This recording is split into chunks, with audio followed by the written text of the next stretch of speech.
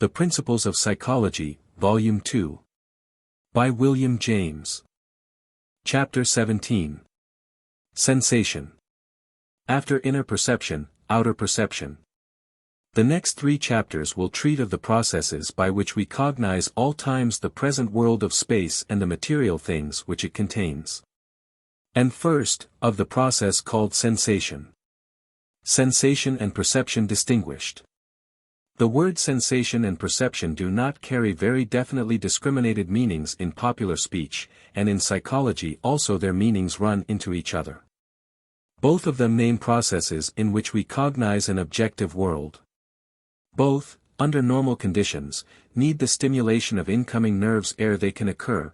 Perception always involves sensation as a portion of itself, and sensation in turn never takes place in adult life without perception also being there. They are therefore names for different cognitive functions, not for different sorts of mental fact. The nearer the object cognized comes to being a simple quality like hot, cold, red, noise, pain, apprehended irrelatively to other things, the more the state mind approaches pure sensation.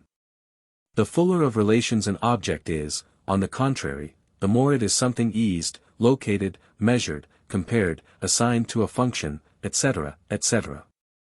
The more unreservedly do we call the state mind a perception, and the relatively smaller is the part at which sensation plays.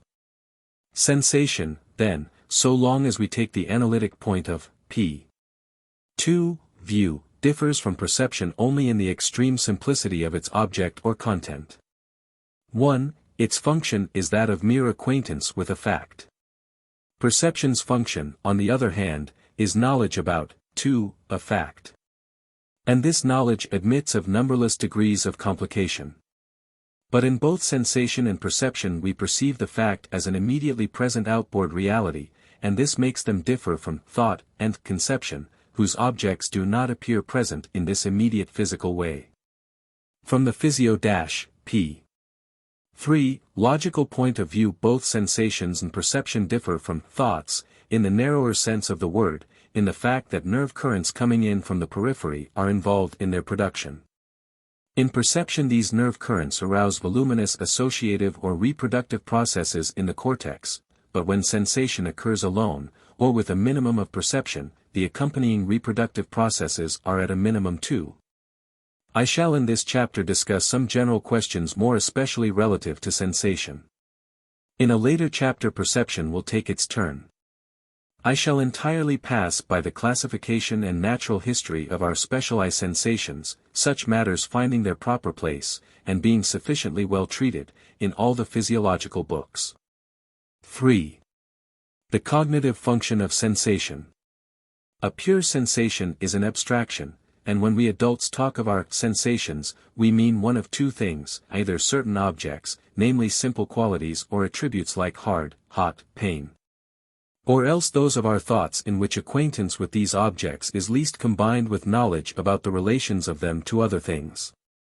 As we can only think or talk about the relations of objects with which we have acquaintance already, we are forced to postulate a function in our thought whereby we first become aware of the bare immediate natures by which our several objects are distinguished. This function is sensation. And just as logicians always point out the distinction between substantive terms of discourse and relations found to obtain between them, so psychologists, as a rule, are ready to admit this function, of the vision of the terms or matters meant, as something distinct from the knowledge about them and of their relations inter se. Thought with the former function is sensational, with the latter, intellectual. Our earliest thoughts are almost exclusively sensational. They merely give us a set of that's, or its, of subjects, p4, of discourse, with their relations not brought out. The first time we see light, in Condillac's phrase we are it rather than see it. But all our later optical knowledge is about what this experience gives. And though we were struck blind from that first moment, our scholarship in the subject would lack no essential feature so long as our memory remained. In training institutions for the blind they teach the pupils as much about light as in ordinary schools. Reflection, refraction, the spectrum, the ether theory, etc., are all studied. But the best taught born-blind pupil of such an establishment yet lacks a knowledge which the least instructed seeing baby has. They can never show him what light is in its first intention. And the loss of that sensible knowledge no book learning can replace. All this is so obvious that we usually find sensation postulated as an element of experience, even by those philosophers who are least inclined to make much of its importance, or to pay respect to the knowledge which it brings. 4 p. 5. But the trouble is that most, if not all, of those who admit it as a fractional part of the thought, in the old-fashioned atomistic sense which we have so often criticized. Take the pain called toothache for example. Again and again we feel it and greet it as the same real item in the universe. We must therefore, it is supposed, have a distinct pocket for it in our mind into which it and nothing else will fit. This pocket, when filled, is the sensation of toothache, and must be either filled or half-filled whenever and under whatever form toothache is present to our thought, and whether much or little of the rest of the mind be filled at the same time. Thereupon of course comes up the paradox and mystery: if the knowledge of toothache be pent up in this separate mental pocket, how can it be known cum alio or brought into one view with anything else? This pocket knows nothing else. No other part of the mind knows toothache. The knowing of toothache cum alio must be a miracle. And the miracle must have an agent. And the agent must be a subject or ego out of time, and all the rest of it, as we saw in chapter 10. And then begins the well-worn round of recrimination between the sensationalists and the spiritualists, from which we are saved by our determination from the outset to accept the psychological point of view. And to admit knowledge whether of simple toothaches or of philosophic systems as ultimate fact. There are realities and there are states of mind, and the latter know the former, and it is just as wonderful for a state of mind to be a sensation and know simple pain as for it to be a thought and know a system, page 6, of related things. 5. But there is no reason to suppose that when different states of mind know different things about the same toothache, they do so by virtue of their all containing faintly or vividly the original pain. Quite the reverse.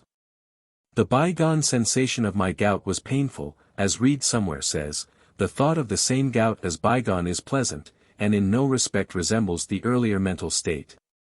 Sensations, then, first make us acquainted with innumerable things, and then are replaced by thoughts which know the same things in altogether other ways. And Locke's main doctrine remains eternally true, however hazy some of his language may have been, that though there be a great number of considerations wherein things may be compared one with another, and so a multitude of relations, yet they all terminate in, and are concerned about, those simple ideas, 6, either of sensation or reflection, which I think to be the whole materials of all our knowledge. The simple ideas we receive from sensation and reflection are the boundaries of our thoughts, beyond which, the mind whatever efforts it would make, is not able to advance one jot. Nor can it make any discoveries when it would pry into the nature and hidden causes of those ideas. 7. The nature and hidden causes of ideas will never be unraveled till the next between the brain and consciousness is cleared up.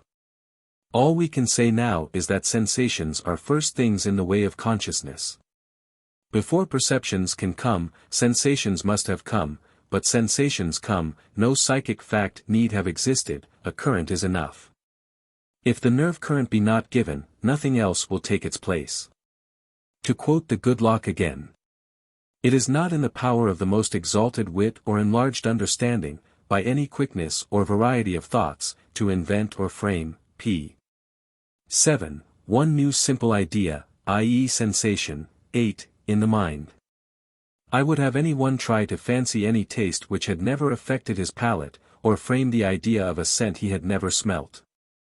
And when he can do this, I will also conclude that a blind man hath ideas of colors, and a deaf man true distinct notions of sounds. 9. The brain is so made that all currents in it run one way.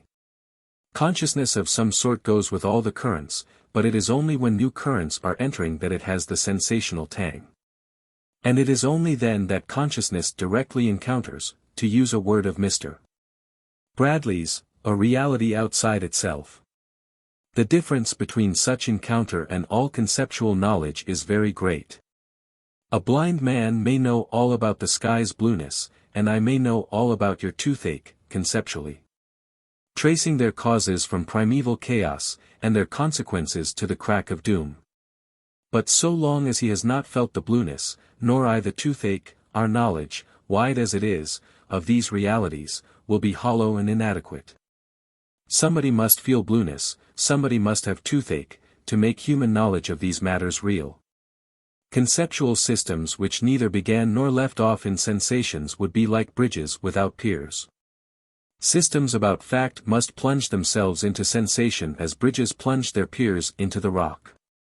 Sensations are the stable rock, the terminus a quo and the teminus ad quem of thought. To find such termini is our aim with all our theories, to conceive first when and where a certain sensation may be had, and then to have it. Finding it stops discussion. Failure to find it kills the false conceit of knowledge. Only when you deduce a possible sensation for me from your theory, and give it to me when and where the theory requires, do I begin to be sure that your thought has anything to do with truth. Pure sensations can only be realized in the earliest days of life. They are all but impossible to adults with memories and stores of associations acquired. Prior to all impressions on sense organs, the brain is plunged in deep sleep and consciousness is practically non-existent.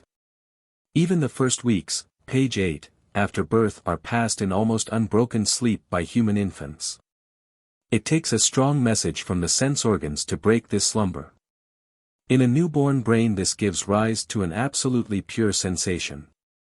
But the experience leaves its unimaginable touch on the matter of the convolutions, and the next impression which a sense organs transmits produces a cerebral reaction in which the awakened vestige of the last impression plays its part. Another sort of feeling and a higher grade of cognition are the consequence. And the complication goes on increasing till the end of life, no two successive impressions falling on an identical brain, and no two successive thoughts being exactly the same. See above, page 230 ff. The first sensation which an infant gets is for him the universe. And the universe which he later comes to know is nothing but an amplification and an implication of that first simple germ which, by accretion on the one hand and intussusception on the other, has grown so big and complex and articulate that its first estate is unrememberable. In his dumb awakening to the consciousness of something there, a mere this as yet, or something for which even the term this would perhaps be too discriminative, and the intellectual acknowledgement of which would be better expressed by the bare interjection lo. The infant encounters an object in which, though it be given in a pure sensation, all the categories of the understanding are contained. It has objectivity, unity, substantiality, causality, in the full sense in which any later object or system of objects has these things. Here the young knower meets and greets his world. And the miracle of knowledge bursts forth, as Voltaire says, as much in the infant's lowest sensation as in the highest achievement of a Newton's brain. The physiological condition of this first sensible experience is probably nerve currents coming in from many peripheral organs at once. Later, the one confused fact which these currents cause to appear is perceived to be many facts, and to contain man qualities. 10. For as the currents vary, and the brain paths are molded by them, other thoughts with other objects come, and the same thing, which was apprehended as a present this soon figures as a past that, about which many unsuspected things have come to light. The principles of this development have been laid down already in chapters 12 and 13, and nothing more need here be added to that account. The relativity of knowledge. To the reader who is tired of so much Erkenntnis theory I can only say that I am so myself, but that it is indispensable, in the actual state of opinions about sensation, to try to clear up just what the word means. Locke's pupils seek to do the impossible with sensations, and against them we must once again insist that sensations, clustered together, cannot build up our more intellectual states of mind. Plato's earlier pupils used to admit sensations' existence, grudgingly, but they trampled it in the dust as something corporeal, non-cognitive, and vile. 11. His latest followers, page 10, seem to seek to crowd it out of existence altogether. The only reals for the neo-Hegelian writers appear to be relations, relations without terms, or whose terms are speciously such and really consist in knots, or Narl's relations finer still in infinitum. Exclude from what we have considered real all qualities constituted by relation, we find that none are left. Abstract the many relations from the one thing and there is nothing. Without relations it would not exist at all. 12. The single feeling is nothing real. On the recognition of relations as constituting the nature of ideas, rests the possibility of any tenable theory of their reality. Such quotations as these from the late T.H. Green, 13, would be matters of curiosity rather than of importance, were it not that sensationalist writers themselves believe in a so-called relativity of knowledge, which, if they only understood it, they would see to be identical with Professor Green's doctrine. They tell us that the relation of sensations to each other is something belonging to their essence, and that no one of them has an absolute content. That, e.g., black can only be felt in contrast to white, or at least in distinction from a paler or a deeper black, similarly a tone or a sound only in alternation with others or with silence. And in like manner a smell, a taste, a touch, only, so to speak, in statum essendi, whilst, when, the stimulus continues, all sensation disappears. This all seems at first sight to be splendidly consistent both with itself and with the facts.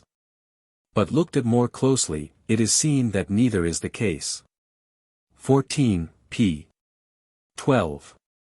The two leading facts from which the doctrine of universal relativity derives its widespread credit are these. 1. The psychological fact that so much of our actual knowledge is of the relations of things, even our simplest sensations in adult life are habitually referred to classes as we take them in. And 2. The physiological fact that our senses and brain must have periods of change and repose, else we cease to feel and think. Neither of these facts proves anything about the presence or non-presence to our mind of absolute qualities with which we become sensibly acquainted. Surely not the psychological fact. For our inveterate love of relating and comparing things does not alter the intrinsic qualities or nature of the things compared, or undo their absolute givenness. And surely not the physiological fact. For the length of time during which we can feel or attend to a quality is altogether irrelevant to the intrinsic constitution of the quality felt. The time, moreover, is long enough in many instances, as sufferers from neuralgia know. 15. And the doctrine of relativity, not proved by these facts, is flatly disproved by other facts even more patent.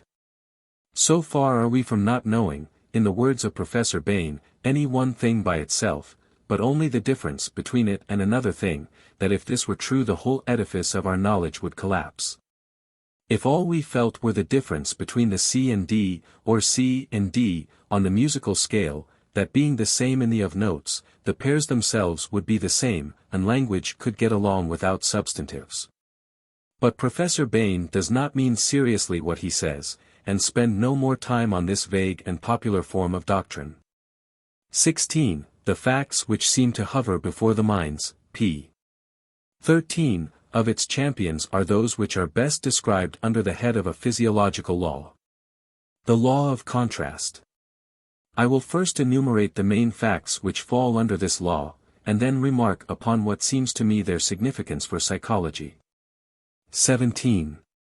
Nowhere are the phenomena of contrast better exhibited, and their laws more open to accurate study, than in connection with the sense of sight. Here both kinds, simultaneous and successive, can easily be observed, for they are of constant occurrence.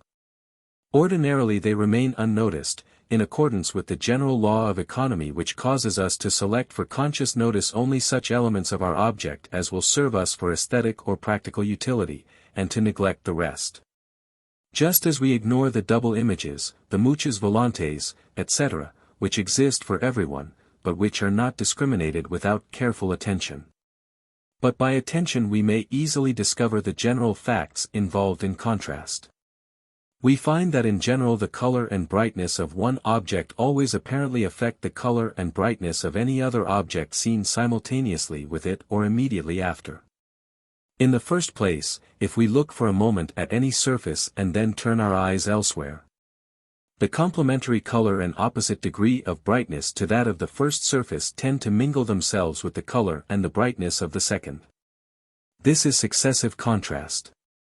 It finds its explanation in the fatigue of the organ of sight, causing it to respond to any particular stimulus less and less readily the longer such stimulus continues to act. This is shown clearly in the very marked changes which occur in case of continued fixation of one particular point of any field. The field darkens slowly, becomes more and more indistinct, and finally, if one is practiced enough in holding the eye per, page 14, perfectly steady, slight differences in shade and color may entirely disappear. If we now turn aside the eyes, a negative afterimage of the field just fixated at once forms, and mingles its sensations with those which may happen to come from anything else looked at. This influence is distinctly evident only when the first surface has been fixated without movement of the eyes. It is, however, none the less present at all times, even when the eye wanders from point to point, causing each sensation to be modified more or less by that just previously experienced. On this account successive contrast is almost sure to be present in cases of simultaneous contract, and to complicate the phenomena. A visual image is modified not only by other sensations just previously experienced, but also by all those experiences simultaneously with it, and especially by such as proceed from contiguous portions of the retina. This is the phenomenon of simultaneous contrast. In this, as in successive contrast, both brightness and hue are involved.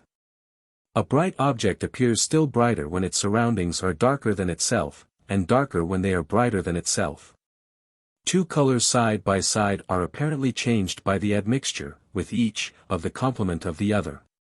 And lastly, a gray surface near a colored one is tinged with the complement of the latter. 18. The phenomena of simultaneous contrast in sight are so complicated by other attendant phenomena that it is difficult, p. 15, to isolate them and observe them in their purity. Yet is evidently of the greatest importance to do so, if one could conduct his investigations accurately. Neglect of this principle has led to many mistakes being made in counting for the facts observed. As we have seen, if the eye is allowed to wander here and there about the field as ordinarily does, successive contrast results and allowance must be made for its presence. It can be avoided only by successfully fixating with the well-rested eye a point of one field, and by then observing the changes which occur in his field and the contrasting field is placed by its side. Such a course will ensure pure simultaneous contrast. But even thus it lasts in its purity for a moment only. It reaches its maximum of effect immediately after the introduction of the contrasting field, and then, if the fixation is continued, it begins to weaken rapidly and soon disappears. Thus undergoing changes similar to those observed when any field whatever is fixated steadily and the retina becomes fatigued by unchanging stimuli. If one continues still further to fixate the same point, the color and brightness one field tend to spread themselves over and mingle with the color and brightness of the neighboring fields. Thus substituting simultaneous induction for simultaneous contrast. Not only must we recognize and eliminate the effects of successive contrast, of temporal changes due to fixation, and of simultaneous induction, in analyzing the phenomena of simultaneous contrast. But we must also take into account various other influences which modify its effects. Under favorable circumstances the contrast effects are very striking, and did they always occur as strongly they could not fail attract the attention. But they are not always clearly apparent, owing to various disturbing causes which form no exception to the laws of contrast, but which have a modifying effect on its phenomena. When, for instance, the ground observed has many distinguishable features, a coarse grain, rough surface, intricate pattern, etc., the contrast effect appears weaker. This does not imply that the acts of contrast are absent, but merely that the resulting sensations are overpowered by the many other stronger page 16, sensations which entirely occupy the attention.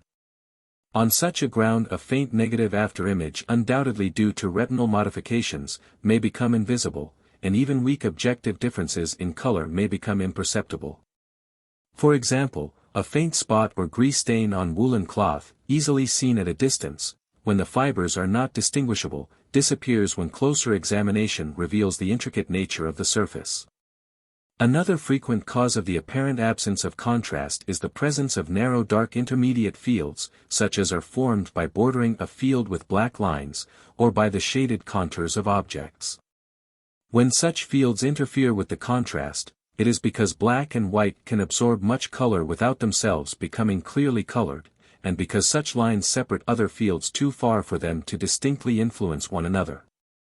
Even weak objective differences in color may be made imperceptible by such means. A third case where contrast does not clearly appear is where the color of the contrasting fields is too weak or too intense, or where there is much difference in brightness between the two fields. In the latter case, as can easily be shown, it is the contrast of brightness which interferes with the color contrast and makes it imperceptible. For this reason contrast shows best between fields of about equal brightness. But the intensity of the color must not be too great, for then its very darkness necessitates a dark contrasting field which is too absorbent of induced color to allow the contrast to appear strongly. The case is similar if the fields are too light. To obtain the best contrast effects, therefore, the contrasting fields should be near together, should not be separated by shadows or black lines, should be of homogeneous texture, and should be about equal brightness and medium intensity of color. Such conditions do not often occur naturally, the disturbing influences being present in case of almost all ordinary objects, thus making the effects of contrast far less evident. To eliminate these disturbances and to produce the condition most favorable for the appearance of good contrast effects, page 17, various experiments have been devised, which will be explained in comparing the rival theories of explanation. There are two theories, the psychological and the physiological, which attempt to explain the phenomena of contrast. Of these the psychological one was the first to gain prominence. Its most notable advocate has been Helmholtz. It explains contrast as a deception of judgment. In ordinary life our sensations have interest for us only so far as they give us practical knowledge. Our chief concern is to recognize objects, and we have no occasion to estimate exactly their absolute brightness and color. Hence we gain no facility in so doing, but neglect the constant changes in their shade, and are very uncertain as to the exact degree of their brightness or tone of their color. When objects are near one another, we are inclined to consider those differences which are clearly and surely perceived as greater than those which appear uncertain in perception or which must be judged by aid of memory. 19. Just as we see a medium-sized man taller than he really is when he stands beside a short man. Such deceptions are more easily possible in the judgment of small differences than of large ones, also where there is but one element of difference instead of many. In a large number of cases of contrast, in all of which a whitish spot is surrounded on all sides by a colored surface, Meyer's experiment, the mirror experiment, colored shadows, etc. Soon to be described, the contrast is produced, according to Helmholtz, by the fact that a colored illumination or a transparent colored covering appears to be spread out over the field. An observation does not show directly that it fails on the white spot. 20. We therefore believe that we see the latter through the former color. Now, colors have their greatest importance for us in so far as they are properties of bodies and can serve as signs for the recognition of bodies. We have become accustomed, in forming a judgment in regard to the colors of bodies, to eliminate the varying brightness and, page 18, color of the illumination. We have sufficient opportunity to investigate the same colors of objects in full sunshine, in the blue light of the clear sky, in the weak white light of a cloudy day, in the reddish-yellow light of the sinking sun or of the candle. Moreover, the colored reflections of surrounding objects are involved. Since we see the same colored objects under these varying illuminations, we learn to form a correct conception of the color of the object in spite of the difference in illumination, i.e., to judge how such an object would appear in white illumination, and since only the constant color of the object interests us, we do not become conscious of the particular sensations on which our judgment rests. So also we are at no loss, when we see an object through a colored covering, to distinguish what belongs to the color of the covering and what to the object.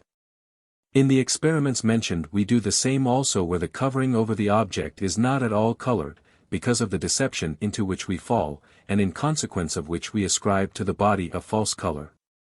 The color complementary to the colored portion of the covering. 21. We think that we see the complementary color through the colored covering, for these two colors together would give the sensation of white which is actually experienced. If, however, in any way the white spot is recognized as an independent object, or if it is compared with another object known to be white, our judgment is no longer deceived and the contrast does not appear. As soon as the contrasting field is recognized as an independent body which lies above the colored ground, or even through an adequate tracing of its outlines is seen to be a separate field, the contrast disappears. Since, then, the judgment of the spatial position, the material independence, of the object in question is decisive for the determination of its color. It follows that the contrast color arises not through an act of sensation but through an act of judgment.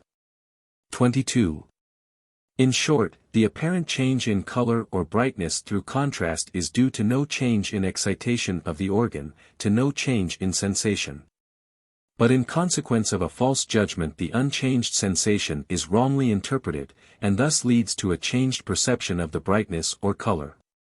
In opposition to this theory has been developed on which attempts to explain all cases of contrast as depend, page 19, ing purely on physiological action of the terminal apparatus of vision. Hearing is the most prominent supporter of this view.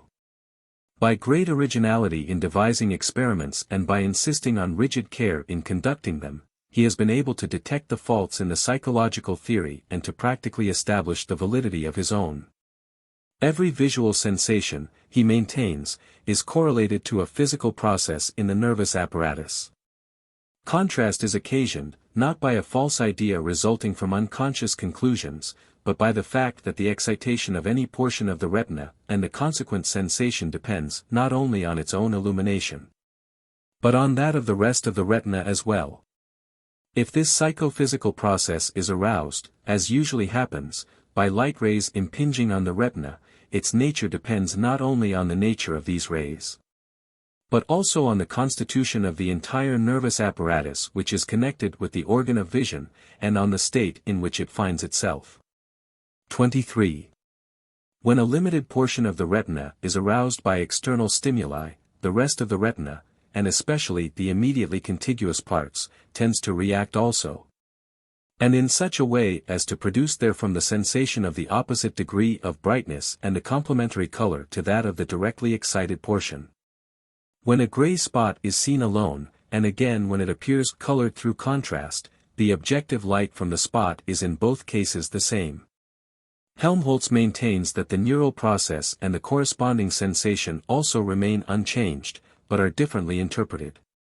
Herring, that the neural process and the sensation are themselves changed, and that the interpretation is the direct conscious correlate of the altered retinal conditions.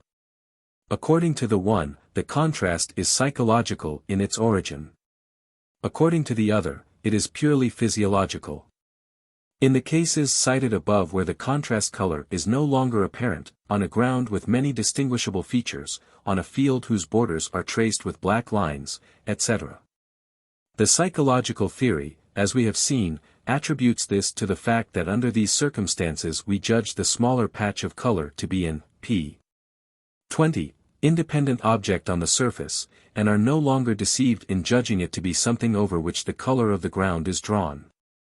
The physiological theory, on the other hand, maintains that the contrast effect is still produced, but that the conditions are such that the slight changes in color and brightness which it occasions become imperceptible. The two theories, stated thus broadly, may seem equally plausible. Herring, however, has conclusively proved, by experiments with afterimages, that the process on one part of the retina does modify that on neighboring portions, under conditions where deception of judgment is impossible.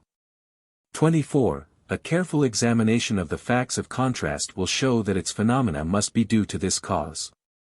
In all the cases which one may investigate it will be seen that the upholders of the psychological theory have failed to conduct their experiments with sufficient care. They have not excluded successive contrast, have overlooked the changes due to page 21, fixation, and have failed to properly account for the various modifying influences which have been mentioned above. We can easily establish this if we examine the most striking experiments in simultaneous contrast. Of these, one of the best known and most easily arranged is that known as Meyer's experiment. A scrap of gray paper placed on a colored background, and both are covered a sheet of transparent white paper. The gray spot then assumes a contrast color, complementary to that of the background, which shines with a whitish tinge through the paper which covers it. Helmholtz explains the phenomena thus. If the background is green, the covering paper itself appears to be a greenish color. If now the substance of the paper extends without apparent interruption over the gray which lies under it, we think that glimmering through the greenish paper, and such an object be rose-red, in order to give white light. If, however, the gray spot has its limits so fixed that it appears to be an independent continuity with the greenish portion of the surface, it as a gray object which lies on this surface. 25.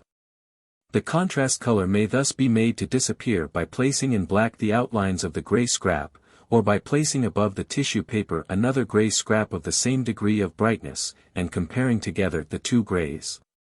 On neither of them does the contrast color now appear. Herring, 26, shows clearly that this interpretation is incorrect, and that the disturbing factors are to be otherwise explained. In the first place, the experiment can be so arranged that we could not possibly be deceived into believing that we see the gray through a colored medium. Out of a sheet of gray paper cut strips 5 mm wide in such a way that there will be alternately an empty space and a bar of gray, both of the same width, the bars being held together by the uncut edges of the gray sheet, thus presenting an appearance like a gridiron. Lay this on a colored background, e.g. green, cover both with transparent paper, and above all put a black frame which covers all the edges, having visible only the bars, which are now alternately, page 22, green and gray. The gray bars appear strongly colored by contrast, although, since they occupy as much space as the green bars, we are not deceived into believing that we see the former through a green medium. The same is true if we weave together into a basket pattern narrow strips of green and gray and cover them with the transparent paper. Why, then, if it is a true sensation due to physiological causes, and not an error of judgment, which causes the contrast, does the color disappear when the outlines of the gray scrap are traced, enabling us to recognize it as an independent object? In the first place, it does not necessarily do so, as will easily be seen if the experiment is tried. The contrast color often remains distinctly visible in spite of the black outlines. In the second place, there are many adequate reasons why the effect should be modified. Simultaneous contrast is always strongest at the borderline of the two fields. But a narrow black field now separates the two, and itself by contrast strengthens the whiteness of both original fields, which were already little saturated in color. And on black and on white, contrast colors show only under the most favorable circumstances. Even weak objective differences in color may be made to disappear by such tracing of outlines, as can be seen if we place on a gray background a scrap of faintly colored paper, cover it with transparent paper and trace its outlines. Thus we see that it is not the recognition of the contrasting field as an independent object which interferes with its color, but rather a number of entirely explicable physiological disturbances. The same may be proved in the case of holding above the tissue paper a second gray scrap and comparing it with that underneath.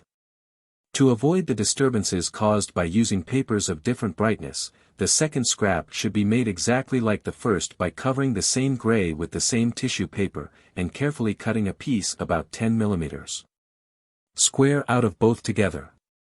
To thoroughly guard against successive contrast, which so easily complicates the phenomena, we must carefully prevent all previous excitation of the retina by colored light. This may be done by arranging thus: place the sheet of tissue paper, page 23, on a glass pane, which rests on 4 supports. Under the paper put the first gray scrap. By means of a wire, fasten the second gray scrap 2 or 3 centimeters above the glass plate. Both scraps appear exactly alike, except at the edges. Gaze now at both scraps, with eyes not exactly accommodated, so that they appear near one another, with a very narrow space between. Shove now a colored field, green, underneath the glass plate, and the contrast appears at once on both scraps. If it appears less clearly on the upper scrap, it is because of its bright and dark edges, its inequalities, its grain, etc. When the accommodation is exact, there is no essential change, although then on the upper scrap the bright edge on the side toward the light, and the dark edge on the shadow side, disturb somewhat. By continued fixation the contrast becomes weaker and finally yields to simultaneous induction, causing the scraps to become indistinguishable from the ground. Remove the green field and both scraps become green, by successive induction. If the eye moves about freely these last-named phenomena do not appear, but the contrast continues indefinitely and becomes stronger. When Helmholtz found that the contrast on the lower scrap disappeared, it was evidently because he then really held the eye fixed. This experiment may be disturbed by holding the upper scrap wrongly and by the differences in brightness of its edges, or by other inequalities, but not by that recognizing of it as an independent body lying above the colored ground, on which the psychological explanation rests. In like manner the claims of the psychological explanation can be shown to be inadequate in other cases of contrast of frequent use are revolving discs, which are especially efficient in showing good contrast phenomena. Because all inequalities of the ground disappear and leave a perfectly homogeneous surface. On a white disk are arranged colored sectors, which are interrupted midway by narrow black fields in such a way that when the disk is revolved the white becomes mixed with the color and the black, forming a colored disk of weak saturation on which appears a gray ring. The latter is colored by contrast with the field that surrounds. Helmholtz explained the fact thus. The difference of the compared colors appears greater than it really is either because this difference, when it is the only existing one and draws the attention to itself alone, makes a stronger impression than when it is one among many, or because the different colors of surface are conceived as alterations of the one ground color of the surface such as might arise through shadows falling on it, through colored reflexes, or through shadows falling on it, through colored reflexes, or through mixture with colored paint or dust. In truth, to produce an objectively gray spot on a green surface, a reddish coloring would be necessary. 27. This explanation is easily proved false by painting the disk with narrow green and gray concentric rings, and giving each a different saturation. The contrast appears through there is no ground color, and no longer a single difference, but many. The facts which Helmholtz brings forward in support of his theory are also easily turned against him. He asserts that if the color of the ground is too intense, or if the gray ring is bordered by black circles, the contrast becomes weaker, that no contrast appears on a white scrap held over the colored field, and that the gray ring when compared with such scrap loses its contrast color either wholly or in part. Herring points out the inaccuracy of all the claims. Under favorable conditions it is impossible to make the contrast disappear by means of bulk enclosing lines, although they naturally form a disturbing element. Increase in the saturation of the field, if disturbance through increasing brightness contrast is to be avoided, demands a darker gray field, on which contrast color are less easily perceived. And careful use of the white scrap leads to entirely different results. The contrast color does appear upon it when it is first placed above the colored field. But if it is carefully fixated, the contrast color diminishes very rapidly both on it and on the ring, from causes already explained. To secure accurate observation, a complication through successive contrast should be avoided thus: first arrange the white scrap, then interpose a gray screen between it and the disk, rest the eye, set the wheel in motion, fixate the scrap, and then have the screen p. 25, moved. The contrast at once appears clearly, and its disappearance through continued fixation can be accurately watched. Brief mention of a few other cases of contrast must suffice. The so-called mirror experiment consists of placing at an angle of 45 degrees, a green, or otherwise colored, pane of glass, forming an angle with two white surfaces, one horizontal and the other vertical. On each white surface is a black spot. The one on the horizontal surface is seen through the glass and appears dark green, the other is reflection from the surface of the glass to the eye, and appears by contrast red. The experiment may be so arranged that we are not aware of the presence of the green glass, but think that we are looking directly at a surface with green and red spots upon it. In such a case there is no deception of judgment caused by making allowance for the colored medium through which we think that we see the spot, and therefore the psychological explanation does not apply. On excluding successive contrast by fixation, the contrast soon disappears, as in all similar experiments. 28. Colored shadows have long been thought to afford a convincing proof of the fact that simultaneous contrast is psychological in its origin. They are formed whenever an opaque object is illuminated from two separate sides by lights of different colors. When the light from one source is white, its shadow is of the color of the other light, and the second shadow is of a color complementary to that of the field illuminated by both lights. If now we take a tube, blackened inside, and through it look at the colored shadow, none of the surrounding field being visible, and then have the colored light removed, the shadow still appears colored, although the circumstances which caused it have disappeared. This is regarded by the psychologists as conclusive evidence that the color is due to deception of judgment. It can, however, easily be shown that the persistence of the color seen through the tube is due to fatigue of the retina through the prevailing light, and that when the colored light is removed the color slowly disappears as the p. 26 equilibrium of the retina becomes gradually restored. When successive contrast is carefully guarded against, the simultaneous contrast, whether seen directly or through the tube, never lasts for an instant on removal of the colored field. The physiological explanation applies throughout to all the phenomena presented by colored shadows. 29. If we have a small field whose illumination remains constant, surrounded by a large field of changing brightness, an increase or decrease in brightness of the latter results in a corresponding apparent decrease or increase respectively in the brightness of the former, while the large field seems to be unchanged.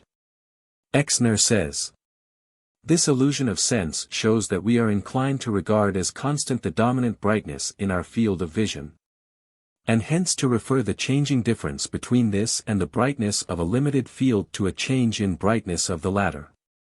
The result, however, can be shown to depend not on illusion, but on actual retinal changes, which alter the sensation experienced.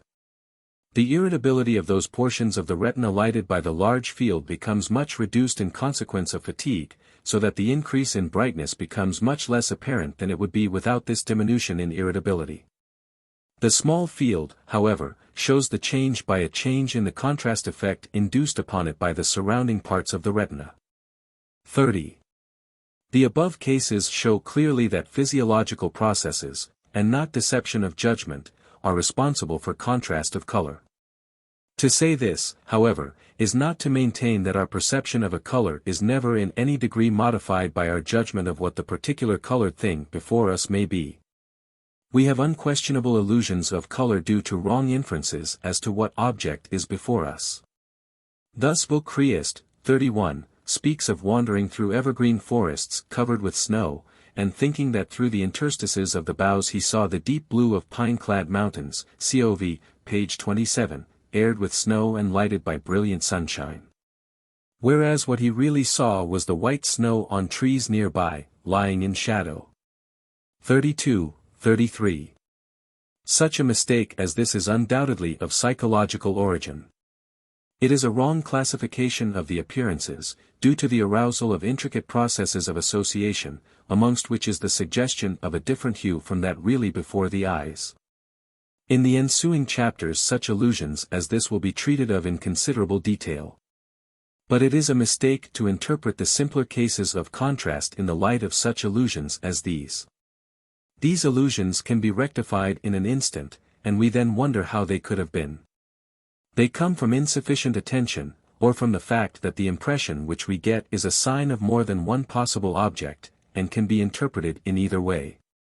In none of these points do they resemble simple color contrast, which unquestionably is a phenomena of sensation immediately aroused. I have dwelt upon the facts of color contrast at such great length because they form so good a text to comment on in my struggle against the view that sensations are immutable psychic things which coexist with higher mental functions. Both sensationalists and intellectualists agree that such sensations exist. They fuse, say the pure sensationalists, and make the higher mental function, they are combined by activity of the thinking principle, say the intellectualists. I myself have contended that they do not exist in or alongside of the higher mental function when that exists. The things which arouse them exist, and the higher mental function also knows these same things. But just as its knowledge of the things supersedes and displaces their knowledge, so it supersedes and displaces them, when it comes, being as much as they are a direct resultant of whatever momentary brain conditions may obtain. The psychological theory of contrast, on the other hand, holds the sensations still to exist in themselves unchanged before the mind, whilst the relating activity of the latter, p. 28, deals with them freely and settles to its own satisfaction what each shall be, in view of what the others also are. Wundt says expressly that the law of relativity is not a law of sensation but a law of apperception, and the word apperception connotes with him a higher intellectual spontaneity. 34. This way of taking things belongs with the philosophy that looks at the data of sense as something earth-born and servile, and the relating of them together, as something spiritual and free. Lo! The spirit can even change the intrinsic quality of the sensible facts themselves if by so doing it can relate them better to each other. But, apart from the difficulty of seeing how changing the sensations should relate them better, is it not manifest that the relations are part of the content of consciousness, part of the object, just as much as the sensations are? Why ascribe the former exclusively to the knower and the latter to the known? The knower is in every case a unique pulse of thought corresponding to a unique reaction of the brain upon its conditions. All that the facts of contrast show us is that the same real thing may give us quite different sensations when the conditions alter, and that we must therefore be careful which one to select as the thing's truest representative. There are many other facts beside the phenomena of contrast which prove that when two objects act together on us the sensation which either would give alone becomes a different sensation. A certain amount of skin dipped in hot water gives the perception of a certain heat. More skin immersed makes the heat much more intense, although of course the water's heat is the same. A certain extent as well as intensity, in the quantity of the stimulus is requisite for any quality to be felt. Fick and Wunderlich could not distinguish heat from touch when both were applied through a p. 29 hole in a card, and so confined to a small part of the skin. Similarly there is a chromatic minimum of size in objects. The image they cast on the retina must needs have a certain extent, or it will give no sensation of color at all. Inversely, more intensity in the outward impression may make the subjective object more extensive. This happens, as will be shown in chapter 19, when the illumination is increased, the whole room expands and dwindles according as we raise or lower the gas jet. It is not easy to explain any of these results as illusions of judgment due to the inference of a wrong objective cause for the sensation which we get.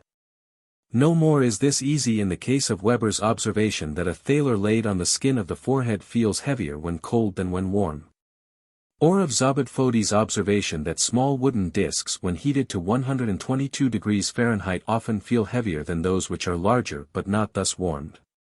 35. Or of Hall's observation that a heavy point moving over the skin seems to go faster than a lighter one moving at the same rate of speed. 36. Buhler and Lehmann some years ago called attention to a strange idiosyncrasy found in some persons, and consisting in the fact that impressions on the eye, skin, etc., were accompanied by distinct sensations of sound. 37. Colored hearing is the name sometimes given to the phenomenon, which has now been repeatedly described. Quite lately the Viennese artist Urbanschich has proved that these cases are only extreme examples of a very general law, and that all our sense organs influence each other's sensations. 38. The hue of patches of color so distant as not to be recognized was immediately, in U.S. patients, perceived when a tuning fork was sounded close to the ear. Sometimes, on the contrary, the field was darkened by the sound. The acuity of vision was increased, so that letters too far off to be read could be read when the tuning fork was heard. Urbanschich, varying his experiments, found that their p. 30 results were mutual, and that sounds which were on the limits of audibility became audible when lights of various colors were exhibited to the eye. Smell, taste, touch, sense of temperature, etc. were all found to fluctuate when lights were seen and sounds were heard. Individuals varied much in the degree and kind of effect produced, but almost every one experimented on seems to have been in some way affected. The phenomena remind one somewhat of the dynamogenic effects of sensations upon the strength of muscular contraction observed by M. Fear, and later to be described. The most familiar examples of them seem to be the increase of pain by noise or light, and the increase of nausea by all concomitant sensations. Persons suffering in any way instinctively seek stillness and darkness. Probably everyone will agree that the best way of formulating all such facts is physiological. It must be that the cerebral process of the first sensation is reinforced or otherwise altered by the other current which comes in. No one, surely, will prefer a psychological explanation here. Well, it seems to me that all cases of mental reaction to a plurality of stimuli must be like these cases, and that the physiological formulation is everywhere the simplest and the best when simultaneous red and green light make us see yellow. When 3 notes of the scale make us hear a chord, it is not because the sensations of red and of green and of each of the 3 notes enter the mind as such. And there, combine or are combined by its relating activity, into the yellow and the chord, it is because the larger sum of light waves and of air waves arouses new cortical processes, to which the yellow and the chord directly correspond. Even when the sensible qualities of things enter into the objects of our highest thinking, it is surely the same. Their several sensations do not continue to exist there tucked away. They are replaced by the higher thought which, although a different psychic unit from them, knows the same sensible qualities which they know. The principles laid down in Chapter 6 seem then to be corroborated in this new connection. You cannot build up one thought or one sensation out of many, and only direct, page 31, experiment can inform us of what we shall perceive when we get many stimuli at once. The eccentric projection of sensations. We often hear the opinion expressed that all our sensations at first appear to us as subjective or internal, and are afterwards and by a special act on our part extradited or projected so as to appear located in an outer world. Thus we read in Professor Ladd's valuable work that sensations are psychical states whose place, so far as they can be said to have one, is the mind. The transference of these sensations from mere mental states to physical processes located in the periphery of the body, or to qualities of things projected in space external to the body, is a mental act.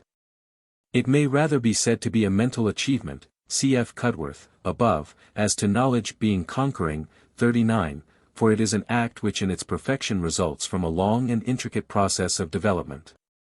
2 noteworthy stages, or epoch-making achievements in the process of elaborating the presentations of sense, require a special consideration. These are localization, or the transference of the composite sensations from mere states of the mind to processes or conditions recognized as taking place at more or less definitely fixed points or areas of the body.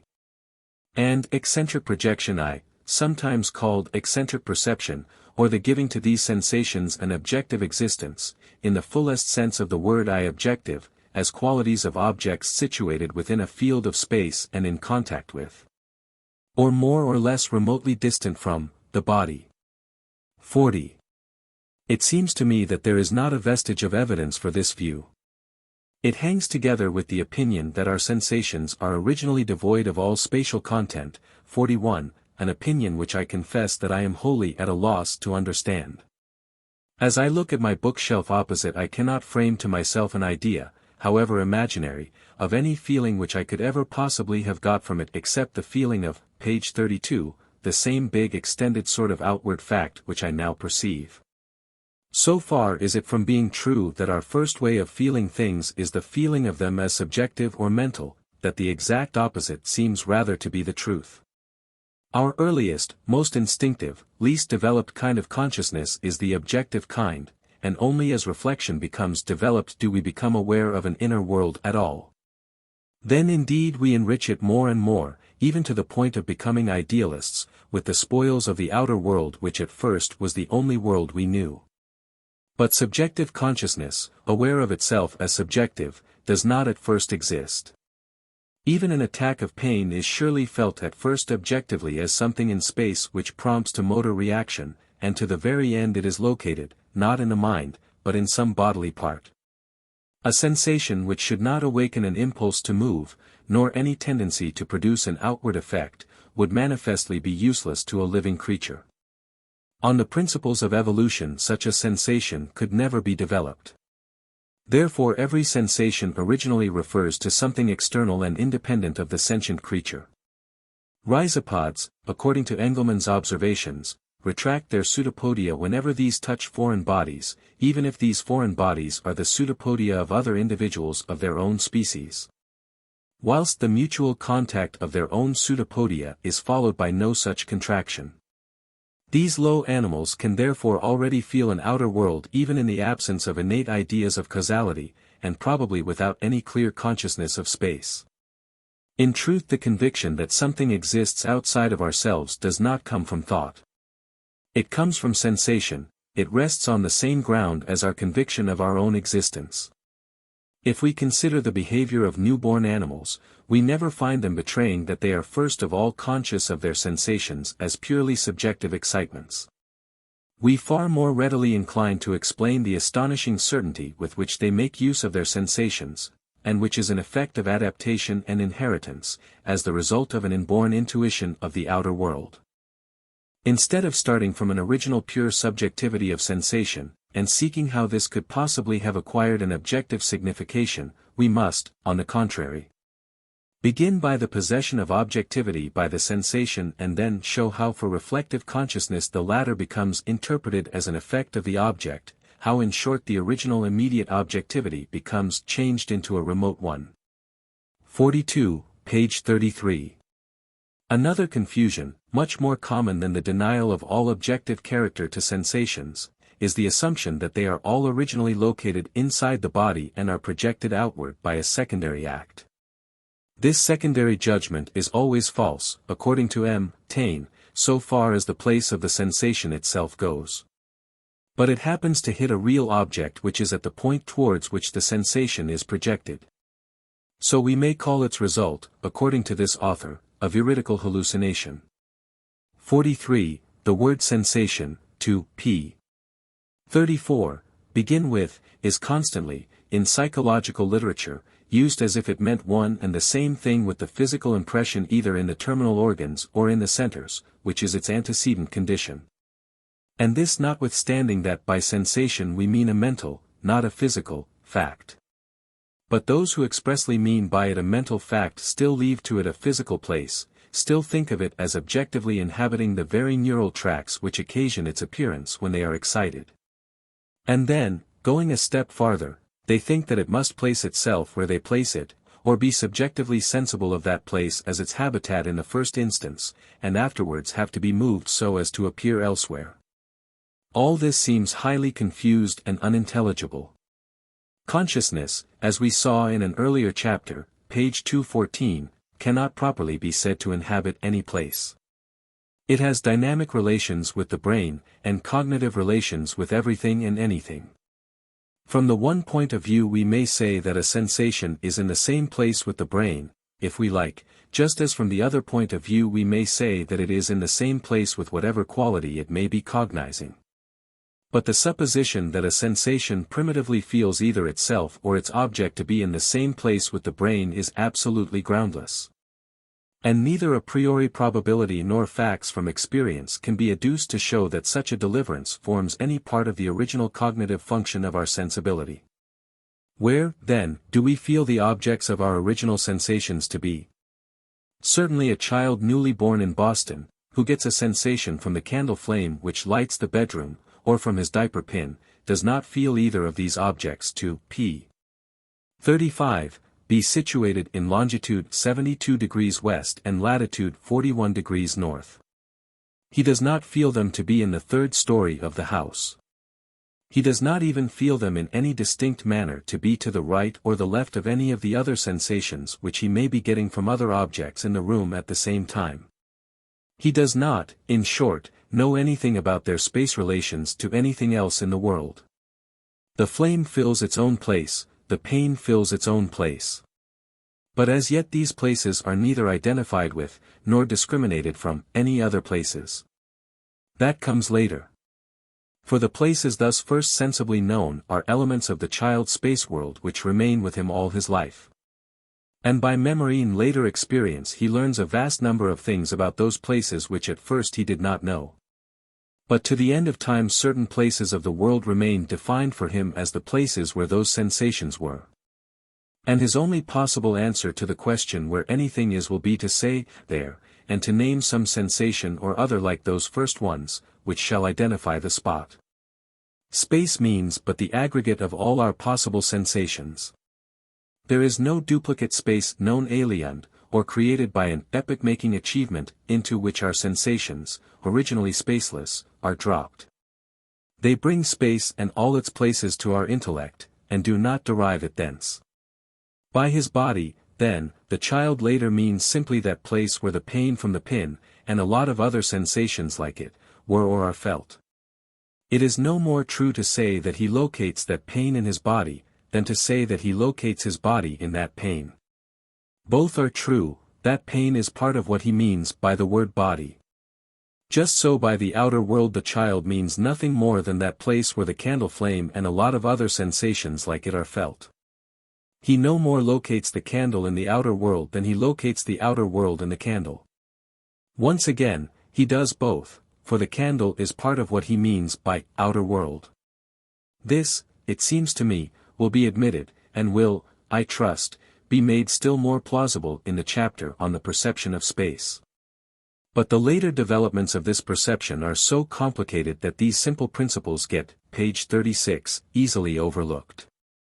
One of the complications comes from the fact that things move, and that the original object which we feel them to be splits into two parts, one of which remains as their whereabouts and the other goes of as their quality or nature. We then contrast where they were with where they are. If we do not move, the sensation of where they were remains unchanged, but we ourselves presently move, so that also changes. And I where they were becomes no longer the actual sensation which it was originally, but a sensation which we merely conceive as possible. Gradually the system of these possible sensations takes more and more the place of the actual sensations. Up and down become subjective notions, east and west grow more correct than right and left, etc. And things get at last more truly located by their relation to certain ideal fixed coordinates than by their relation either to our bodies or to those objects by which their place was originally defined. Now this revision of our original localizations is a complex affair, and contains some facts which may very naturally come to be described as translocations whereby sensations get shoved farther of than they originally appeared. Few things indeed are more striking than the changeable distance which the objects of many of our sensations may be made to assume. A fly's humming may be taken for a distant steam whistle. Or the fly itself, seen out of focus, may for a moment give us the illusion of a distant bird. The same things seem much nearer or much farther, according as we look at them through one end or another, of an opera glass. Our whole optical education indeed is largely taken up with assigning their proper distances to the objects of our retinal sensations. An infant will grasp at the moon. Later, it is said, he projects that sensation to a distance which he knows to be beyond his reach. In the much-quoted case of the young gentleman who was born blind, and who was couched for the cataract by Mr. Cheselden, it is reported of the patient that, when he first saw, he was so far from making any judgment about distances, that he thought all objects whatever touched his eyes, as he expressed it, as what he felt did his skin. And other patients born blind, but relieved by surgical p. 37, irration, have been described as bringing their hand close to their eyes to feel for the objects which they at first saw, and only gradually stretching out their hand when they found that no contact occurred. Many have concluded from these facts that our earliest visual objects must seem in immediate contact with our eyes. But tactile objects also may be affected with a like ambiguity of situation. If one of the hairs of our head be pulled, we are pretty accurately sensible of the direction of the pulling by the movements imparted to the head. 44. But the feeling of the pull is localized, not in that part of the hair's length which the fingers hold, but in the scalp itself. This seems connected with the fact that our hair hardly serves at all as a tactile organ. In creatures with vibrissae, however, and in those quadrupeds whose whiskers are tactile organs, it can hardly be doubted that the feeling is projected out of the root into the shaft of the hair itself. We ourselves have an approach to this when the beard as a whole, or the hair as a whole, is touched. We perceive the contact at some distance from the skin. When fixed and hard appendages of the body, like the teeth and nails, are touched, we feel the contact where it objectively is, and not deeper in, where the nerve terminations lie. If, however, the tooth is loose, we feel two contacts, spatially separated, one at its root, one at its top. From this case to that of a hard body not organically connected with the surface, but only accidentally in contact with it, the transition is immediate. With the point of a cane we can trace letters in the air or on a wall just as with the fingertip. And in so doing feel the size and shape of the path described by the cane's tip just as immediately as, without a cane, we should feel the path described by the tip of our finger. Similarly the draftsman's immediate perception seems to be of the point of his pencil, the sir, page 38, geons of the end of his knife, the duellists of the tip of his rapier as it plunges through his enemy's skin. When on the middle of a vibrating ladder, we feel not only our feet on the round, but the ladder's feet against the ground far below. If we shake a locked iron gate we feel the middle, on which our hands rest, move, but we equally feel the stability of the ends where the hinges and the lock are, and we seem to feel all three at once. 45. And yet the place where the contact is received is in all these cases the skin, whose sensations accordingly are sometimes interpreted as objects on the surface, and at other times as objects a long distance off. We shall learn in the chapter on space that our feelings of our own movement are principally due to the sensibility of our rotating joints. Sometimes by fixing the attention, say on our elbow joint, we can feel the movement in the joint itself. But we always are simultaneously conscious of the path which during the movement our fingertips describe through the air, and yet these same fingertips themselves are in no way physically modified by the motion. A blow on our ulnar nerve behind the elbow is felt both there and in the fingers. Refrigeration of the elbow produces pain in the fingers. Electric currents pass through nerve trunks, whether of cutaneous or of more special sensibility, such as the optic nerve, give rise to sensations which are vaguely localized beyond the nerve tracts traversed. Persons whose legs or arms have been amputated are, as is well known, apt to preserve an illusory feeling of the lost hand or foot being there. Even when they do not have this feeling constantly, it may be occasionally brought back. This sometimes is the result of exciting electrically the nerve trunks buried in the stump. I recently Faradayized, says Dr. Mitchell, a case of disarticulated shoulder without warning my patient of the possible result. For 2 years she had altogether ceased to feel the limb. As the current affected the brachial plexus of nerves he suddenly cried aloud, "Oh the hand," and attempted to seize the missing member. The phantom, p. 39, I had conjured up swiftly disappeared, but no spirit could have more amazed the man, so real did it seem. 46. Now the apparent position of the lost extremity varies. Often the foot seems on the ground, or follows the position of the artificial foot, where one is used. Sometimes where the arm is lost the elbow will seem bent, and the hand in a fixed position on the breast. Sometimes, again, the position is non-natural, and the hand will seem to bud straight out of the shoulder, or the foot to be on the same level with the knee of the remaining leg. Sometimes, again, the position is vague. And sometimes it is ambiguous, as in another patient of Dr. Weir Mitchell's who lost his leg at the age of 11, and remembers that the foot by degrees approached, and at last reached the knee. When he began to wear an artificial leg it reassumed in time its old position, and he is never at present aware of the leg as shortened, unless for some time he talks and thinks of the stump, and of the missing leg, when The direction of attention to the part causes a feeling of discomfort, and the subjective sensation of active and unpleasant movement of the toes. With these feelings returns at once the delusion of the foot as being placed at the knee.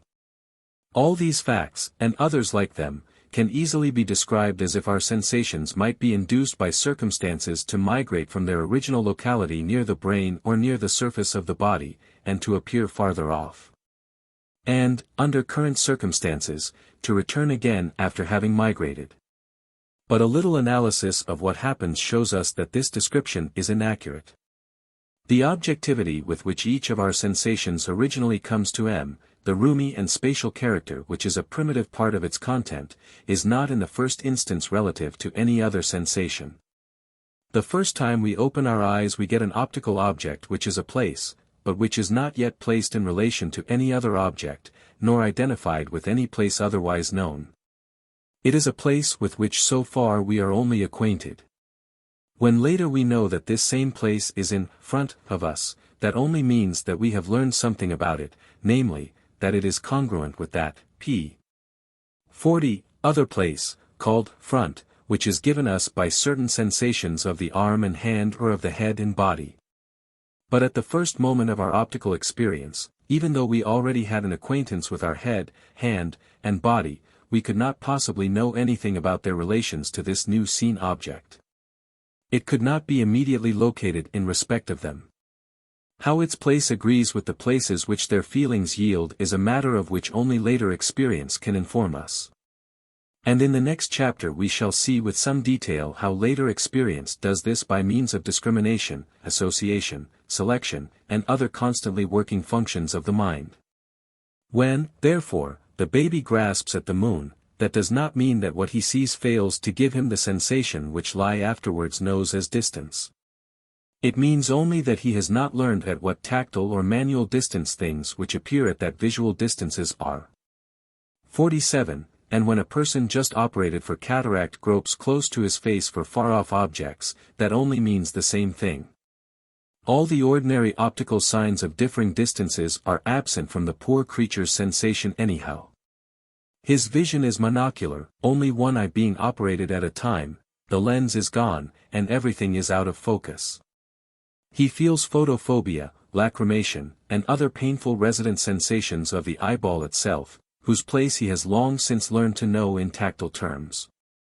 What wonder, then, that the first tactile reaction which the new sensations provoke should be one associated with the tactile situation of the organ itself. And as for his assertions about the matter, what wonder, again, if, as Prof. Paul Janet says, they are still expressed in the tactile language which is the only one he knows. To be touched means for him to receive an impression without first making a movement. His eye gets such an impression now. So he can only say that the objects are touching it. All his language, borrowed from touch, but applied to the objects of his sight, make us think that he perceives differently from ourselves, p. 41, whereas, at bottom, it is only his different way of talking about the same experience. 48. The other cases of translocation of our sensations are equally easily interpreted without supposing any projection from a center at which they are originally perceived. Unfortunately the details are intricate. And what I say now can only be made fully clear when we come to the next chapter. We shall then see that we are constantly selecting certain of our sensations as realities and degrading others to the status of signs of these. When we get one of the signs we think of the reality signified. And the strange thing is that then the reality, which need not be itself a sensation at all at the time, but only an idea, is so interesting that it acquires an hallucinatory strength, which may even eclipse that of the relatively uninteresting sign and entirely divert our attention from the latter. Thus the sensations to which our joints give rise when they rotate are signs of what, through a large number of other sensations, tactile and optical, we have come to know as the movement of the whole limb. This movement of the whole limb is what we think of when the joint's nerves are excited in that way.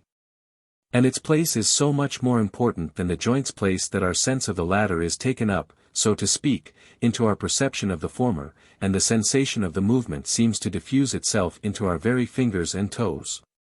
But by abstracting our attention from the suggestion of the entire extremity we can perfectly well perceive the same sensation as if it were concentrated in one spot. We can identify it with a differently located tactile and visual image of the joint itself. Just so when we feel the tip of our cane against the ground. The peculiar sort of movement of the hand, impossible in one direction, but free in every other, which we experience when the tip touches the ground, is a sign to us of the visual and tactile object which we already, page 42, know under that name. We think of the ground as being there and giving us the sensation of this kind of movement. The sensation, we say, comes from the ground. The ground's place seems to be its place. Although at the same time, and for very similar practical reasons, we think of another optical and tactile object, the hand namely, and consider that its place also must be the place of our sensation. In other words, we take an object or sensible content A, and confounding it with another object otherwise known, B, or with two objects otherwise known, B and C, we identify its place with their places. But in all this there is no projecting, such as the extradition philosophers talk of A out of an original place, no primitive location which it first occupied, away from these other sensations, has to be contradicted. No natural center, from which it is expelled, exists. That would imply that A aboriginally came to us in definite local relations with other sensations, for to be out of B and C is to be in local relation with them as much as to be in them is so.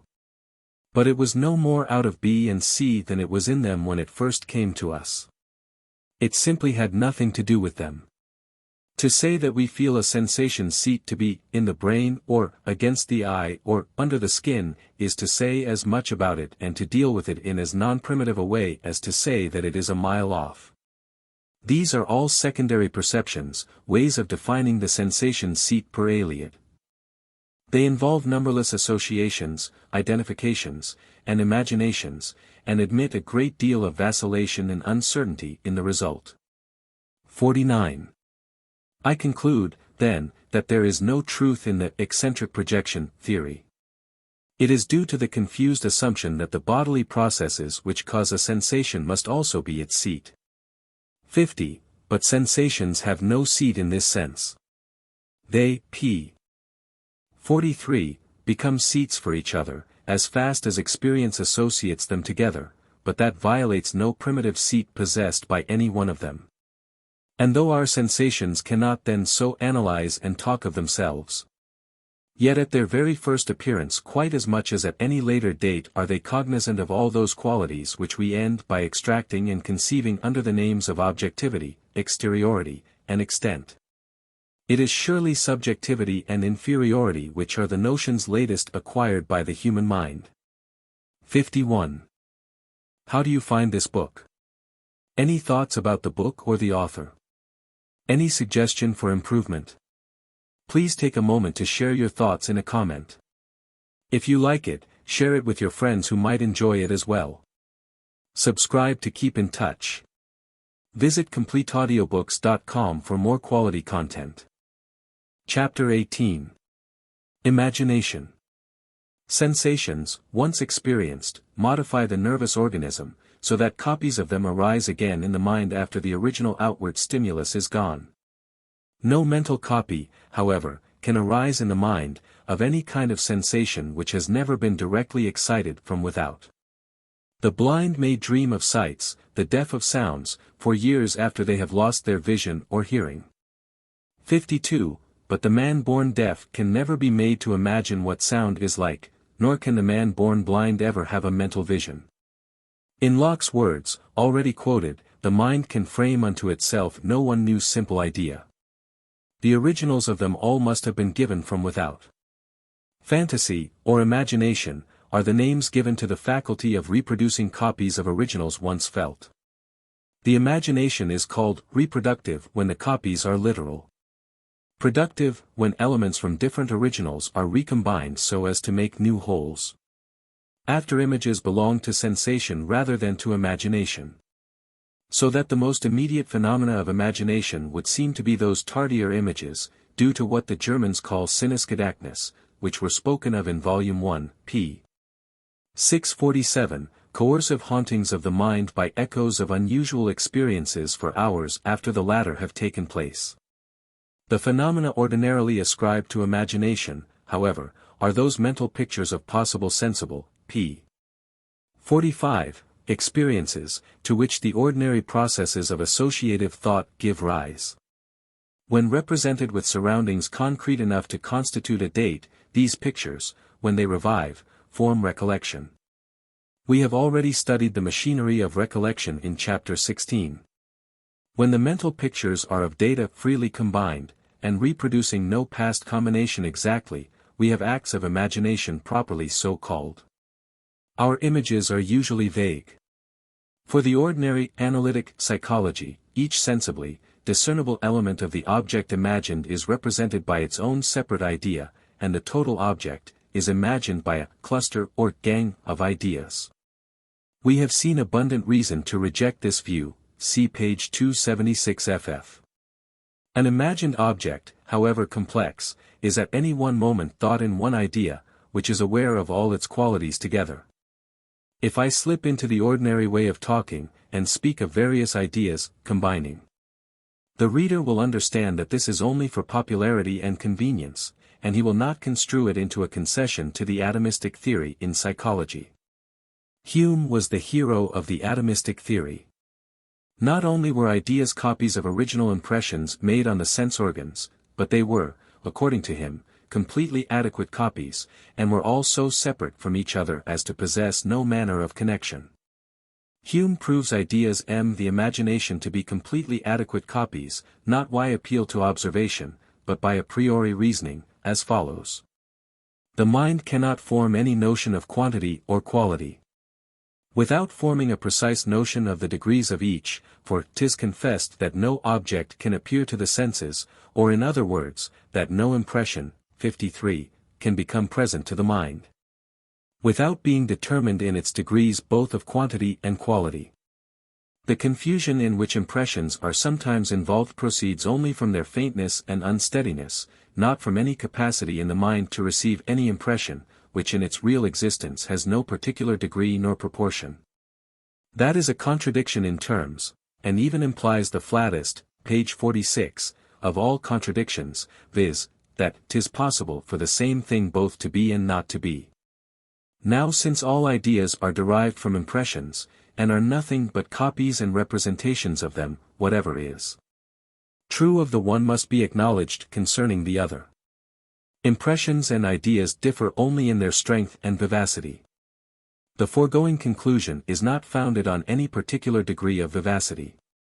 It cannot therefore be affected by any variation in that particular. An idea is a weaker impression. And as a strong impression must necessarily have a determinate quantity and quality, the case must be the same with its copy or representative. 54. The slightest introspective glance will show to anyone the falsity of this opinion. Hume surely had images of his own works without seeing distinctly every word and letter upon the pages which floated before his mind's eye. His dictum is therefore an exquisite example of the way in which a man will be blinded by a priori theories to the most flagrant facts. It is a rather remarkable thing, too, that the psychologists of Hume's own empiricist school have, as a rule, been more guilty of this blindness than their opponents. The fundamental facts of consciousness have been, on the whole, more accurately reported by the spiritualistic writers. None of Hume's pupils, so far as I know, until Taine and Huxley, ever took the pains to contradict the opinion of their master. Prof. Huxley in his brilliant little work on Hume set the matter straight in the following words. When complex impressions or complex ideas are reproduced as memories, it is probable that the copies never give all the details of the originals with perfect accuracy, and it is certain that they rarely do so. No one possesses a memory so good, that if he has only once observed a natural object, a second inspection does not show him something that he has forgotten. Almost all, if not all, our memories are therefore sketches, rather than portraits, of the originals. The salient features are obvious, while the subordinate characters are obscure or unrepresented. Now, when several complex impressions which are more or less different from one another, let us say that out of 10 impressions in each, 6 are the same in all, and 4 are different from all the rest, are successively presented to the mind. It is easy to see what must be the nature of the result. The repetition of the 6 similar impressions will strengthen the 6 corresponding elements of the complex idea, page 47, which will therefore acquire greater vividness. While the 4 differing impressions of each will not only acquire no greater strength than they had at first, but, in accordance with the law of association, they will all tend to appear at once, and will thus neutralize one another. This mental operation may be rendered comprehensible by considering what takes place in the formation of compound photographs when the images of the faces of 6 sitters, for example, are each received on the same photographic plate. For a sixth of the time requisite to take one portrait. The final result is that all those points in which the 6 faces agree are brought out strongly, while all those in which they differ are left vague. And thus what may be termed a generic portrait of the 6, in contradistinction to a specific portrait of any one, is produced. Thus our ideas of single complex impressions are incomplete in one way, and those of numerous, more or less similar, complex impressions are incomplete in another way, that is to say, they are generic, not specific. And hence it follows that our ideas of the impressions in question are not, in the strict sense of the word, copies of those impressions, while, at the same time, they may exist in the mind independently of language. The generic ideas which are formed from several similar, but not identical, complex experiences are what are called abstract or general ideas. And Berkeley endeavored to prove that all general ideas are nothing but particular ideas annexed to a certain term, which gives them a more extensive signification, and makes them recall, upon occasion, other individuals which are similar to them. Hume says that he regards this as one of the greatest and the most valuable discoveries that has been made of late years in the Republic of Letters, and endeavors to confirm it in such a manner that it shall be put beyond all doubt and controversy. I may venture to express a doubt whether he has succeeded in his object, but the subject is an abstruse one.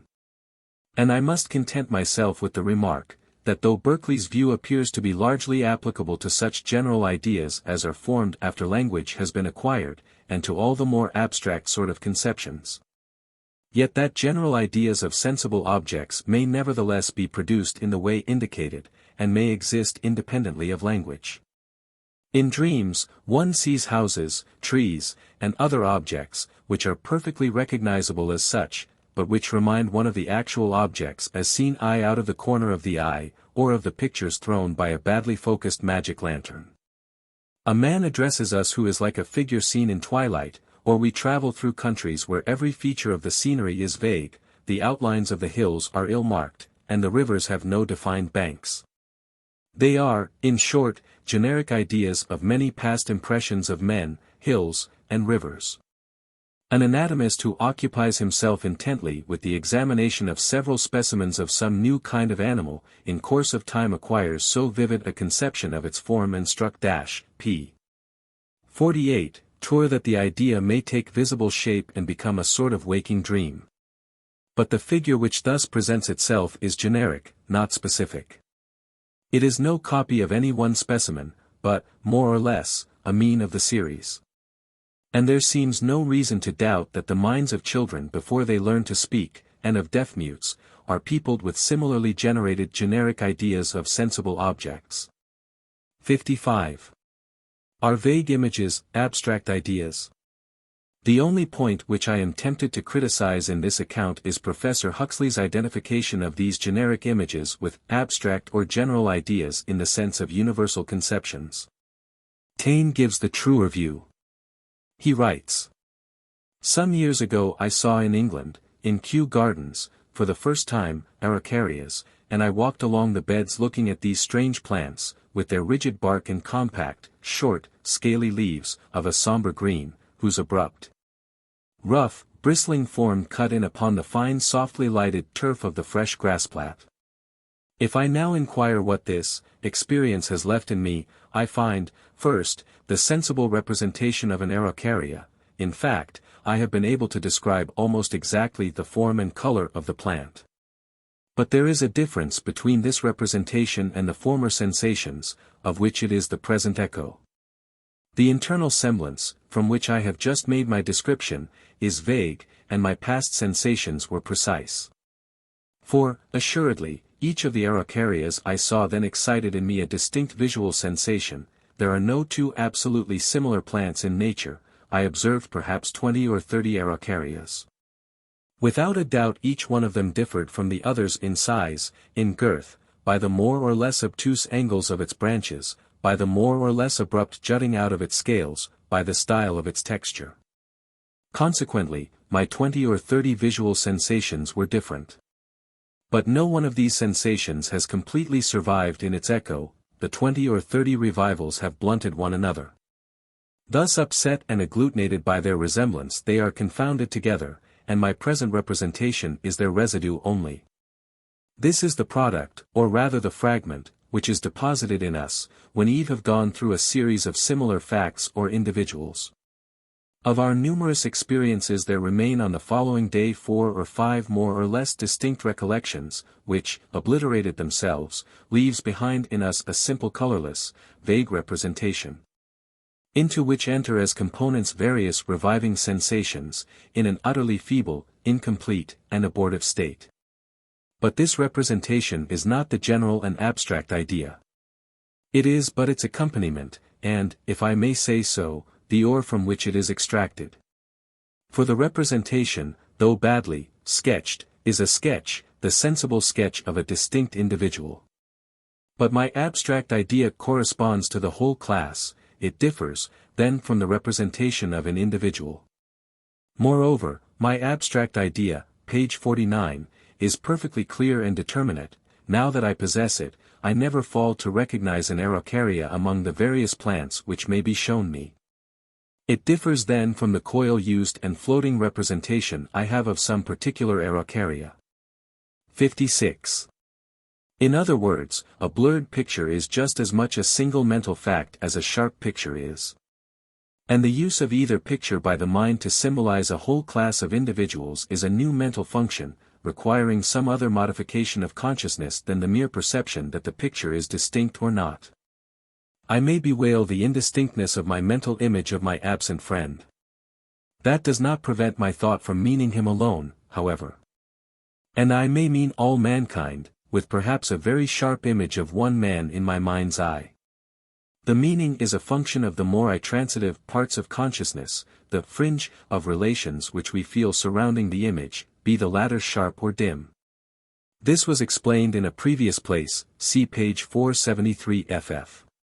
Especially the note to page 477, and I would not touch upon the matter at all here but for its historical interest.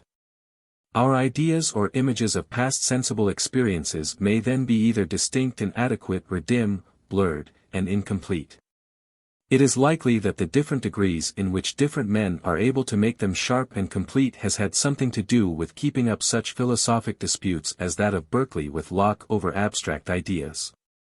Locke had spoken of our possessing the general idea of a triangle, which must be neither oblique nor rectangle, neither equilateral, equicrural, nor scale none, but all and none of these at once.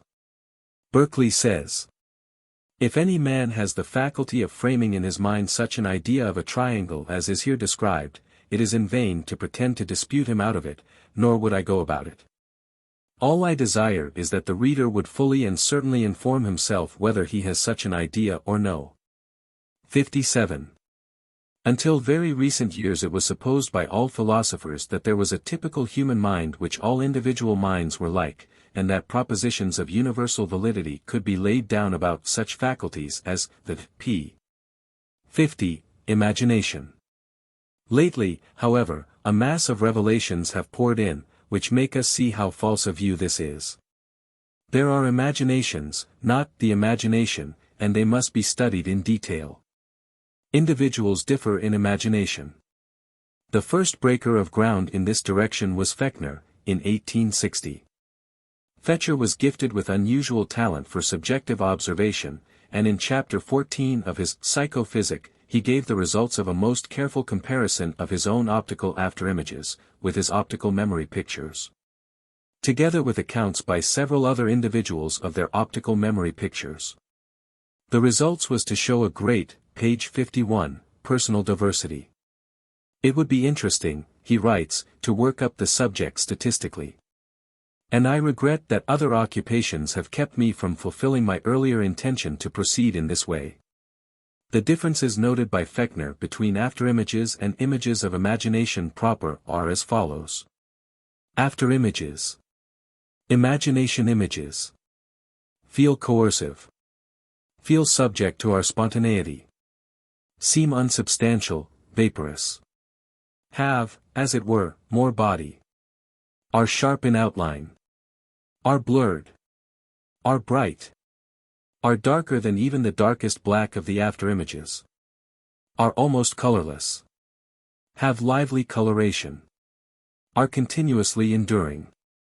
Incessantly disappear, and have to be renewed by an effort of will. At last even this fails to revive them. Cannot be voluntarily changed. Can be exchanged at will for others. Are exact copies of originals. Cannot violate the necessary laws of appearance of their originals, e.g. a man cannot be imagined from, in front and behind at once. The imagination must walk round him, so to speak. Are more easily got with shut than with open eyes. Are more easily had with open than with shut eyes. Seem to move when the bend or eyes move. Need not follow movements of head or eyes. The field within which they appear, with closed eyes, is dark, contracted, flat, close to the eyes, in front, and the images have no perspective. The field is extensive in 3 dimensions, and objects can be imagined in it above or behind almost as easily as in front. The attention seems directed forwards towards the sense organ, in observing afterimages. In imagining, the attention feels as if drawn backwards towards the brain. Finally, Fechner speaks of the impossibility of attending to both afterimages and imagination images at once, even when they are of the same object and might be expected to combine. All these differences are true of Fechner. But many of them would be untrue of other persons. I quote them as a type of observation which any reader with sufficient patience to repeat. To them may be added, as a universal proposition, that afterimages seem larger if we project them on a distant screen, and smaller if project them on a near one. Whilst no such change takes place in mental pictures. Fechner's intention was independently executed by Mr. Galton, the publication of whose results in 1880 may be said to have made an era in descriptive psychology. It is not necessary, says Galton, to trouble the reader with my early tentative steps. After the inquiry had been fairly started, it took the form of submitting a certain number of printed questions to a large number of persons. There is hardly any more difficult task than that of framing questions which are not likely to be misunderstood, which admit of easy reply, and which cover the ground of inquiry. I did my best in these respects, without forgetting the most important part of all, namely, to tempt my correspondents to write freely in fuller explanation of their replies, and on cognate topics as well. These separate letters have proved more instructive and interesting by far than the replies to the set questions. The first group of the rather long series of queries related to the illumination, definition, and coloring of the mental image, and were framed thus. Before addressing yourself to any of the questions on the opposite page, think of some definite object. Suppose it is your breakfast table as you sat down to it this morning, and consider carefully the picture that rises before your mind's eye. 1. Illumination. Is the image dim or fairly clear? Is its brightness comparable to that of the actual scene? 2. Definition.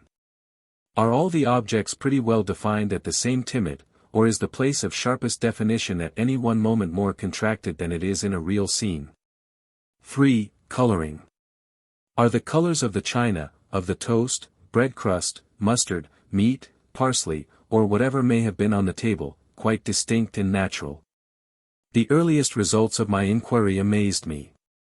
I had begun by questioning friends in the scientific world, as they were the most likely class of men to give accurate answers concerning this faculty of visual, p.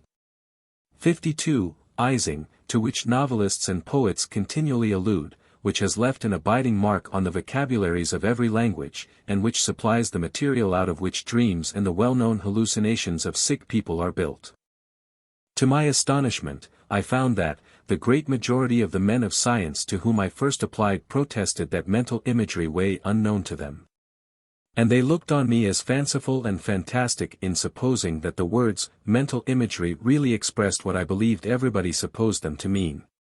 They had no more notion of its true nature than a colorblind man, who has not discerned his defect, has of the nature of color.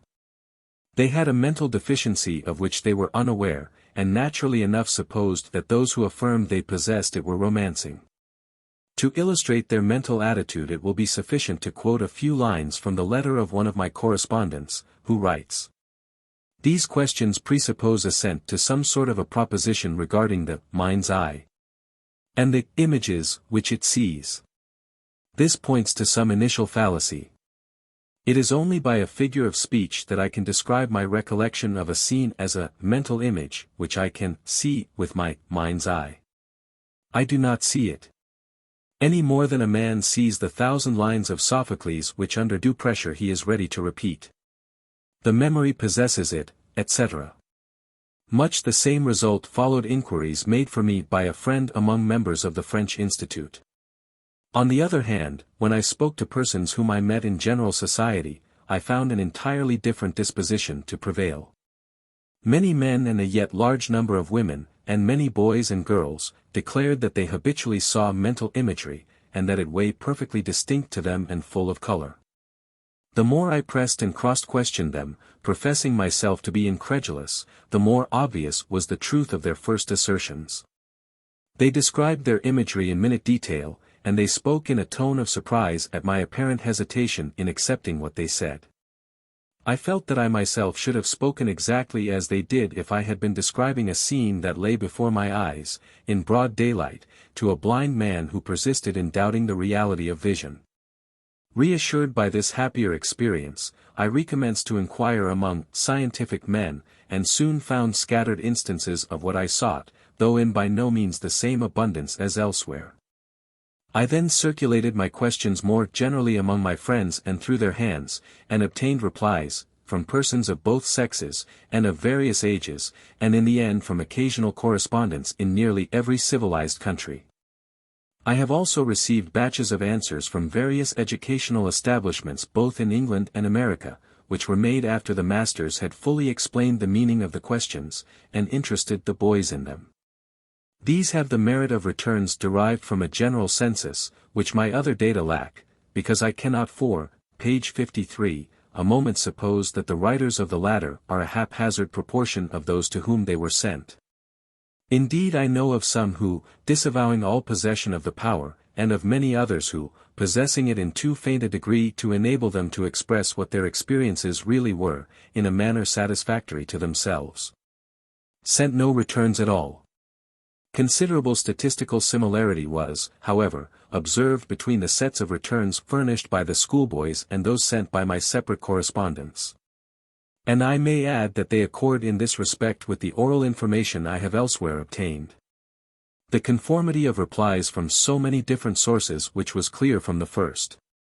The fact of their apparent trustworthiness being on the whole much increased by cross-examination, though I could give one or two amusing instances of breakdown, and the evident effort made to give accurate answers, have convinced me that it is a much easier matter than I had anticipated to obtain trustworthy replies to psychological questions.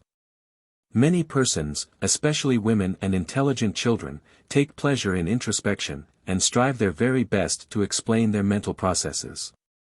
I think that a delight in self-dissection must be a strong ingredient in the pleasure that many are said to take in confessing themselves to priests. Here, then, are two rather notable results. The one is the proved facility of obtaining statistical insight into the processes of other persons' minds, whatever a priori objection may have been made as to its possibility. And the other is that scientific men, as a class, have feeble powers of visual representation. There is no doubt whatever on the latter point, however it may be accounted for. My own conclusion is that an overready perception of sharp mental pictures is antagonistic to the acquirement of habits of highly generalized and abstract thought, especially when the steps of reasoning are carried on by words as symbols. And that if the faculty of seeing the pictures was ever possessed by men who think hard, it is very apt to be lost by disuse. The highest minds are probably those in which it is not lost, but subordinated, and is ready for use on suitable occasions. I am, however, bound to say that the missing faculty seems to be replaced so serviceably by other modes of conception, chiefly, I believe, connected with the incipient motor sense, not of the eyeballs only but of the muscles generally.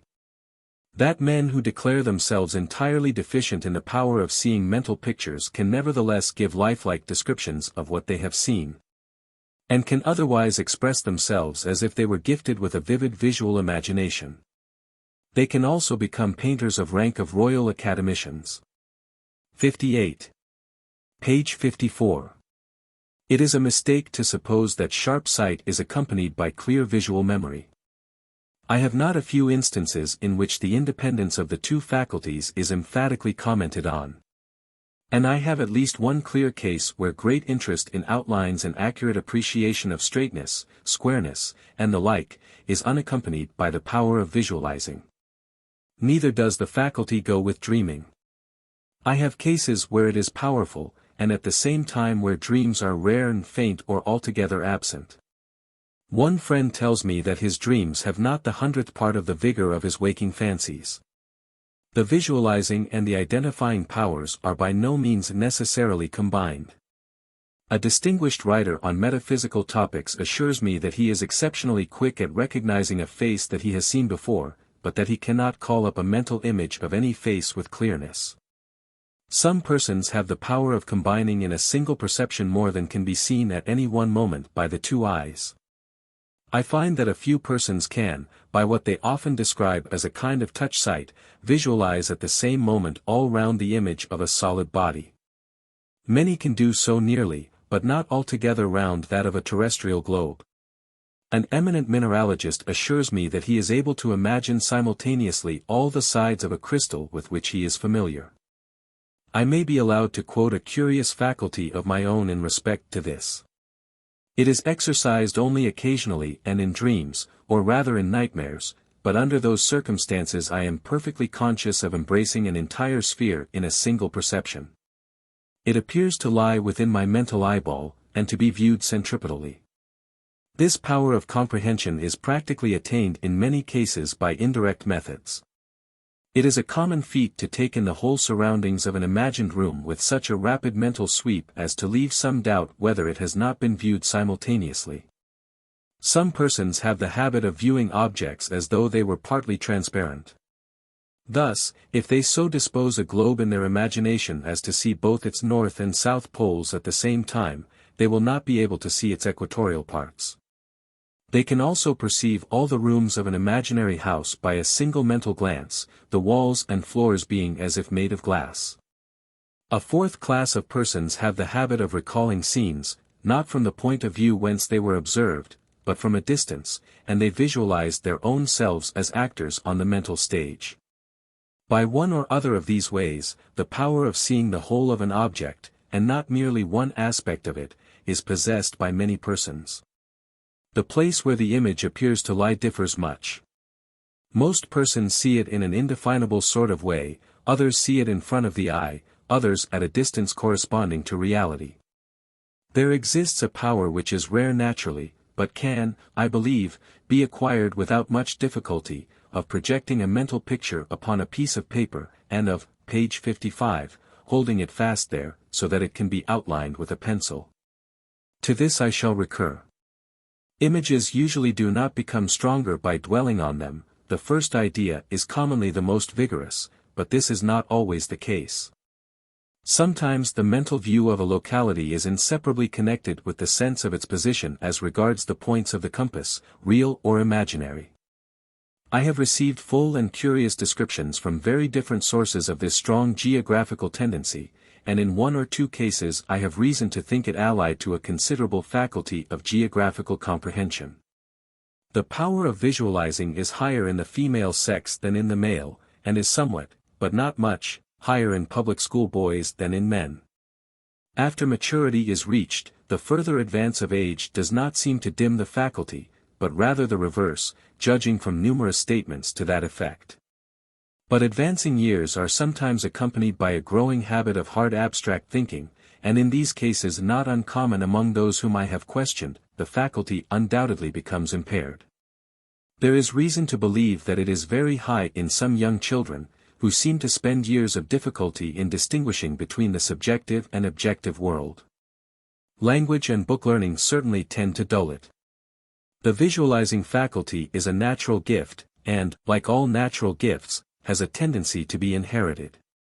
In this faculty the tendency to inheritance is exceptionally strong, as I have abundant evidence to prove, especially in respect to certain rather rare peculiarities, which, when they exist at all, are usually found among 2, 3, or more brothers and sisters, parents, children, uncles and aunts, and cousins. Since families differ so much in respect to this gift, we may suppose that races would also differ, and there can be no doubt that such is the case. I hardly like to refer to civilized nations, because their natural faculties are too much modified by education to allow of their being appraised in an offhand fashion. I may, however, speak of the French, who appear to possess the visualizing faculty in a high degree. The peculiar ability they show in prearranging ceremonials and fetes of all kinds, and their undoubted genius for tactics and strategy, show that they are able to foresee effects with unusual clearness. Their ingenuity in all technical contrivances is an additional testimony in the same direction, and so is their singular clearness of expression. Their phrase is figurez-vous, or picture to yourself, seems to express their dominant mode of perception. Our equivalent of imagine is ambiguous. I have many cases of persons mentally reading off scores when playing the pianoforte, or manuscript when they are making speeches. One statesman has assured me that a certain hesitation in utterance which he has at times is due to his being plagued by the image of his, page 56, manuscript speech with its original erasures and corrections. He cannot lay the ghost, and he puzzles in trying to decipher it. Some few persons see mentally in print every word that is uttered. They attend to the visual equivalent and not to the sound of the words, and they read them off usually as from a long imaginary strip of paper, such as is unwound from telegraphic instruments. The reader will find further details in Mr. Galton's Inquiries into Human Faculty, pages 83 to 114. 59. I have myself for many years collected from each and all of my psychology students descriptions of their own visual imagination, and found, together with some curious idiosyncrasies, corroboration of all the variations which Mr. Galton reports. As examples, I subjoin extracts from 2 cases near the ends of the scale. The writers are first cousins, grandsons of a distinguished man of science. The one who is a good visualizer says, "This morning's breakfast table is both dim and bright. It is dim if I try to think of it when my eyes are open upon any object. It is perfectly clear and bright if I think of it with my eyes closed. All the objects are clear at once, yet when I confine my attention to any one object it becomes far more distinct. I have more power to recall color than any other one thing. If, for example, I were to recall a plate decorated with flowers I could reproduce in a drawing the exact tone, etc. The color of anything that was on the table is perfectly vivid. There is very little limitation to the extent of my images. I can see all 4 sides of a room, I can see all 4 sides of 2, 3, 4. Even more rooms with such distinctness that if you should ask me what was in any particular place in any one, or ask me to count the chairs, etc., I could do it without the least hesitation. The more I learn by heart the more clearly do I see images of my pages. Even before I can recite the lines I see them so that I could give them very slowly word for word, but my mind is so occupied in looking at my printed image that I have no idea of what I am saying, of the sense of it, etc. When I first found myself doing this I used to think it was merely because I knew the lines imperfectly, but I have quite convinced myself that I really do see an image. The strongest proof that such is really the fact is, I think, the following. I can look down the mentally seen page and see the words that commence all the lines, and from any one of these words I can continue, page 57, the line. I find this much easier to do if the words begin in a straight line than if there are breaks. Example. Etant fate. 2. A de. K fit. Series. Avec. Un fleur. Come. La Fontaine 8. 4. The poor visualizer says. My ability to form mental images seems, from what I have studied of other people's images, to be defective, and somewhat peculiar. The process by which I seem to remember any particular event is not by X series of distinct images, but a sort of panorama, the faintest impressions of which are perceptible through a thick fog. I cannot shut my eyes and get a distinct image of anyone, although I used to be able to a few years ago, and the faculty seems to have gradually slipped away. In my most vivid dreams, where the events appear like the most real facts, I am often troubled with dimness of sight which causes the images to appear indistinct. To come to the question of the breakfast table, there is nothing definite about it. Everything is vague. I cannot say what I see. I could not possibly count the chairs, but I happen to know that there are 10. I see nothing in detail. The chief thing is in general impression that I cannot tell exactly what I do see. The coloring is about the same, as far as I can recall it, only very much washed out. Perhaps the only color I can see at all distinctly is that of the tablecloth, and I could probably see the color of the wallpaper if I could remember what color it was. A person whose visual imagination is strong finds it hard to understand how those who are without the faculty can think at all. Some people undoubtedly have no visual images at all worthy of the name, 60, and instead of seeing their breakfast table, they tell you that they remember it or know what was on it. This knowing and remembering takes, p. 58, place undoubtedly by means of verbal images, as was explained already in Chapter 9, pages 265-6.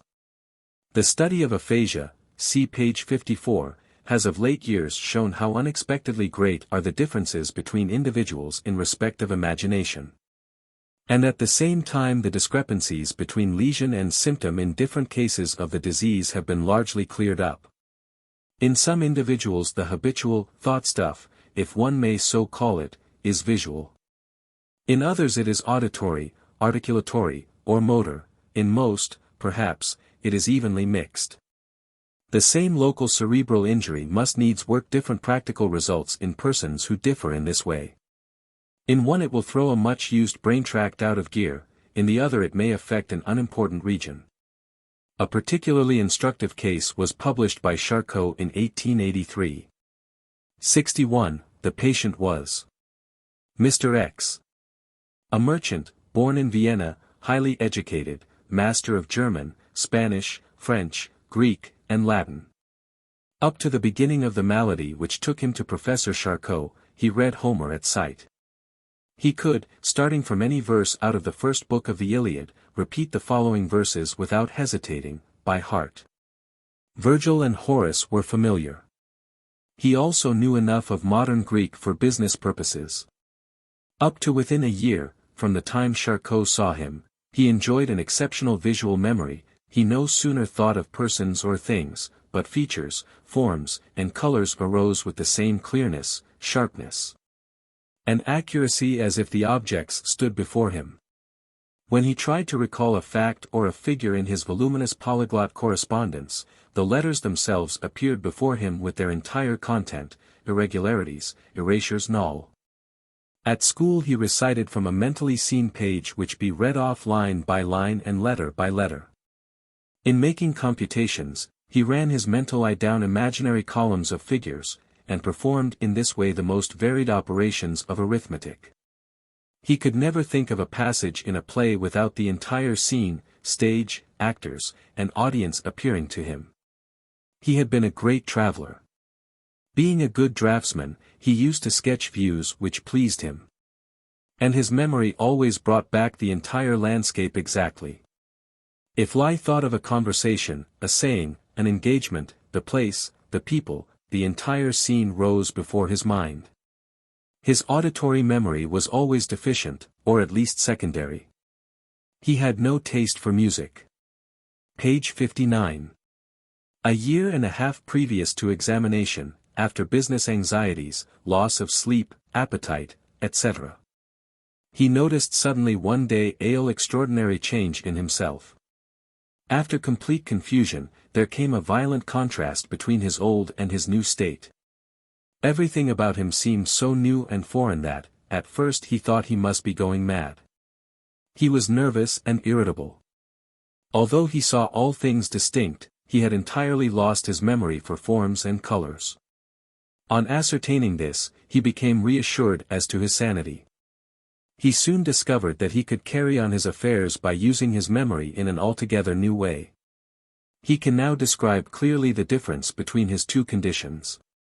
Every time he returns to A, from which place business often calls him, he seems to himself as if entering a strange city.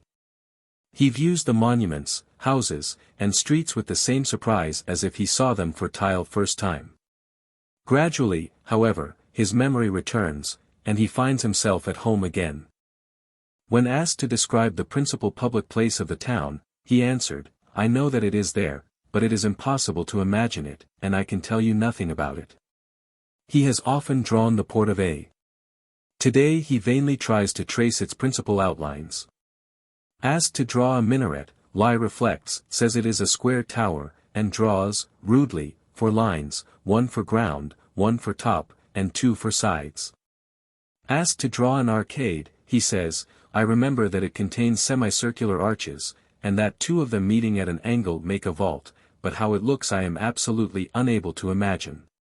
The profile of a man which he drew by request was as if drawn by a little child, and yet he confessed that he had been helped to draw it by looking at the bystanders. Similarly, Lai drew a shapeless scribble for a tree. He can no more remember his wife's and children's faces than he can remember the port of A. Even after being with them some time they seem unusual to him. He forgets his own face, and once spoke to his image in a mirror, taking it for a stranger. He complains of his loss of feeling for colors. "My wife has black hair, this I know, but I can no more recall its color than I can her person and features." This visual amnesia extends to dating objects from his childhood's years, paternal mansion, etc., forgotten. No other disturbances but this loss of visual images. Now when he seeks something in his correspondence, he must rummage among the letters like other men, until he meets the passage. He can recall only the first few verses of the Iliad, and must grope to read Homer, Virgil, and Horace. Figures which he adds he must now whisper to himself. He realizes clearly that he must help his memory out with auditory images, which he does with effort. The words and expressions which he recalls seem now to echo in his ear, and altogether novel sensations for him. If he wishes to learn by heart anything, a series of phrases for example, he must read them several times aloud, so as to impress his ear. When later he repeats the thing in question, the sensation of in p. 60, word hearing which precedes articulation rises up in his mind. This feeling was formerly unknown to him. He speaks French fluently, but affirms that he can no longer think in French, but must get his French words by translating them from Spanish or German, the languages of his childhood. He dreams no more in visual terms, but only in words, usually Spanish words. A certain degree of verbal blindness affects him, he is troubled by the Greek alphabet, etc. 62. If this patient had possessed the auditory type of imagination from the start, it is evident that the injury, whatever it was, to his centers for optical imagination, would have affected his practical life much less profoundly. The auditory type, says M. Binet, 63, appears to be rarer than the visual. Persons of this type imagine what they think of in the language of sound. In order to remember a lesson they impress upon their mind, not the look of the page, but the sound of tile words. They reason, as well as remember, by ear. In performing a mental addition they repeat verbally the names of the figures, and add, as it were, the sounds, without any thought of the graphic signs. Imagination also takes the auditory form. When I write a scene, said Legouf to Scribe, I hear, but you see. In each phrase which I write, the voice of the personage who speaks strikes my ear. Vous, que êtes le théâtre mime, your actors walk, gesticulate before your eyes. I am a listener, you a spectator. Nothing more true, said Scribe. Do you know where I am when I write a piece? In the middle of the parterre. It is clear that the pure audile, seeking to develop only a single one of his faculties, may, like the pure visualizer, perform astounding feats of memory. Mozart, for example. Noting from memory the Miserere of the Sistine Chapel after 2 hearings. The deaf Beethoven, composing and inwardly repeating his enormous symphonies. On the other hand, the man of auditory type, like the visual, is exposed to serious dangers. For if he lose his auditory images, he is without resource and breaks down completely. It is possible that persons with hallucinations of hearing, and in p. 61, individuals afflicted with the mania that they are victims of persecution, may all belong to the auditory type. And that the predominance of a certain kind of imagination may predispose to a certain order of hallucinations, and perhaps of delirium.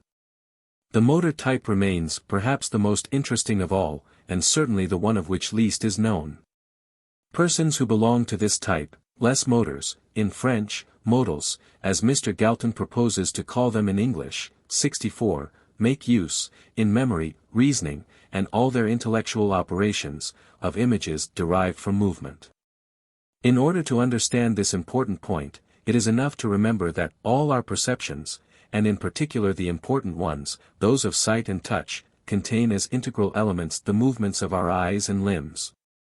And that, if movement is ever an essential factor in our really seeing an object, it must be an equally essential factor when we see the same object in imagination. Ribot. 65, for example, the complex impression of a ball, which is there, in our hand, is the resultant of optical impressions of touch, of muscular adjustments of the eye, of the movements of our fingers, and of the muscular sensations which these yield. When we imagine the ball, its idea must include the images of these muscular sensations, just as it includes those of the retinal and epidermal sensations. They form so many motor images. If they were not earlier recognized to exist, that is because our knowledge of the muscular sense is relatively so recent. In older psychologies it never was mentioned, the number of senses being restricted to 5. There are persons who remember a drawing better when they have followed its outlines with their finger.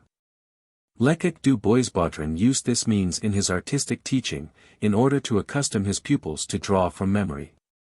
He made them follow the outlines of figures with a pencil held in the air, forcing them thus to associate muscular with visual memory. Galton quotes a curious corroborative fact. Colonel Moncrieff often observed in North America young Indians who, visiting occasionally his quarters, interested themselves greatly in the engravings which were shown them. One of them followed with care with the point of his knife the outline of a drawing in the Illustrated London News, saying that this was to enable him to carve it out the better on his return home. In this case the motor images were to p. 62, reinforce the visual ones. The young savage was a motor. 66. When one's motor images are destroyed, one loses one's remembrance of movements, and sometimes, more curiously still, one loses the power of executing them. Pathology gives us examples in motor aphasia, agraphia, etc. Take the case of agraphia. An educated man, knowing how to write, suddenly loses this power, as a result of cerebral injury. His hand and arm are in no way paralytic, yet he cannot write. Whence this loss of power? He tells us himself, he no longer knows how. He has forgotten how to set about it to trace the letters, he has lost the memory of the movements to be executed, he has no longer the motor images which, when formerly he wrote, directed his hand. Other patients, affected with word blindness, resort to these motor images precisely to make amends for their other deficiency. An individual affected in this way cannot read letters which are placed before his eyes, even although his sight be good enough for the purpose. This loss of the power of reading by sight may, at a certain time, be the only trouble the patient has. Individuals thus mutilated succeed in reading by an ingenious roundabout way which they often discover themselves. It is enough that they should trace the letters with their finger to understand their sense. What happens in such a case? How can the hand supply the place of the eye? The motor image gives the key to the problem. If the patient can read, so to speak, with his fingers, it is because in tracing the letters he gives himself a certain number of muscular impressions which are those of writing. In one word, the patient reads by writing. Charcot. The feeling of the graphic movements suggests the sense of what is being written as well as sight would. 67. The imagination of a blind deaf-mute like Laura Bridgman must be confined entirely to tactile and motor material. All blind persons marked belong to the tactile and modal types of the French authors.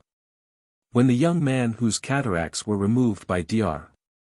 Franz was shown different geometric figures, he said he had not been able to form from them the idea of a square and a disk until he perceived a sensation of what he saw in the points of his fingers, as if he really touched the objects. 68. Professor Stricker of Vienna, who seems to have the modal form of imagination developed in unusual strength, page 63, has given a very careful analysis of his own else in a couple of monographs with which all students should become familiar. 69. His recollections both of his own movements and of those of other things are accompanied invariably by distinct muscular feelings in those parts of his body which would naturally be used in affecting or in following the movement. In thinking of a soldier marching, for example, it is as if he were helping the image to march by marching himself in his rear. And if he suppresses this sympathetic feeling in his own legs, and concentrates all his attention on the imagined soldier, the litter becomes, as it were, paralyzed. In general his imagined movements, of whatsoever objects, seem paralyzed the moment no feelings of movement either in his own eyes or in his own limbs accompany them. 70. The movements of articulate speech play a predominant part in his mental life.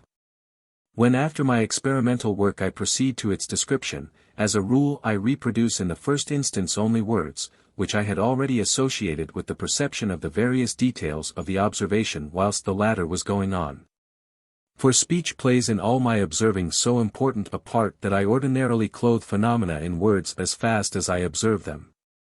71. Most persons, on being asked in what sort of terms they imagine words, will say, in terms of hearing. It is not until their attention is expressly drawn to the point that they find it difficult to say whether auditory images or motor images connected with the organs of articulation predominate. A good way of bringing the difficulty to consciousness is that proposed by Stricker: partly open your mouth and then imagine any word with labials or dentals in it, such as bubble, toddle. Is your image under these conditions distinct? To most people the image is at first thick, as the sound of the word would be if they tried to pronounce it with the lips parted.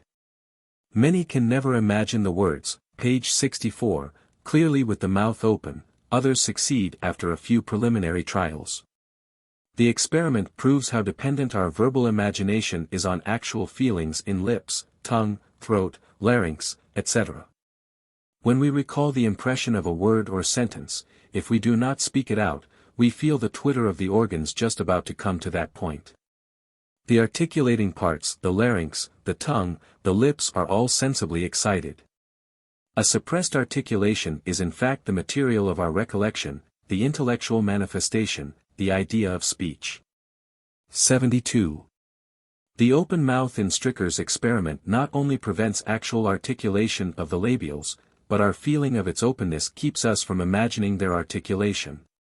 Just as a sensation of glaring light will keep us from strongly imagining darkness.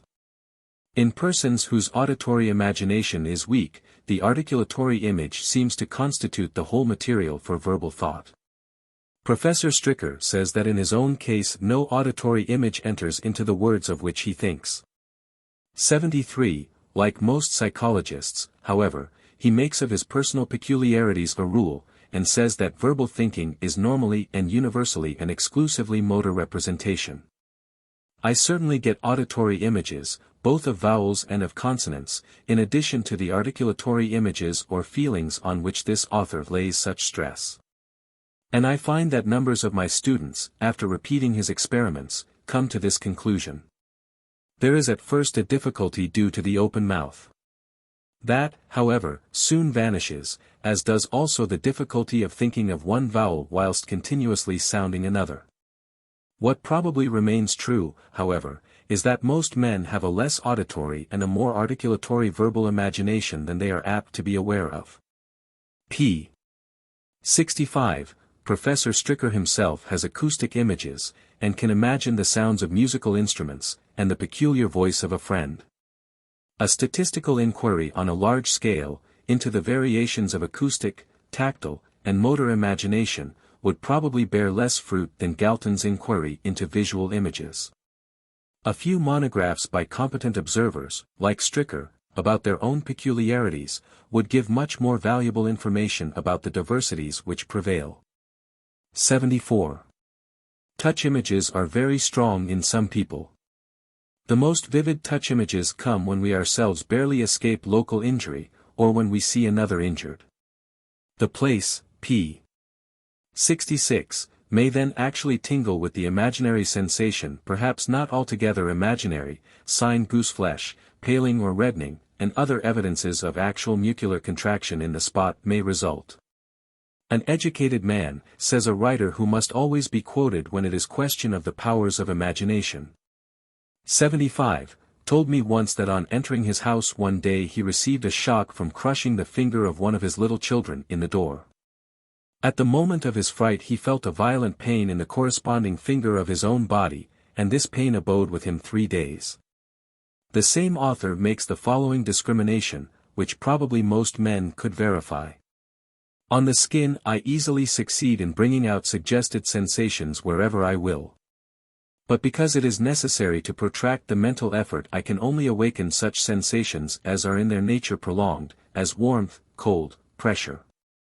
Fleeting sensations, as those of a prick, a cut, a blow, etc.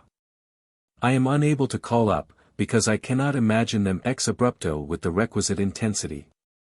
The sensations of the former order I can excite upon any part of the skin. And they may become so lively that, whether I will or not, I have to pass my hand over the place just as if it were a real impression on the skin. 76. Meyer's account of his own visual images is very interesting. And with it we may close our survey of differences between the normal powers of imagining in different individuals. With much practice, he says, I have succeeded in making it possible for me to call up subjective visual sensations at will. I tried all my experiments by day or at night with closed eyes. At first it was very difficult. In the first experiments which succeeded the whole picture was luminous, the shadows being given in a somewhat less strong bluish light. In later experiments I saw the objects dark, with bright outlines, or rather I saw outline drawings of them, bright on a dark ground. I can compare these drawings less to chalk drawings on a blackboard than to drawings made with phosphorus on a dark wall at night, though the phosphorus would show luminous vapors which were absent from my lines. If I wished, for example, to see a face, without intending that of a particular person, I saw the outline of a profile against the dark background. When I tried to repeat an X, p. 67, Periment of the elder Darwin I saw only the edges of the die as bright lines on a dark ground. Sometimes, however, I saw the die really white and its edges black, it was then on a paler ground. I could soon it will change between a white die with black borders on a light field, and a black die with white borders on a dark field, and I can do this at any moment now. After long practice, these experiments succeeded better still. I can now call before my eyes almost any object which I please, as a subjective appearance, and this in its own natural color and illumination. I see them almost always on a more or less light or dark, mostly dimly changeable ground. Even known faces I can see quite sharp, with the true color of hair and cheeks. It is odd that I see these faces mostly in profile, whereas those described, in the previous extract, 77, were all full face. Here are some of the final results of these experiments. 1. Some time after the pictures have arisen they vanish or change into others, without my being able to prevent it. 2. When the color does not integrally belong to the object, I cannot always control it. A face, e.g., never seems to me blue, but always in its natural color. A red cloth, on the other hand, I can sometimes change to a blue one. 3. I have sometimes succeeded in seeing pure colors without objects, they then fill the entire field of view. 4. I often fail to see objects which are not known to me, mere fictions of my fancy, and instead of them there will appear familiar objects of a similar sort.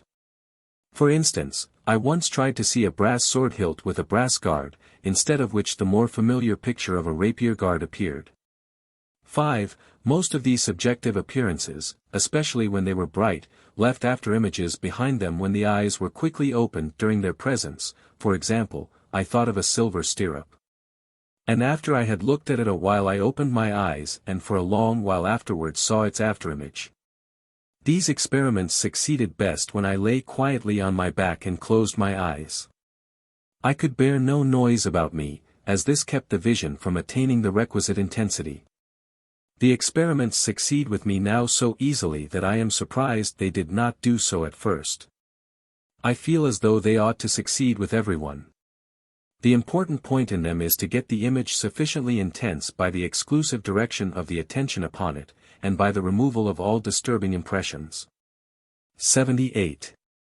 The negative afterimages which succeeded upon Meyer's imagination when he opened his eyes are a highly interesting, though rare, phenomenon. So far as I know there is, page 68, only one other published report of a similar experience. 79. It would seem that in such a case the neural process corresponding to the imagination must be the entire tract concerned in the actual sensation, even down as far as the retina. This leads to a new question to which we may now turn of what is the neural process which underlies imagination. The commonly received idea is that it is only a milder degree of the same process which took place when the thing now imagined was sensibly perceived. Professor Bain writes, since a sensation in the first instance diffuses nerve currents through the interior of the brain outwards to the organs of expression and movement, the persistence of that sensation, after the outward exciting cause is withdrawn, can be but a continuance of the same diffusive currents, perhaps less intense, but not otherwise different. The shock remaining in the ear and brain, after the sound of thunder, must pass through the same circles, and operate in the same way as during the actual sound. We can have no reason for believing that, in this self-sustaining condition, the impression changes its seat, or passes into some new circles that have the special property of retaining it. Every part actuated after the shock must have been actuated by the shock, only more powerfully. With this single difference of intensity, the mode of existence of a sensation existing after the fact is essentially the same as its mode of existence during the fact. Now if this be the else with impressions persisting when the cause has ceased, what view are we to adopt concerning impressions reproduced by mental causes alone, or without the aid of the original, as in ordinary recollection? What is the manner of occupation of the brain with a resuscitated feeling of resistance, a smell or a sound? There is only one answer that seems admissible. The renewed feeling occupies the very same parts, and in the same manner, as the original feeling, and no other parts, nor in any other assignable manner. I imagine that if our present knowledge of the brain had been present to the earliest speculators, this is the only, page 69, hypothesis that would have occurred to them. For where should a past feeling be embodied, if not in the same organs as the feeling when present? It is only in this way that its identity can be preserved. A feeling differently embodied would be a different feeling. 80. It is not plain from Professor Bain's text whether by the same parts he means only the same parts inside the brain, or the same peripheral parts also, as those occupied by the original feeling. The examples which he himself proceeds to give are almost all cases of imagination of movement, in which the peripheral organs are indeed affected, for actual movements of a weak sort are found to accompany the idea. This is what we should expect. All currents tend to run forward in the brain and discharge into the muscular system, and the idea of a movement tends to do this with peculiar facility. But the question remains, do currents run backward, so that if the optical centers, for example, are excited by association and a visual object is imagined, a current runs down to the retina also? and excites that sympathetically with the higher tracts. In other words, can peripheral sense organs be excited from above, or only from without? Are they excited in imagination? Professor Bain's instances are almost silent as to this point. All he says is this. We might think of a blow on the hand until the skin were actually irritated and inflamed. The attention very much directed to any part of the body, as the great toe, for instance, is apt to produce a distinct feeling in the part, which we account for only by supposing a revived nerve current to flow there. Making a sort of false sensation, an influence from within mimicking the influences from without in sensation proper. See the writings of Mr. Braid, of Manchester, on hypnotism, etc. If I may judge from my own experience, all feelings of this sort are consecutive upon motor currents invading the skin and producing contraction of the muscles there. The muscles whose contraction gives goose flesh when it takes place on an extensive scale. I never get a feeling in the skin, however strongly I imagine it, until some actual change in the condition of the skin itself has occurred. The truth seems to be that the cases where peripheral, p. 70, sense organs are directly excited in consequence of imagination are exceptional rarities if they exist at all. In common cases of imagination it could seem more natural to suppose that the seat of the process is purely cerebral, and that the sense organ is left out. Reasons for such a conclusion would be briefly these. 1. In imagination the starting point of the process must be in the brain. Now we know that currents usually flow one way in the nervous system. And for the peripheral sense organs to be excited in these cases, the current would have to flow backward. 2. There is between imagined objects and felt objects a difference of conscious quality which may be called almost absolute. It is hardly possible to confound the liveliest image of fancy with the weakest real sensation.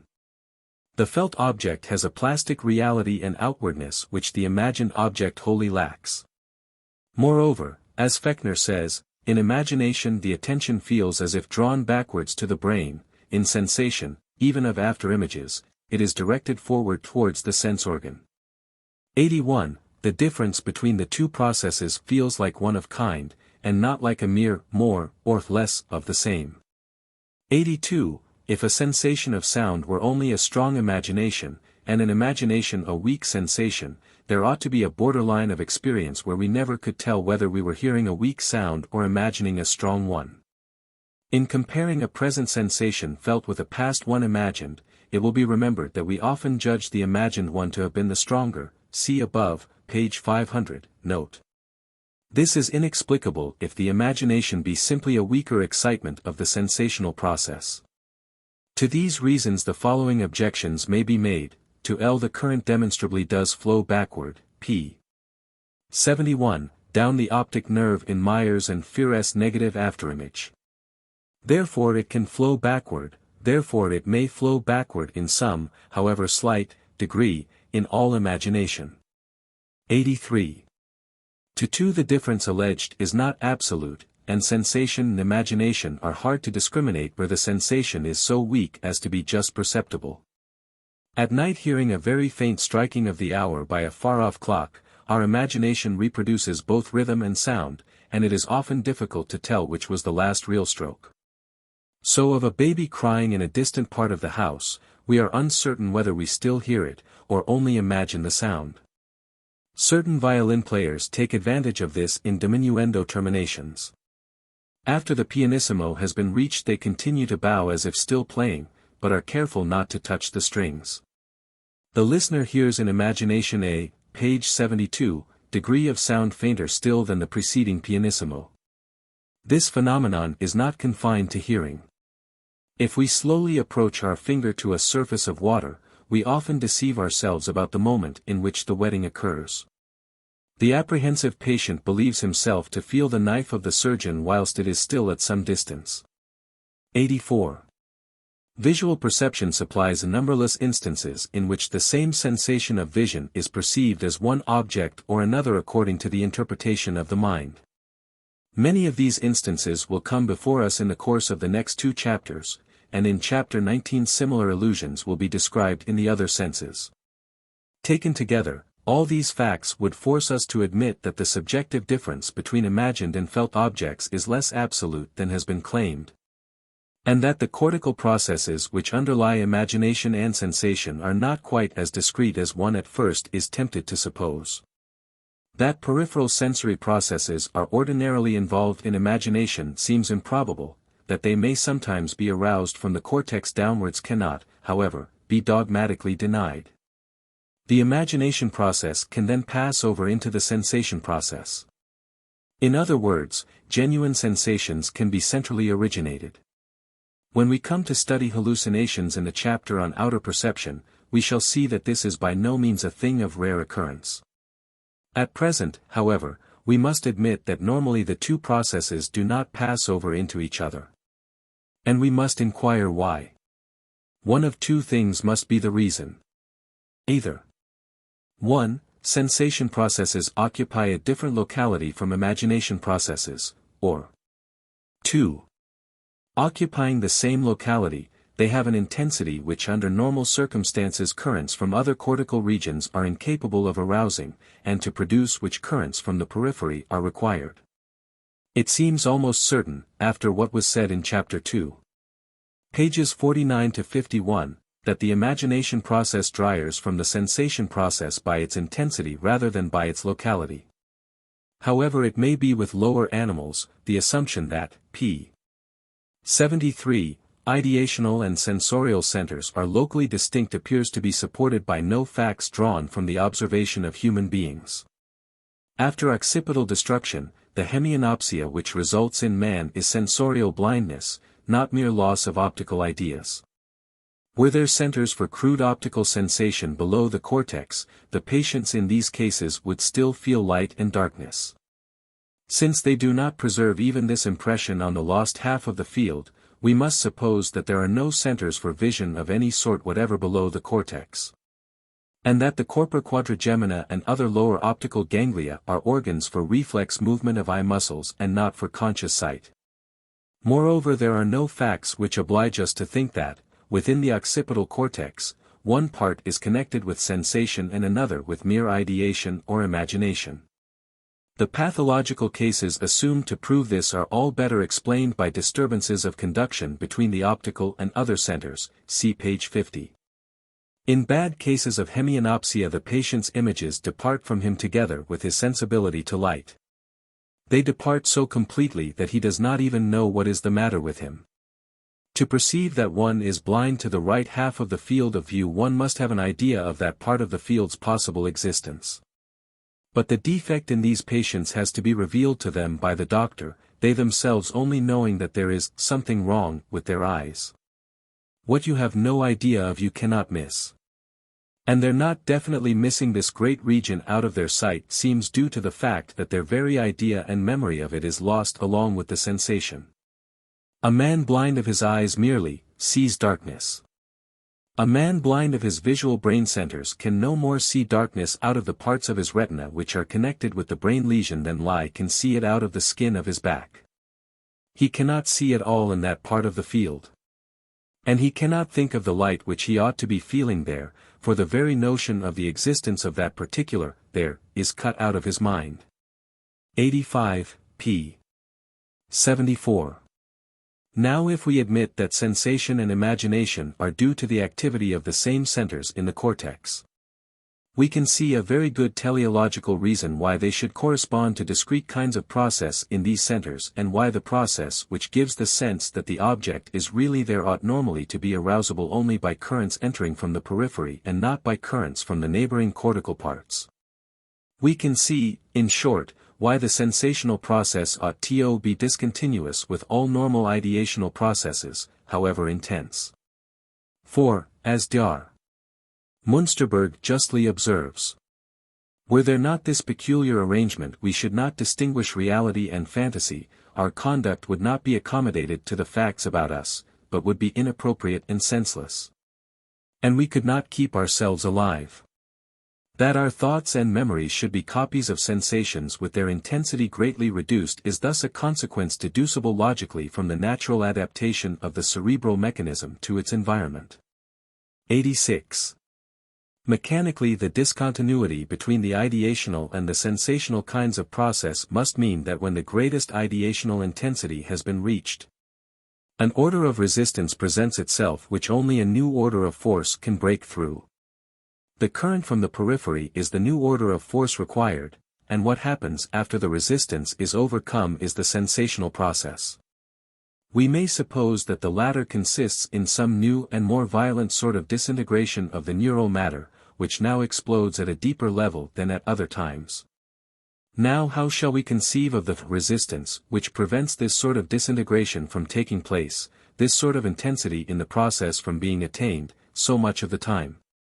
It must be either an intrinsic resistance, some force of cohesion in the neural molecules themselves, or an extrinsic influence, due to other cortical cells. When we come to study the process of hallucination, we shall see that both factors must be taken into account. There is a degree of inward molecular cohesion in our brain cells, while it probably takes a sudden inrush of p. 75, destructive energy to spring apart. Incoming peripheral currents possess this energy from the outset. Currents from neighboring cortical regions might attain to it if they could accumulate within the center which we are supposed to be considering. But since during waking hours every center communicates with others by association paths, no such accumulation can take place. The cortical currents which run in run right out again, awakening the next ideas. The level of tension in the cells does not rise to the higher explosion point, and the latter must be gained by a sudden current from the periphery or not at all. Chapter 19. The perception of things. A pure sensation we saw above, page 7, to be an abstraction never realized in adult life. Any quality of a thing which affects our sense organs does also more than that, it arouses processes in the hemispheres which are due to the organization of that organ by past experiences, and the result of which in consciousness are commonly described as ideas which the sensation suggests. The first of these ideas is that of the thing to which the sensible quality belongs.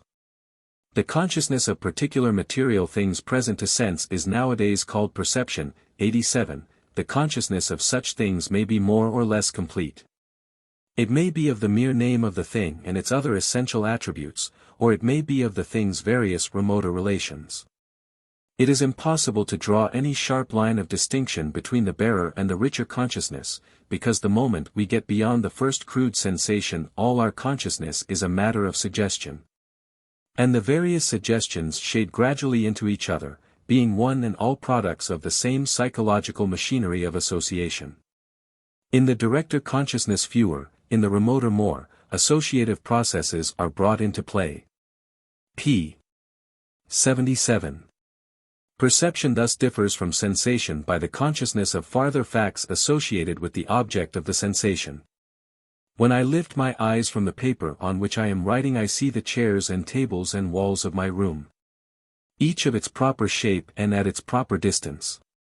I see, from my window, trees and meadows, and horses and oxen, and distant hills. I see each of its proper size, of its proper form, and at its proper distance. And these particulars appear as immediate information of the eye, as the colors which I see by means of it. Yet philosophy has ascertained that we derive nothing from the eye whatever but sensations of color. How, then, is it that we receive accurate information, by the eye, of size and shape and distance? By association merely. The colors upon a body are different, according to its figure, its shape, and its size. But the sensations of color and what we may here, for brevity, call the sensations of extension, of figure, of distance, have been so often united, felt in conjunction, that the sensation of the color is never experienced without raising the ideas of the extension, the figure, the distance, in such intimate union with it, that they not only cannot be separated, but are actually supposed to be seen. The sight, as it is called, of figure, or distance, appearing as it does a simple sensation, is in reality a complex state of consciousness, a sequence in which the antecedent, a sensation of color, and the consequent, a number of ideas, are so closely combined by association that they appear not one idea, but one sensation. This passage from James Mill, 88, gives a clear statement of the doctrine which Berkeley in his theory of vision made for the first time an integral part of psychology. Berkeley compared our visual sensations to the words of a language, which are but signs or occasions for our intellects to pass to what the speaker means. As the sounds called words have no inward affinity with the ideas they signify, so neither have our visual sensations, according to Berkeley, any inward affinity with the things of whose presence they make us aware. Those things are tangible. Their real properties, such as shape, size, mass, consistency, position, reveal themselves only to touch. But the visible signs and the tangible significates are by long custom so closely twisted, blended, and incorporated together, and the prejudice is so confirmed and riveted in our thoughts by a long tract of time, by the use of language and want of reflection, 89, that we think we see the whole object, tangible and visible alike, in one simple indivisible act. Page 78. Sensational and reproductive brain processes combined, then, are what give us the content of our perceptions. Every concrete particular material thing is a conflux of sensible qualities, with which we have become acquainted at various times. Some of these qualities, since they are more constant, interesting, or practically important, we regard as essential constituents of the thing. In a general way, such are the tangible shape, size, mass, etc. Other properties, being more fluctuating, we regard as more or less accidental or inessential. We call the former qualities the reality, the latter its appearances. Thus, I hear a sound, and say, a horse car. But the sound is not the horse car, it is one of the horse car's least important manifestations. The real horse car is a feelable, or at most a feelable and visible, thing which in my imagination the sound calls up. So when I get, as now, a brown eye picture with lines not parallel, and with angles unlike, and call it my big solid rectangular walnut library table, that picture is not the table. It is not even like the table as the table is for vision, when rightly seen. It is a distorted perspective view of three of the sides of what I mentally perceive, more or less, in its totality and undistorted shape. The back of the table, its square corners, its size, its heaviness, are features of which I am conscious when I look, almost as I am conscious of its name. The suggestion of the name is of course due to mere custom. But no less is that of the back, the size, weight, squareness, etc. Nature, as Reid says, is frugal in her operations, and will not be at the expense of a particular instinct to give us that knowledge which experience and habit will soon produce. Reproduced sights and contacts tied together with the present sensation in the unity of a thing with a name, these are the complex objective stuff out of which my actually perceived table is made. Infants must go through a long education of the eye and ear before they can perceive the realities which adults perceive. Every perception is an acquired perception. 90, page 79. Perception may then be defined, in Mr. Sully's words, as that process by which the mind supplements a sense impression by an accompaniment or escort of revived sensations, the whole aggregate of actual and revived sensations being solidified or integrated into the form of a percept. That is, an apparently immediate apprehension or cognition of an object now present in a particular locality or region of space. 91. Every reader's mind will supply abundant examples of entire process here described, and to write them down would be therefore both unnecessary and tedious. In the chapter on space we have already discussed some of the more interesting ones. For in our perceptions of shape and position it is really difficult to decide how much of our sense of the object is due to reproductions of past experience, and how much to the immediate sensations of the eye. I shall accordingly confine myself in the rest of this chapter to certain additional generalities connected with the perceptive process. The first point is relative to that solidification or integration, whereof Mr. Sully speaks, of the present with the absent and merely represented sensations. Cerebrally taken, these words mean no more than this, that the process aroused in the sense organ has shot into various paths which habit has already organized in the hemispheres. And that instead of our having the sort of consciousness which would be correlated with the simple sensorial process, we have that which is correlated with this more complex process. This, as it turns out, is the consciousness of that more complex object, the whole thing, instead of being the consciousness of that more simple object, the few qualities or attributes which actually impress our peripheral nerves. This consciousness must have the unity which every section of our stream of thought retains so long as its objective content does not sensibly, page 80, change. More than this we cannot say. We certainly ought not to say what usually is said by psychologists, and treat the perception as a sum of distinct psychic entities, the present sensation namely, plus a lot of images from the past. All integrated together in a way impossible to describe. The perception is one state of mind or nothing, as I have already so often said. In many cases it is easy to compare the psychic results of the sensational with those of the perceptive process. We then see a marked difference in the way in which the impressed portions of the object are felt, in consequence of being cognized along with the reproduced portion, in the higher state of mind. Their sensible quality changes under our very eye. Take the already quoted catch, pas de loup ronque nous. One may read this over and over again without recognizing the sounds to be identical with those of the words paddle your own canoe. As we seize the English meaning, the sound itself appears to change. Verbal sounds are usually perceived with their meaning at the moment of being heard. Sometimes, however, the associative irradiations are inhibited for a few moments, the mind being preoccupied with other thoughts, whilst the words linger on the ear as mere echoes of acoustic sensation. Then, usually, their interpretation suddenly occurs. But at that moment one may often surprise a change in the very feel of the word. Our own language would sound very different to us if we heard it without understanding, as we hear a foreign tongue. Rises and falls of voice, odd sibilants and other consonants, would fall on our ear in a way of which we can now form no notion. Frenchmen say that English sounds to them like the gazouillement d'oiseau, an impression which it certainly makes on no native ear. Many of us English would describe the sound of Russian in similar terms. All of us are conscious of the strong inflections of voice and explosives and gutturals of German speech in a way in which no German can be conscious of them. This is probably the reason why, if we look at an isolated printed word and repeat it long enough, it ends by assuming an entirely unnatural aspect. Let the reader try this with, page 81, any word on this page.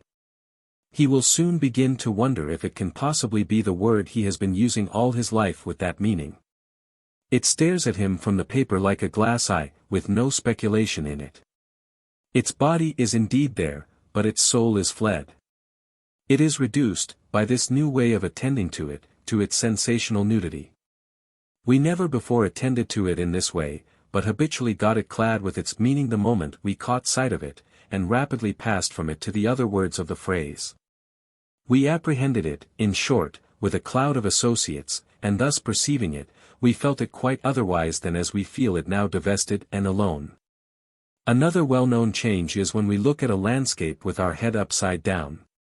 Perception is to a certain extent baffled by this maneuver, gradations of distance and other space determinations are made uncertain, the reproductive or associative processes, in short, decline. And, simultaneously with their diminution, the colors grow richer and more varied, and the contrasts of light and shade more marked. The same thing occurs when we turn a painting bottom upward. We lose much of its meaning, but, to compensate for the loss, we feel more freshly the value of the mere tints and shadings, and become aware of any lack of purely sensible harmony or balance which they may show. 92. Just so, if we lie on the floor and look up at the mouth of a person talking behind us. His lower lip here takes the habitual place of the upper one upon our retina, and seems animated by the most extraordinary and unnatural mobility. A mobility which now strikes us because, the associative processes being disturbed by the unaccustomed point of view, we get it as a naked sensation and not as part of a familiar object perceived. On a later page other instances will meet us. For the present these are enough to prove our point. Once more we find ourselves driven to admit that when qualities of an object impress our sense and we thereupon perceive object, the sensation as such of those qualities does not, p. 82, still exist inside of the perception and form a constituent thereof. The sensation is one thing and perception another, and neither can take place at the same time with the other, because their cerebral conditions are not the same. They may resemble each other, but in no respect are they identical states of mind. Perception is of definite and probable things. The chief cerebral conditions of perception are the paths of association irradiating from the sense impression, which may have been already formed. If a certain sensation be strongly associated with the attributes of a certain thing, that thing is almost sure to be perceived when we get the sensation. Examples of such things would be familiar people, places, etc., which we recognize and name at a glance. But where the sensation is associated with more than one reality, so that either of two discrepant sets of residual properties may arise, the perception is doubtful and vacillating. And the most that can then be said of it is that it will be of a probable thing, of the thing which would most usually have given us that sensation. In these ambiguous cases it is interesting to note that perception is rarely abortive, some perception takes place. The two discrepant sets of associates do not neutralize each other or mix and make a blur. That we more commonly get is first one object in its completeness, and then the other in its completeness. In other words, all brain processes are such as give rise to what we may call figured consciousness. If paths are irradiated at all, they are irradiated in consistent systems, and occasion thoughts of definite objects, not mere hodgepodges of elements. Even where the brain's functions are half thrown out of gear, as in aphasia or dropping asleep, this law of figured consciousness holds good. A person who suddenly gets sleepy whilst reading aloud will read wrong. But instead of emitting a mere broth of syllables, he will make such mistakes as to read supper time instead of sovereign, overthrow instead of opposite, or indeed utter entirely imaginary phrases, composed of several definite words, instead of phrases of the book. So in aphasia, where the disease is mild, the patient's page 83, takes consist in using entire wrong words instead of right ones. It is only in grave lesions that he becomes quite inarticulate. These facts show how subtle is the associative link. How delicate yet how strong that connection among brain paths which makes any number of them, once excited together, thereafter tend to vibrate as a systematic whole.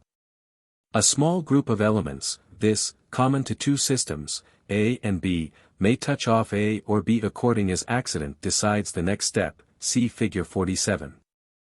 If it happen that a single point leading from this to B is momentarily a little more pervious than any leading from this to A, then that little advantage will upset the equilibrium in favor of the entire system B.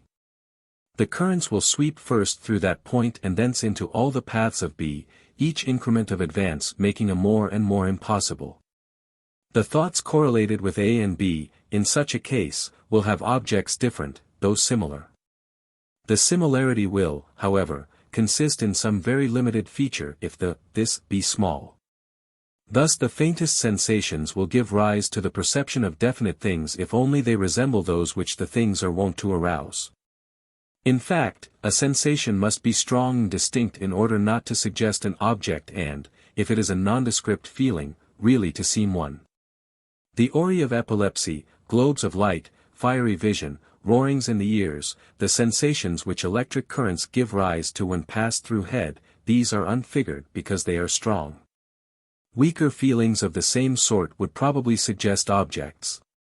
Many years ago, after reading Dory's book, L'Ensemble et les rêves, I began for the first time to observe ideas which faintly hit through the mind at all times, visions, etc.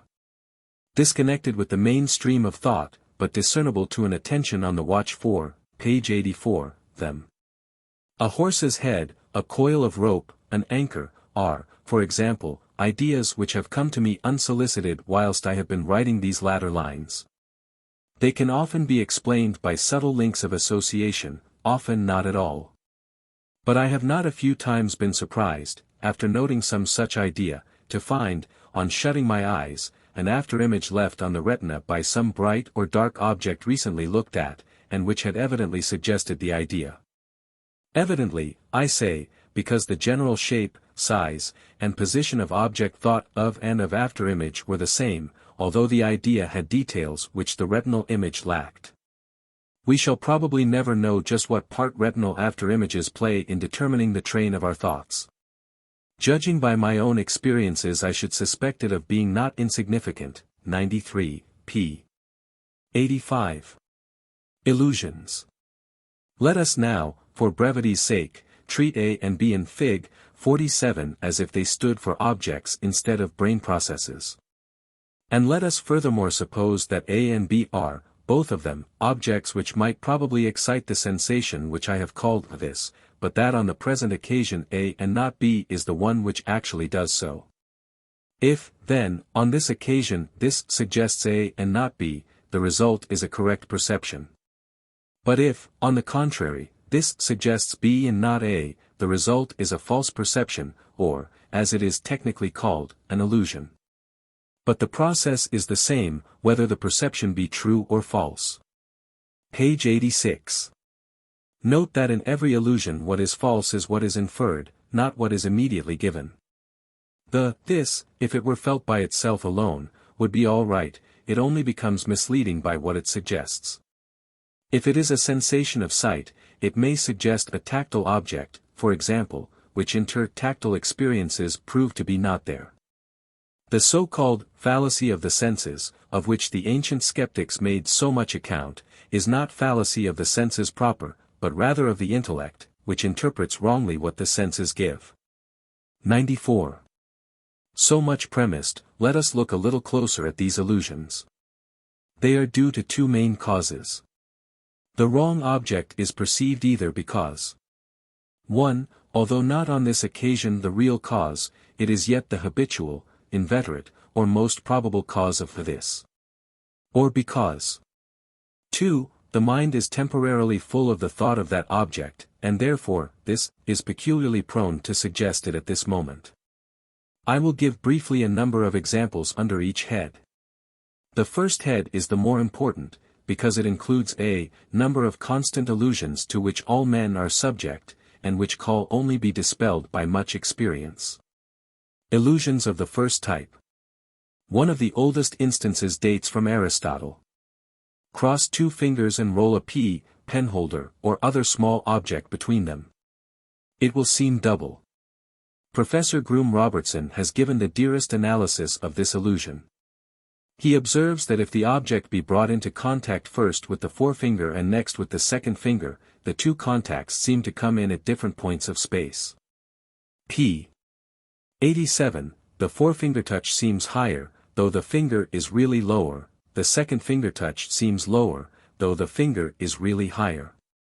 We perceive the contacts as double because we refer them to two distinct parts of space. The touched sides of the two fingers are normally not together in space, and customarily never do touch one thing, the one thing which now touches them, therefore, seems in two places, i.e. seems two things. 95. There is a whole batch of illusions which come from optical sensations interpreted by us in accordance with our usual rule, although they are now produced by an unusual object. The stereoscope is an example. The eyes see a picture apiece, and the two pictures are a little disparate, the one seen by the right eye being a view of the object taken from a point slightly to the right of that from which the left eye's picture is taken. Pictures thrown on the two eyes by solid objects present this identical disparity. Whence we react on the sensation in our usual way, and perceive a solid. If the pictures be exchanged we perceive a hollow mold of the object, for a hollow mold would cast just such disparate pictures as these. Wheatstone's instrument, the pseudoscope, allows us to look at solid objects and see with each eye the other eye's picture. We then perceive the solid object hollow, if it be an object which might probably be hollow, but not otherwise. A human face, e.g., never appears hollow to the pseudoscope. In this irregularity of reaction on different objects, some seem hollow, others not. The perceptive process is true to its, which is always to react on the sensation, in a determinate and figured fashion if possible, and in as probable fashion as the case admits. To couple faces and hollow, p. 87, ness violates all our habits of association. For the same reason it is very easy to make an intaglio cast of a face, or the painted inside of a pasteboard mask, look convex, instead of concave as they are. Our sense of the position of things with respect to our eye consists in suggestions of how we must move our hand to touch them. Certain places of the image on the retina, certain actively produced positions of the eyeballs, are normally linked with the sense of every determinate position which an outer thing may come to occupy. Since we perceive the usual position, even if the optical sensation be artificially brought from a different part of space. Prisms warp the light rays in this way, and throw upon the retina the image of an object situated, say, at spot of space in the same manner in which, without the prisms, an object situated at spot B would cast its image, accordingly we feel for the object at B instead of A. If the prism be before one eye only we see the object at B with that eye, and in its right position A with the other, in other words, we see it double. If both eyes be armed with prisms with their angle towards the right, we pass our hand to the right of all objects when we try rapidly to touch them. And this illusory sense of their position lasts until a new association is fixed, when on removing the prisms a contrary illusion at first occurs. Passive or unintentional changes in the position of the eyeballs seem to be no more kept account of by the mind than prisms are, so we spontaneously make no allowance for them in our perception of distance and movements. Press one of the eyeballs into a strained position with the anger, and objects move and are translocated accordingly, just as when prisms are used. Curious illusions of movement in objects occur whenever the eyeballs move without our intending it. We shall learn in the following chapter that the original visual feeling of movement is produced by any image passing over the retina. Originally, however, this sensation is definitely referred neither to the object nor to the eyes. Such definite reference grows up later, and obeys certain simple laws. We believe objects to move, 1, whenever we get the retinal movement feeling, but think our eyes are still, and 2, when, p. 89, ever we think that our eyes move, but fail to get the retinal movement feeling. We believe objects to be still, on the contrary, 1, whenever we get the retinal movement feeling, but think our eyes are moving. And 2, whenever we neither think our eyes are moving, nor get the retinal movement feeling. Thus the perception of the object's state of motion or rest depends on the notion we frame of our own eyes' movement. Now many sorts of stimulation make our eyes move without our knowing it. If we look at a waterfall, river, railroad train, or any body which continuously passes in front of us in the same direction, it carries our eyes with it. This movement can be noticed in our eyes by a bystander. If the object keep passing towards our left, our eyes keep following whatever moving bit of it may have caught their attention at first, until that bit disappears from view. Then they jerk back to the right again, and catch a new bit, which again they follow to the left, and so on indefinitely. This gives them an oscillating demeanor, slow involuntary rotations leftward alternating with rapid voluntary jerks rightward. Put the oscillations continue for a while after the object has come to a standstill, or the eyes are carried to a new object, and this produces the illusion that things now move in the opposite direction. For are unaware of the slow leftward automatic movements our eyeballs, and think that the retinal movement sensations thereby aroused must be due to a rightward motion the object seen. Whilst the rapid voluntary rightward movements of our eyeballs we interpret as attempts to pursue and catch again those parts of the object which have been slipping away to the left. Exactly similar oscillations of the eyeballs are produced giddiness, with exactly similar results. Giddiness is easiest produced by whirling on our heels. It is a feeling of movement of our own head and body through space, is now pretty well understood to be due to the irritation of the semicircular canals of the inner ear. 96. When, p. 90, after whirling, we stop, we seem to be spinning in the reverse direction for a few seconds, and then objects appear to continue whirling in the same direction in which, a moment previous, our body actually whirled. The reason is that our eyes normally tend to maintain their field of view. If we suddenly turn our head leftwards, it is hard to make the eyes follow. They roll in their orbits rightwards, by a sort of compensating inertia. Even though we falsely think our head to be moving leftwards, this consequence occurs, and our eyes move rightwards, as may be observed in anyone with vertigo after whirling. As these movements are unconscious, the retinal movement feelings which they occasion are naturally referred to the objects seen. And the intermittent voluntary twitches of the eyes towards the left, by which we ever and anon recover them from the extreme rightward positions to which the reflex movement brings them, simply conform and intensify our impression of a leftward whirling field of view. We seem to ourselves to be periodically pursuing and overtaking the objects in their leftward flight. The whole phenomenon fades out after a few seconds. And it often ceases if we voluntarily fix our eyes upon a given point. 97. 0 To call vertigo, as these illusions of objective movement are called, results sometimes from brain trouble, intoxications, paralysis, etc. A man will awaken with a weakness of one of his eye muscles. An intended orbital rotation will then not produce its expected result in the way of retinal movement feeling, whence false perceptions, of which one of the most interesting cases will fall to be discussed in later chapters. There is an illusion of movement of the opposite sort, with which every one is familiar at railway stations. Habitually, when we ourselves move forward, our entire field of view glides backward over our retina. When our movement is due to that of the windowed carriage, car, or boat, page 91, in which we sit, all stationary objects visible through the window give us a sensation of gliding in the opposite direction. Hence, whenever we get this sensation, of a window with all objects visible through it moving in one direction, we react upon it in our customary way, and perceive a stationary field of view, over which the window, and we ourselves inside of it, are passing by a motion of our own.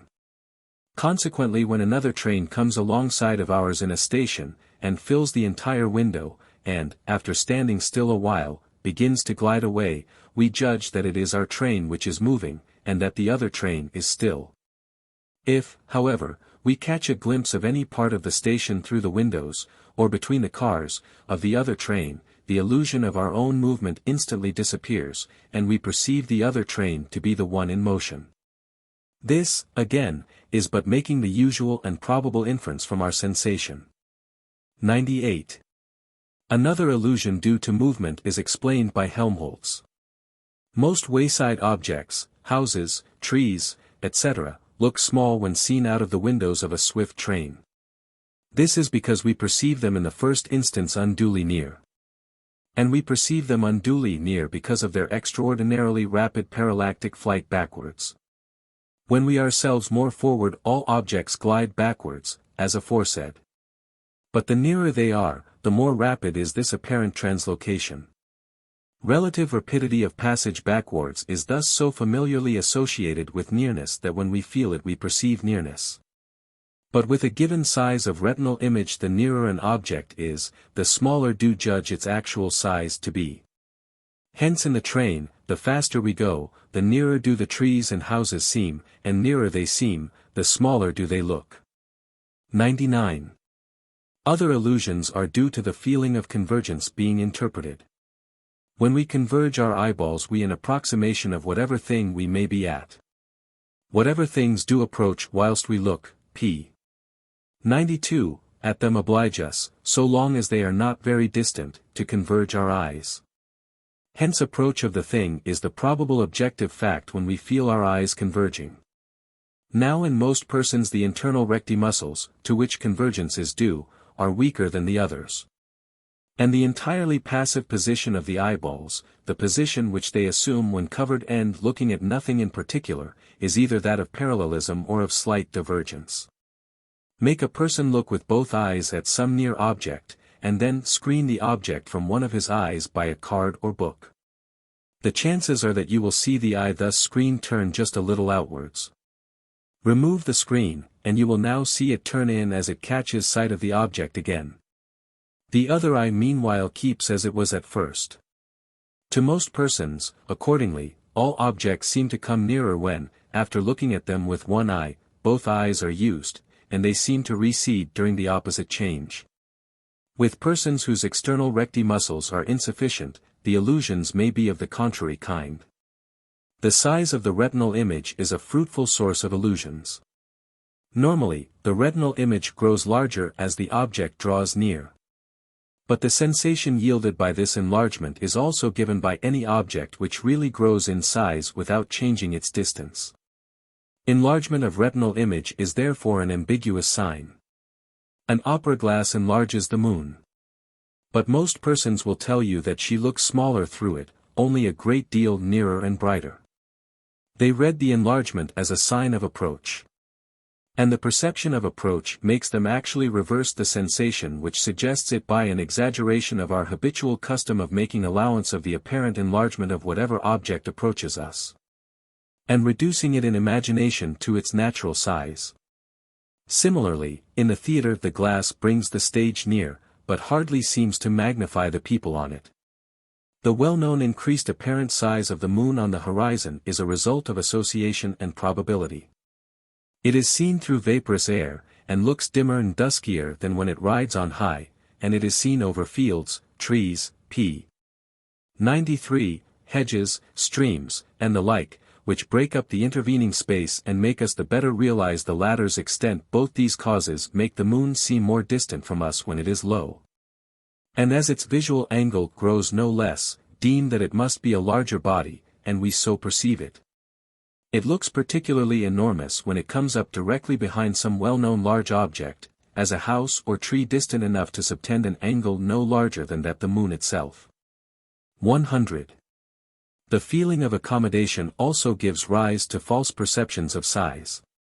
Usually we accommodate our eyes for an object as it approaches us. Usually under these circumstances the object throws a larger retinal image. But believing the object to remain the same, we make allowance for this and treat the entire eye feeling which we receive significant of nothing but approach. When we relax accommodation and at the same time the retinal image grows smaller, the probable cause is always a receding object.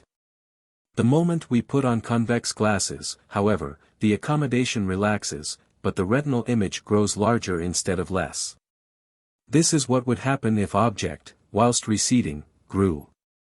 Such a probable object we accordingly perceive, though with a certain vacillation as to the recession, for the growth in apparent size is also a probable sign of approach, and is at moments interpreted accordingly. Atropine paralyzes the muscles of accommodation. It is possible to get a dose which will weaken these muscles without laming them altogether. When a known near object is then looked at we have to make the voluntary strain to accommodate, as if it were a great deal nearer. But as its retinal image is not enlarged in proportion to this suggested approach, we deem that it must have grown smaller than usual. In consequence of this so-called micropsy, Albert relates that he saw a man apparently no larger than a photograph. But the small made the man seem farther off. The real distance, p. 94, was 2 or 3 feet, and he seemed against the wall of the room.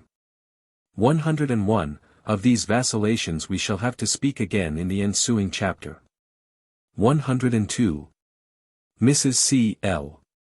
Franklin has recently described and explained with rare acuteness an illusion of which the most curious thing is that it was never noticed before. Take a single pair of crossed lines, Fig. 49, hold them in a horizontal plane before the eyes, and look along them, at such a distance that with the right eye shut, 1, and with the left eye shut, 2, looks like the projection of a vertical line. Look steadily now at the point of intersection of the lines with both eyes open, and you will see a third line sticking up like a pin through the paper at right angles to the plane of the 2 first lines. The explanation of this illusion is very simple, but so circumstantial that I must refer for it to Mrs. Franklin's own account. 103, suffice it that images of the 2 lines fell on corresponding rows of retinal points, and that the illusory vertical line is the only object capable of throwing such images. A variation of the experiment is this. In Fig. 50 the lines are all drawn so as to pass through a common point. With a little trouble one eye can be put into the position of this point, it is only necessary that the paper be held so that, with one eye shut, the other eye sees all the lines leaning neither to the right nor to the left. After a moment one can fancy the lines to be vertical staffs standing out of the plane of the paper. This illusion, says Mrs. Franklin, 104, I take to be of purely mental origin. When a line lies anywhere in a plane passing through the apparent vertical meridian of one eye, and is looked at with that eye only, we have no very good means of knowing how it is directed in that plane. Now of the lines in nature which lie anywhere within such a plane, by far the, page 95, a number are vertical lines. Hence we are peculiarly inclined to think that a line which we perceive to be in such a plane is a vertical line. But to see a lot of lines at once, all ready to throw their images upon the vertical meridian, is a thing that has hardly ever happened to except when they all have been vertical lines. Hence when that happens we have a still stronger tendency to think that what we see before us is a group of vertical lines. In other words, we see, as always, the most probable object. The foregoing may serve as examples of the first type illusions mentioned on page 86. I could cite of course many others, but it would be tedious to enumerate all the thaumatropes and zoetropes, dioramas, and jugglers' tricks which they are embodied in the chapter on sensation, so that many illusions commonly ranged under this are, physiologically considered, of another sort altogether, and that associative processes, strictly so called, nothing to do with their production. Illusions of the second type. We may now turn to illusions of the second of the two type discriminated on page 86. In this type we perceive a wrong object because our mind is full of the thought of it time, and any sensation which is in the least degree connected with it touches off, as it were, a train already laid and gives us a sense that the object is really before us. Here is a familiar example. A sportsman, while shooting woodcock in cover, sees a bird, the size and color of a woodcock get up and by through the foley, p. 95, age, not having time to see more than that it is a bird of such a size and color, he immediately supplies by inference the other qualities of a woodcock, and is afterwards disgusted to find that he has shot a thrush. I have done so myself, and could hardly believe that the thrush was the bird I had fired at, so complete was my mental supplement to my visual perception. 105. As with game, so with enemies, ghosts, and the like, anyone waiting in a dark place and expecting or fearing strongly a certain object will interpret any abrupt sensation to mean that object's presence. The boy playing I Spy, the criminal skulking from his pursuers, the superstitious person hurrying through the woods or past the churchyard at midnight, the man lost in the woods, the girl who tremulously has made an evening appointment with her swain, all are subject to illusions of sight and sound which make their hearts beat till they are dispelled. 20 times a day the lover, perambulating the streets with his preoccupied fancy, will think he perceives his idol's bonnet before him. The proofreader's illusion. I remember one night in Boston, whilst waiting for a Mount Auburn car to bring me to Cambridge, reading most distinctly that name upon the signboard of a car on which, as I afterwards learned, North Avenue was painted. The illusion was so vivid that I could hardly believe my eyes had deceived me. All reading is more or less performed in this way. Practiced novel or newspaper readers could not possibly get on so fast if they had to see accurately every single letter of every word in order to perceive the words. More than half of the words come out of their mind, and hardly half from the printed page. Were this not so, did we perceive each letter by itself, typographic errors in well-known words would never be overlooked. Children, whose ideas are not yet ready enough to perceive words at a glance, read them wrong if they are printed wrong, that is, right according to the way of printing. In a foreign language, although it may be printed with the same letters, we read by so much the more slowly as we do not understand, or are unable promptly to perceive the words. But we notice misprints all the more readily. For this reason Latin and Greek and, still better, Hebrew works are more correctly printed, because the proofs are better corrected, than in German works. Of two friends of mine, one knew much Hebrew, the other little. The latter, however, gave instruction in, page 97, Hebrew in a gymnasium. And when he called the other to help correct his pupil's exercises, it turned out that he could find out all sorts little errors better than his friend, because the latter's perception of the words as totals was too swift. 106. Testimony to personal identity is proverbially fallacious for similar reasons. A man has witnessed a rapid crime or accident, and carries away his mental image. Later he is fronted by a prisoner whom he forthwith perceives in light of that image, and recognizes or identifies as participant, although he may never have been near that spot.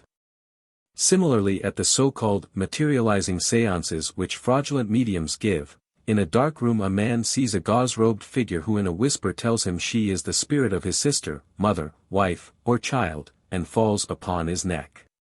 The darkness, the previous forms, and the expectancy have so filled his mind with premonitory images that it is no wonder he perceives what is suggested. These fraudulent seances would furnish most precious documents to the psychology of perception, if they could only satisfactorily inquired into. In the hypnotic trance any suggested object is sensibly perceived. In certain subject happens more or less completely after waking from the trance. It would seem that under favorable conditions somewhat similar susceptibility to suggestion may exit certain persons who are not otherwise entranced at all. This suggestibility is greater in the lower senses than the higher. A German observer writes, "We know that a weak smell or taste may be very diversely interpreted by us, and that the same sensation will now be named as one thing and the next moment as another.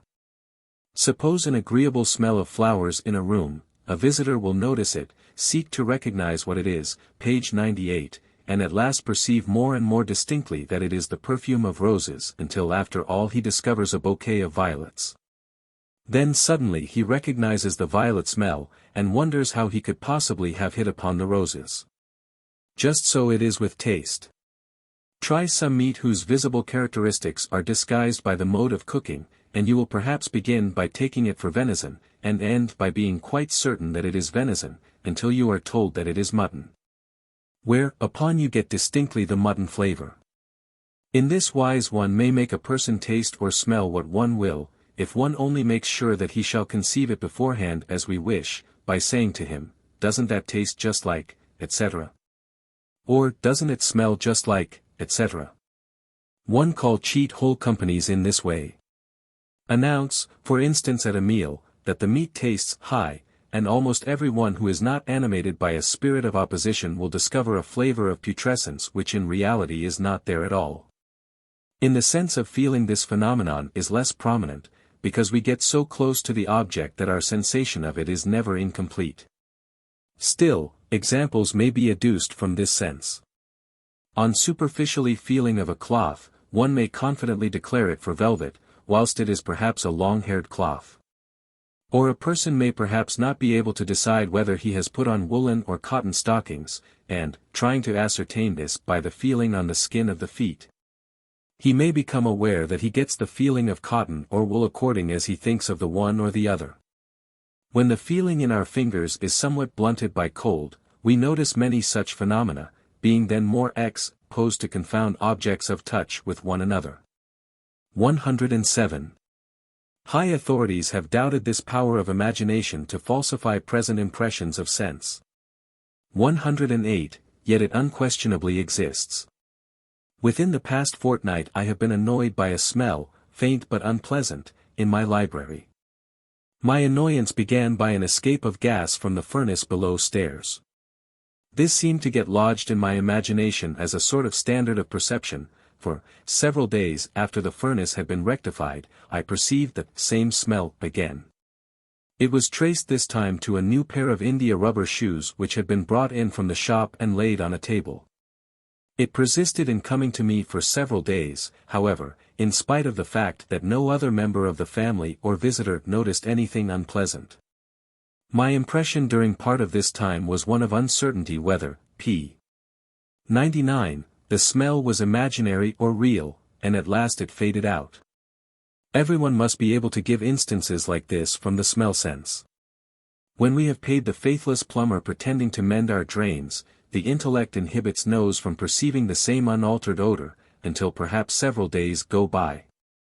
As regards the ventilation heating of rooms, we are apt to feel for some time as we think we ought to feel.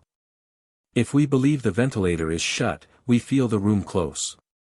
On discovering it open, the oppression disappears. An extreme instance is given in the following extract. A patient called at my office one day in a state of great excitement from the effects of an offensive odor in the horse car she had come and which she declared had probably emanated from some very sick person who must have been just carried in it. There could be no doubt that something had affected her seriously, for she was very pale, with nausea, difficulty in breathing, and other evidences of bodily and mental distress. I succeeded, after some difficulty in time, in quieting her, and she left, protesting that the smell was unlike anything she had before experienced and was something dreadful. Leaving my office soon after, it so happened that I found her at the street corner, waiting for a car. We thus entered the car together. She immediately called attention to the same sickening odor which she had experienced other car, and began to be affected the same as before. When I pointed out to her that the smell was simply that which always emanates from the straw which has been in stables, she quickly recognized it as the same, when the unpleasant effects which arose while she was possessed with another perception of its character at once passed away. 109. It is the same with touch. Everyone must have felt the sensible quality change under his hand, as sudden contact with something moist or hairy, in the dark, awoke a shock of disgust or fear which faded into calm recognition of some familiar object. Even so small a thing as a crumb of potato on the tablecloth, which we pick up, thinking it a crumb of bread, feels horrible for a few moments to our fancy, and different from what it is. Weight or muscular feeling is a sensation. Yet who heard the anecdote of some one to whom Sir Humphrey Davy showed the metal sodium which he had just discovered? "Bless me, how heavy it is," said the man, p. 100, showing that his idea of what metals as a class ought to be had falsified the sensation he derived from a very light substance. In the sense of hearing, similar mistakes abound. I have already mentioned the hallucinatory effect of mental images of very faint sounds, such as distant clock strokes, above, page 71. But even when stronger sensations of sound have been present, everyone must recall some experience in which they have altered their acoustic character as soon as the intellect referred them to a different source. The other day a friend was sitting in my room, when the clock, which has a rich low chime, began to strike. "Hollow," said he, "hear that hand organ in the garden," and was surprised at finding the real source of the sound. I had myself some years ago a very striking illusion of the sort. Sitting reading late one night, I suddenly heard a most formidable noise proceeding from the upper part of the house, which it seemed to fill. It ceased, and in a moment renewed itself.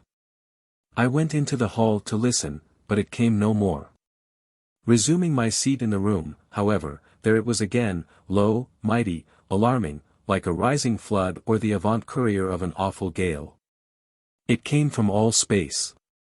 Quite startled, I again went into the hall, but it had already ceased once more. On returning a second time to the room, I discovered that it was nothing but the breathing of a little Scotch terrier which lay asleep on the door. The noteworthy thing is that as soon as I recognized what it was, I was compelled to think it a different sound, and could not then hear it as I had heard it a moment before. In the anecdotes given by Delbandolig, U.F. and Reed, this was probably also the case, though it is not so stated. Reed says, "I remember that once lying abed, and having been put into a fright, I heard my own heart beat. But I took it to be one knocking at the door, and arose and opened the door oftener than once, before I discovered that the sound was in my own breast." Inquiry, Chap IV. Delbandolig, U.F. story is as follows: the illustrious P.J. Van Beneden, Sr., was walking one evening with a friend along a moody hill near Chaudfontaine. "Don't you, page 101, hear," said the friend, "the noise of a hunt on the mountain?" M. Van Beneden listens and distinguishes in fact the giving tongue of the dogs. They listen some time, expecting from one moment to another to see a deer bound by, but the voice of the dogs seems neither to recede nor approach. At last a countryman comes by, and they ask him who it is that can be hunting at this late hour. But he, pointing to some puddles of water near their feet, replies, "Yonder little animals are what you hear." And there were in fact a number of toads of the species Bominator igneus. This batrachian emits at the pairing season a silvery or rather crystalline note. Sad and pure, it is a voice no wise resembling that of hounds giving chase. 110. The sense of sight, as we have seen in studying space, is pregnant with illusions of both the types considered. No sense gives such fluctuating impressions of the object as sight does. With no sense are we so apt to treat the sensations immediately given as mere signs, with none is the invocation from memory of a thing, and the consequent perception of the latter, so immediate. The thing which we perceive always resembles, as we have seen, the object of some absent object of sensation, usually another optical figure which in our mind has come to be the standard of reality. And it is this incessant reduction of our optical objects to more real forms which has led some authors into the mistake of thinking that the sensation which first apprehend them are originally and natively of any form at all.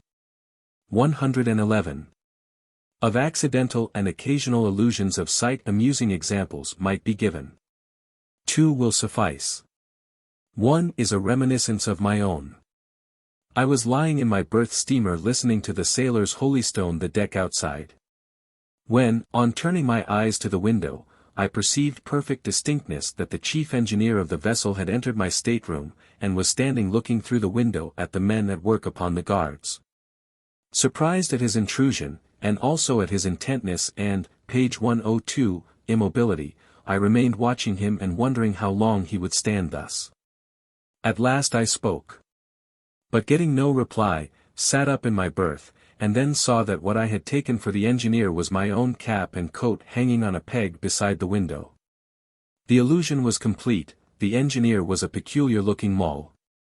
And I saw him unmistakably, but after the illusion had vanished I found it hard voluntarily to make the cap and coat look like him at all. The following story, which I owe to my friend Prof. Hyatt, is of a probably not uncommon class. During the winter of 1858, while in Venice, I had the somewhat peculiar illusion which you request me to relate. I remember the circumstances very accurately because I have often repeated the story, and have made an effort to keep all the attendant circumstances clear of exaggeration. I was traveling with my mother, and we had taken rooms at a hotel which had been located in an old palace. The room in which I went to bed was large and lofty. The moon was shining brightly, and I remember standing before a draped window, thinking of the romantic nature of the surroundings, remnants of old stories of knights and ladies. And the possibility that even in that room itself love scenes and sanguinary tragedies might have taken place. The night was so lovely that many of the people were strolling through the narrow lanes or so-called streets, singing as they went, and I laid awake for some time listening to these patrols of serenaders, and of course finally fell asleep. I became aware that someone was leaning over me closely, and that my own breathing was being interfered with. A decided feeling of an unwelcome presence of some sort awakened me.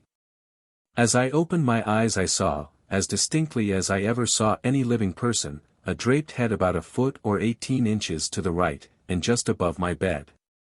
The horror which took possession of my young fancy was beyond anything I have ever experienced. The head was covered by a long black veil which floated out into the moonlight, the face itself was pale and beautiful, and the lower part swathed in the white band commonly worn by the nuns of Catholic orders. My hair seemed to rise up, and a profuse perspiration attested the genuineness of the terror which I felt. For a time I lay in this way, and then gradually gaining more command over my superstitious terrors, concluded to try to grapple with the apparition. It remained perfectly distinct until I reached at it sharply with my hand, and then disappeared, to return again, however, as soon as I sank back into the pillow. The second or third grasp which I made at the head was not followed by a reappearance, and I then saw that the ghost was not a real presence, but depended upon the position of my head. If I moved my eyes either to the left, p. 103, or right of the original position occupied by my head when I awakened, the ghost disappeared, and by returning to about the same position, I could make it reappear with nearly the same intensity as at first. I presently satisfied myself by these experiments that the illusion arose from the effect of the imagination, aided by the actual figure made by a visual section of the moonbeams shining through the lace curtains of the window. If I had given way to the first terror of the situation and covered up my head, I should probably have believed in the reality of the apparition, since I have not by the slightest word, so far as I know, exaggerated the vividness of my feelings. The physiological process in perception. Enough has now been said to prove the general law of perception, which is this: that whilst part of what we perceive comes through our senses from the object before us, and it may be the larger part, always comes, in Lazarus's phrase, out of our own head. At bottom this is only one case, and that the simple's case, of the general fact that our nerve centers are an organ for reacting on sense impressions, and that our hemisphere in particular are given us in order that records of our private past experience may cooperate in the reaction. Of course such a general way of stating the fact is vague, and although those follow the current theory of ideas will be prompt to throw this vagueness at it as a reproach. Their way of describing the process goes much more into detail. The sensation, they say, awakens images of other sensations associated with it in the past. These images fuse, or are combined, by the ego with the present sensation into a new product, the percept, etc., etc. Something so indistinguishable from this in practical outcome is what really occurs. One may seem fastidious in objecting to such a state, especially if have no rival theory of the elementary processes to propose. And yet, if this notion of images rising and flocking and fusing be mythological, and we have long so considered it, why should we entertain it unless confessedly as a mere figure of speech? As such, of course is convenient and welcome to pass. But if we try to put an exact meaning into it, all we find is that the brain react paths which previous experiences have worn, and make usually perceive the probable thing, i.e., the thing by p. 104, which on previous occasions the reaction was most frequently aroused. But we can, I think, without danger of being too speculative, be a little more exact than this, and conceive of a physiological reason why the felt quality of an object changes when, instead of being apprehended in a mere sensation, the object is perceived as a thing. All consciousness seems to depend on a certain slowness of the process in the cortical cells. The repeater currents are, the less feeling they seem to awaken. If a region A, then, be so connected with another region B that every current which enters A immediately drains off into B, we shall not be very strongly conscious of the sort of object that A can make us feel. If B, on the contrary, has no such copious channel of discharge, the excitement will linger there longer ere it diffuses itself elsewhere, and our consciousness of the sort of object that B makes us feel will be strong. Carrying this to an ideal maximum, we may say that if A offer no resistance to the transmission forward of the present, and if the current terminate in B, then, no matter what causes may initiate the current, we shall get no consciousness of the object peculiar to A, but on the contrary a vivid sensation of the object peculiar to B. And this will be true though at other times the connection between A and B might lie less open, and every current then entering A might give us a strong consciousness of A's peculiar object. In other words, just in proportion as associations are habitual, the qualities of the suggested thing tend to substitute themselves in consciousness for those of the thing immediately there. Or, more briefly, just in proportion as an experience is probable will it tend to be directly felt. In all such experiences the paths lie wide open from the cells first affected to those concerned with the suggested ideas.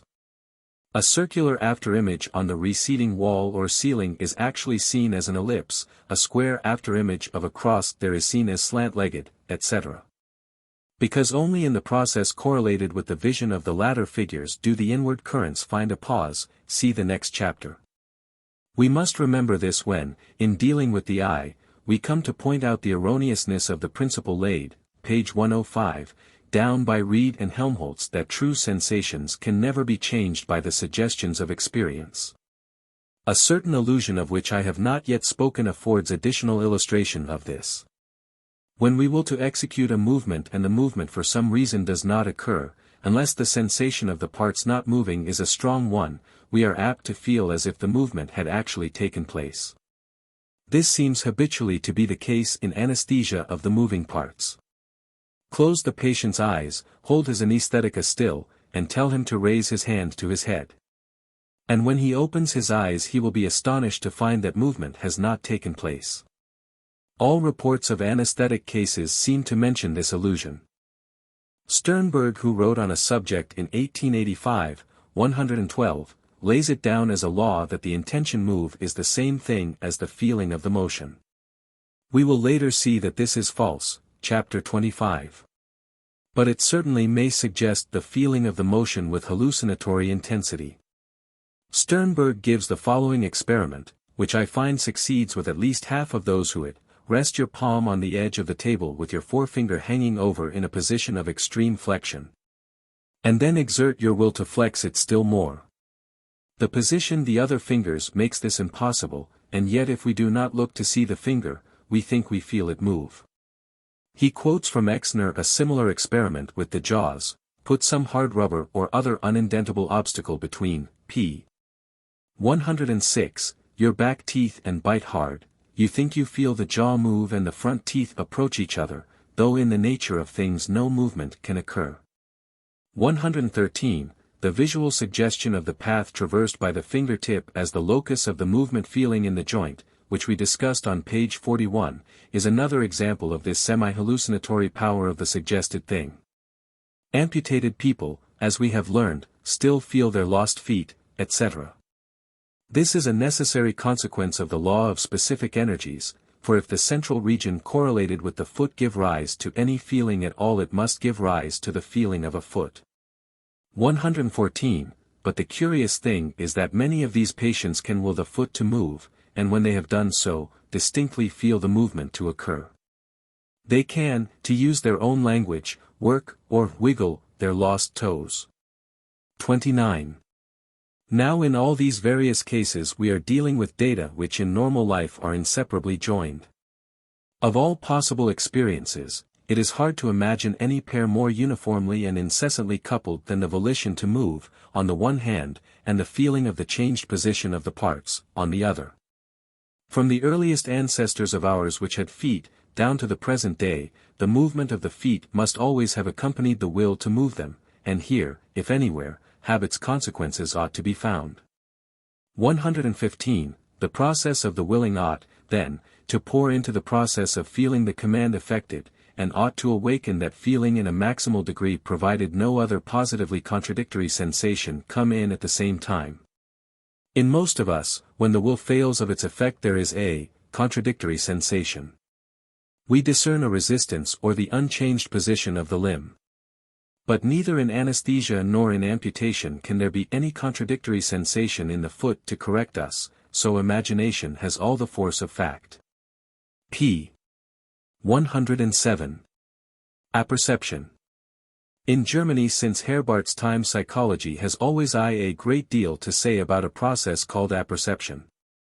116. Incoming ideas or sensations are said to be apperceived by masses of ideas already in the mind. It is plain that the process we have been describing as perception is, at this rate, an apperceptive process. So are all recognition, classing, and naming. And passing beyond these simplest suggestions, all farther thoughts about our percepts are apperceptive processes as well. I have myself not used the apperception because it has carried very different meaning in the history of philosophy, 117, and psychic reaction, interpretation, conception, assimilation, elaboration, or simply thought. Are perfect synonyms for its Herbartian meaning, widely taken. It is, moreover, hardly worth while pretend to analyze the so-called apperceptive performances beyond the first or perceptive stage, because their variations and degrees are literally innumerable. Apperception, a name for the sum total of the effects of what we have studied as association, and it is obvious that the things which a given experience will suggest to a man depend on what Mr. Lewis calls his entire psychostatical conditions, nature and stock of ideas, or, in other words, his character habits, memory, education, previous experience, and momentary mood. We gain no insight into what really occurs either in the mind or in the brain by calling all these is the apperceiving mass, though of course this may occasion be convenient. On the whole I am inclined think Mr. Lewis's term of assimilation, the most fruitful one yet used. 118. Professor H. Steinthal has analyzed apperceptive processes with a sort of detail which is simply burdensome. 119, p. 108, his introduction of the matter may, however, be quoted. He begins with an anecdote from a comic paper. In the compartment of a railway carriage 6 persons unknown to each other sit in lively conversation. It becomes a matter of regret that one of the company must alight at the next station. One of the others says that he of all things prefers such a meeting with entirely unknown persons, and that on such occasions he is accustomed neither to ask who or what his companions may be nor to tell who or what he is. Another thereupon says that he will undertake to decide this question, if they each and all will answer him an entirely disconnected question. They began. He drew 5 leaves from his notebook, wrote a question on each, and gave one to each of his companions with the request that he write the answer below.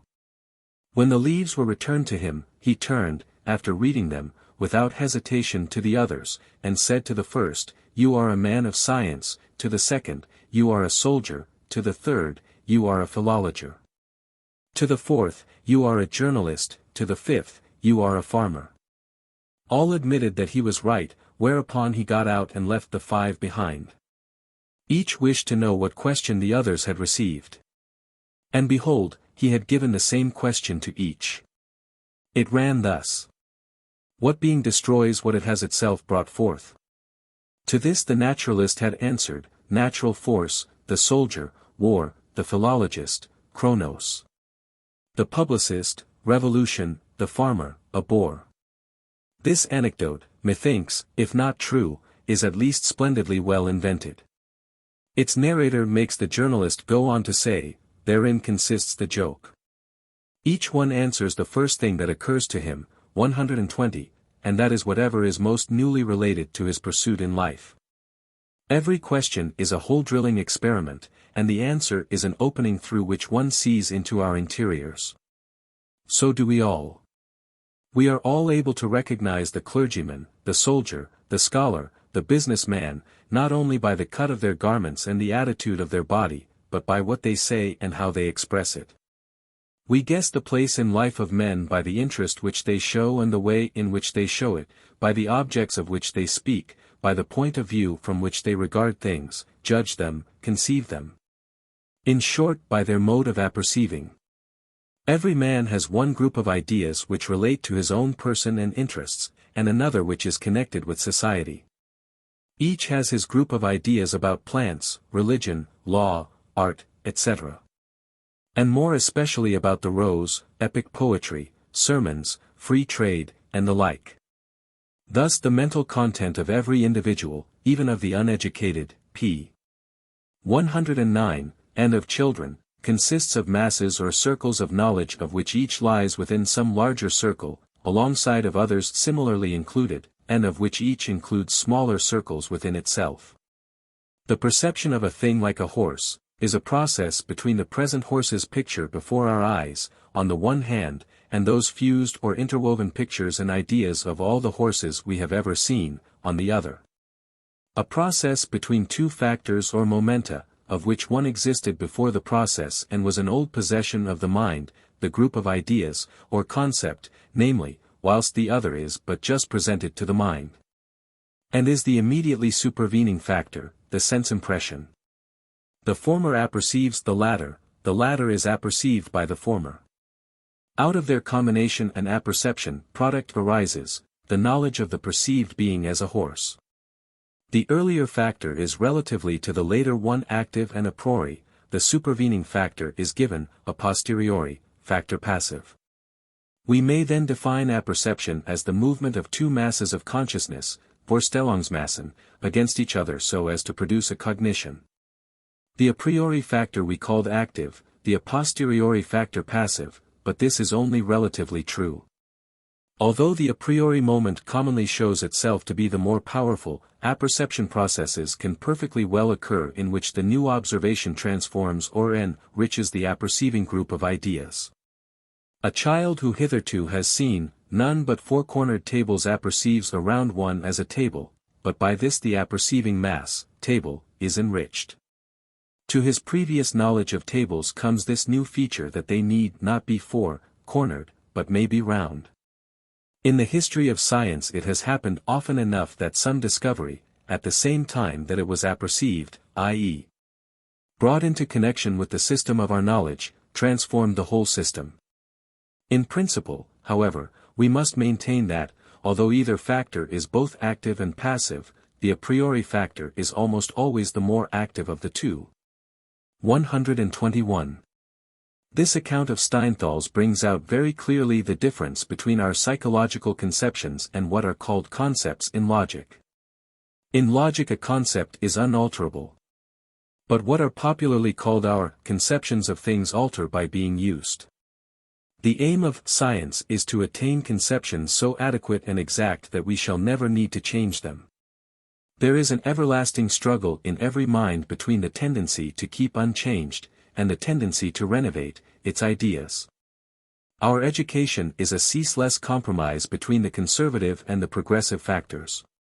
Every new experience must be disposed, page 110, of under some old head. The great point is to find the head which has to be least altered to take it in. Certain Polynesian natives, seeing horses for the first time, called them pigs, that being the nearest head. My child of 2 played for a week with the first orange that was given him, calling it a ball. He called the first whole eggs he saw potatoes, having been accustomed to see his eggs broken into a glass, and his potatoes without the skin. A folding pocket corkscrew he unhesitatingly called bad scissors. Hardly any one of us can make new heads easily when fresh experiences come. Most of us grow more and more enslaved to the stock conceptions with which we have once become familiar, and less capable of assimilating impressions in any but the old ways. Old fogyism, in short, is the inevitable terminus to which life sweeps us on. Objects which violate our established habits of apperception are simply not taken account of at all. Or, if on some occasion we are forced by dint of argument to admit their existence, 24 hours later the admission is as if it were not, and every trace of the unassimilable truth has vanished from our thought. Genius, in truth, means little more than the faculty of perceiving in an unhabitual way. On the other hand, nothing is more congenial, from babyhood to the end of life, than to be able to assimilate the new to the old, to meet each threatening violator or burster of our well-known series of concepts, as it comes in. See through its unwantedness, and ticket it off as an old friend in disguise. This victorious assimilation of the new is in fact the type of all intellectual pleasure. The lust for it is curiosity. The relation of the new to the old, before the assimilation is performed, is wonder. We feel neither curiosity nor wonder concerning things so far beyond us that we have no concepts to refer them to or standards by which to measure them. 122, the Fuegians, in Darwin's Voy, p. 111, age, wondered at the small boats, but took the big ship as a matter of course. Only what we partly know already inspires us with a desire to know more. The more elaborate textile fabrics, the vaster works in metal, to most of us are like the air, the water, and the ground, absolute existences which awaken no ideas. It is a matter of course that an engraving or a copperplate inscription should possess that degree of beauty. But if we are shown a pen drawing of equal perfection, our personal sympathy with the difficulty of the task makes us immediately wonder at the skill. The old lady admiring the academician's picture, says to him, "And is it really all done by hand? Is perception unconscious inference?" A widely spread opinion, which has been held by such men as Schopenhauer, Spencer, Hartmann, Wundt, Helmholtz, and lately interestingly pleaded for by M. Binet, 123, will have it that perception should be called a sort of reasoning operation, more or less unconsciously and automatically performed. The question seems at first a verbal one, depending on how broadly the term reasoning is to be taken. If, every time a present sign suggests an absent reality to our mind, we make an inference, and if every time we make an inference we reason, then perception is indubitably reasoning. Only one sees no room in it for any unconscious part. Both associates, the present sign and the contiguous things which it suggests, are aboveboard, and no intermediary, page 112, ideas are required. Most of those who have upheld the thesis in question have, however, made a more complex supposition. What they have meant is that perception is a mediate inference, and that the middle term is unconscious. When the sensation which I have called this, p. 83, supra, is felt, they think that some process like the following runs through the mind. This is M. But M is A. Therefore, this is A, 124. Now there seem no good grounds for supposing this additional will work in the mind. The classification of this as M is itself an act of perception, and should, if all perception were inference, require a still earlier syllogism for its performance, and so backwards in infinitum. The only extrication from this coil would be to represent the process in altered guise, thus. This is like those. Those are A. Therefore, this is A. The major premise here involves no association by contiguity, no naming of those as M, but only a suggestion of unnamed similar images, a recall of analogous past sensations with which the characters that make up A were habitually conjoined. But here again, what grounds of fact are there for admitting this recall? We are quite unconscious of any such images of the past. And the conception of all the forms of association as resultants of the elementary fact of habit-worn paths in the brain makes such images entirely superfluous for explaining the phenomena in point. Since the brain process of this, the sign of A, has repeatedly been aroused in company with the process of the full object A, direct paths of irradiation from the one to the other must be already established.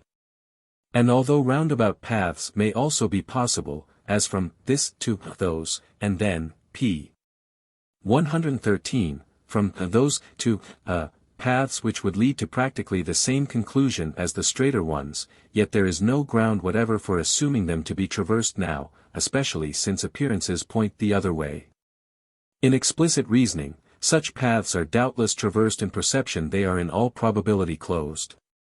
So far, then, from perception being a species of reasoning properly so called, both it and reasoning are coordinate varieties of that deeper sort of process known psychologically as the association of ideas, and physiologically as the law of habit in the brain. To call perception unconscious reasoning is thus either a useless metaphor, or a positively misleading confusion between two different things. One more point and we may leave the subject of perception. Sir W.M. Hamilton thought that he had discovered a great law which had been wholly overlooked by psychologists, and which, simple and universal, is this: knowledge and feeling, perception and sensation, though always coexistent, are always in the inverse ratio of each other. Hamilton wrote as if perception and sensation were two coexistent elements entering into a single state of consciousness. Spencer refines upon him by contending that they are two mutually exclusive states of consciousness, not two elements of a single state. If sensation be taken, as both Hamilton and Spencer mainly take it in this discussion, to mean the feeling of pleasure or pain, there is no doubt that the law, however expressed, is true. And that the mind which is strongly conscious of the pleasantness or painfulness of an experience is ipso facto less fitted to observe and analyze its outward cause. 125. Apart from pleasure and pain, however, the law seems but a corollary of the fact that the more concentrated a state of consciousness is, the more vivid it is. When feeling a color, or listening to a tone per se, we get it more intensely, notice it better, than when we are aware of it merely as one among many other properties of a total object. The more diffused cerebral excitement of the perceptive state is probably incompatible, p.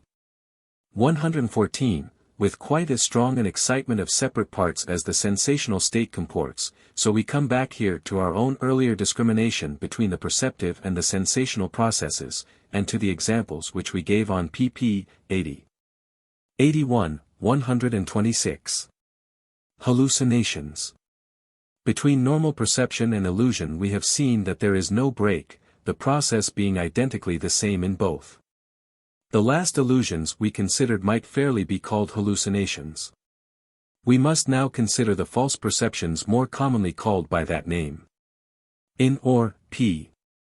115, Denari parlance hallucination is held to differ from illusion in that, whilst there is an object really there in illusion, in hallucination there is no objective stimulus at all. Illusions and hallucinations must both be distinguished from delusions.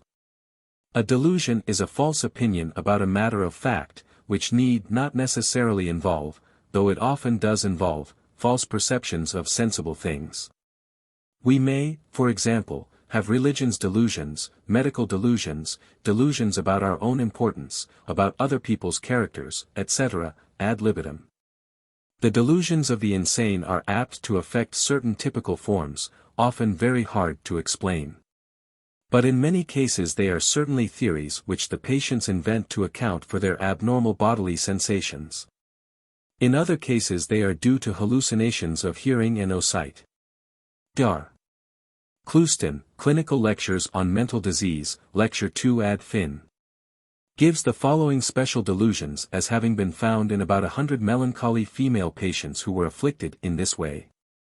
There were delusions of general persecution, being destitute, general suspicion, being followed by the police, being poisoned, being very wicked, being killed, impending death, being conspired against, impending calamity, being defrauded, the soul being lost, being preached against in church, having no stomach, being pregnant, having no inside, having a bone in the throat, having neither stomach nor brains, having lost much money, being covered with vermin, being un't to live, letters being written about her, that she will not recover, property being stolen, that she is to be murdered, her children being killed, that she is to be boiled alive,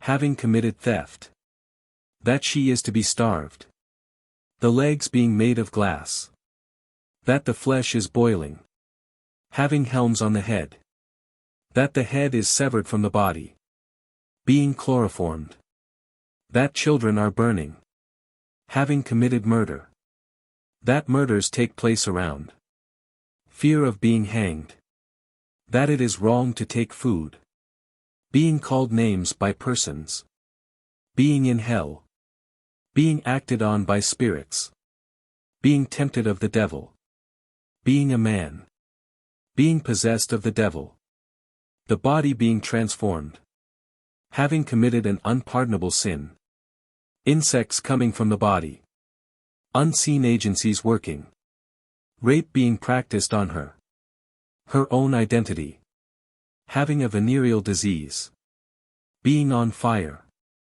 being a fish, being dead, having committed suicide of the soul. We shall presently see that this supposed absence of objective stimulus in hallucination is a mistake, and that hallucinations are often only extremes of the perception process, in which the secondary cerebral reaction is out of all normal proportion to the peripheral stimulus which occasions the activity. Hallucinations usually appear abruptly and have the character of being forced upon the subject. But they possess various degrees of apparent objectivity. One mistake in limine must be guarded against. They are often talked of as mental images projected outwards by mistake. But where an hallucination is complete, it is much more than a mental image. An hallucination is a strictly sensational form of consciousness, as good and true a sensation as there were a real object there. The object happens not to be there, that is all. The milder degrees of hallucination have been designated as pseudo-hallucinations.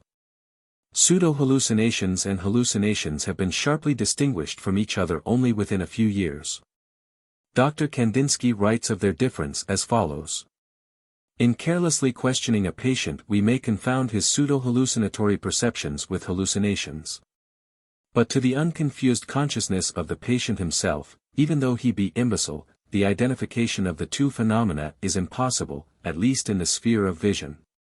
At the moment of having a pseudo-hallucination of sight, the patient feels himself in an entirely different relation to this subjective sensible appearance, from that in which he finds himself whilst subject to a true visual hallucination. The latter is reality itself, the former, on the contrary, remains always a subjective phenomenon which the individual commonly regards either as sent to him as a sign of God's grace, or as artificially induced by his secret persecutors.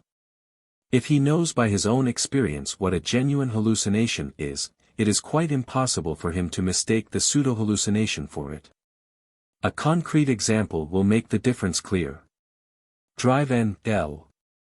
heard one day suddenly amongst the voices of his persecutors, coming from a hollow space in the midst of the wall, a rather loud voice impressively saying to him, "Change your national allegiance."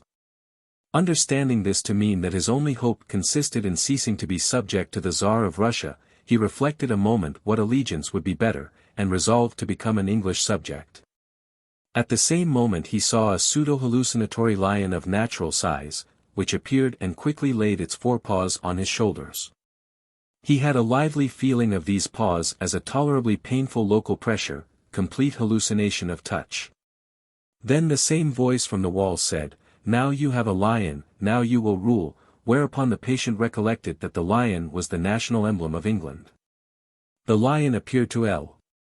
very distinct and vivid, but he nevertheless remained conscious, as he afterwards expressed it, that he saw the animal, not with his bodily but with his mental eyes. After his recovery he called analogous apparitions by the name of expressive plastic ideas. Accordingly he felt no terror, even though he felt the contact of the claws.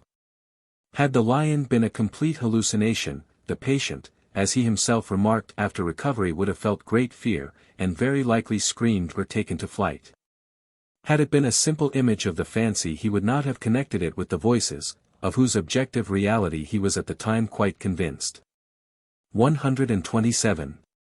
From ordinary images of memory and fancy, pseudo-hallucinations differ in being much more vivid, minute, page 117, tailed, steady, abrupt, and spontaneous, in the sense that all feeling of our own activity in producing them is lacking. Dr. Kandinsky had a patient who, after taking opium or hashish, had abundant pseudo-hallucinations and hallucinations. As he also had strong visualizing power and was an educated physician, the three sorts of phenomena could be easily compared. Although projected outwards, usually not farther than the limit of distinctest vision, a foot or so, the pseudo-hallucinations lacked the character of objective reality which the hallucinations possessed, but, unlike the pictures of imagination, it was almost impossible to produce them at will. Most of the voices which people hear, whether they give rise to delusions or not, are pseudo-hallucinations. They are described as inner voices, although their character is entirely unlike the inner speech of the subject with himself. I know two persons who hear such inner voices making unforeseen remarks whenever they grow quiet and listen for them.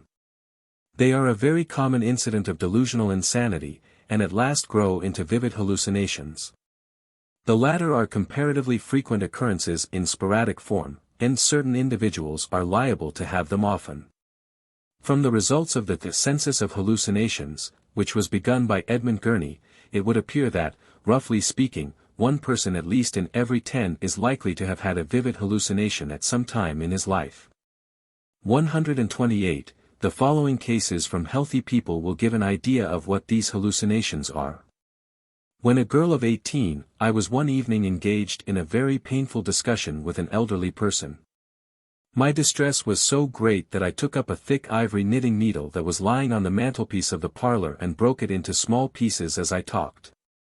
In the midst of the discussion I was very wishful to know the opinion of a brother with whom I had an unusually close relationship. I turned round and saw him sitting at the further side of a center table, with his arms folded, an unusual position with him, but, to my dismay, I p. 118, seized from the sarcastic expression of his mouth that he was not in sympathy with me, was not taking my side, as I should then have expressed it. The surprise cooled me, and the discussion was dropped.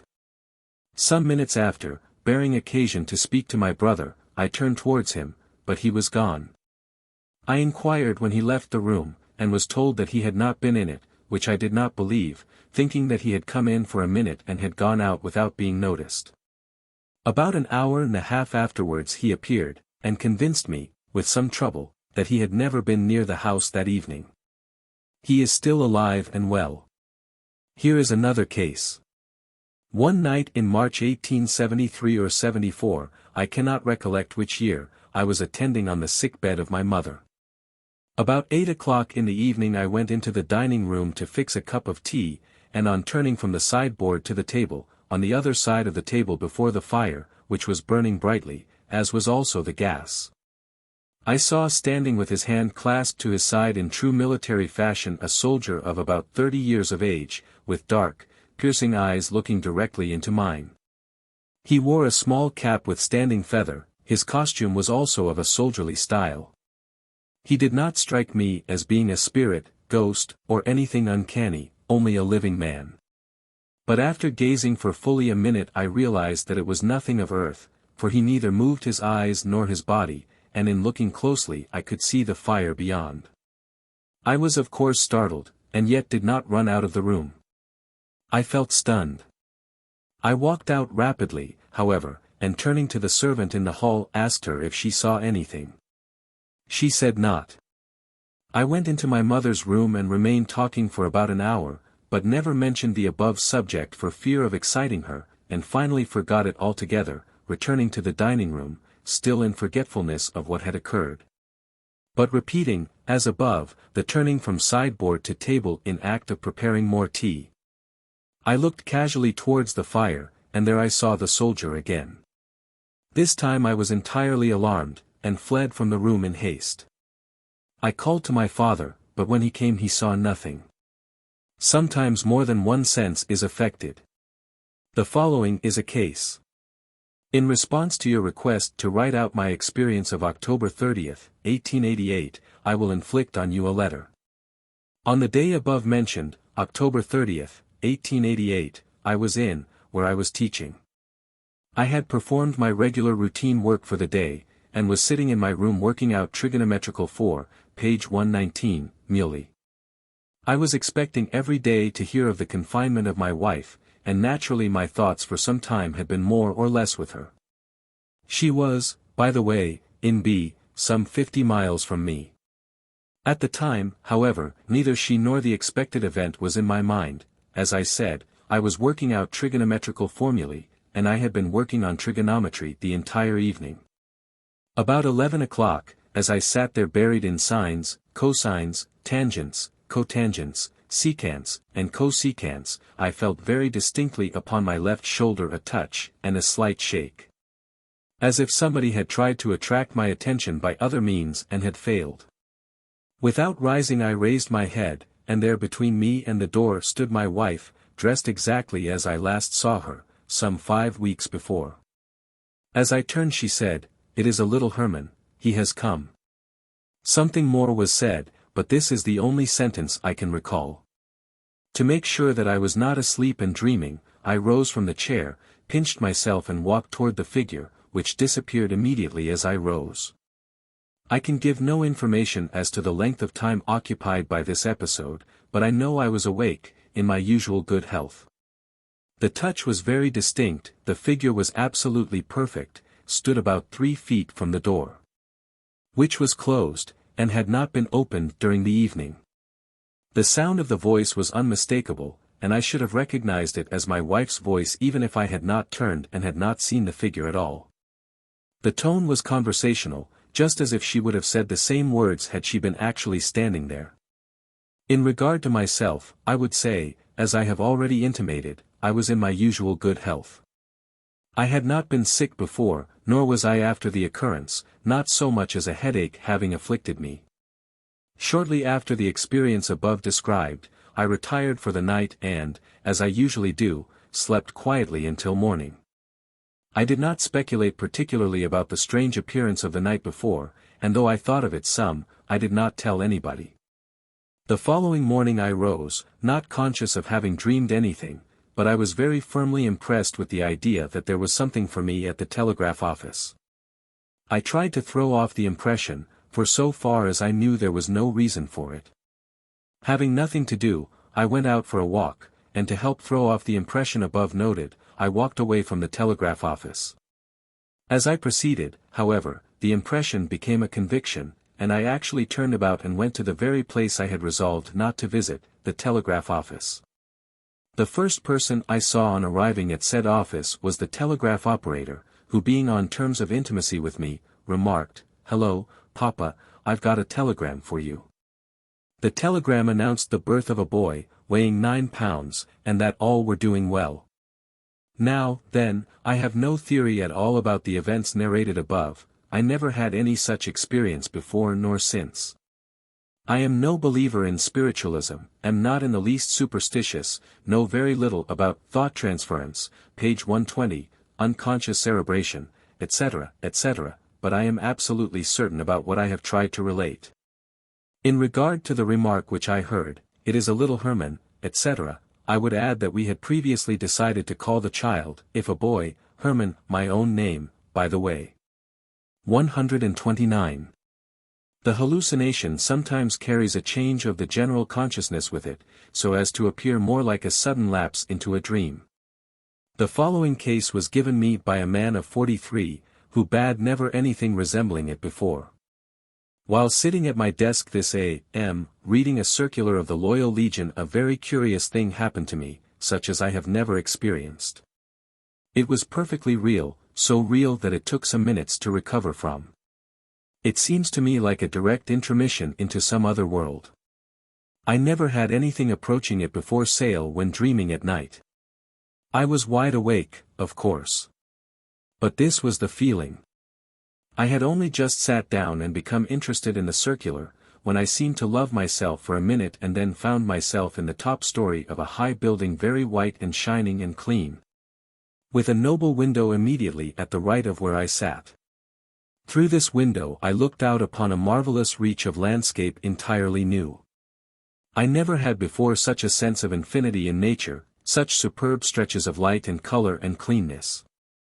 I know that for the space of 3 minutes I was entirely lost, for when I began to come to, so to speak, sitting in that other world, I debated for 3 or 4 minutes more as to which was dream and which was reality. Sitting there I forgot a faint sense of sea. The town in which the writer was, 130, away off and dim at first. Then I remember thinking, why, I used to live in C, perhaps I am going back. Slowly C did come back, and I found myself at my desk again. For a few minutes the process of determining where I was very funny. But the whole experience was perfectly delightful, there was such a sense of brilliancy and clearness and lightness about it. I suppose it lasted in all about 7 minutes or 10 minutes. The hallucinations of fever delirium are a mixture of pseudo-hallucination, true hallucination, and illusion. Those of opium, hashish, and belladonna resemble them, page 121, in this respect. The following vivid account of a fit of hashish delirium has been given me by a friend. I was reading a newspaper, and the indication of the approaching delirium was an inability to keep my mind fixed on the narrative. Directly I lay down upon a sofa there appeared before my eyes several rows of human hands, which oscillated for a moment, revolved and then changed to spoons. The same motions were repeated, the objects changing to wheels, tin soldiers, lampposts, brooms, and countless other absurdities. This stage lasted about 10 minutes, and during that time it is safe to say that I saw at least 1,000 different objects. These whirling images did not appear like the realities of life, but had the character of the secondary images seen in the eye after looking at some brightly illuminated object. A mere suggestion from the person who was with me in the room was sufficient to call up an image of the thing suggested, while without suggestion there appeared all the common objects of life and many unreal monstrosities, which it is absolutely impossible to describe, and which seemed to be creations of the brain. The character of the symptoms changed rapidly. A sort of wave seemed to pass over me, and I became aware of the fact that my pulse was beating rapidly. I took out my watch, and by exercising considerable willpower managed to time the heartbeats, 135 to the minute. I could feel each pulsation through my whole system, and a curious twitching commenced, which no effort of the mind could stop. There were moments of apparent lucidity, when it seemed as if I could see within myself, and watch the pumping of my heart. A strange fear came over me, a certainty that I should never recover from the effects of the opiate, which was as quickly followed by a feeling of great interest in the experiment. A certainty that the experience was the most novel and exciting that I had ever been through. My mind was in an exceedingly impressionable state. Any place thought of or suggested appeared with all the distinctness of the reality. I thought of the Giant's Causeway in Staffa, and instantly I stood within the portals of Fingal's cave. Great basaltic columns rose on all aids, while huge waves rolled through the chasm and broke in silence upon the rocky shore. Suddenly there was a roar and blast of sound, and the word Ishmael was echoing up the cave. At the enunciation of this remarkable word the great columns of basalt changed into whirling clothespins, and I laughed aloud at the absurdity. I may here state that the word Ishmael seemed to haunt my other hallucinations, for I remember that I heard it frequently thereafter. I next enjoyed a sort of metempsychosis. Any animal or thing that I thought of could be made the being which held my mind. I thought of a fox, and instantly I was transformed into that animal. I could distinctly feel myself a fox, could see my long ears and bushy, p. 122, tail, and by a sort of introvision felt that my complete anatomy was that of a fox. Suddenly the point of vision changed. My eyes seemed to be located at the back of my mouth. I looked out between the parted lips, saw the 2 rows of pointed teeth, and, closing my mouth with a snap, saw nothing. I was next transformed into a bombshell, felt my size, weight, and thickness, and experienced the sensation of being shot up out of a giant mortar, looking down upon the earth, bursting and falling back in a shower of iron fragments. Into countless other objects was I transformed, many of them so absurd that I am unable to conceive what suggested them. For example, I was a little china doll, deep down in a bottle of olive oil, next moment a stick of twisted candy, then a skeleton enclosed in a whirling coffin, and so on ad infinitum. Towards the end of the delirium the whirling images appeared again, and I was haunted by a singular creation of the brain, which reappeared every few moments. It was an image of a double-faced doll, with a cylindrical body running down to a point like a pegtop. It was always the same, having a sort of crown on its head, and painted in 2 colors, green and brown, on a background of blue. The expression of the Janus-like profiles was always the same, as were the adornments of the body. After recovering from the effects of the drug I could not picture to myself exactly how this singular monstrosity appeared, but in subsequent experiences I was always visited by this phantom, and always recognized every detail of its composition. It was like visiting some long-forgotten spot and seeing some sight that had faded from the memory, but which appeared perfectly familiar as soon as looked upon. The effects of the drug lasted about an hour and a half, leaving me a trifle tipsy and dizzy. But after a 10-hour sleep I was myself again, save for a slight inability to keep my mind fixed on any piece of work for any length of time, which remained with me during most of the next day. The neural process in hallucination. Examples of these singular perversions of perception might be multiplied indefinitely, but I have no more space. Let us turn to the question of what the physiological process may be to which they are due. It must, of course, consist of an excitement from within of those centers which are active in normal perception, identical in kind and degree with that which real external objects are usually needed to induce. The particular process which Kerr, p. 123, rents from the sense organs arouse would seem under normal circumstances to be arousable in no other way. On page 72 if. Above, we saw that the centers aroused by incoming peripheral currents are probably identical with the centers used in mere imagination. And that the vividness of the sensational kind of consciousness is probably correlated with a discrete degree of intensity in the processes therein aroused. Referring the reader back to that pal sage and to what was more lately said on page 103 ff. I now proceed to complete my theory of the perceptive process by an analysis of what may most probably be believed take place in hallucination strictly so called. We have seen, p. 75, that the free discharge of into each other through associative paths is a likely reason why the maximum intensity of function is not reached when the cells are excited by their neighbors in the cortex. At the end of chapter 25 we shall return to this conception, and whilst making it still more precise, use it for explaining certain phenomena connected with the will. The idea is that the leakage forward along these paths is too rapid for the inner tension in any center to accumulate the maximal explosion point. Unless the exciting currents are greater than those which the various portions of cortex supply to each other. Currents from the periphery are, as it seems, the only currents whose energy can vanquish the supra-ideational resistance, so to call it, of the cells, and cause the peculiarly intense sort of disintegration with which the sensational quality is linked. If, however, the leakage forward were to stop, the tension inside certain cells might reach the explosion point, even though the influence which excited them came only from neighboring cortical parts. Let an empty pail with a leak in its bottom, tipped up against a support so that if it ever became full of water it would upset, represent the resting condition of the center for a certain sort of feeling. Let water poured into it stand for the currents which are its natural stimulus, then the hole in its bottom will, of course, represent the paths by which it transmits its excitement to other associated cells. Now let two other vessels have the fun, page 124, of supplying it with water. One of these vessels stands any more water than goes out by the leak. The pail consequently never upsets in consequence of the supply from this source. A current of water passes through it and does work elsewhere, but in the pail itself nothing but what stands for ideational activity is aroused. The vessel, however, stands for the peripheral sense organ, and supplies a stream of water so copious that the pail promptly fills up in spite of the leak, and presently upsets, in other words sensational activity is aroused. But it is obvious that if the leak were plugged, the slower stream of supply would also end by upsetting the pail.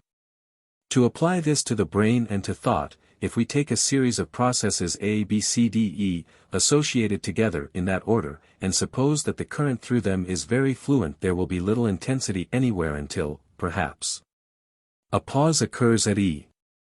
But the moment the current is blocked anywhere, say between C and D, the process in C must grow more intense, and might even be conceived to explode so as to produce a sensation in the mind instead of an idea.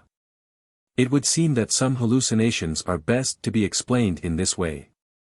We have in fact a regular series of facts which can all be formulated under the single law that the substantive strength of a state of consciousness bears an inverse proportion to its suggestiveness. It is the halting places of our thought which are occupied with distinct imagery. Most of the words we utter have no time to awaken images at all, they simply awaken the following words. But when the sentence stops, an image dwells for a while before the mental eye, see Volume 1, p. 243. Again, whenever the associative processes are reduced and impeded by the approach of unconsciousness, as in falling asleep, or growing faint, or becoming narcotized, we find a concomitant increase in the intensity of whatever partial consciousness may survive. In some people what M. Mori has called hypnagogic, 131, hallucinations are the regular concomitant of the process of, page 125. Falling asleep. Trains of faces, landscapes, etc. pass before the mental eye, first as fancies, then as pseudo-hallucinations, finally as full-hedged hallucinations forming dreams. If we regard association paths as paths of drainage, then the shutting off of one after another of them as the encroaching cerebral paralysis advances ought to act like the plugging of the hole in the bottom of the pail, and make the activity more intense in those systems of cells that retain an activity at all. The level rises because the currents are not drained away, until at last the full sensational explosion may occur. The usual explanation of hypnagogic hallucinations that they are ideas deprived of their ordinary reductives. In somnolescence, sensations being extinct, the mind, it is said, then having no stronger things to compare its ideas with ascribes to these the fullness of reality. At ordinary times the objects of our imagination are reduced to the status subjective facts by the ever-present contrast of our sensations with them. Eliminate the sensations, however, this view supposes, and that images are forthwith projected into the outer world and appear as realities. Thus is the illusion of dreams also explained. This, indeed, after fashion gives an account of the facts. 132, and yet it certainly fails to explain the extraordinary vivacity and completeness of so many of our dreams' phantasms. The process of imagining must, in these cases at least, 133, be not merely relatively, but absolutely and in itself more intense than at other times. The fact is, it is not a process of imaging, but genuine sensational process. And the theory in question therefore false as far as that point is concerned. Dr. Huggins Jackson's explanation of the epileptic seizure is acknowledged to be masterly. It involves, p. 126, principles exactly like those which I am bringing forward here. The loss of consciousness in epilepsy is due to the most highly organized brain processes being exhausted and thrown out of gear. The less organized, more instinctive, processes, ordinarily inhibited by the others, are then exalted, so that we get as a mere consequence of relief from the inhibition, the meaningless or maniacal action which so often follows the attack. 134. Similarly the subsultus tendinorum or jerking of the muscles which so often startles us when we are on the point, p.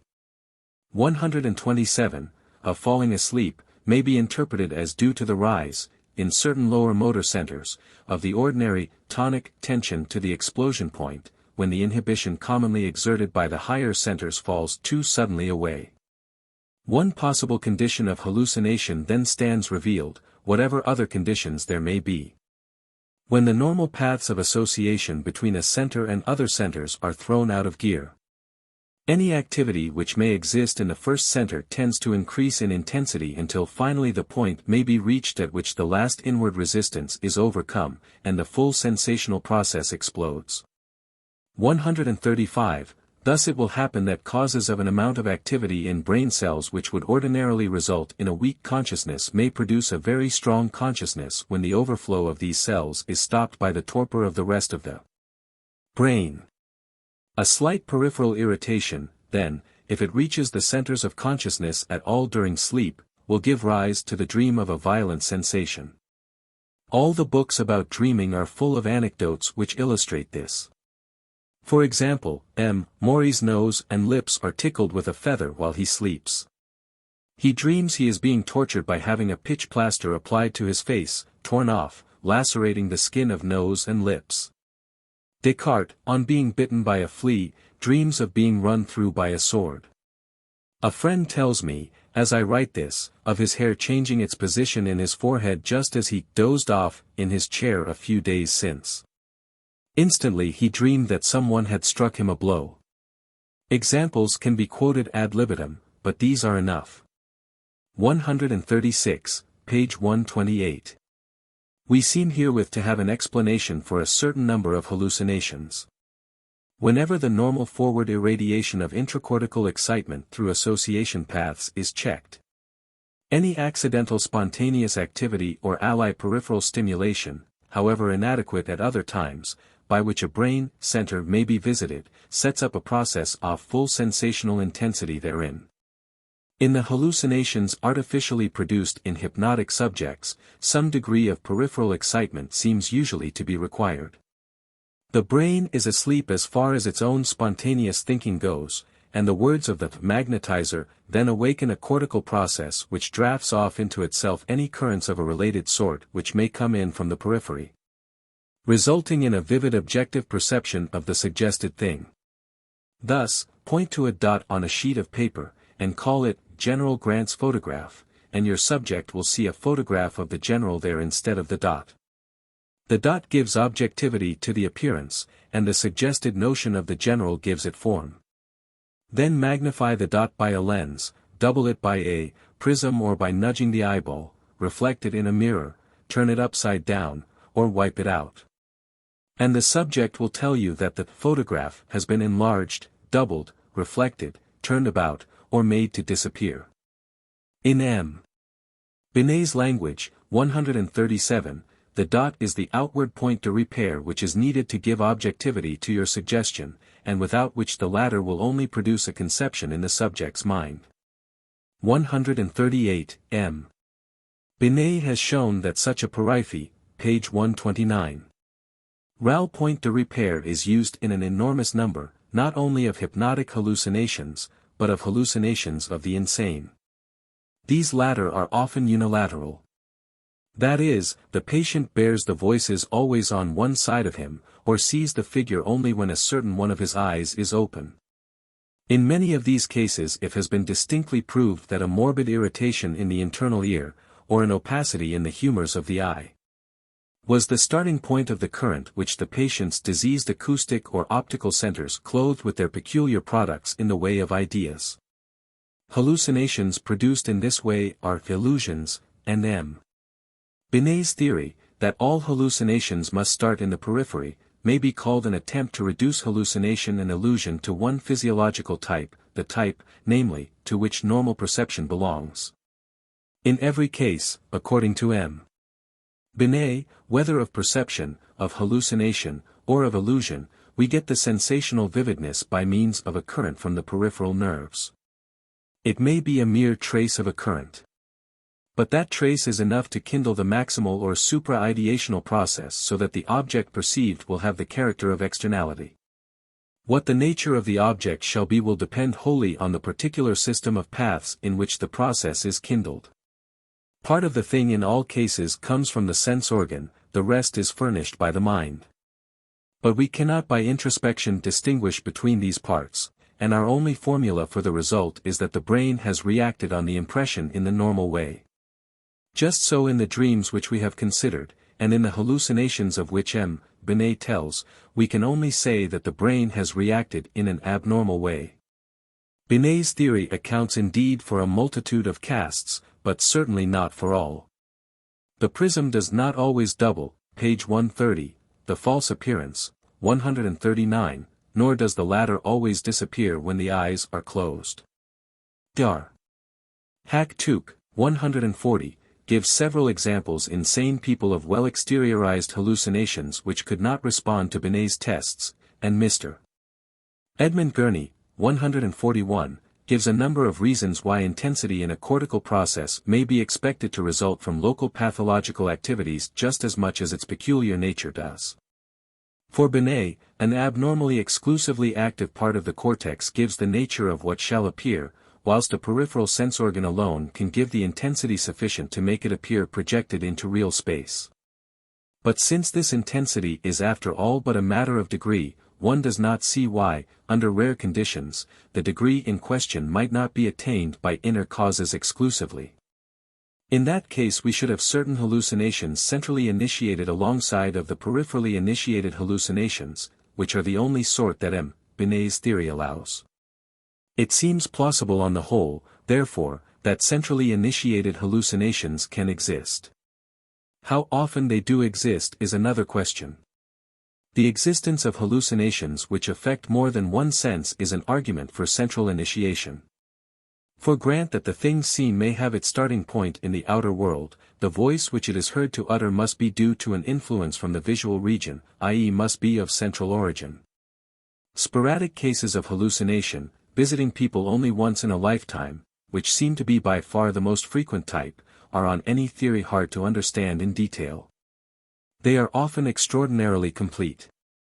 And the fact that many of them are reported as veridical, that is, as coinciding with real events, such as accidents, deaths, etc., of the persons seen, is an additional complication of the phenomenon.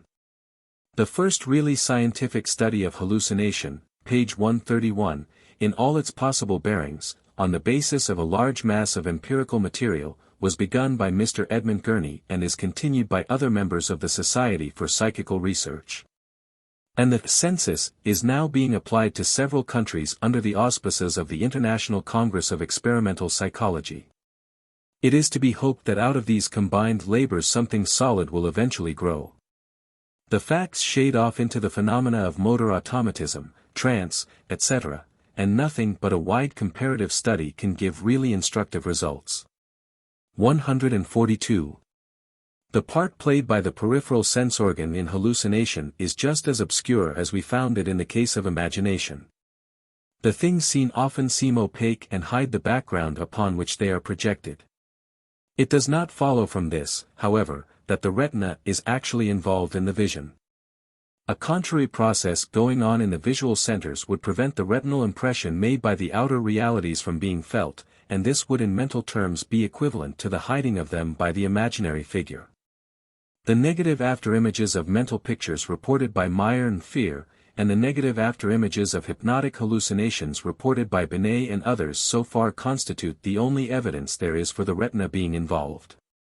But until these afterimages are explained in some other way, we must admit the possibility of a centrifugal current from the optical centers downwards into the peripheral organ of sight, paradoxical as the core of such a current may appear. Perception time. The time which the perceptive process occupies has been inquired into by various experimenters.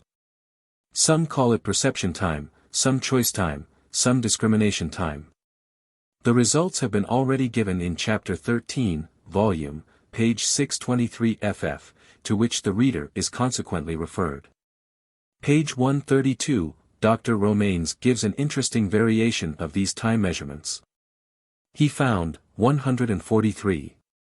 An astonishing difference between different individuals with respect to the rate at which they are able to read. Of course, reading implies enormously intricate processes of perception both of the sensuous and of the intellectual order. But if we choose for these observations persons who have been accustomed to read much, we may consider that they are all very much on a par with respect to the amount of practice which they have had. So that the differences in their rates of reading may fairly be attributed to real differences in their rates of forming complex perceptions in rapid succession, and not to any merely accidental differences arising from greater or less facility acquired by special practice. My experiments consisted in marking a brief printed paragraph in a book which had never been read by any of the persons to whom it was to be presented. The paragraph, which contained simple statements of simple facts, was marked on the margin with pencil. The book was then placed before the reader open, the page, however, being covered with a sheet of paper. Having pointed out to the reader upon this sheet of paper what part of the underlying page the marked paragraph occupied, I suddenly removed the sheet of paper with one hand, while I started a chronograph with the other.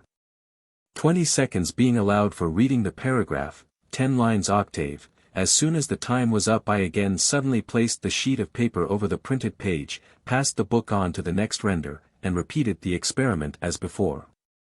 Meanwhile, the first reader, the moment after the book had been removed, wrote down all that he or she could remember having read. And so on with all the other readers. Now the results of a number of experiments conducted on this method were to show, as I have said, astonishing differences in the maximum rate of reading which is possible to different individuals, all of whom have been accustomed to extensive reading. That is to say, the difference may amount to 4 to 1, or, otherwise stated, in a given time one individual may be able to read 4 times as much as another. Moreover, it appeared that there was no relationship between slowness of reading and power of assimilation. On the contrary, when all the efforts are directed to assimilating as much as possible in a given time, the rapid readers, as shown by their written notes, usually give a better account of the portions of the paragraph which have been compassed by the slow readers than the latter are able to give. And the most rapid reader I have found is also the best at assimilating. I should further say that there is no relationship between rapidity of perception as thus tested and intellectual activity as tested by the general results of intellectual work, for I have tried the experiment with p. 133, server highly distinguished men in science and literature, most whom I found to be slow readers. 144. Chapter 20. The perception of space. The feeling of crude extensity. In the sensations of hearing, touch, sight, and pain we are accustomed to distinguish from among the other elements the element of voluminousness. We call the reverberations of a thunderstorm more voluminous than the squeaking of a slate pencil. The entrance into a warm bath gives our skin a more massive feeling than the prick of a pin. A little neuralgic pain, fine as a cobweb, in the face, seems less extensive than the heavy soreness of a boil or the vast discomfort of a colic or a lumbago, and a solitary star looks smaller than the noonday sky. In the sensation of dizziness or subjective motion, which recent investigation has proved to be connected with stimulation of the semicircular canals of the ear, the spatial character is very prominent. Whether the muscular sense directly yields us knowledge of space is still a matter of litigation among psychologists. Whilst some go so far as to ascribe our entire cognition of extension to its exclusive aid, others deny to it all extensive quality whatever. Under these circumstances we shall do better to adjourn its consideration. Admitting, however, that it seems at first sight as if we felt something decidedly more voluminous when we contract our thigh muscles than when we twitch an eyelid or some small muscle in the face. It seems, moreover, as if this difference lay in the feeling of the thigh muscles themselves. In the sensations of smell and taste this element of varying vastness seems less prominent but not altogether absent.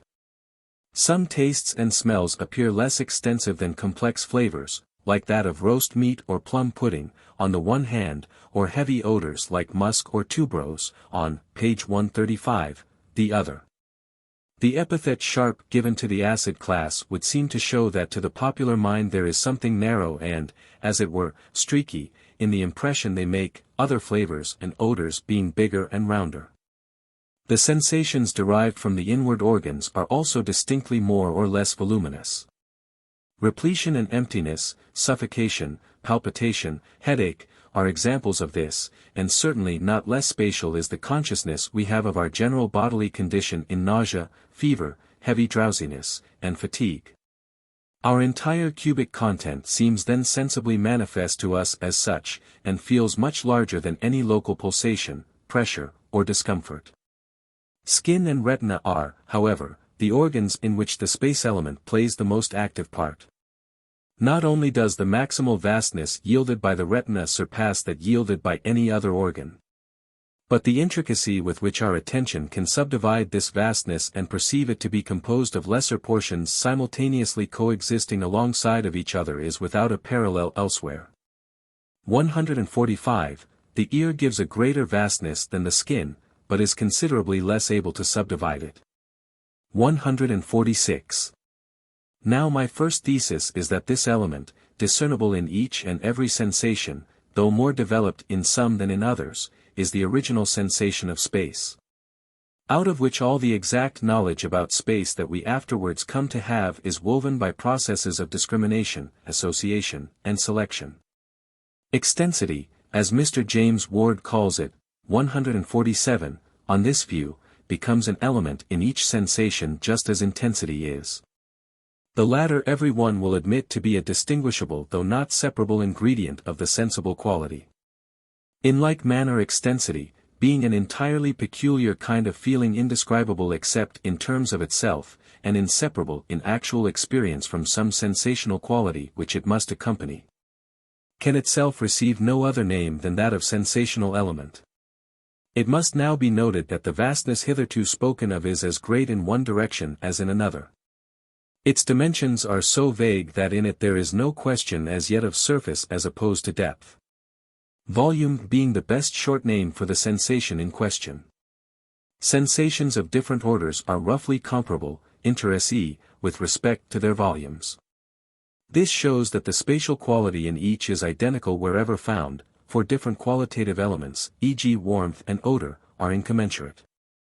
Persons born blind are reported surprised at the largeness with which objects appear to them when their sight is restored. Franz says of his patient cured of cataract, he saw everything much larger than he had supposed from the idea obtained by his sense of touch. Moving, and especially living, objects appeared very large. 148. Loud sounds have a certain enormousness of feeling. It is impossible to conceive of the explosion of a cannon as finding a small space. In general, sounds seem to occupy all the room between us and their source. And in the case of certain ones, the cricket's song, the whistling of the wind, the roaring of the surf, or a distant railway train, to have no definite starting point. In the sphere of vision we have facts of the same order.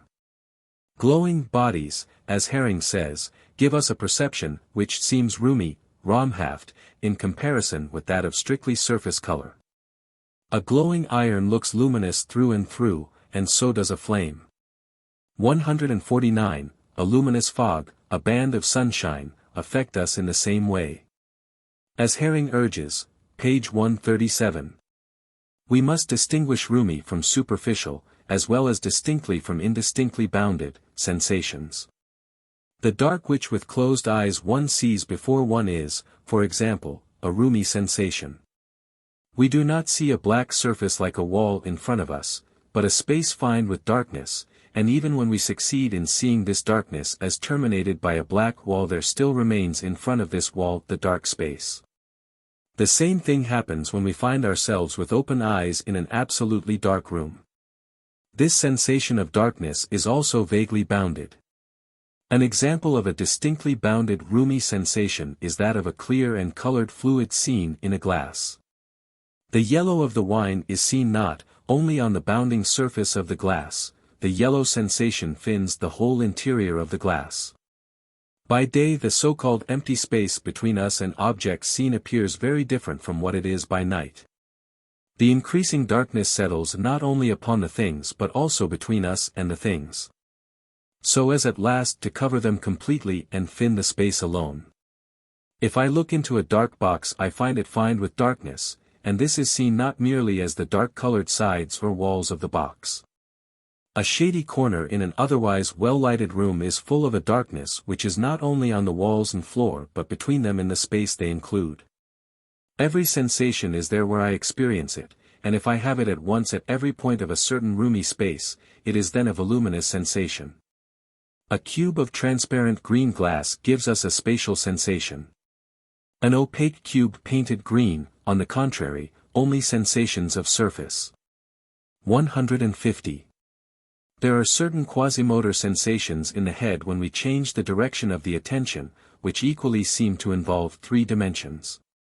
If with closed eyes we think of the top of the house and then of the cellar, of the distance in front of us and then of that behind us, of space far to the right and then far to the left, we have something far stronger than an idea.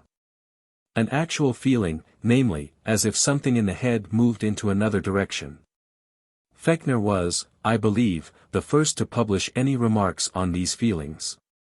He writes as follows. When we transfer the attention from objects of one sense to those of another we have an indescribable feeling, though at the same time one perfectly determinate and reproducible at pleasure, of altered direction.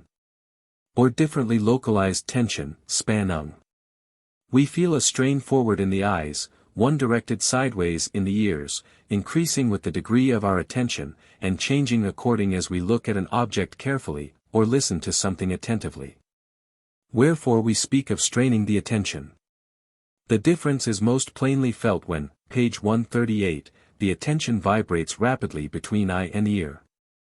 This feeling localizes itself with most decided difference in regard to the various sense organs according as we wish to discriminate a thing delicately by touch, taste, or smell.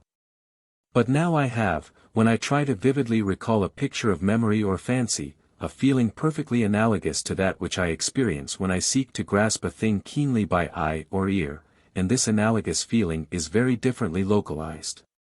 While in sharpest possible attention to real objects, as well as to after images, the strain is plainly forwards, and, when the attention changes from one sense to another, only alters its direction between the sense organs. Leaving the rest of the head free from strain, the case is different in memory or fancy. For here the feeling withdraws entirely from the external sense organs, and seems rather to take refuge in that part of the head which the brain fins. If I wish, for example, to recall a place or person, it will arise before me with vividness, not according as I strain my attention forwards, but rather in proportion as I, so to speak, retract it backwards. 151. It appears probable that the feelings which Fechner describes are in part constituted by imaginary semicircular canal sensations. 152. These undoubtedly convey the most delicate perception of change in direction. And when, as here, the changes are not perceived as taking place in the external world, they occupy a vague internal space located within the head. 153, p. 139. In the skin itself there is a vague form of projection into the third dimension to which Herring has called attention. Heat is not felt only against the cutaneous surface, but when communicated through the air may appear extending more or less out from the surface into the third dimension of surrounding space. We can determine in the dark the place of a radiant body by moving the hand to and fro, and attending to the fluctuation of our feeling of warmth. The feeling itself, however, is not projected fully into the spot at which we localize the hot body, but always remains in the neighborhood of the hand. The interior of one's mouth cavity feels larger when explored by the tongue than when looked at. The crater of a newly extracted tooth, and the movements of a loose tooth in its socket, feel quite monstrous. A midge buzzing against the drum of the ear will often seem as big as a butterfly. The spatial sensibility of the tympanic membrane has hitherto been very little studied, though the subject will well repay much trouble. If we approach it by introducing into the outer ear some small object like the tip of a rolled-up tissue paper lamplighter, we are surprised at the large radiating sensation which its presence gives us. And at the sense of clearness and openness which comes when it is removed. It is immaterial to inquire whether the far-reaching sensation here be due to actual irradiation upon distant nerves or not. We are considering now, not the objective causes of the spatial feeling, but its subjective varieties, and the experiment shows that the same object gives more of it to the inner than to the outer cuticle of the ear. The pressure of the air in the tympanic cavity upon the membrane gives an astonishingly large sensation. We increase the pressure by holding our nostrils and closing our mouth and forcing air through our eustachian tubes by an expiratory effort.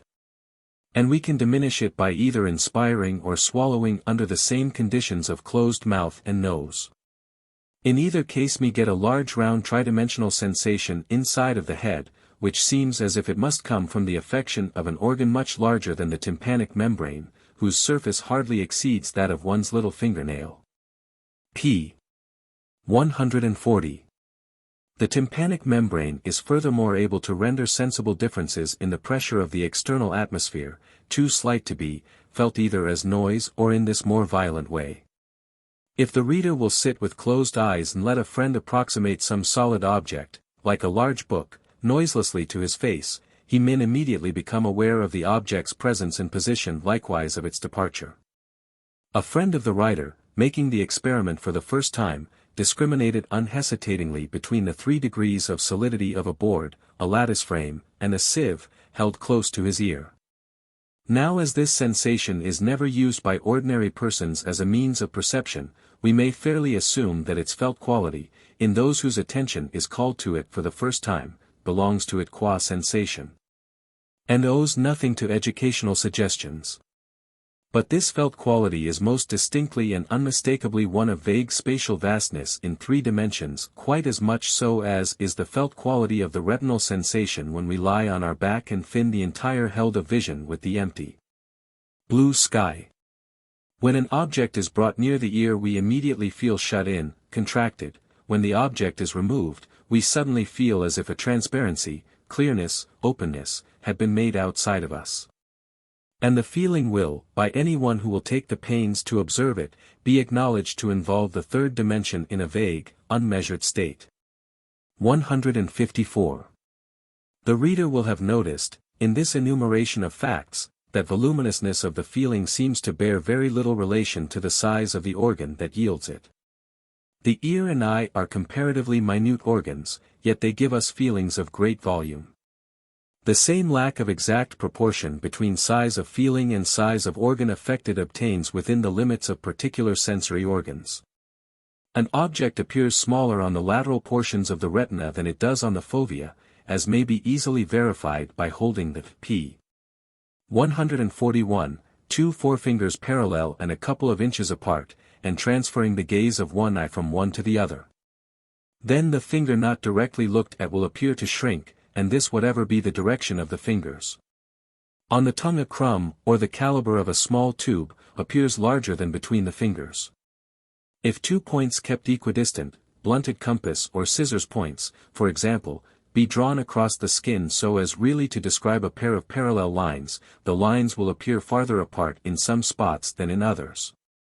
If, for example, me draw them horizontally across the face, so that the mouth falls between them, the person experimented upon will feel as if they began to diverge near the mouth and to include it in a well-marked ellipse. In like manner, if we keep the compass points 1 or 2 centimeters apart, and draw them down the forearm over the wrist and palm, finally drawing one along one finger, the other along its neighbor, the appearance will be that of a single line, soon breaking into two, which become more widely separated below the wrist, to contract again in the palm, and finally diverge rapidly again towards the fingertips. The dotted lines in figures 51 and 52 represent the true path of the compass points. The full lines their apparent path. The same length of skin, moreover, will convey a more extensive sensation according to the manlier of stimulation. If the edge of a card be pressed against the skis, the distance between its extremities will seem shorter than that between two compass tips touching the same terminal points. 155, 142. In the eye, intensity of nerve stimulation seems to increase the volume of the feeling as well as its brilliancy. If we raise and lower the gas alternately, the whole room and all the objects in it seem alternately to enlarge and contract. If we cover half a page of small print with a gray glass, the print seen through the glass appears decidedly smaller than that seen outside of it, and the darker the glass the greater the difference. When a circumscribed opacity in front of the retina keeps off part of the light from the portion which it covers, objects projected on that portion may seem but half as large as when their image falls outside of it. 156. The inverse effect seems produced by certain drugs and anesthetics. Morphine, atropine, daturine, and cold blunt the sensibility of the skin, so that distances upon it seem less. Hashish produces strange perversions of the general sensibility. Under its influence one's body may seem either enormously enlarged or strangely contracted. Sometimes a single member will alter its proportion to the rest. Or one's back, for instance, will appear entirely absent, as if one mere hollow behind. Objects comparatively near will recede to a vast distance, a short street assume to the eye an immeasurable perspective. Ether and chloroform, p. 143, occasionally produce not wholly dissimilar results. Panem, the German physiologist, relates that when, as a boy, he was etherized for neuralgia, the objects in the room grew extremely small and distant, before his held of vision dark-hued over and the roaring in his ears began. He also mentions that a friend of his in church, struggling in vain to keep awake, saw the preacher grow smaller and more distant. I myself on one occasion observed the same recession of objects during the beginning of chloroformization. In various cerebral diseases we find analogous disturbances. Can we assign the physiological conditions which make the elementary sensible largeness of one sensation vary so much from that of another? Only imperfectly. One factor in the result undoubtedly is the number of nerve terminations simultaneously excited by the outward agent that awakens the sensation. When many skin nerves are warmed, or much retinal surface illuminated, our feeling is larger than when a lesser nervous surface is excited. The single sensation yielded by two compass points, although it seems simple, is yet felt to be much bigger and blunter than that yielded by one. The touch of a single point may always be recognized by its quality of sharpness. This page looks much smaller to the reader if he closes one eye than if both eyes are open. So does the moon, which latter fact shows that the phenomenon has nothing to do with parallax. The celebrated boy couched for the cataract by Cheselden thought, after his first eye was operated, all things he saw extremely large, but being couched of his second eye, said, that objects at first appeared large to this eye, but not so large as they did at first to the other. And looking upon the same object with both eyes, he thought it looked about twice as large as with the first couched eye only, but not double, that we can anyways discover. The greater extensiveness that the feeling of certain parts of the same surface has over other parts, and that one order of surface has over another, retina over skin, for example, may also to a certain extent be explained by the operation of the same factor. It is an anatomical fact that the most spatially sensitive surfaces, retina, tongue, finger, page 144, tips, etc., are supplied by nerve trunks of unusual thickness, which must supply to every unit of surface area an unusually large number of terminal fibers. But the variations of felt extension obey probably only a very rough law of numerical proportion to the number of fibers. A sound is not twice as voluminous to two ears as to one. And the above-cited variations of feeling, when the same surface is excited under different conditions, show that the feeling is a resultant of several factors of which the anatomical one is only the principal. Many ingenious hypotheses have been brought forward to assign the cooperating factors where different conditions give conflicting amounts of felt space. Later we shall analyze some of these cases in detail. But it must be confessed here in advance that many of them resist analysis altogether. 157, page 145. The perception of spatial order. So far, all we have established or sought to establish is the existence of the vague form or quality of spatiality as an inseparable element bound up with the other peculiarities of each and every one of our sensations. The numerous examples we have adduced of the variations of this extensive element have only been meant to make clear its strictly sensational character. In very few of them will the reader have been able to explain the variation by an added intellectual element, such as the suggestion of a recollected experience. In almost all it has seemed to be the immediate psychic effect of a peculiar sort of nerve process excited. And all the nerve processes in question agree in yielding what space they do yield, to the mind, in the shape of a simple total vastness, in which, primitively at least, no order of parts or of subdivisions reigns. Let no one be surprised at this notion of a space without order. There may be a space without order just as there may be an order without space. 158, and the primitive perceptions of space are certainly of an unordered kind. The order which the spaces first perceived potentially include must, before being distinctly apprehended by the mind, be woven into those spaces by a rather complicated set of intellectual acts. The primordial largenesses which the sensations yield must be measured and subdivided by consciousness, and added together, before they can form by their synthesis what we know as the real space of the objective world. In these operations, imagination, association, attention, and selection play a decisive part, and although they nowhere add any new material to the space data of sense, they so shuffle and manipulate these data and hide, p.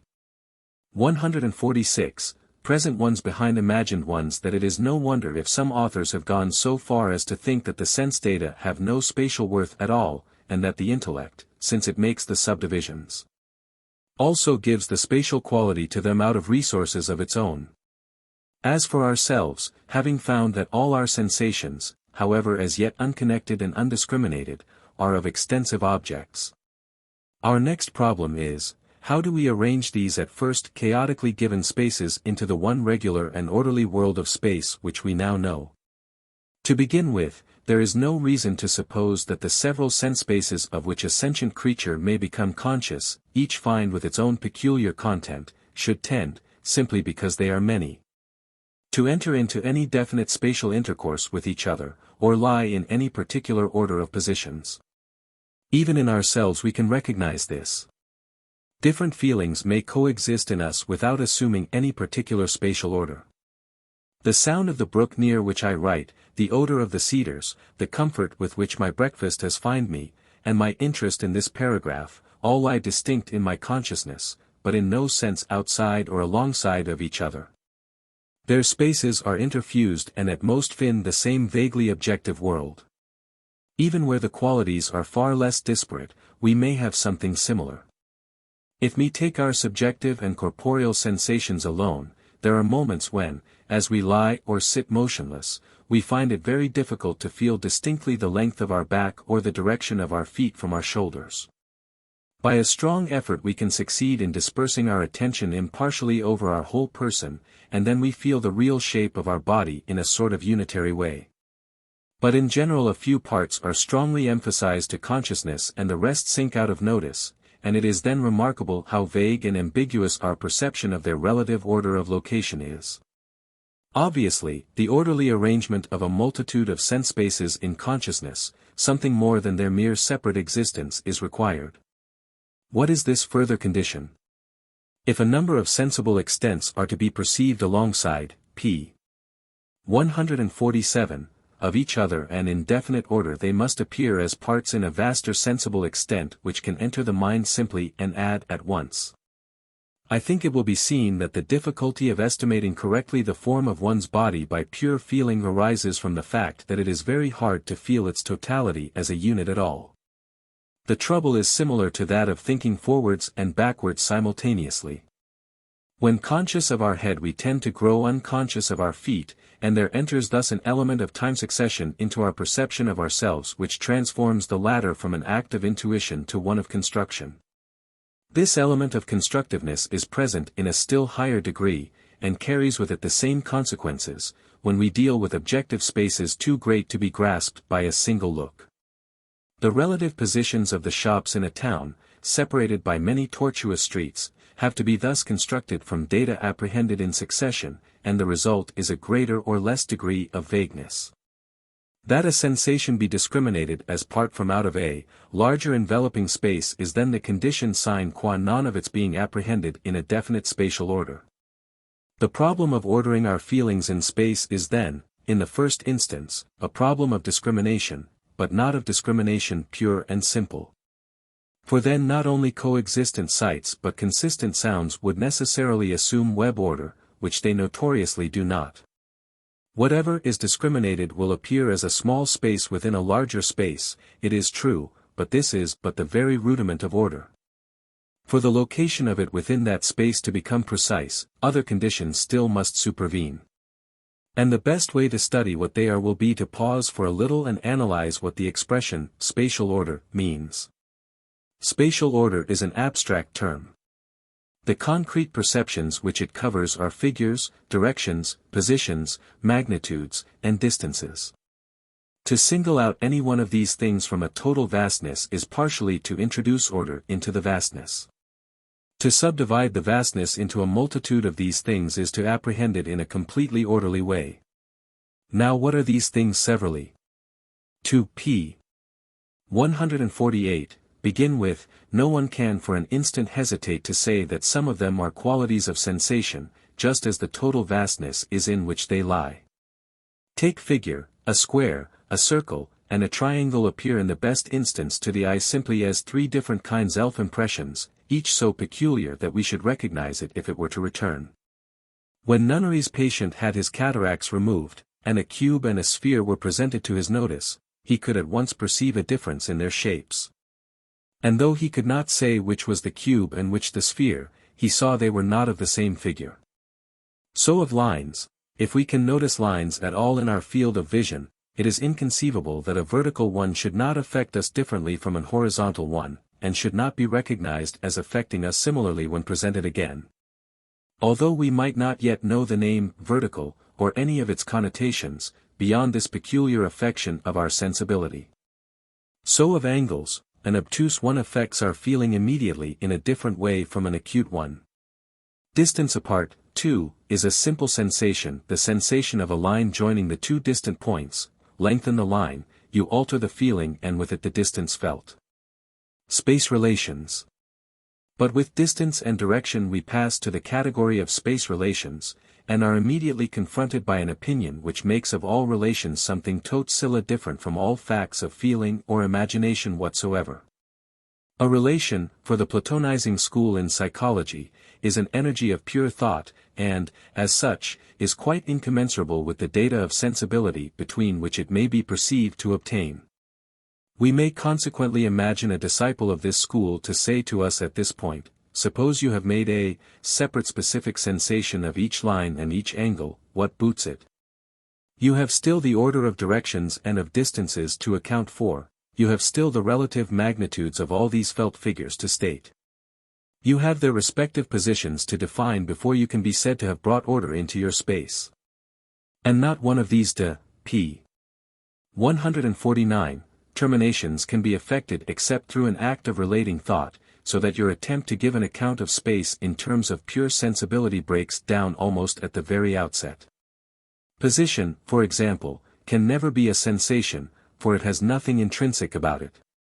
It can only obtain between a spot, line, or other figure and extraneous coordinates, and can never be an element of the sensible datum, the line or the spot, in itself.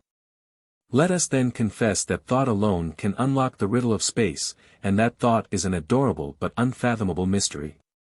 Such a method of dealing with the problem has the merit of shortness. Let us, however, be in no such hurry, but see whether we cannot get a little deeper by patiently considering what these space relations are. Relation is a very slippery word. It has so many different concrete meanings that the use of it as an abstract universal may easily introduce bewilderment into our thought. We must therefore be careful to avoid ambiguity by making sure, wherever we have to employ it, what its precise meaning is in that particular sphere of application. At present we have to do with space relations, and no others. Most relations are feelings of an entirely different order from the terms they relate. The relation of similarity, e.g., may equally obtain between Jasmine and Tuberose, or between Mr. Browning's verses and Mr. Story's. It is itself neither odorous nor poetical, and those may well be pardoned who have denied to it all sensational content whatever. But just as, in the field of quantity, the relation between two numbers is another number, so in the field of space the relations are facts of the same order with the facts they relate. If these latter be catches in the circle of vision, the former are certain other patches between them. When we speak of the relation of direction of 2 points toward each other, we mean simply the sensation of the line that joins the 2 points together. The line is the relation, feel it and you feel the relation, see it and you see the relation. Nor call you in any conceivable way think the latter except by imagining the former, however vaguely, or describe or indicate the one except by pointing to the other. And the moment you have imagined the line, the relation stands, p. 150, before you in all its completeness, with nothing further to be done. Just so the relation of direction between two lines is identical with the peculiar sensation of shape of the space enclosed between them. This is commonly called an angular relation. If these relations are sensations, no less so are the relations of position. The relation of position between the top and bottom points of a vertical line is that line, and nothing else. The relations of position between a point and a horizontal line below it are potentially numerous. There is one more important than the rest, called its distance. This is the sensation, ideal or actual, of a perpendicular drawn from the point to the line. 159, two lines, one from each extremity of the horizontal to the point, give us a peculiar sensation of triangularity. This feeling may be said to constitute the focus of all the relations of position of the elements in question. Rightness and leftness, upness and downness, are again pure sensations differing specifically from each other, and generically from everything else. Like all sensations, they can only be indicated, not described.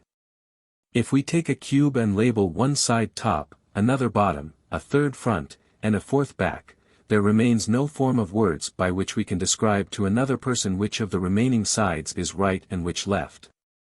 We can only point and say here is right and there is left, just as we should say this is red and that blue. Of 2 points seen beside each other at all, one is always affected by one of these feelings, and the other by the opposite. The same is true of the extremities of any line. 160, page 151. Thus it appears indubitable that all space relations except those of magnitude are nothing more or less than pure sensational objects. But magnitude appears to outstep this narrow sphere. We hear relations of muchness and littleness between times, numbers, intensities, and qualities, as well as spaces. It is impossible, then, that such relations should form a particular kind of simply spatial feeling. This we must admit. The relation of quantity is generic and occurs in many categories of consciousness, whilst the other relations we have considered are specific and occur in space alone. When our attention passes from a shorter line to a longer, from a smaller spot to a larger, from a feebler light to a stronger, from a paler blue to a richer, from a march tune to a gallop, The transition is accompanied in the synthetic field of consciousness by a peculiar feeling of difference, which is what we call the sensation of more length, more expense, more light, more blue, more motion.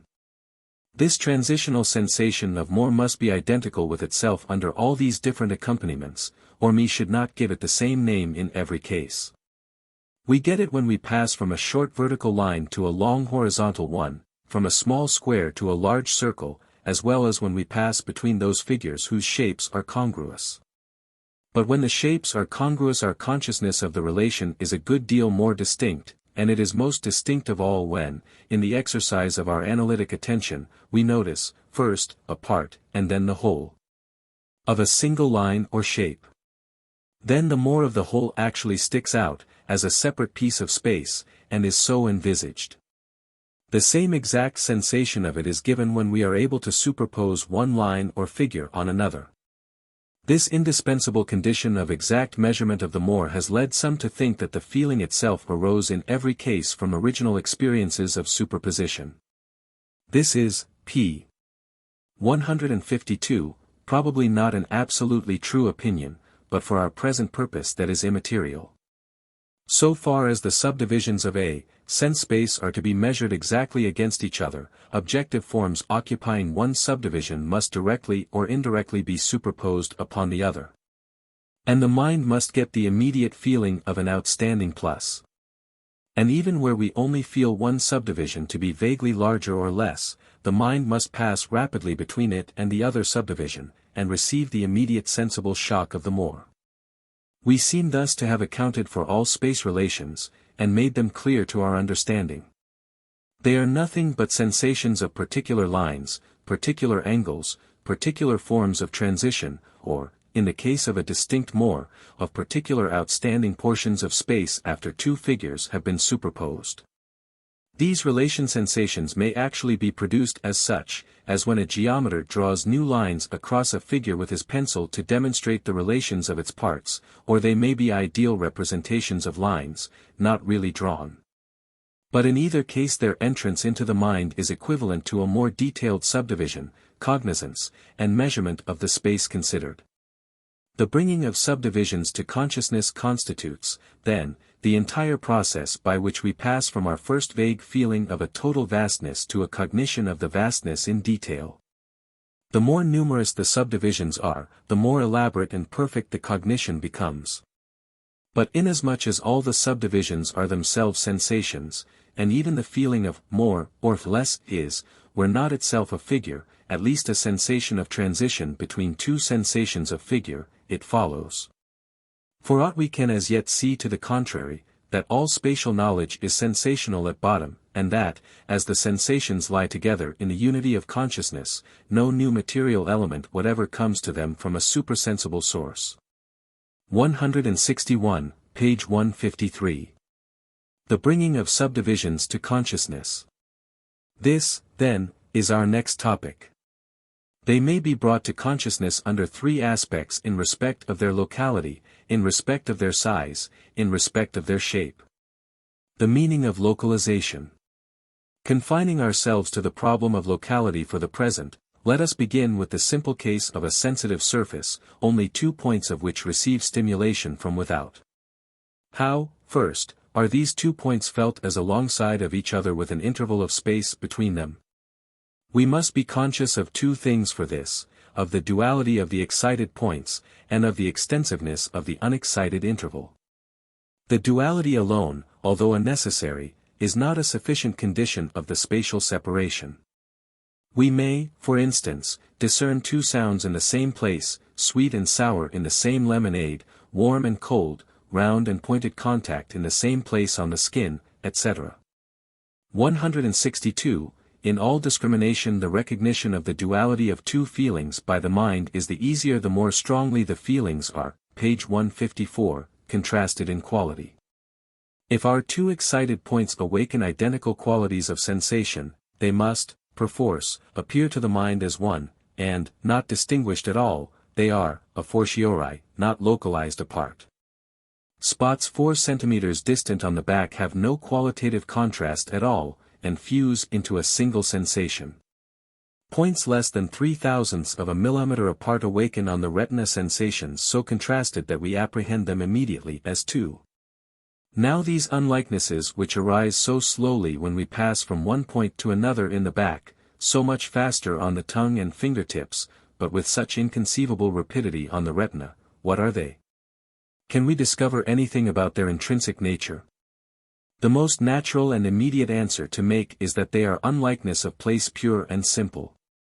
In the words of the German physiologist, 163, to whose psychophysics owes much. The sensations are from the outset, von vornherein, localized.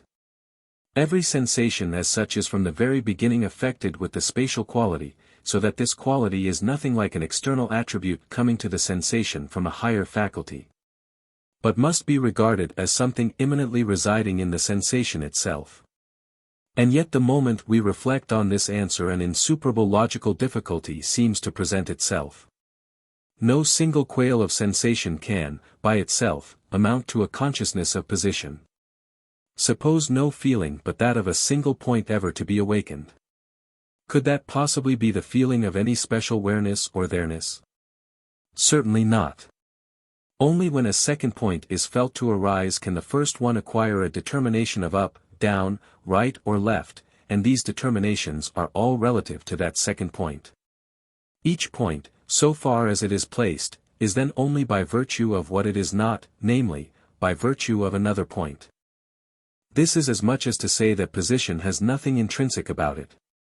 And that, although a feeling of absolute bigness may, a feeling of place cannot, possibly form an immanent element in any single isolated sensation. The very writer we have quoted has given heed to this objection, for he continues, p. 335, by saying that the, page 155, sensations thus originally localized, are only so in themselves, but not in the representation of consciousness, which is not yet present. They are, in the first instance, devoid of all mutual relations with each other. But such a localization of the sensation, in itself, would seem to mean nothing more than the susceptibility or potentiality of being distinctly localized when the time came and other conditions became fulfilled. Can we now discover anything about such susceptibility in itself before it has borne its ulterior fruits in the developed consciousness? Local signs. To begin with, every sensation of the skin and every visceral sensation seems to derive from its topographic seat a peculiar shade of feeling, which it would not have in another place. And this feeling per se seems quite another thing from the perception of the place. Says Wundt, 164. If with the finger we touch first the cheek and then the palm, exerting each time precisely the same pressure, the sensation shows notwithstanding a distinctly marked difference in the two cases. Similarly, when we compare the palm with the back of the hand, the nape of the neck with its anterior surface, the breast with the back, in short, any two distant parts of the skin with each other. And moreover, we easily remark, by attentively observing, that spots even tolerably close together differ in respect of the quality of their feeling. If we pass from one point of our cutaneous surface to another, we find a perfectly gradual and continuous alteration in our feeling, notwithstanding the objective nature of the contact has remained the same. Even the sensations of corresponding points on opposite sides of the body, though similar, are not identical. If, for instance, we touch first the back of one hand and then of the other, we remark a qualitative unlikeness of sensation.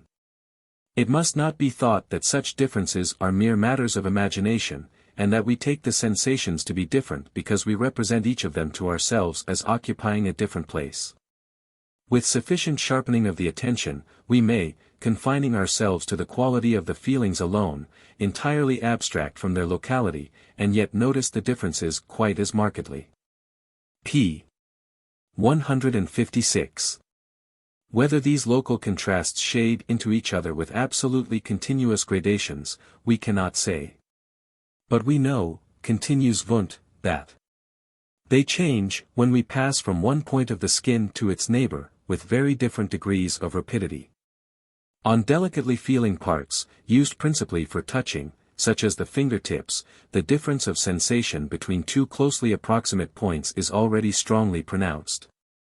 Whilst in parts of lesser delicacy, as the arm, the back, the legs, the disparities of sensation are observable only between distant spots. The internal organs, too, have their specific qualia of sensation. An inflammation of the kidney is different from one of the liver, pains in joints and muscular insertions are distinguished. Pain in the dental nerves is wholly unlike the pain of a burn. But very important and curious similarities prevail throughout these differences. Internal pains, whose seat we cannot see, and have no means of knowing unless the character of the pain itself reveal it, are felt where they belong.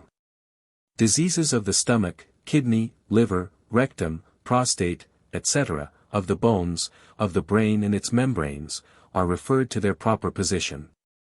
Nerve pains describe the length of the nerve.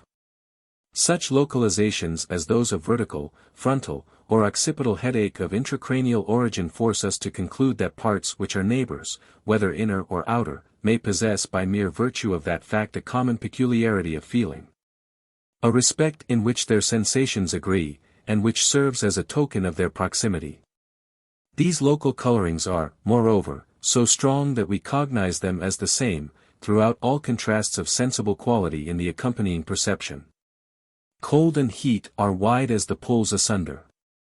Yet if both fall on the cheek, there mixes with them something that makes them in that respect identical. Just as, contrariwise, despite the identity of cold with itself wherever found, when we get it first on the palm and then on the cheek, some difference comes, which keeps the two experiences forever asunder. 165, p. 157. And now let us revert to the query propounded a moment since: can these differences of mere quality in feeling, varying according to locality yet having each sensibly and intrinsically and by itself nothing to do with position, constitute the susceptibilities we mentioned, the conditions of being perceived in position, of the localities to which they belong? The numbers on a row of houses, the initial letters of a set of words, have no intrinsic kinship with points of space, and yet they are the conditions of our knowledge of where any house is in the row, or any word in the dictionary. Can the modifications of feeling in question be tags or labels of this kind which in no wise originally reveal the position of the spot to which they are attached, but guide us to it by what Berkeley would call a customary tie? Many authors have unhesitatingly replied in the affirmative. Lotze, who in his Medicinische Psychology, 166, first described the sensations in this way, designating them, thus conceived, as local signs. This term has obtained wide currency in Germany, and in speaking of the local sign theory hereafter, I shall always mean the theory which denies that there can be in a sensation any element of actual locality, of inherent spatial order. Any tone as, p. 158, it were which cries to us immediately and without further ado, I am here, or I am there. If, as may well be the case, we by this time and ourselves tempted to accept the local sign theory in a general way, we have to clear up several farther matters. If a sign is to lead us to the thing it means, we must have some other source of knowledge of that thing.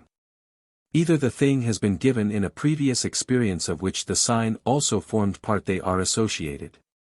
Or it is what Reid calls a natural sign, that is, a feeling which, the first time it enters the mind, evokes from the native powers thereof a cognition of the thing that hitherto had lain dormant.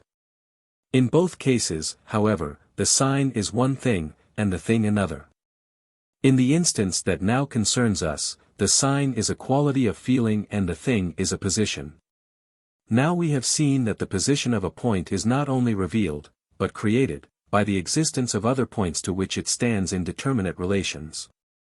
If the sign can by any machinery which it sets in motion evoke consciousness either of the other points, or of the relations, or of both, it would seem to fulfill its function, and reveal to us the position we seek.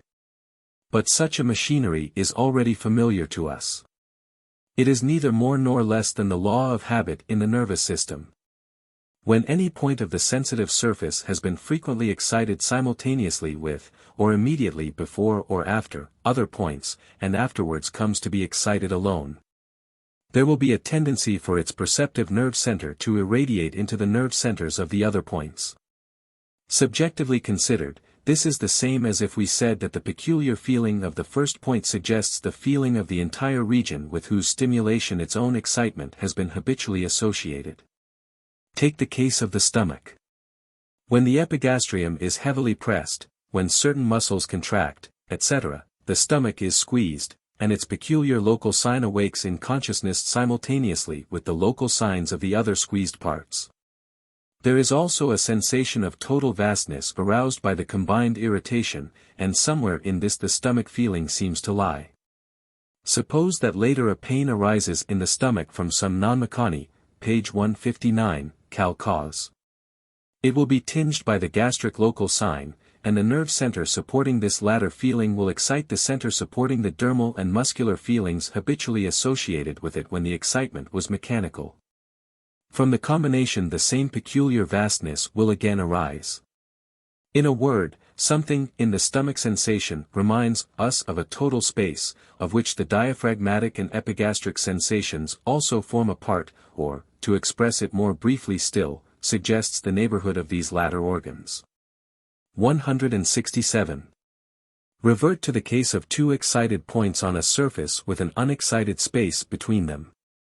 The general result of previous experience has been that when either point was impressed by an outward object, the same object also touched the immediately neighboring parts. Each point, together with its local sign, is thus associated with a circle of surrounding points, the association fading in strength as the circle grows larger. Each will revive its own circle. But when both are excited together, the strongest revival will be that due to the combined irradiation. Now the tract joining the two excited points is the only part common to the two circles. And the feelings of this whole tract will therefore awaken with considerable vividness in the imagination when its extremities are touched by an outward irritant. The mind receives with the impression of the two distinct points the vague idea of a line. The two-ness of the points comes from the contrast of their local signs, the line comes from the associations into which experience has wrought these latter.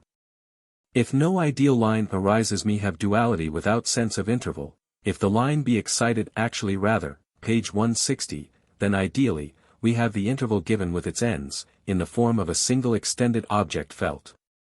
E. H. Weber, in the famous article in which he laid the foundations of all our accurate knowledge of these subjects, laid it down as the logical requisite for the perception of two separated points, that the mind should, along with its consciousness of them, become aware of an unexcited interval. As such I have only tried to show how the known laws of experience may cause this requisite to be fulfilled.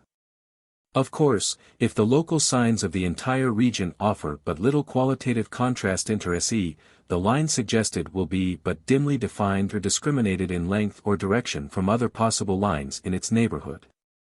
This is what happens in the back, where consciousness can sunder two spots, whilst only vaguely apprehending their distance and direction apart. The relation of position of the 2 points is the suggested interval or line. Turn now to the simplest case, that of a single excited spot. How can it suggest its position? Not by recalling any particular line unless experience have constantly been in the habit of marking or tracing some one line from it towards some one neighboring point. Now on the back, belly, viscera, etc., no such tracing habitually occurs. The consequence is that the only suggestion is that of the whole neighboring circle, i.e., the spot simply recalls the general region in which it happens to lie. By a process of successive construction, it is quite true that we can also get the feeling of distance between the spot and some other particular spot. Attention, by reinforcing the local sign of one part of the circle, can awaken a new circle round this part, and so de proche en proche we may slide our feeling down from our cheek, say, to our foot. But when we first touched our cheek we had no consciousness of the foot at all. 168. In the extremities, the lips, the tongue and other mobile parts, the case is different. We there have an instinctive tendency, when a part of lesser discriminative, page 161, sensibility is touched, to move the member so that the touching object glides along it to the place where sensibility is greatest. If a body touches our hand we move the hand over it till the fingertips are able to explore it. If the sole of our foot touches anything we bring it towards the toes, and so forth. There thus arise lines of habitual passage from all points of a member to its sensitive tip. These are the lines most readily recalled when any point is touched, and their recall is identical with the consciousness of the distance of the touched point from the tip. I think anyone must be aware when he touches a point of his hand or wrist that it is the relation to the fingertips of which he is usually most conscious. Points on the forearm suggest either the fingertips or the elbow, the latter being a spot of greater sensibility, 169. In the foot it is the toes, and so on. A point can only be cognized in its relations to the entire body at once by awakening a visual image of the whole body. Such awakening is even more obviously than the previously considered cases a matter of pure association. This leads us to the eye. On the retina the fovea and the yellow spot about it form a focus of exquisite sensibility, towards which every impression falling on an outlying portion of the field is moved by an instinctive action of the muscles of the eyeball. Few persons, until their attention is called to the fact, are aware how almost impossible it is to keep a conspicuous visible object in the margin of the field of view. The moment volition is relaxed we find that without our knowing it our eyes have turned so as to bring it to the center. This is why most persons are unable to keep the eyes steadily converged upon a point in space with nothing in it. The objects against the walls of the room, page 162, invincibly attract the foveae to themselves. If we contemplate a blank wall or sheet of paper, we always observe in a moment that we are directly looking at some speck upon it which, unnoticed at first, ended by catching our eye.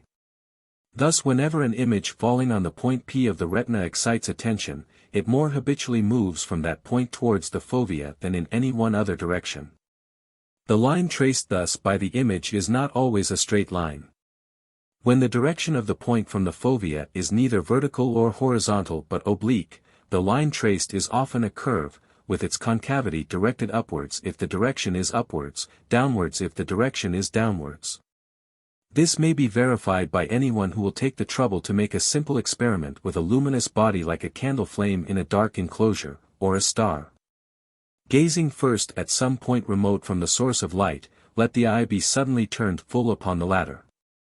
The luminous image will necessarily fall in succession upon a continuous series of points, reaching from the one first affected to the fovea. But by virtue of the slowness with which retinal excitements die away, the entire series of points will for an instant be visible as an after-image, displaying the above peculiarity of form according to its situation. 170. These radiating lines are neither regular nor invariable in the same person, nor, probably, equally curved in different individuals. We are incessantly drawing them between the fovea and every point of the held of view. Objects remain in their peripheral indistinctness only so long as they are unnoticed. The moment we attend to them they grow distinct through one of these motions, which leads to the idea prevalent among uninstructed persons that we see distinctly all parts of the field of view at once. The result of this incessant tracing of radii is that whenever a local sign P is awakened by a spot of light falling upon it, it recalls forthwith, even though the eyeball be unmoved, the local signs of all the other points which lie between P and the fovea. It recalls them in imaginary form, just as the normal reflex movement would recall them in vivid form, and with their recall is given a consciousness more or less, page 163, faint of the whole line on which they lie. In other words, no ray of light can fall on any retinal spot without the local sign of that spot revealing to us, by recalling the line of its most habitual associates, its direction and distance from the center of the held. The fovea acts thus as the origin of a system of polar coordinates, in relation to which each and every retinal point has through an incessantly repeated process of association its distance and direction determined. Were P alone illumined and all the rest of the field dark we should still, even with motionless eyes, know whether P lay high or low, right or left, through the ideal streak, different from all other streaks, which P alone has the power of awakening. 171, page 164. And with this we can close the first great division of our subject.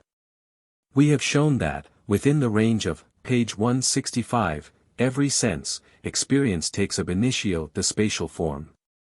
We have also shown that in the cases of the retina and skin, P 166. Every sensible total may be subdivided by discriminative attention into sensible parts, which are also spaces, and interrelations between the parts, these being sensible spaces too. Furthermore, we have seen, in a footnote, that different parts, once discriminated, necessarily fall into a determinate order, both by reason of definite gradations in their quality, and by reason of the fixed order of time succession in which movements arouse them. But in all this nothing has been said of the comparative measurement of one sensible space total against another, or of the way in which, by summing our diverse simple sensible space experiences together, we end by constructing what we regard as the unitary, continuous, and infinite objective space of the real world. To this more difficult inquiry we next pass. The construction of real space. The problem breaks into two subordinate problems. 1. How is the subdivision and measurement of the several sensorial spaces completely effected? And 2. How do their mutual addition and fusion and reduction to the same scale, in a word, how does their synthesis occur? I think that, as in the investigation just finished, we found ourselves able to get along without invoking any data but those that pure sensibility on the one hand, and the ordinary intellectual powers of discrimination and recollect, p. 167, tie-in on the other, were able to yield. So here we shall emerge from our more complicated quest with the conviction that all the facts can be accounted for on the supposition that no other mental forces have been at work save those we find everywhere else in psychology, sensibility. Namely, for the data. And discrimination, association, memory, and choice for the rearrangements and combinations which they undergo. 1. The subdivision of the original sense spaces. How are spatial subdivisions brought to consciousness? In other words, how does spatial discrimination occur? The general subject of discrimination has been treated in a previous chapter. Here we need only inquire what are the conditions that make spatial discrimination so much finer in sight than in touch, and in touch than in hearing, smell, or taste. The first great condition is, that different points of the surface shall differ in the quality of their immanent sensibility, that is, that each shall carry its special local sign.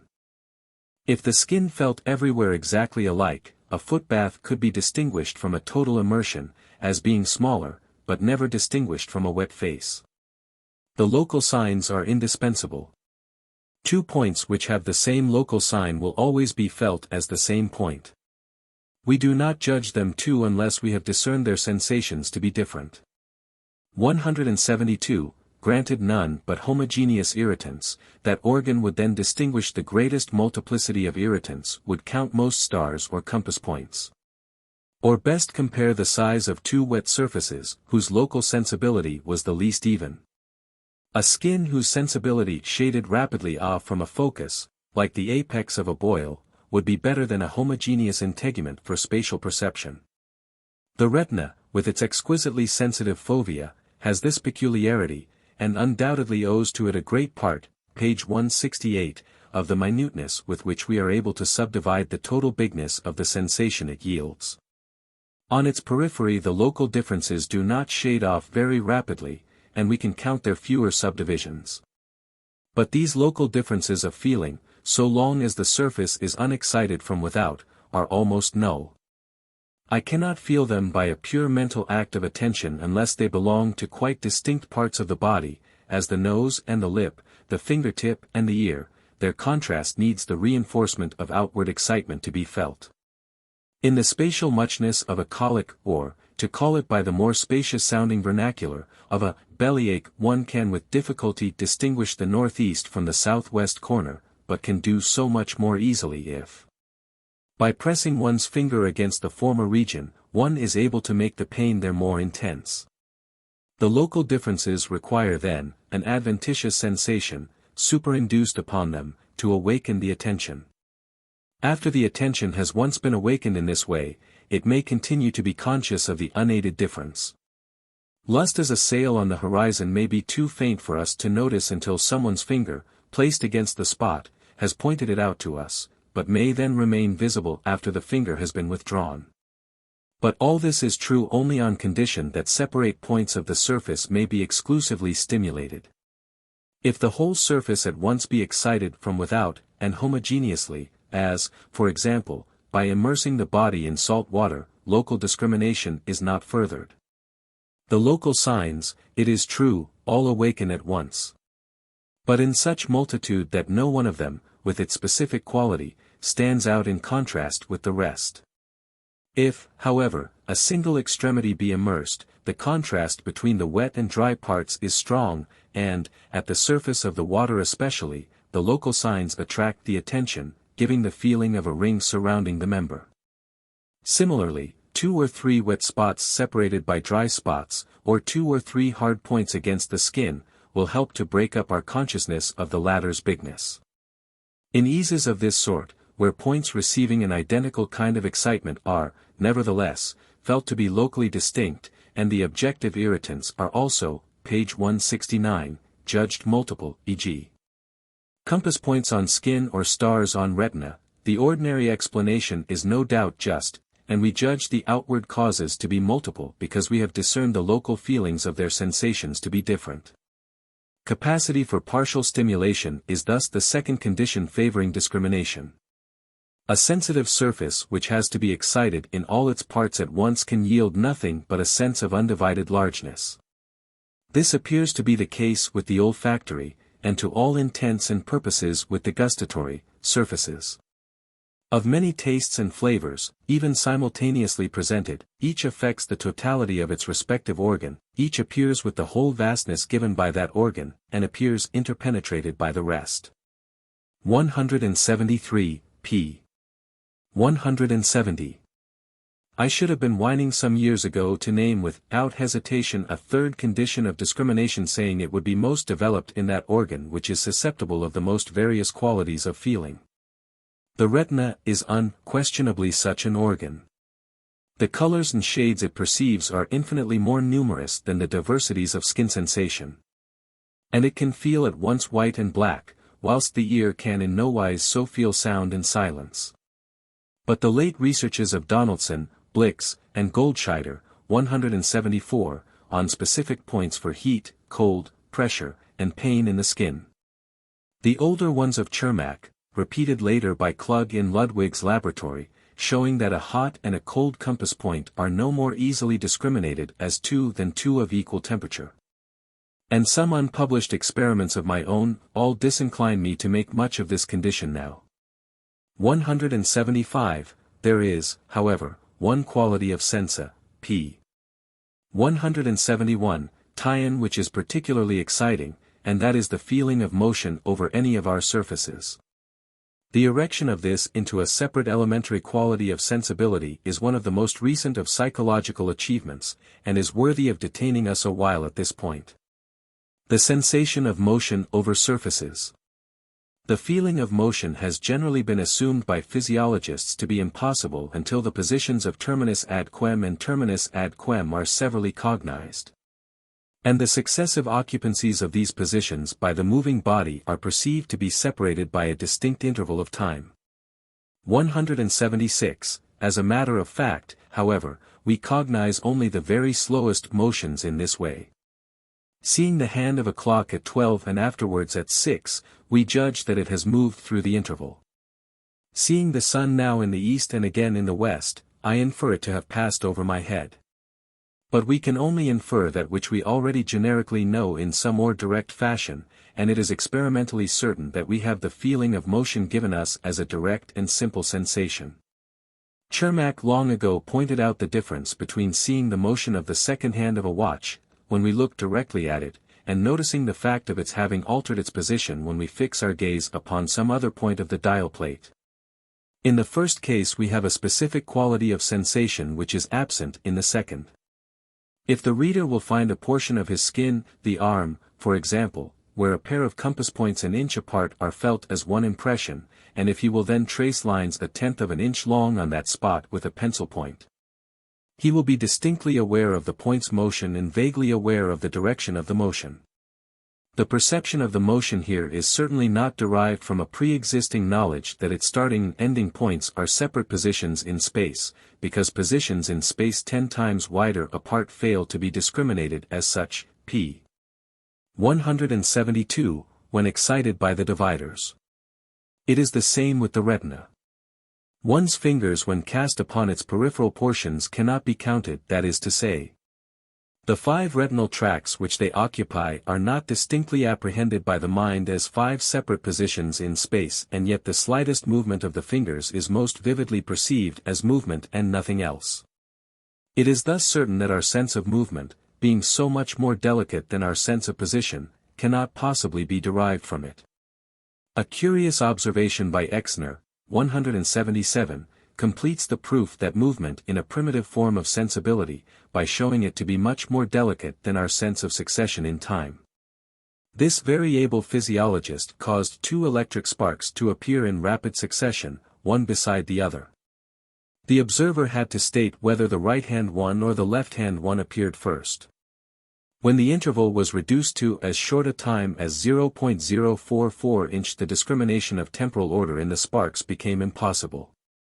But Exner found that if the sparks were brought so close together in space that their irradiation circles overlapped, the eye then felt their flashing as if it were the motion of a single spark from the point occupied by the first to the point occupied by the second, and the time interval might then be made as small as 0.015 inch before the mind began to be in doubt as to whether the apparent motion started from the right or from the left. On the skin similar experiments gave similar results. Weierord, at almost the same time, 178, called attention to certain persistent illusions, amongst which are these: if another person gently trace a line across our wrist or finger, the latter being stationary, it will feel to us as if the member were moving in the opposite direction to the tracing point. If, on the contrary, we move our limb across a fixed point, it will be seen as if the point were moving as well. If the reader will touch his forehead with his forefinger kept motionless, and then rotate the head so that the skin of the forehead passes beneath the finger's tip, he will have, p.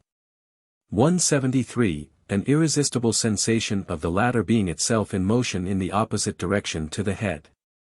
So in abducting the fingers from each other, some may move and the rest be still, but the still ones will feel as if they were actively separating from the rest. These illusions, according to Weierord, are survivals of a primitive form of perception, when motion was felt as such, but ascribed to the whole content of consciousness, and not yet distinguished as belonging exclusively to one of its parts. When our perception is fully developed, we go beyond the mere relative motion of thing and bound, and can ascribe absolute motion to one of these components of our total object, and absolute rest to another.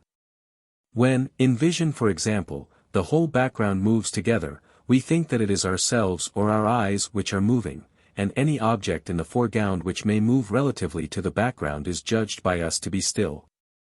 But primitively this discrimination cannot be perfectly made. The sensation of the motion spreads over all that we see and infects it.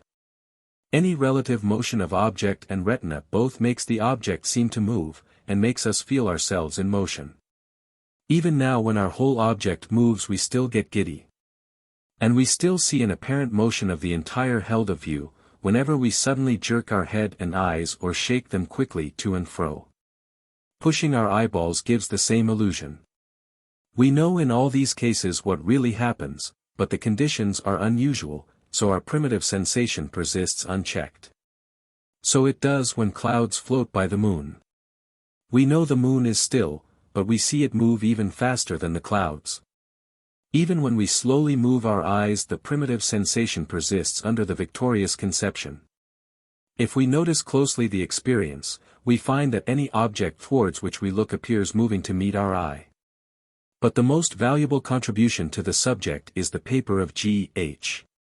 Schneider, 179, who takes up the matter zoologically, and shows by examples from every branch of the animal kingdom that movement is the quality by which animals most easily attract each other's attention. The in p.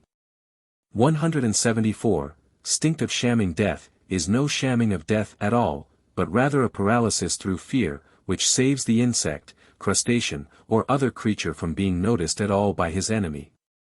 It is paralleled in the human race by the breath-holding stillness of the boy playing I Spy, to whom the seeker is near. And its obverse side is shown in our involuntary waving of arms, jumping up and down, and so forth, when we wish to attract someone's attention at a distance. Creatures stalking their prey and creatures hiding from their pursuers alike show how immobility diminishes conspicuity. In the woods, if we are quiet, the squirrels and birds will actually touch us. Flies will light on stuffed birds and stationary frogs. 180. On the other hand, the tremendous shock of feeling the thing we are sitting on begin to move, the exaggerated start it gives us to have an insect unexpectedly pass over our skin, or a cat noiselessly come and snuffle about our hand. The excessive reflex effects of tickling, etc. show how exciting the sensation of motion is per se. A kitten cannot help pursuing a moving ball. Impressions too faint to be cognized at all are immediately felt if they move. A fly sitting is unnoticed, we feel it the moment it crawls. A shadow may be too faint to be perceived. As soon as it moves, however, we see it. Schneider found that a shadow, with distinct outline, and directly fixated, could still be perceived when moving, although its objective strength might be but half as great as that of a stationary shadow so faint as just to disappear. With a blurred shadow in indirect vision the difference in favor of motion was much greater, namely, 13.3:40.7. If we hold a finger between our closed eyelid and the sunshine we shall not notice its presence. The moment we move it to and fro, however, we discern it. Such visual perception as this reproduces the conditions of sight among the radiates. p. 175. Schneider tries to explain why a sensory surface is so much more excited when its impression moves. It has long since been noticed how much more acute is discrimination of successive than of simultaneous differences. But in the case of a moving impression, say on the retina, we have a summation of both sorts of difference, whereof the natural effect must be to produce the most perfect discrimination of all. In the left-hand figure let the dark spot be move, for example, from right to left. At the outset there is the simultaneous contrast of black and white in B and A. When the motion has occurred so that the right-hand figure is produced, the same contrast remains, the black and the white having changed places. But in addition to it there is a double successive contrast, first in A, which, a moment ago white, has now become dark, and second in B, which, a moment ago black, has now become white.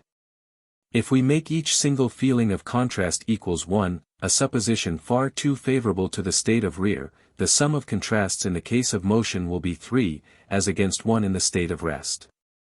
That is, our attention will be called by a treble force to the difference of color, provided the color begin to move. Cf. also Fleischl, Physiologische optische Notizen, 2te Mitteilung, Wiener Sitzungsbericht, 1882. Enough has now been said to show that in the education of spatial discrimination the motions of impressions across sensory surfaces must have been the principal agent in breaking up our consciousness of the surfaces into a consciousness of their parts. Even today the main function of the peripheral regions of our retina is that of sentinels, which, when beams of light move over them, cry, "Who goes there?" and call the fovea to the spot. Most parts of the skin do but perform the same of office for the fingertips. Of course fingertips and fovea leave some power of direct perception to marginal retina and skin respectively. But it is worthy of note that such perception is best developed on the skin of the most movable parts, the labors of Weyrauch and his pupils have well shown this. And that in the blind, whose skin is exceptionally discriminative, it seems to have become so through the inveterate habit which most of them possess of twitching and moving it under whatever object may touch them, so as to become better acquainted with the conformation of the same. Chermak was the first to notice this. It may be easily verified. Of course movement of surface under object is, for purposes of stimulation, equivalent to movement of object over surface. In exploring the shapes and p. 176, sizes of things by either eye or skin the movements of these organs are incessant and unrestrainable. Every such movement draws the points and lines of the object across the surface, imprints them 100 times more sharply, and drives them home to the attention. The immense part thus played by movements in our perceptive activity is held by many psychologists, 181, to prove that the muscles are themselves the space-perceiving organ. Not surface sensibility, but the muscular sense, is for these writers the original and only revealer of objective extension. But they have all failed to notice with what peculiar intensity muscular contractions call surface sensibilities into play. And that the mere discrimination of impressions, quite apart from any question of measuring the space between them, largely depends on the mobility of the surface upon which they fall. 182, page 177. 2. The measurement of the sense spaces against each other. What precedes is all we can say in answer to the problem of discrimination. Turn now to that of measurement of the several spaces against each other, that being the first step in our constructing out of our diverse space experiences the one space we believe in as that of the real world. The first thing that seems evident is that we have no immediate power of comparing together with any accuracy the extents revealed by different sensations. Our mouth cavity feels indeed to itself smaller, and to the tongue larger, than it feels to the finger or eye. Our tympanic membrane feels larger than our fingertip, our lips feel larger than a surface equal to them on our thigh. So much comparison is immediate, but it is vague, and for anything exact, we must resort to other help. The great agent in comparing the extent felt by one sensory surface with that felt by another, is superposition of one surface upon another, and superposition of one outer thing upon many surfaces. Thus are exact equivalencies and common measures introduced, and the way prepared for numerical results. Could we not superpose one part of our skin upon another, or one object on both parts, we should hardly succeed in coming to that knowledge of our own form which we possess. The original differences of bigness of our different parts would remain vaguely operative, and we should have no certainty as to how much lip was equivalent to so much forehead, how much finger to so much back. But with the power of exploring one part of the surface by another we get a direct perception of cutaneous equivalencies. The primitive differences of bigness are overpowered when we feel by an immediate sensation that a certain length of thigh surface is in contact with the entire palm and fingers. And when a motion of the opposite fingertips draws a line first along this same length of thigh and p. 178, then along the whole of the hand in question, we get a new manner of measurement, less direct but confirming the equivalencies established by the first. In these ways, by superpositions of parts and by tracing lines on different parts by identical movements, a person deprived of sight can soon learn to reduce all the dimensions of his body to a homogeneous scale. By applying the same methods to objects of his own size or smaller, he can with equal ease make himself acquainted with their extension stated in terms derived from his own bulk, palms, feet, cubits, spans, paces, fathoms, armspreads, etc. In these reductions it is to be noticed that when the resident sensations of largeness of two opposed surfaces conflict, one of the sensations is chosen as the true standard and the other treated as illusory. Thus an empty tooth socket is believed to be really smaller than the fingertip which it will not admit, although it may feel larger. And in general it may be said that the hand, as the almost exclusive organ of palpation, gives its own magnitude to the other parts, instead of having its size determined by them.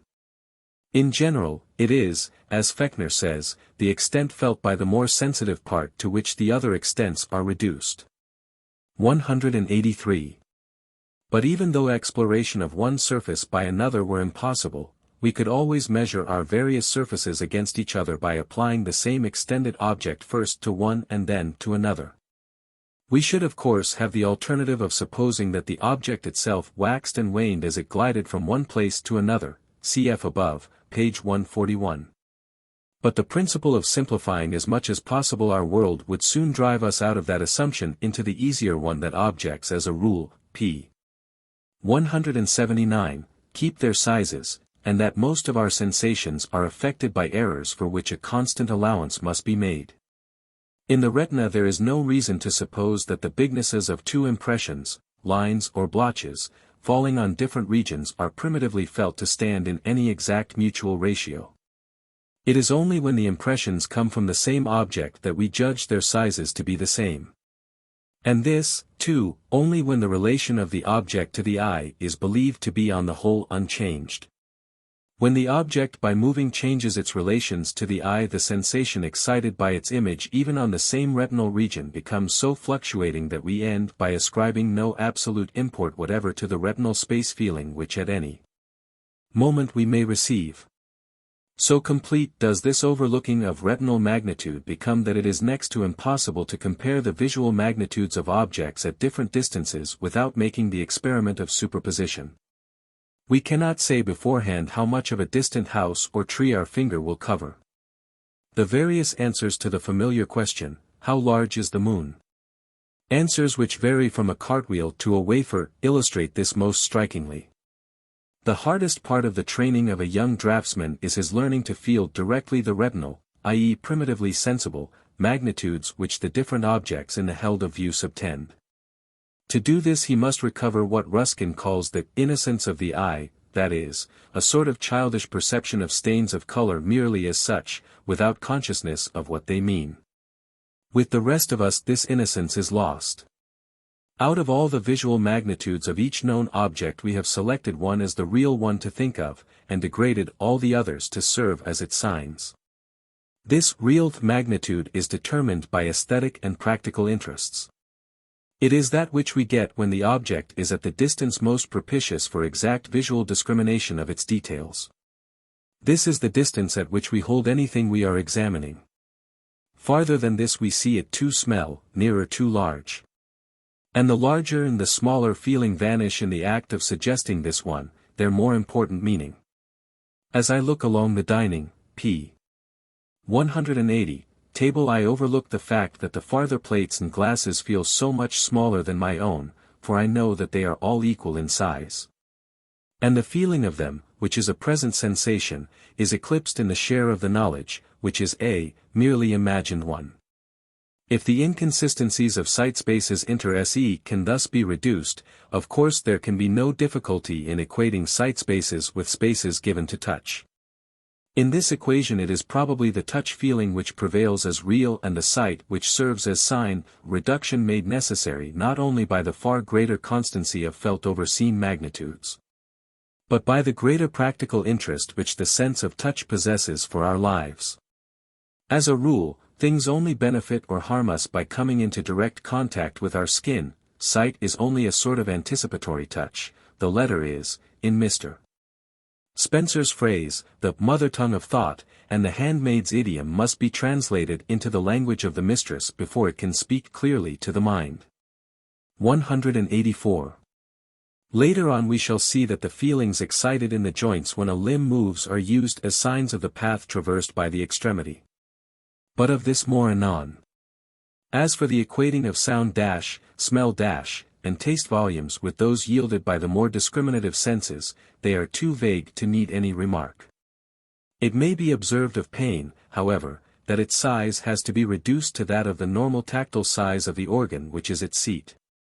A finger with a felon on it, and the pulses of the arteries therein, both feel larger than we believe they really are. p. 181. It will have been noticed in the account given that when two sensorial sense impressions, believed to come from the same object, differ, then the one most interesting, practically or aesthetically, is judged to be the true one. This law of interest holds throughout, though a permanent interest, like that of touch, may resist a strong but fleeting one like that of pain, as in the case just given of the felon. 3. The summation of the sense spaces. Now for the next step in our construction of real space. How are the various sense spaces added together into a consolidated and unitary continuum? For they are, in man at all events, incoherent at the start. Here again the first fact that appears is that primitively our space experiences form a chaos, out of which we have no immediate faculty for extricating them. Objects of different sense organs, experienced together, do not in the first instance appear either inside or alongside or far outside of each other, neither spatially continuous nor discontinuous, in any definite sense of these words. The same thing is almost as true of objects felt by different parts of the same organ before discrimination has done its finished work. The most we can say is that all our space experiences together form an objective total and that this objective total is vast. Even now the space inside our mouth, which is so intimately known and accurately measured by its inhabitant the tongue, can hardly be said to have its internal directions and dimensions known in any exact relation to those of the larger world outside. It forms almost a little world by itself. Again, when the dentist excavates a small cavity in one of our teeth, we feel the hard point of his instrument scraping, in distinctly differing directions. A surface which seems to our sensibility vaguely larger than the subsequent use of the mirror tells us it really is. And though the directions of the scraping differ so completely inter se, not one of them can be identified with the particular direction in the outer world to which it corresponds. The space of the tooth sensibility is thus really a little world by itself, which can only become congruent with the outer space, p. 182, world by farther experiences which shall alter its bulk, identify its directions, fuse its margins, and finally embed it as a definite part within a definite whole. And even though every joint's rotations should be felt to vary inter se as so many differences of direction in a common room, even though the same were true of diverse tracings on the skin, and of diverse tracings on the retina respectively, it would still not follow that feelings of direction, on these different surfaces, are intuitively comparable among each other. Or with the other directions yielded by the feelings of the semicircular canals. It would not follow that we should immediately judge the relations of them all to each other in one space world. If with the arms in an unnatural attitude we feel things, we are perplexed about their shape, size, and position.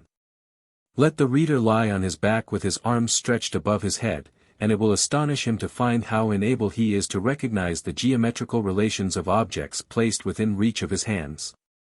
But the geometrical relations here spoken of are nothing but identities recognized between the directions and sizes perceived in this way and those perceived in the more usual ways. The two ways do not fit each other intuitively.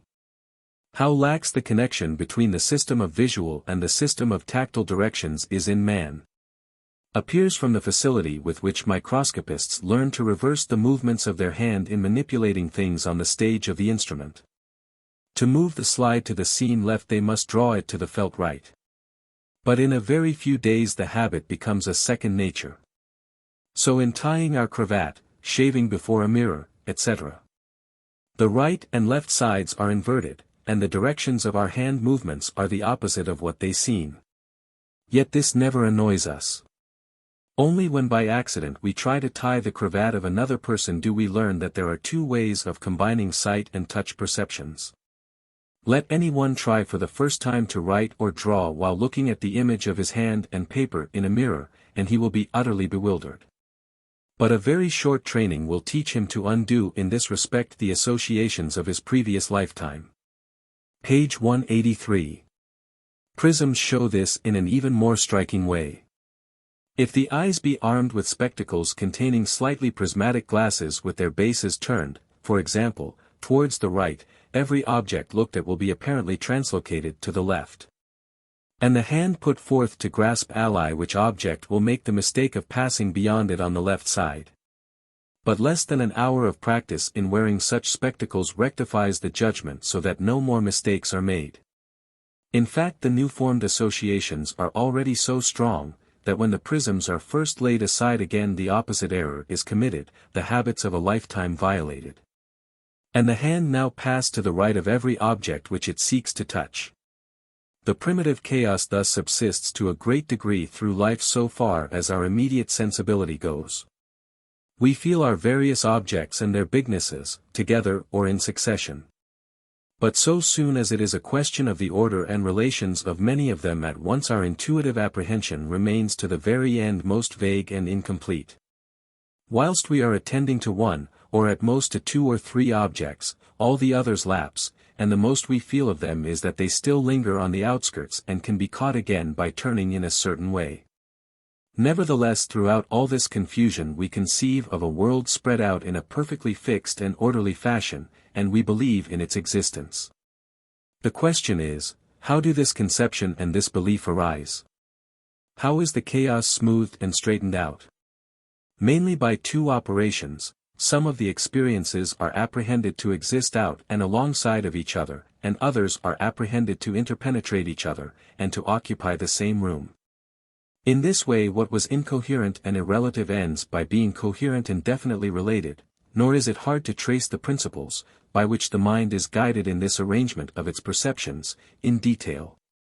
In the first place, following the great intellectual law of economy, we simplify, unify, and identify as much as we possibly can. Whatever sensible data can be attended to together we locate together. Their several extents seem one extent. The place at which each appears is held to be the same with the place, page 184, at which the others appear. They become, in short, so many properties of one and the same real thing. This is the first and great commandment, the fundamental act by which our world gets spatially arranged. In this coalescence in a thing, one of the coalescing sensations is held to be the thing, the other sensations are taken for its more or less accidental properties, or modes of appearance. 185. The sensation chosen to be the thing essentially is the most constant and practically important of the lot, most often it is hardness or weight. But the hardness or weight is never without tactile bulk. And as we can always see something in our hand when we feel something there, we can always see something there when we essence of the thing. Frequently a shape so figures, sometimes a temperature, a taste, etc. But for the most part temperature, smell, sound, color, or whatever other phenomena may vividly impress us simultaneously with the bulk felt or seen, figure among the accidents. Smell and sound impress us, it is true, when we neither see nor touch the thing. But they are strongest when we see or touch, so we locate the source of these properties within the touched or seen space, whilst their properties themselves we regard as overflowing in a weakened form into the spaces found by other things. In all this, it will be observed, the sense data whose spaces coalesce into one are yielded by different sense organs. Such data have no tendency to displace each other from consciousness, but can be attended to together all at once. Often indeed they vary concomitantly and reach a maximum together. We may be sure, therefore, that the general rule of our mind is to locate in each other all sensations which are associated in simultaneous experience, and do not interfere with each other's perception. 186, p. 185. Different impressions on the same sense organ do interfere with each other's perception, and cannot well be attended to at once. Hence we do not locate them in each other's spaces, but arrange them in a serial order of exteriority, each alongside of the rest, in a space larger than that which any one sensation brings. This larger space, however, is an object of conception rather than of direct intuition, and bears all the marks of being constructed piecemeal by the mind. The blind man forms it out of tactile, locomotor, and auditory experiences, the seeing men out of visual ones almost exclusively. As the visual construction is the easiest to understand, let us consider that first. Every single visual sensation or field of view is limited. To get a new field of view for our object the old one must disappear. But the disappearance may be only partial. Let the first field of view be A, B, C. If we carry our attention to the limit C, it ceases to be the limit, and becomes the center of the field, and beyond it appear fresh parts where there were none before. 187, A, B, C changes, in short, to C, D, E. But although the parts A, B are lost to sight, yet their image abides in the memory. And if we think of our first object A, B, C as having existed or as still existing at all, we must think of it as it was originally presented, namely, as spread out from C in one direction just as C, D, E is spread out in another. A, B and D, E can never coalesce in one place, as they could were they objects of different senses, because they can never be perceived at once, we must lose one to see the other. So, the letters standing now for things, we get to conceive of the successive fields of things after the analogy of the several things which we perceive in a single field. They must be out and alongside of each other, and we conceive that their juxtaposed spaces must make a larger space. A, B, C plus C, D, E must, in short, be imagined to exist in the form of A, B, C, D, E or not imagined at all. We can usually recover anything lost from sight by moving our attention and our eyes back in its direction, and, p. 186, through these constant changes every field of seen things comes at last to be thought of as always having a fringe of other things possible to be seen spreading in all directions round about it. Meanwhile the movements concomitantly with which the various fields alternate are also felt and remembered, and gradually, through association, this and that movement come in our thought to suggest this or that extent of fresh objects introduced. Gradually, too, since the objects vary indefinitely in kind, we abstract from their several natures and think separately of their mere extents, of which extents the various movements remain as the only constant introducers and associates. More and more, therefore, do we think of movement and seen extent as mutually involving each other, until at last, with Bain and J.S. Mill, we may get to regard them as synonymous, and say, what is the meaning of the word extent, unless it be possible movement? 188. We forget in this conclusion that, whatever intrinsic extensiveness the movements may appear endowed with, that seen spreadoutness which is the pattern of the abstract extensiveness which we imagine came to us originally from the retinal sensation. The muscular sensations of the eyeball signify this sort of visible spreadoutness, just as this visible spreadoutness may come in later experience to signify the real bulks, distances, lengths and breadths known to touch and locomotion. 189. To the very end, however, in us seeing men, the quality, the nature, the sort of thing we mean by extensiveness, would seem to be the sort of feeling which our retinal stimulations bring. In one deprived of sight the principles by which the notion of real space is constructed are the same. Skin feelings take in him the place of retinal feelings in giving, p. 187, the quality of lateral spreadoutness, as our attention passes from one extent of them to another, awakened by an object sliding along. Usually the moving object is our hand. And feelings of movement in our joints invariably accompany the feelings in the skin. But the feeling of the skin is what the blind man means by his skin. So the size of the skin feeling stands as the absolute or real size, and the size of the joint feelings becomes a sign of these.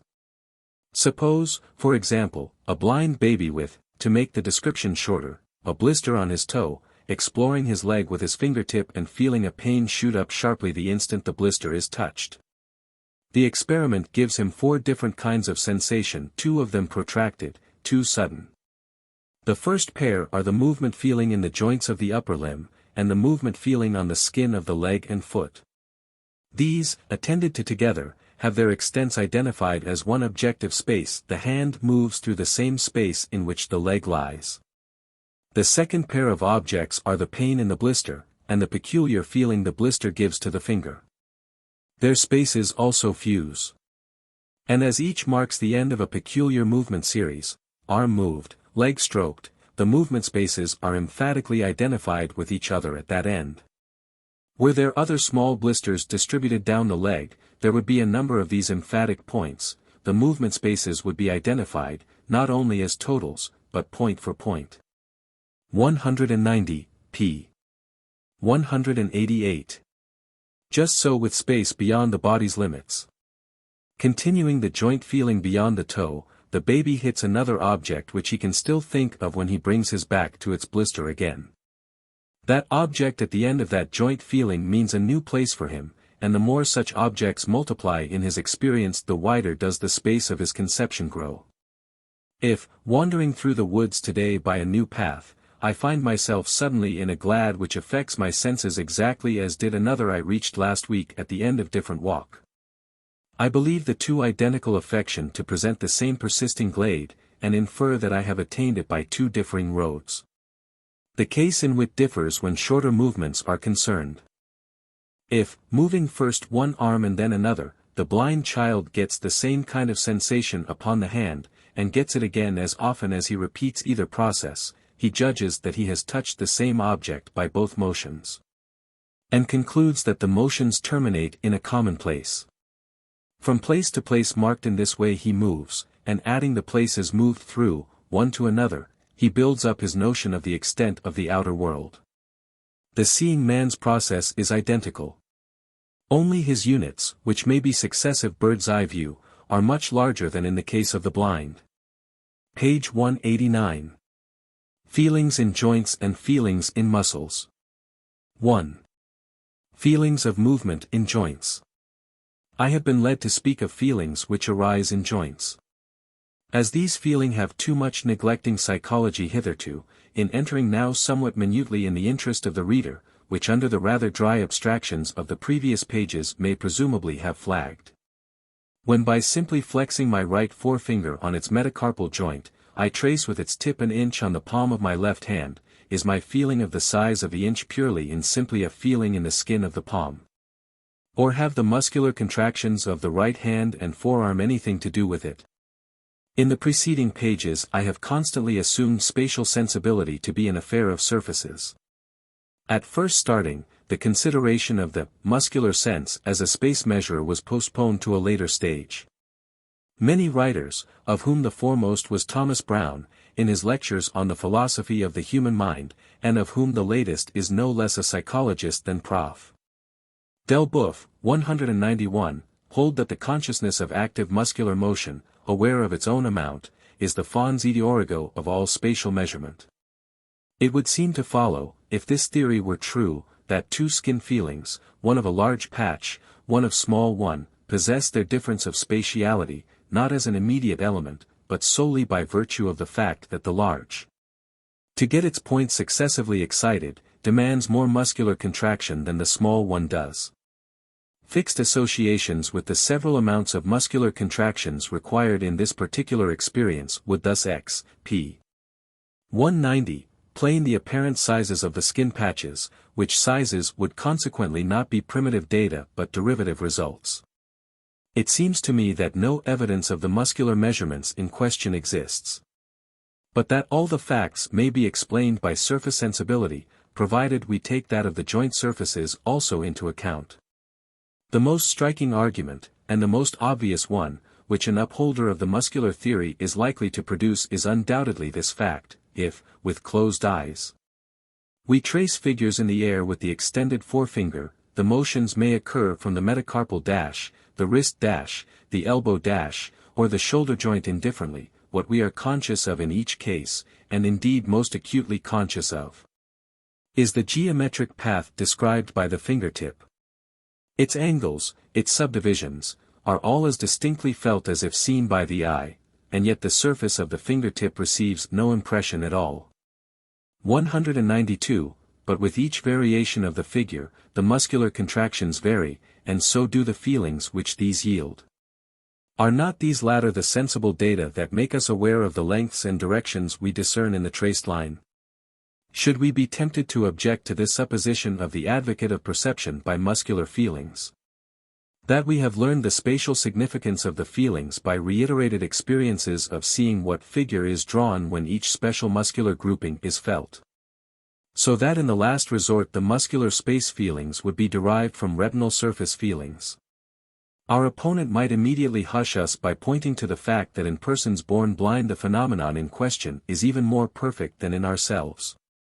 If we suggest that the blind may have originally traced the figures on the cutaneous surface of cheek, thigh, or palm, and may now remember the specific figure which each present movement formerly caused the skin surface to perceive, he may reply that the delicacy of the motor percep, p.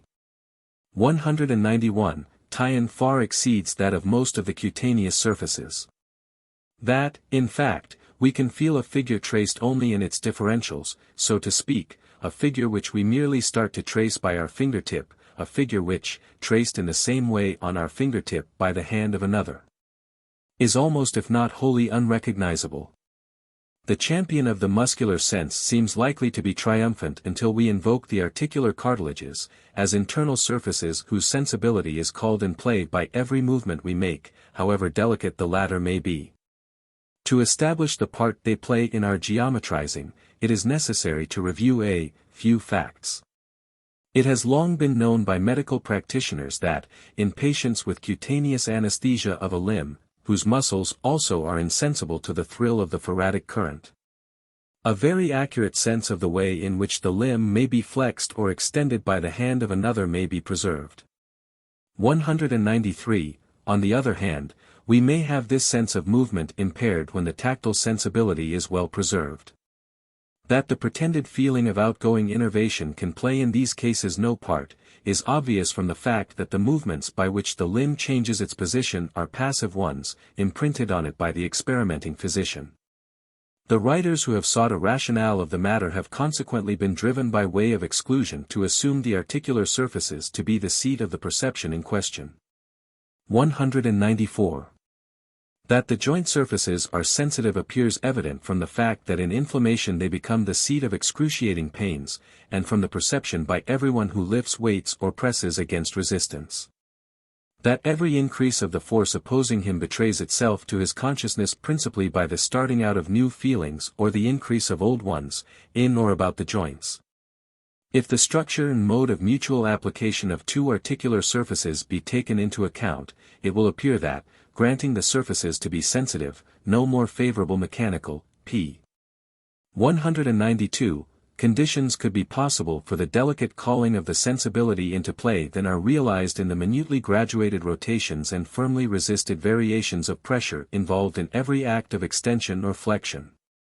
Nevertheless, it is a great pity that we have as yet no direct testimony, no expressions from patients with healthy joints accidentally laid open, of the impressions they experience when the cartilage is pressed or rubbed. The first approach to direct evidence, so far as I know, is contained in the paper of Lewinsky, 195, published in 1879. This observer had a patient the inner half of whose leg was anesthetic.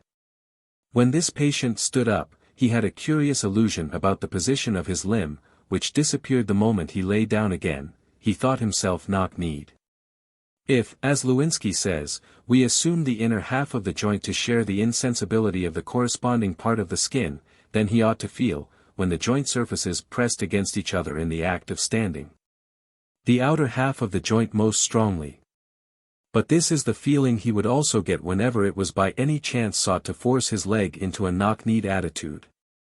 Lewinsky was led by this case to examine the feet of certain ataxic patients with imperfect sense of position.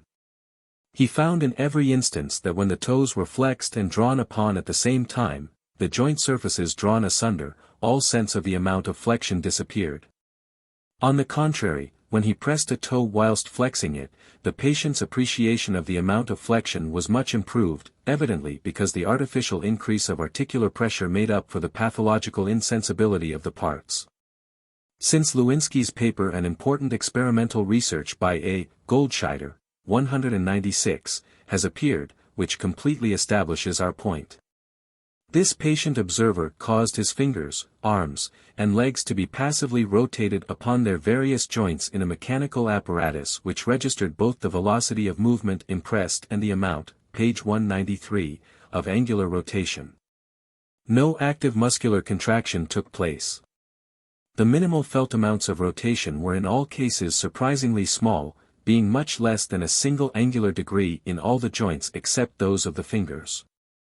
Such displacements as these, the author says, page 490, can hardly be detected by the eye. The point of application of the force which rotated the limb made no difference in the result. Rotations round the hip joint, for example, were as delicately felt when the leg was hung by the heel as when it was hung by the thigh whilst the movements were performed. Anesthesia of the skin produced by induction currents also had no disturbing effect on the perception, nor did the various degrees of pressure of the moving force upon the skin affect it. It became, in fact, all the more distinct in proportion as the concomitant pressure feelings were eliminated by artificial anesthesia. When the joints themselves, however, were made artificially anesthetic, the perception of the movement grew obtuse and the angular rotations had to be much increased before they were perceptible. All these facts prove, according to Herr Goldscheider, that the joint surfaces and these alone are the starting point of the impressions by which the movements of our members are immediately perceived. Applying this result, which seems invulnerable, to the case of the tracing fingertip, we see that our perception of the latter gives no countenance to the theory of the muscular sense. We indubitably localize the fingertip at the successive points of its path by means of the sensations which we receive from our joints. But if this is so, it may be asked, why do we feel the figure to be traced, not within the joint itself, but in such an altogether different place? And why do we feel it so much larger than it really is? I will answer these questions by asking another, why do we move our joists at all? surely to gain something more valuable than the insipid joint feelings themselves. And these more interesting feelings are in the main produced upon the skin of the moving part, or of some other part over which it passes, or upon the eye. With movements of the fingers we explore the configuration of all real objects with which we have to deal, our own body as well as, page 194, foreign things. Nothing that interests us is located in the joint. Everything that interests us either is some part of our skin, or is something that we see as we handle it. The cutaneously felt and the seen extents come thus to figure as the important things for us to concern ourselves with. Every time the joint moves, even though we neither see, nor feel cutaneously, the reminiscence of skin events and sights which formerly coincided with that extent of movement, ideally awaken as the movement's import. And the mind drops the present sign to attend to the import alone. The joint sensation itself, as such, does not disappear in the process. A little attention easily detects it, with all its fine peculiarities, hidden beneath its vaster suggestions. So that really the mind has two space perceptions before it, congruent in form but different in scale and place, either of which exclusively it may notice, or both at once, the joint space which it feels and the real space which it means. The joint spaces serve so admirably as signs because of their capacity for parallel variation to all the peculiarities of external motion. There is not a direction in the real world or a ratio of distance which cannot be matched by some direction or extent of joint rotation. Joint feelings, like all feelings, are roomy. Specific ones are contrasted inter se as different directions are contrasted within the same extent. If I extend my arm straight out at the shoulder, the rotation of the shoulder joint will give me one feeling of movement. If then I sweep the arm forward, the same joint will give me another feeling of movement. Both these movements are felt to happen in space and differ in specific quality. Why shall not the specificness of the quality just consist in the feeling of a peculiar direction? 197. Why may not the several joint feelings be so many perceptions of movement in so many different directions? That we cannot explain why they should is no presumption that they do not, for we never can explain why any sense organ should awaken the sensation it does. p. 195. But if the joint feelings are directions and extents, standing in relation to each other, the task of association in interpreting their import in eye or skin terms is a good deal simplified.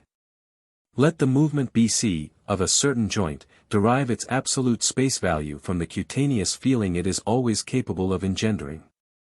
Then the longer movement ABCD of the same joint will be judged to have a greater space value, even though it may never have wholly merged with a skin experience.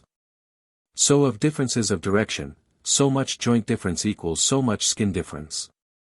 Therefore, more joint difference equals more skin difference. In fact, the joint feeling can frequently serve as a map on a reduced scale, of a reality which the imagination can identify at its pleasure with this or that sensible extension simultaneously known in some other way. When the joint feeling in itself acquires an emotional interest, which happens whenever the joint is inflamed and painful, the secondary suggestions fail to arise, and the movement is felt where it is, and in its intrinsic scale of magnitude. 198. The localization of the joint feeling in a space simultaneously known otherwise, i.e. to eye or skin, is what is commonly called the extradition or eccentric projection of the feeling. In the preceding chapter 1 said a good deal on this subject, but we must now see a little more closely just what happens in this instance of it. The content of the joint feeling, to begin with, is an object, and is in itself a place. For it to be placed, say in the elbow as seen or handled must already have become another object for the mind, page 196, and with its place as thus known, the place which the joint feeling fins must coalesce. That the latter should be felt in the elbow, is therefore a projection of it into the place of another object as much as its being felt in the fingertip or at the end of a cane can be. But when we say projection, we generally have in our mind the notion of a there as contrasted with a here. What is the here when we say that the joint feeling is there? The here seems to be the spot which the mind has chosen for its own post of observation, usually some place within the head, but sometimes within the throat or breast, not rigorously fixed spot. but a region from any portion of which it may send forth its various acts of attention. Extradition from either of these regions is the common law under which we perceive the whereabouts of the North Star, of our own voice, of the contact of our teeth with each other, of the tip of our finger, of the point of our cane on the ground, or of a movement in our elbow joint. But for the distance between the here and the there to be felt, the entire intervening space must be itself an object of perception. The consciousness of this intervening space is tile sine qua non of the joint feeling's projection to the farther end of it. When it is fined by our own bodily tissues, as where the projection only goes as far as the elbow or fingertip, we are sensible of its extent alike by our eye, by our exploring movements, and by the resident sensations which fin its length. When it reaches beyond the limits of our body, the resident sensations are lacking, but limbs and hand and eye suffice to make it known. Let me, for example, locate a feeling of motion coming from my elbow joint in the point of my cane a yard beyond my hand. Either I see this yard as I flourish the cane, and the seen end of it then absorbs my sensation just as my seen elbow might absorb it, or I am blind and imagine the cane as an object continuing my arm. Either because I have explored both arm and cane with the other hand, or because I have pressed them both along my body and leg. If I project my joint feeling farther still, it is by a conception rather than a distinct imagination of the space. I think, farther, thrice as far, etc., and thus get a symbolic image of a distant, page 197, path at which I point. 199, but the absorption of the joint feeling by the distant spot, in whatever terms the latter may be apprehended, is never anything but that coalescence into one thing already spoken of on page 184. Of whatever different sensible objects interest our attention at once. 2. Feelings of muscular contraction. Readers versed in psychological literature will have missed, in our account thus far, the usual invocation of the muscular sense. This word is used with extreme vagueness to cover all resident sensations, whether of motion or position, in our members, and even to designate the supposed feeling of efferent discharge from the brain. We shall later see good reason to deny the existence of the latter feeling. We have accounted for the better part at least of the resident feelings of motion in limbs by the sensibility of the articular surfaces. The skin and ligaments also must have feelings awakened as they are stretched or squeezed in flexion or extension. And I am inclined to think that the sensations of our contracting muscles themselves probably play as small a part in building up our exact knowledge of space as any class of sensations which we possess. The muscles, indeed, play an all-important part, but it is through the remote effect of their contractions on other sensitive parts, not through their own resident sensations being aroused. In other words, muscular contraction is only indirectly instrumental, in giving us space perceptions, by its effects on surfaces. In skin and retina it produces a motion of the stimulus upon the surface. In joints it produces a motion of the surfaces upon each other, such motion being by far the, page 198, most delicate manner of exciting the surfaces in question. One is tempted to doubt whether the muscular sensibility as such plays even a subordinate part as sign of these more immediately geometrical perceptions which are so uniformly associated with it as effects of the contraction objectively viewed. For this opinion many reasons can be assigned. First, it seems a priori improbable that such organs as muscles should give us feelings whose variations bear any exact proportion to the spaces traversed when they contract. As G.E. Muller says, 200, their sensory nerves must be excited either chemically or by mechanical compression whilst the contractions last, and in neither case can the excitement be proportionate to the position into which the limb is thrown. The chemical state of the muscle depends on the previous work more than on the actually present contraction, and the internal pressure of it depends on the resistance offered more than on the shortening attained. The intrinsic muscular sensation are likely therefore to be merely those of massive strain or fatigue, and to carry no accurate discrimination with them of lengths of path moved through. Empirically we find this probability confirmed by many facts. The judicious A.W. Volkmann observes, 201, that muscular feeling gives tolerably fine evidence as to the existence of movement, but hardly any direct information about its extent or direction. We are not aware that the contractions of a supinator longus have a wider range than those of a supinator brevis. And that the fibers of a bipeniform muscle contract in opposite directions is a fact of which the muscular feeling itself gives not the slightest intimation. Muscle feeling belong to that class of general sensations which tell us of our inner states, but not of outer relations. It does not belong among the sense-perceiving senses.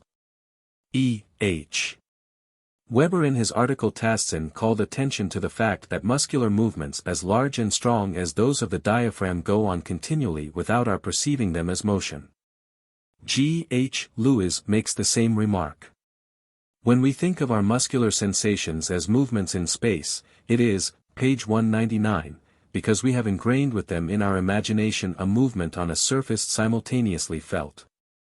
Thus whenever we breathe there is a contraction of the muscles of the ribs and the diaphragm.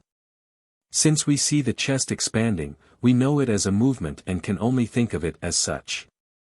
But the diaphragm itself is not seen, and consequently by no one who is not physiologically enlightened on the point is this diaphragm thought of in movement. Nay, even when told by a physiologist that the diaphragm moves at each breathing, every one who has not seen it moving downward pictures it as an upward movement, because the chest moves upward. 202. A personal experience of my own seems strongly to corroborate this view.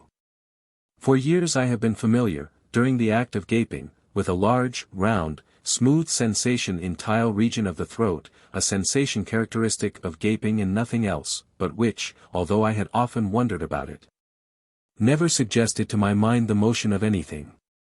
The reader probably knows from his own experience exactly what feeling I mean. It was not till one of my students told me, that I learned its objective cause. If we look into the mirror while gaping, we see that at the moment we have this feeling the hanging palate rises by the contraction of its intrinsic muscles. The contraction of these muscles and the compression of the palatine mucous membrane are what occasion the feeling, and I was at first astonished that, coming from so small an organ, it could appear so voluminous. Now the curious point is this, that no sooner had I learned by the eye its objective space significance, than I found myself enabled mentally to feel it as a movement upwards of a body in the situation of the uvula. When I now have it, my fancy injects it, so to speak, with the image of the rising uvula, and it absorbs the image easily and naturally. In a word, a muscular contraction gave me a sensation whereof I was unable during 40 years to interpret a motor meaning, of which 2 glances of the eye made me permanently the master. To my mind no further proof is needed of the fact that muscular contraction, merely as such, need not be perceived directly as so much motion through space. Page 200. Take again the contractions of the muscles which make the eyeball rotate. The feeling of these is supposed by many writers to play the chief part in our perceptions of extent. The space seen between two things means, according to these authors, nothing but the amount of contraction which is needed to carry the fovea from the first thing to the second. But close the eyes and note the contractions in themselves, even when coupled as they still are with the delicate surface sensations of the eyeball rolling under the lids, and we are surprised standing how vague their space import appears. Shut the eyes and roll them, and you call with no approach to accuracy tell the outer object which shall first be seen when you open them again. 203. Moreover, if our eye muscle contractions had much to do with giving us our sense of seen extent, we ought to have a natural illusion of which we and no trace. Since the feeling in the muscles grows disproportionately intense as the eyeball is rolled into an extreme eccentric position, all places on the extreme margin of the field of view ought to appear farther from the center than they really are. For the fovea cannot get to them without an amount of this feeling altogether in excess of the amount of actual rotation. 204. When we turn to the, page 201, muscles of the body at large we find the same vagueness. Goldscheider found that the minimal perceived rotation of size depend on a comparison of, p. 202, a limb about a joint was no less when the movement was active or produced by muscular contraction than when it was passively impressed. 205, the consciousness of active movement became so blunt when the joint, alone, was made anesthetic by Faradization, that it became evident that the feeling of contraction could never be used for fine discrimination of extents. And that it was not used for coarse discriminations appeared clear to Goldscheider from certain other results which are too circumstantial for me to quote in detail. 206. His general conclusion is that we feel our movements exclusively in our articular surfaces, and that our muscular contractions in all probability hardly occasion this sort of perception at all. 207. My conclusion is that the muscular sense must fall back to the humble position from which Charles Bell raised it, and no longer figure in psychology as the leading organ in space perception which it has been so long cracked up to be. Before making a minuter study of space as apprehended by the eye, we must turn to see what we can discover of space as known to the blind. But as we do so, let us cast a glance upon the results of the last pages, and ask ourselves once more whether the building up of orderly space perceptions out of primitive incoherency requires any mental powers beyond those displayed in ordinary intellectual operations. I think it is obvious, granting the spatial qualia to exist in the primitive sensations, that discrimination, association, addition, multiplication, and division, blending into generic images, substitution of similars, selective emphasis, and abstraction from uninteresting details, are quite capable of giving us all the space percep. p. 203, tie-ins we have so far studied, without the aid of any mysterious, mental chemistry or power of synthesis, to create elements absent from the original data of feeling.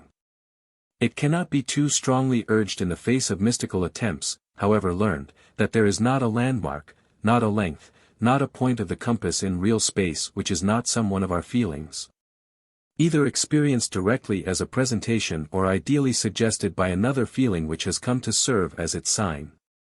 In degrading some sensations to the rank of signs and exalting others to that of reality signified, we smooth out the wrinkles of our first chaotic impressions and make a continuous order of what was a rather incoherent multiplicity. But the content of the order remains identical with that of the multiplicity, sensational both, through and through. How the blind perceive space.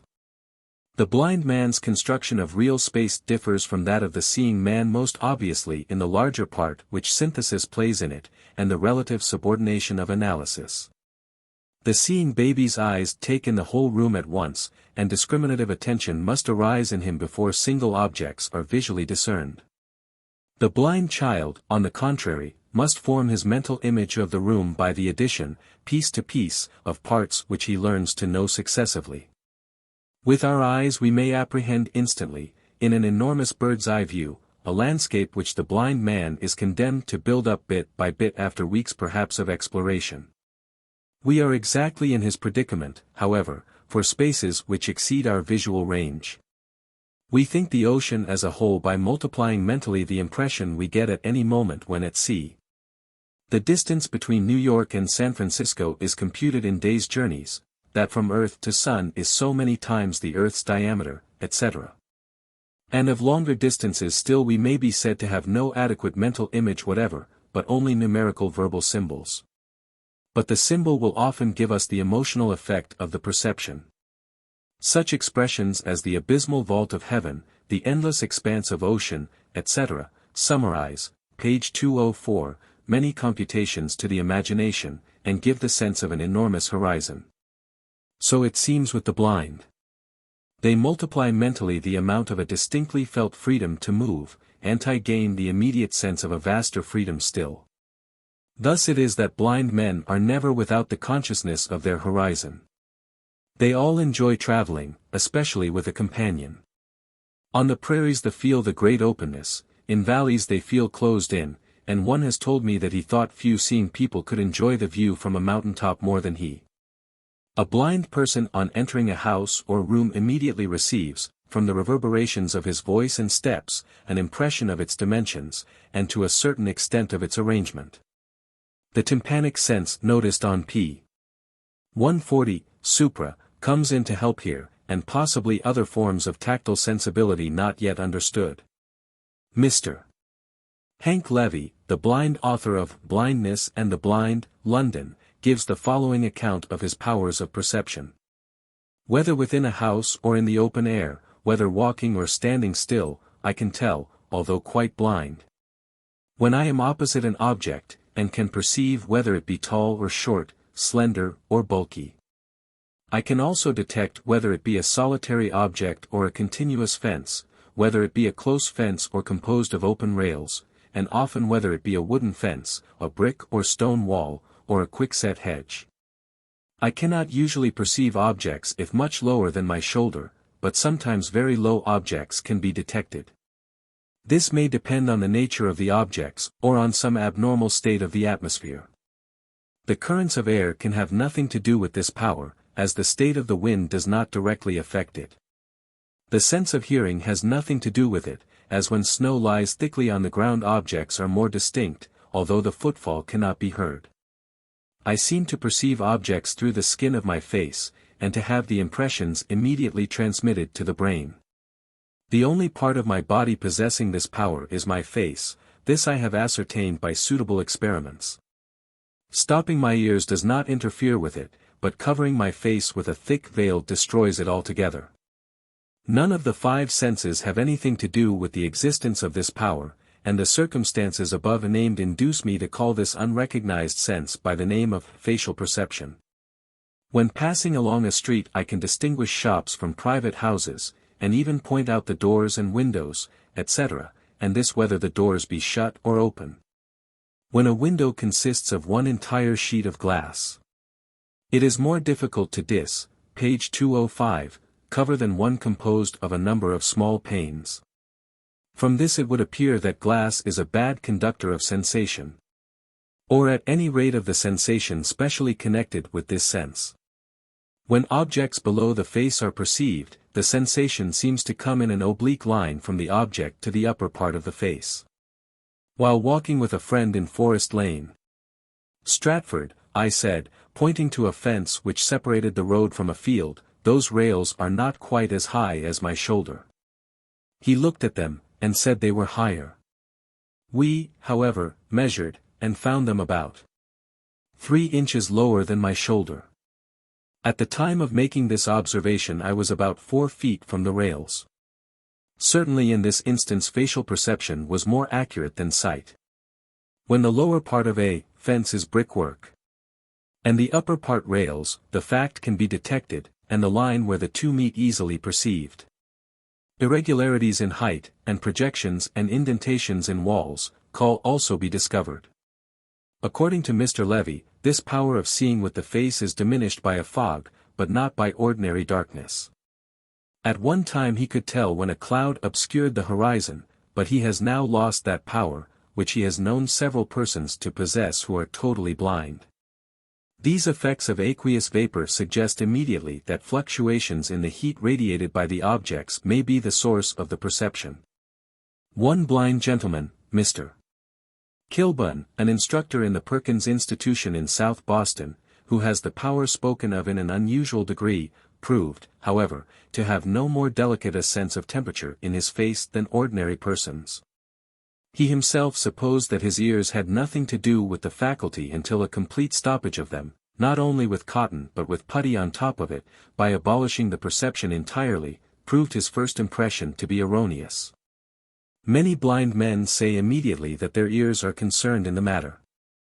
Sounds certainly play a far more prominent part in the mental life of the blind than in our own. In taking a walk through the country, the mutations of sound, far and near, constitute their chief delight. And to a great extent their imagination of distance and of objects moving from one distant spot to another seems to consist in thinking how a certain sonority would be modified by the change of place. It is unquestionable that the semicircular canal feelings play a great part in determining the points of the page 206, pass and the direction of distant spots, in the blind as in us. We start towards them by feelings of this sort. And so many directions, so many different feeling starts. 208. The only point that offers any theoretic difficulty is the prolongation into space of the direction, after the start. We saw, 10 pages back, that for extradition to occur beyond the skin, the portion of skin in question and the space beyond must form a common object for some other sensory surface. The eyes are for most of us this sensory surface. For the blind it can only be other parts of the skin, coupled or not with motion. But the mere gropings of the hands in every direction must end by surrounding the whole body with a sphere of felt space. And this sphere must become enlarged with every movement of locomotion, these movements gaining their space values from the semicircular canal feelings which accompany them. And from the farther and farther parts of large fixed objects, such as the bed, the wainscoting, or a fence, which they bring within the grasp.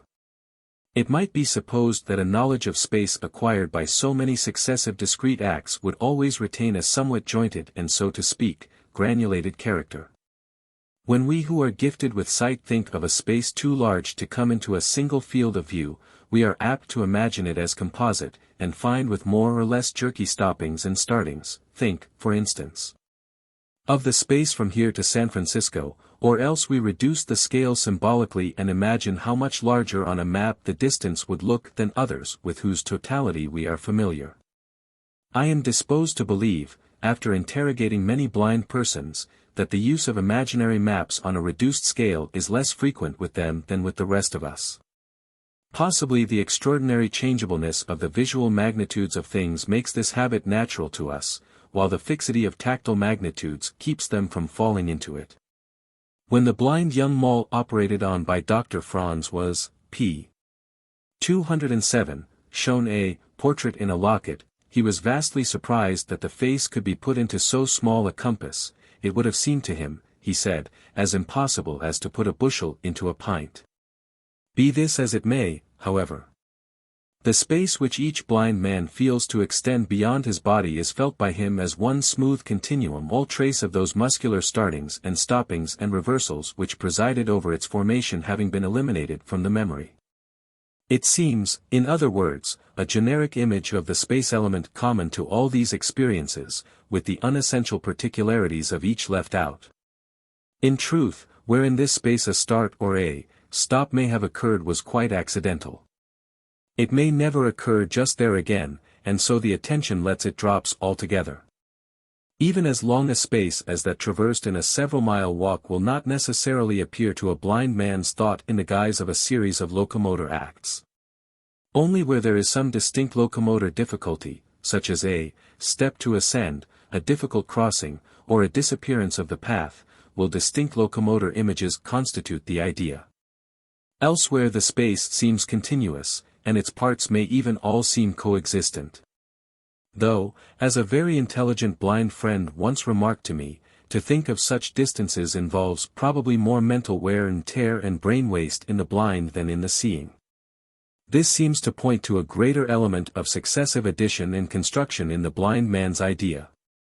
Our own visual explorations go on by means of innumerable stoppings and startings of the eyeballs. Yet these are all effaced from the final space sphere of our visual imagination. They have neutralized each other. We can even distribute our attention to the right and left side simultaneously, and think of those two quarters of space as coexistent. Does the smoothing out of the locomotor interruptions from the blind man's tactile space sphere offer any greater paradox? Surely not. And it is curious to note that both in him and in us there is one particular locomotor feeling that is apt to assert itself obstinately to the last. We and he alike spontaneously imagine space as lying in front of us, for reasons too obvious to enumerate. If we think of the space behind us, we, as a rule, have to, page 208, turn round mentally, and in doing so the front space vanishes. But in this, as in the other things of which we have been talking, individuals differ widely. Some, in imagining a room, can think of all its 6 surfaces at once. Others mentally turn round, or, at least, imagine the room in several successive and mutually exclusive acts, cf. page 54, above. Sir William Hamilton, and J.S. Mill after him have quoted approvingly an opinion of Platner, an 18th-century philosopher, regarding the space perceptions of the blind. Platner says, "The attentive observation of a person born blind has convinced me that the sense of touch by itself is altogether incompetent to afford us the representation of extension and space. In fact, to those born blind, time serves instead of space. Vicinity and distance mean in their mouths nothing more than the shorter or longer time, necessary to attain from some one feeling to some other. After my own observation of blind people, I should hardly have considered this as anything but an eccentric opinion, worthy to pair off with that other belief that color is primitively seen without extent. Had it not been for the remarkable essay on tactile and visual space by M. C. H. Dunin, which appeared in the Revue Philosophique for 1888. This author quotes, 209, three very competent witnesses, all officials in institutions for the blind. It does not appear from the text that more than one of them was blind himself, 210, who say that blind people only live in time. M. Dunin himself does not share exactly this belief, but he insists that the blind man's and the seeing man's representation of space have absolutely naught in common. And that we are deceived into believing that what they mean by space is analogous to what we mean, by the fact that so many of them are but semi-blind and still think in visual terms. And from the farther fact that they all talk in visual terms just like ourselves. But on examining M. Dunin's reasons one finds that they all rest on the groundless logical assumption that the perception of a geometrical form which we get with our eyes, and that which a blind man gets with, p. 209, his fingers, must either be absolutely identical or absolutely unlike. They cannot be similar in diversity, for they are simple notions, and it is of the essence of such to enter the mind or leave it all at once, so that one who has a simple notion at all, possesses it in all its completeness. Therefore, since it is impossible that the blind should have of the forms in question ideas completely identical with our seeing ones, it follows that their ideas must be radically different from and wholly irreducible to our own. 211, hereupon M. Dunin has no difficulty in finding a blind man who still preserves a crude sensation of diffused light, and who says when questioned that this light has no extent. Having no extent appears, however, on farther questioning, to signify merely not enveloping any particular tactile objects, nor being located within their outline. So that, allowing for latitude of expression, the result tallies perfectly with our own view. A relatively stagnant retinal sensation of diffused light, not varying when different objects are handled, would naturally remain an object quite apart. If the word extent were habitually used to denote tactile extent, this sensation, having no tactile associates whatever, would naturally have extent denied of it. And yet all the while it would be analogous to the tactile sensations in having the quality of bigness. Of course it would have no other tactile qualities, just as the tactile objects have no other optical qualities than bigness. All sorts of analogies obtain between the spheres of sensibility.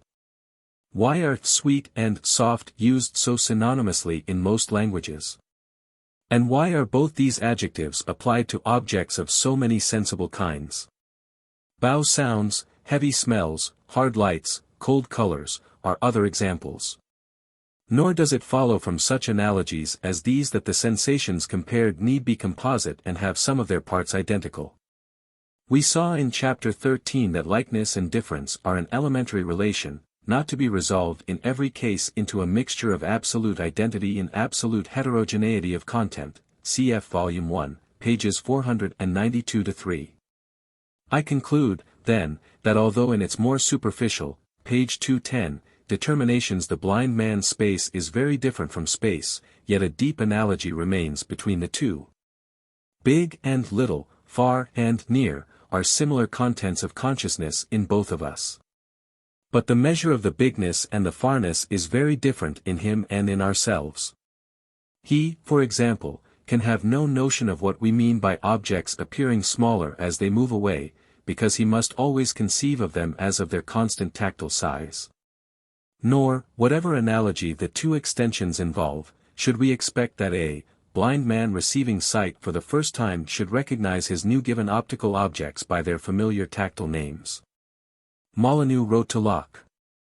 Suppose a man born blind, and now adult, and taught by his touch to distinguish between a cube and a sphere, so as to tell, when he felt one and the other, which is the cube, which the sphere. Suppose then the cube and sphere placed on a table and the blind man to be made to see, query, whether by his sight, before he touched them, he could now distinguish and tell which is the globe, which the cube. This has remained in literature as Molyneux's query. Molyneux answered, no. And Locke says, 212. I agree with this thinking gentleman whom I am proud to call my friend, and am of opinion that the blind man at first sight would not be able to say which was the globe, which the cube, whilst he only saw them. Though he could unerringly name them by his touch and certainly distinguish them by the difference of their figures felt. This opinion has not lacked experimental confirmation. From Cheselden's case downwards, patients operated for congenital cataract have been unable to name at first the things they saw. So, "Puss, I shall know you another time," said Cheselden's patient, after catching the cat, looking at her steadfastly, and setting her down. Some of this incapacity is unquestionably due to general mental confusion at the new experience, and to the excessively unfavorable conditions for perception which an eye with its lens just extirpated affords. That the analogy of inner nature between the retinal and tactile sensations goes beyond mere extensity is proved by the cases where tile patients were the most intelligent, as in the young man operated on by Dr. Franz, p. 211, who named circular, triangular, and quadrangular figures at first sight. 213. Visual space. It is when we come to analyze minutely the conditions of visual perception that difficulties arise which have made psychologists appeal to new and quasi-mythical mental powers. But I firmly believe that even here exact investigation will yield the same verdict as in the cases studied hitherto. This subject will close our survey of the facts. And if it give the result I foretell, we shall be in the best of positions for a few banal pages of critically historical review. If a common person is asked how he is enabled to see things as they are, he will simply reply, by opening his eyes and looking. This innocent answer has, however, long since been impossible for science. There are various paradoxes and irregularities about what we appear to perceive under seemingly identical optical conditions, which immediately raise questions. To say nothing now of the time-honored conundrums of why we see upright with an inverted retinal picture, and why we do not see double. And to leave aside the whole field of color contrasts and ambiguities, as not directly relevant to the space problem. It is certain that the same retinal image makes us see quite differently sized and differently shaped objects at different times, and it is equally certain that the same ocular movement varies in its perceptive import. It ought to be possible, were the act of perception completely and simply intelligible, to assign for every distinct judgment of size, shape, and position a distinct optical modification of some kind as its occasion. And the connection between the two ought to be so constant that, given the same modification, we should always have the same judgment. But if we, p. 212, study the facts closely, we soon and no such constant connection between either judgment and retinal modification, or judgment and muscular modification, to exist. The judgment seems to result from the combination of retinal, muscular and intellectual factors with each other, and any one of them may occasionally overpower the rest in a way which seems to leave the matter subject to no simple law. The scientific study of the subject, if we omit Descartes, began with Berkeley, and the particular perception he analyzed in his new theory of vision was that of distance or depth. Starting with the physical assumption that a difference in the distance of a point can make no difference in the nature of its retinal image, since, distance being a line directed endwise to the eye, it projects only one point in the fund of the eye, which point remains invariably the same, whether the distance be longer or shorter. He concluded that distance could not possibly be a visual sensation, but must be an intellectual suggestion from custom of some non-visual experience. According to Berkeley, this experience was tactile. His whole treatment of the subject was excessively vague, no shame to him, as a breaker of fresh ground. But as it has been adopted and enthusiastically hugged in all its vagueness by nearly the whole line of British psychologists who have succeeded him, it will be well for us to begin our study of vision by refuting his notion that depth cannot possibly be perceived in terms of purely visual feeling. The third dimension. Berkeleyans unanimously assume that no retinal sensation can primitively be of volume, if it be of extension at all, which they are barely disposed to admit, it can be only of 2-, not of 3-, dimensional extension. At the beginning of the present chapter we denied this, and adduced facts to show that all objects of sensation are voluminous in 3 dimensions, cf. page 136 if. It is impossible to lie on one's back on a hill, to let tile empty abyss of blue one's whole visual field, and to sink deeper and deeper into the merely sensational mode of consciousness regarding it, without feeling, that an indeterminate, palpitating, circling, page 213, depth is as indefeasibly one of its attributes as its breadth. We may artificially exaggerate this sensation of depth. Rise and look from the hilltop at the distant view, represent to yourself as vividly as possible the distance of the uttermost horizon, and then with inverted head look at the same. There will be a startling increase in the perspective. A most sensible recession of the maximum distance, and as you raise the head you can actually see the horizon line again draw near. 214. Mind, I say nothing as yet about our estimate of the real amount of this depth or distance.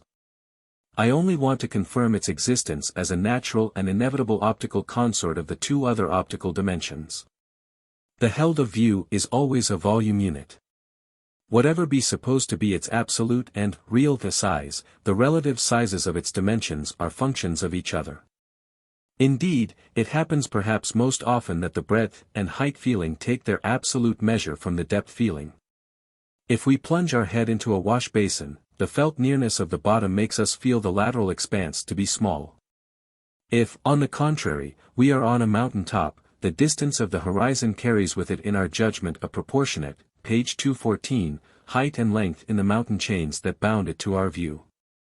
But as aforesaid, let us not consider the question of absolute size now, it must later be taken up in a thorough way. Let us confine ourselves to the way in which the three dimensions which are seen, get their values fixed relatively to each other.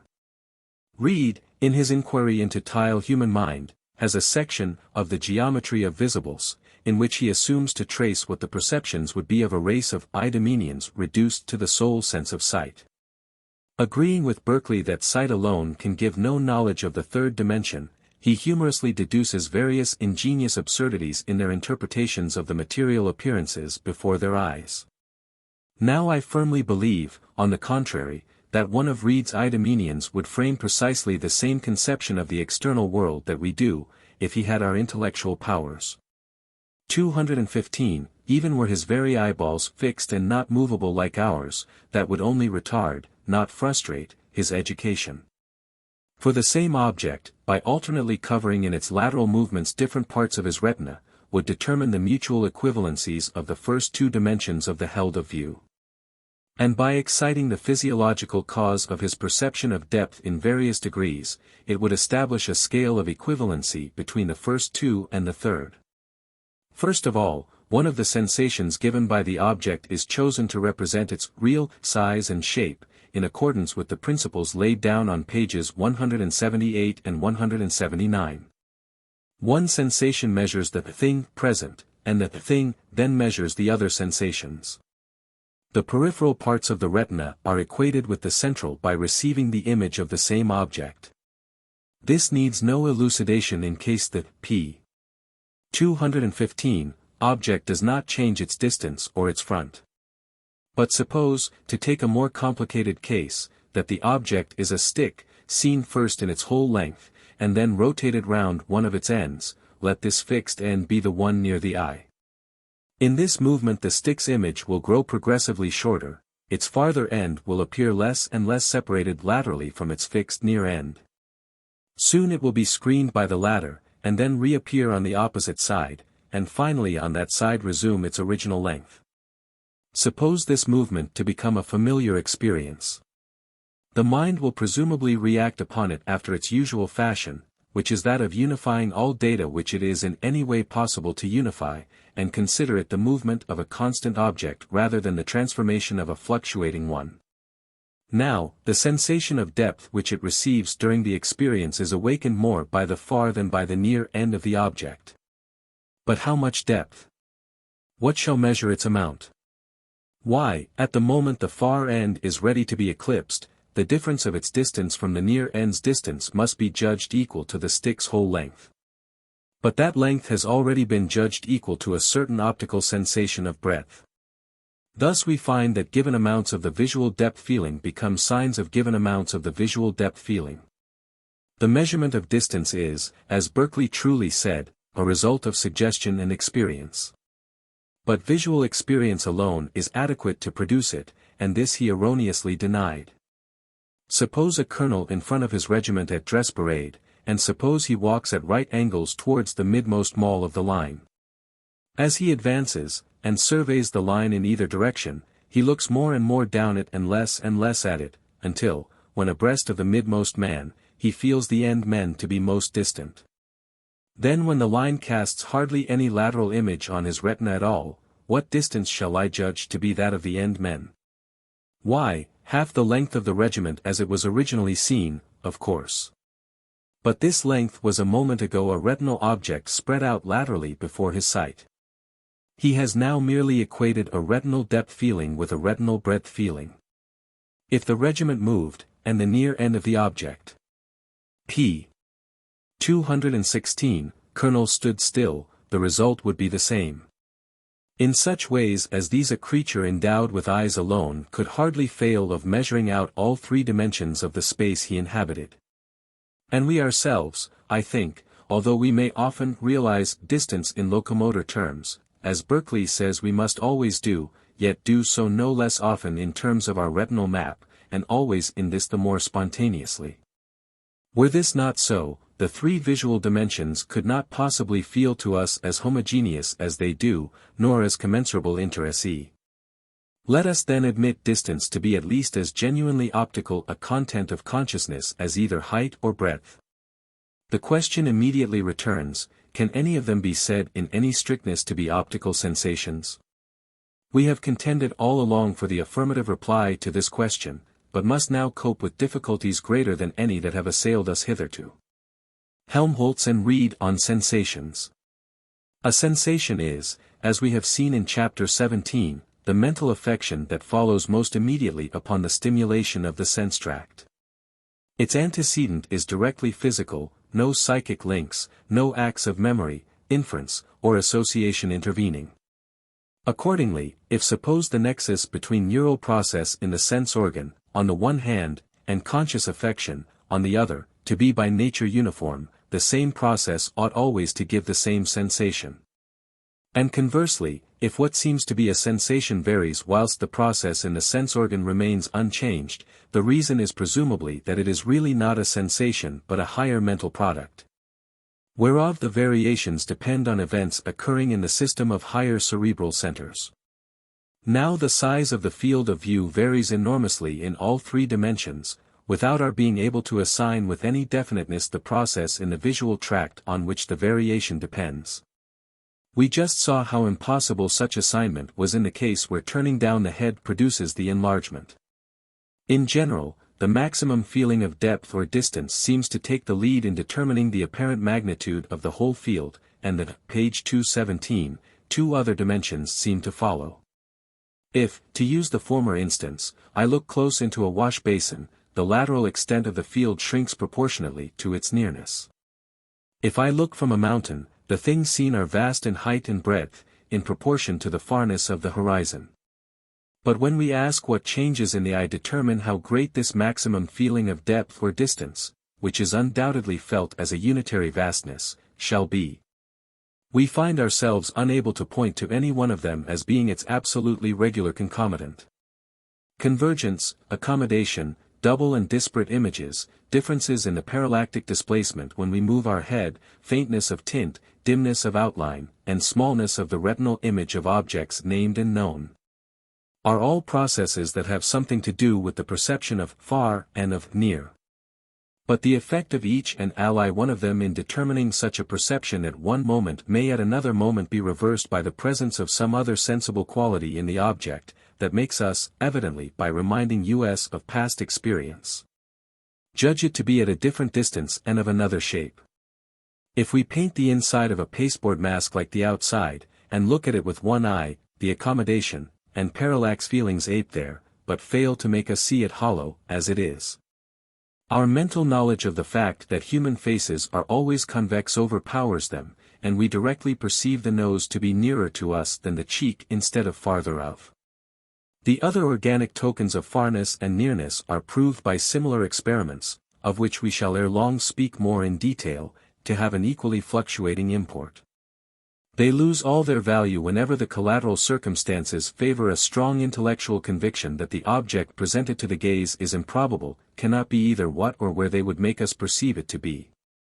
Now the query immediately arises, can the feelings of these processes in the eye, since they are so easily neutralized and reversed by intellectual suggestions, ever have been direct sensations of distance at all? Ought we not rather to assume, since the distances which we see in spite of them are conclusions from past experience, that the distances which we, page 218, see by means of them are equally such conclusions? Ought we not, in short, to say, unhesitatingly that distance must be an intellectual and not a sensible content of consciousness? And that each of these eye feelings serves as a mere signal to awaken this content, our intellect being so framed that sometimes it notices one signal more readily and sometimes another? Read long ago, inquiry, c. 6 seconds. 17, said. It may be taken for a general rule that things which are produced by custom may be undone or changed by disuse or by contrary custom. On the other hand, it is a strong argument that an effect is not owing to custom, but to the constitution of nature, when a contrary custom is found neither nor to weaken it. More briefly, a way of seeing things that can be unlearned was presumably learned, and only what we cannot unlearn is instinctive. This seems to be Helmholtz's view, for he confirms Reid's maxim by saying in emphatic print, "No elements in our perception can be sensational which may be overcome or reversed by factors of demonstrably experimental origin. Whatever can be overcome by suggestions of experience must be regarded as itself a product of experience and custom." If we follow this rule, it will appear that only qualities are sensational, whilst almost all spatial attributes are results of habit and experience. 216. This passage of Helmholtz's has obtained, it seems to me, an almost deplorable celebrity. The reader will please observe its very radical import. Not only would he, and does he, for the reasons we have just been ourselves considering, deny distance to be an optical sensation, but, extending the same method of criticism to judgments of size, shape, and direction, and finding no single retinal or muscular process in the eyes to be indissolubly linked with any one of these, he goes so far as to say that all optical space perceptions whatsoever must have an intellectual, p.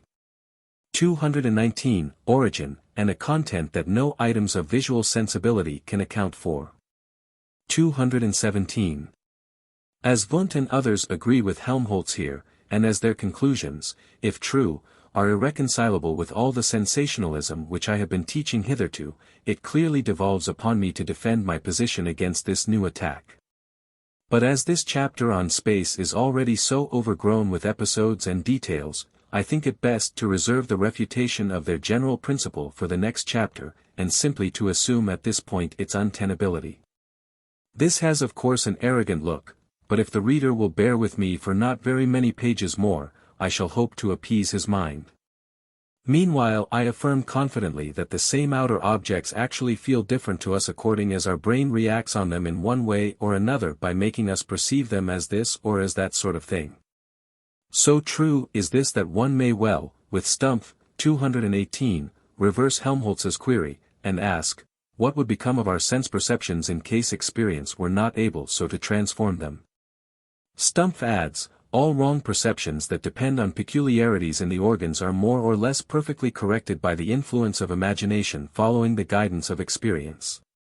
If, therefore, among the facts of optical space perception, which we must now proceed to consider in more detail, we find instances of an identical organic eye process, giving us different perceptions at different times, in consequence of different collateral circumstances suggesting different objective facts to our imagination, we must not hastily conclude, with the school of Helmholtz and Wundt, that the organic eye process pure and simple, without the collateral circumstances, is incapable of giving us any sensation of a spatial kind at all.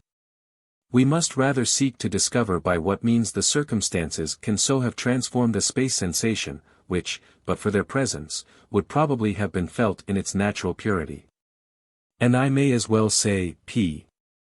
220, now in advance that we shall find the means to be nothing more or less than association, the suggestion to the mind of optical objects not actually present, but more habitually associated with the collateral circumstances than the sensation which they now displace and being imagined now with a quasi-hallucinatory strength.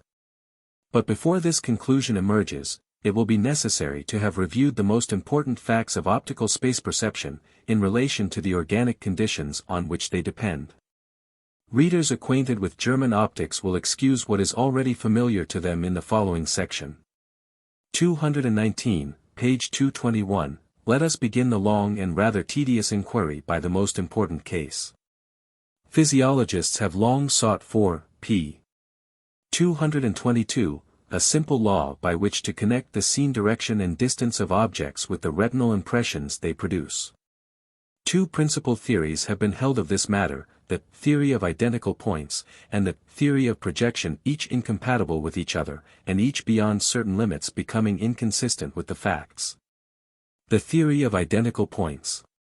This theory starts from the truth that on both retinae an impression on the upper half makes us perceive an object as below, on the lower half as above, the horizon. And on the right half an object to the left, on the left half one to the right, of the median line. Chapter 21. The perception of reality. Belief. Everyone knows the difference between imagining a thing and believing in its existence, between supposing a proposition and acquiescing in its truth. In the case of acquiescence or belief, the object is not only apprehended by the mind, but is held to have reality. Belief is thus the mental state or function of cognizing reality. As used in the following pages, belief will mean every degree of assurance, including the highest possible certainty and conviction. There are, as we know, two ways of studying every psychic state. First, the way of analysis. What does it consist in? What is its inner nature? Of what sort of mind stuff is it composed? Second, the way of history. What are its conditions of production, and its connection with other facts? Into the first way we cannot go very far. In its inner nature, belief or the sense of reality, is a sort of feeling more allied to the emotions than anything else. Mr. Bagehot distinctly calls it the emotion of conviction. I just now spoke of it as acquiescence. It resembles more than anything what in the psychology of volition we know as consent. Consent is recognized by all to be a manifestation of our active nature. It would naturally be described by such terms as willingness or the turning of our disposition. What characterizes both consent and belief is the cessation of theoretic agitation, though the advent of an idea which is inwardly stable, and fills the mind solidly to the exclusion of contradictory ideas. When this is the case, motor effects are apt to follow. Hence the states of, page 284, consent and belief, characterized by repose on the purely intellectual side, are both intimately connected with subsequent practical activity. This inward stability of the mind's content is as characteristic of disbelief as of belief. But we shall presently see that we never disbelieve anything except for the reason that we believe something else which contradicts the rest thing. 293. Disbelief is thus an incidental complication to belief, and need not be considered by itself. The true opposite of belief, psychologically considered, are doubt and inquiry, not disbelief. In both these states the content of our mind is in unrest, and the emotion engendered thereby is, like the emotion of belief itself, perfectly distinct, but perfectly indescribable in words. Both sorts of emotion may be pathologically exalted. One of the charms of drunkenness unquestionably lies in the deepening of the sense of reality and truth which is gained therein. In whatever light things may then appear to us, they seem more utterly what they are, more utterly utter, than when we are sober. This goes to a fully unutterable extreme in the nitrous oxide intoxication, in which a man's very soul will sweat with conviction, and he be all the while unable to tell what he is convinced of at all. 294. The pathological state opposed to this solidity and deepening has been called the questioning mania, Grubelsucht by the Germans.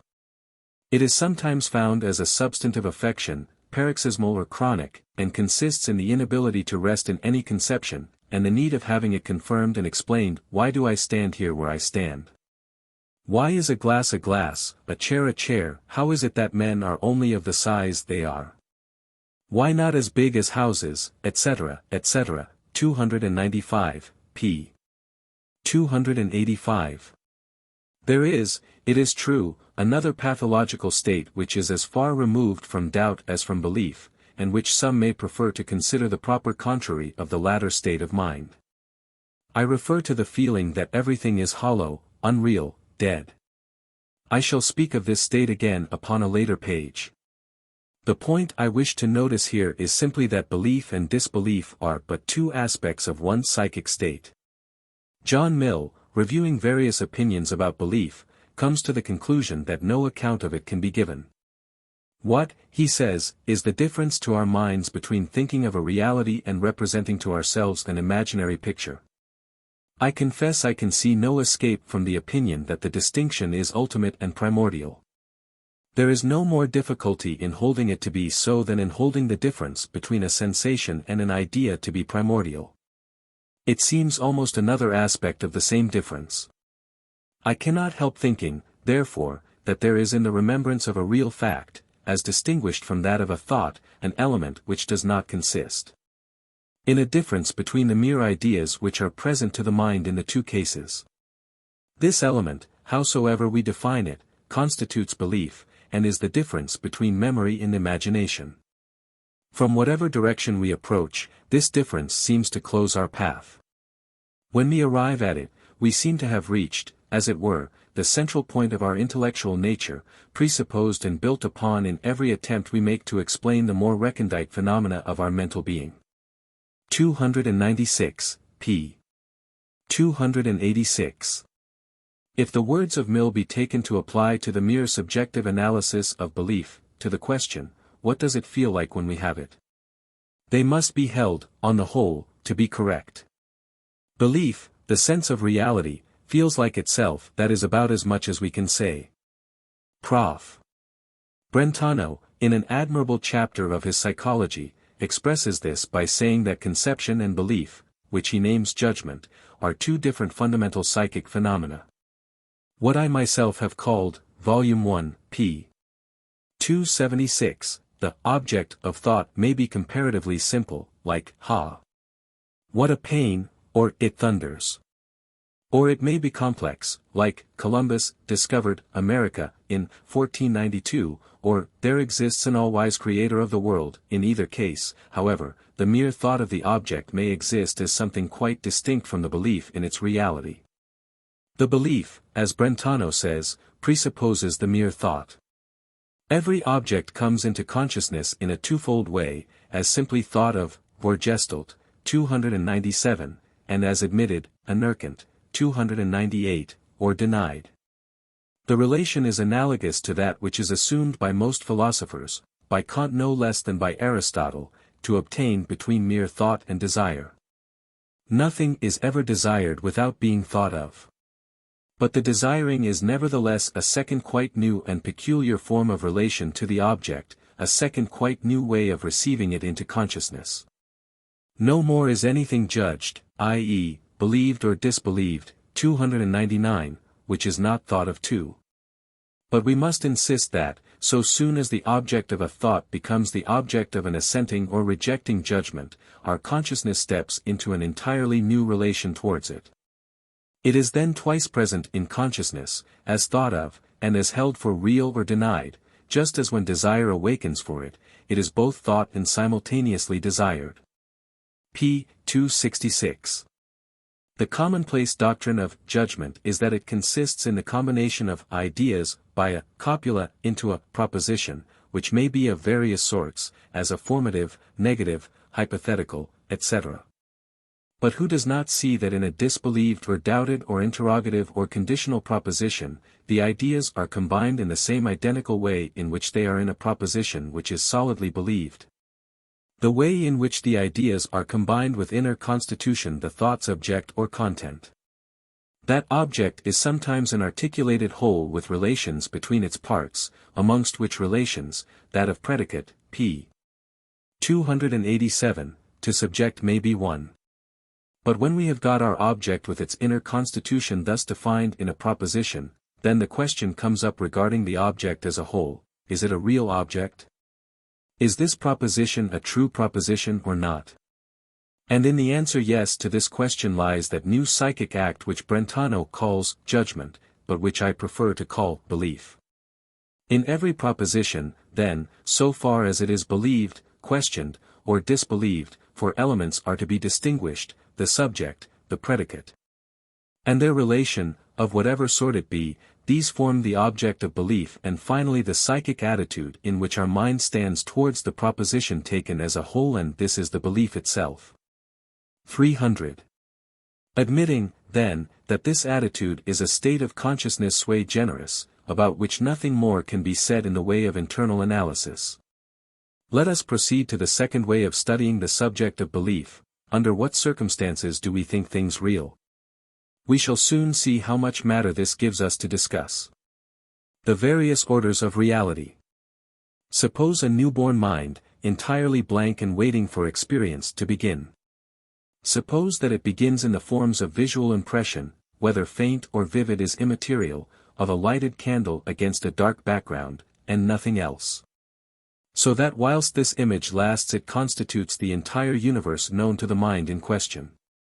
Suppose, moreover, to simplify the hypothesis, that the candle is only imaginary, and that no original of it is recognized by us psychologists outside. Will this hallucinatory candle be believed in? Will it have a real existence for the mind? What possible sense, for that mind, would a suspicion have that the candle was not real? What would doubt or disbelief of it imply? When we, the onlooking psychologists, say the candle is unreal, we mean something quite definite, viz.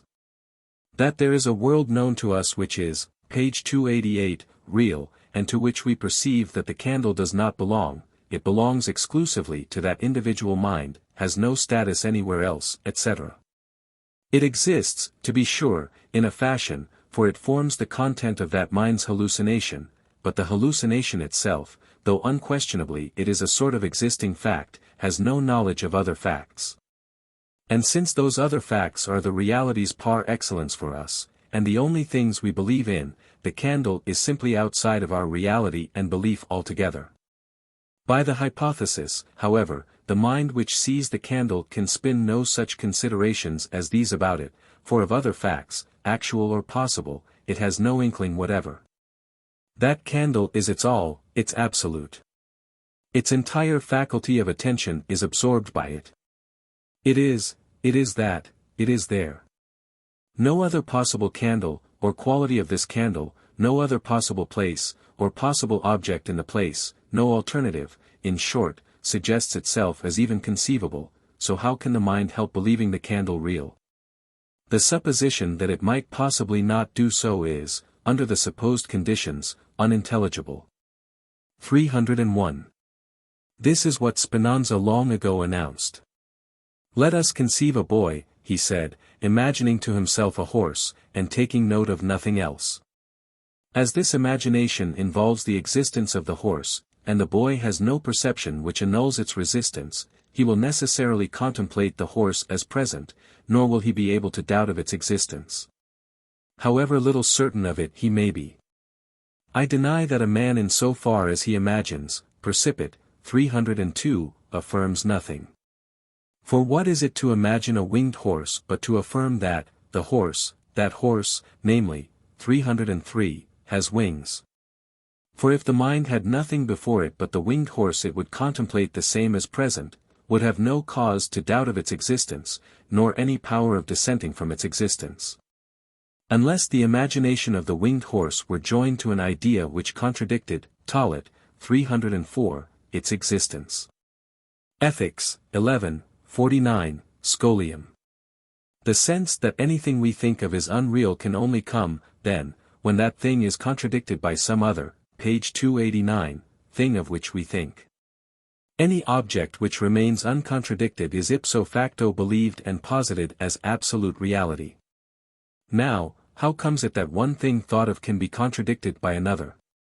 It cannot unless it begins the quarrel by saying something inadmissible about that other.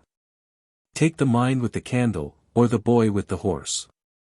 If either of them say, that candle or that horse, even when I don't see it, exists in the outer world, he pushes into the outer world an object which may be incompatible with everything which he otherwise knows of that world. If so, he must take his choice of which to hold by, the present perceptions or the other knowledge of the world. If he holds to the other knowledge, the present perceptions are contradicted, so far as their relation to that world goes.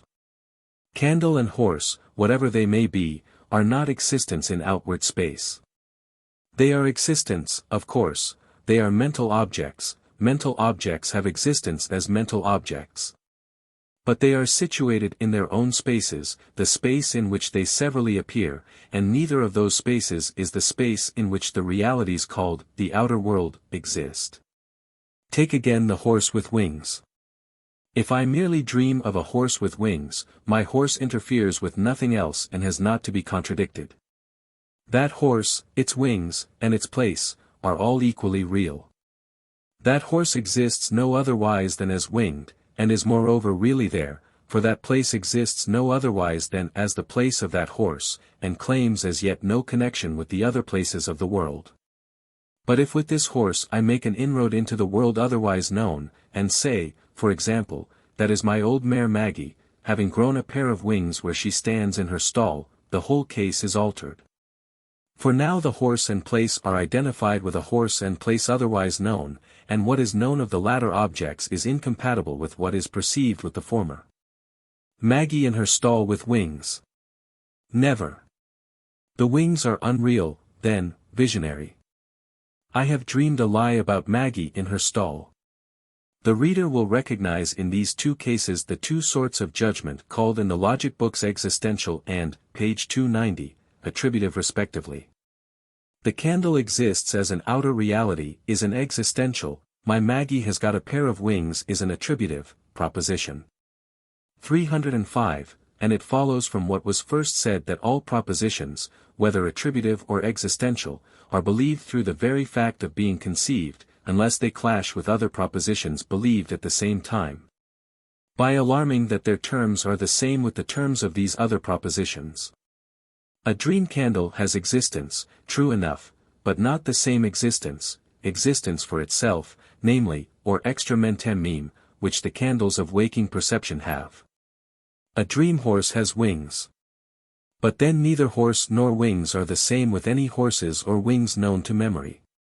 That we call at any moment think of the same thing which at any former moment we thought of is the ultimate law of our intellectual constitution. But when we now think of it incompatibly with our other ways of thinking it, then we must choose which way to stand by, for we cannot continue to think in two contradictory ways at once. The whole distinction of real and unreal, the whole psychology of belief, disbelief, and doubt, is thus grounded on two mental facts: first, that we are liable to think differently of the same. And second, that when we have done so, we can choose which way of thinking to adhere to and which to disregard. The subjects adhere to become real subjects, the attributes adhere to real attributes, the existence adhere to real existence.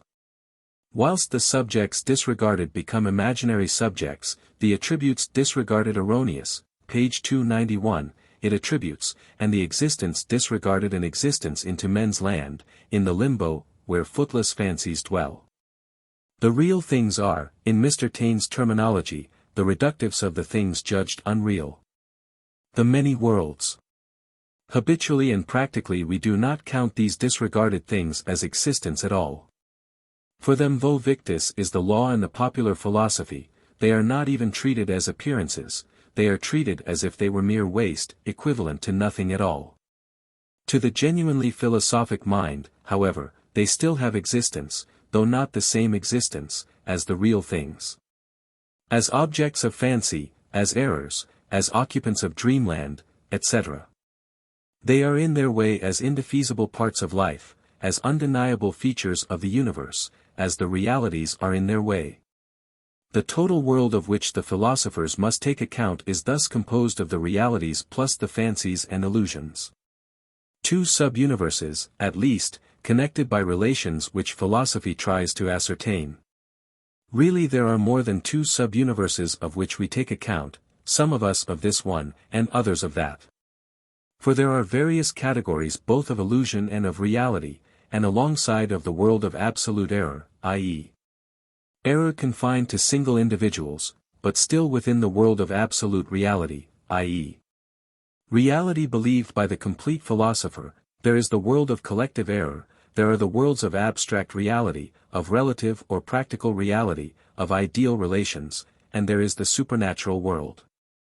The popular mind conceives of all these sub-worlds more or less discontentedly, and when dealing with one of them, forgets for the time being its relations to the rest.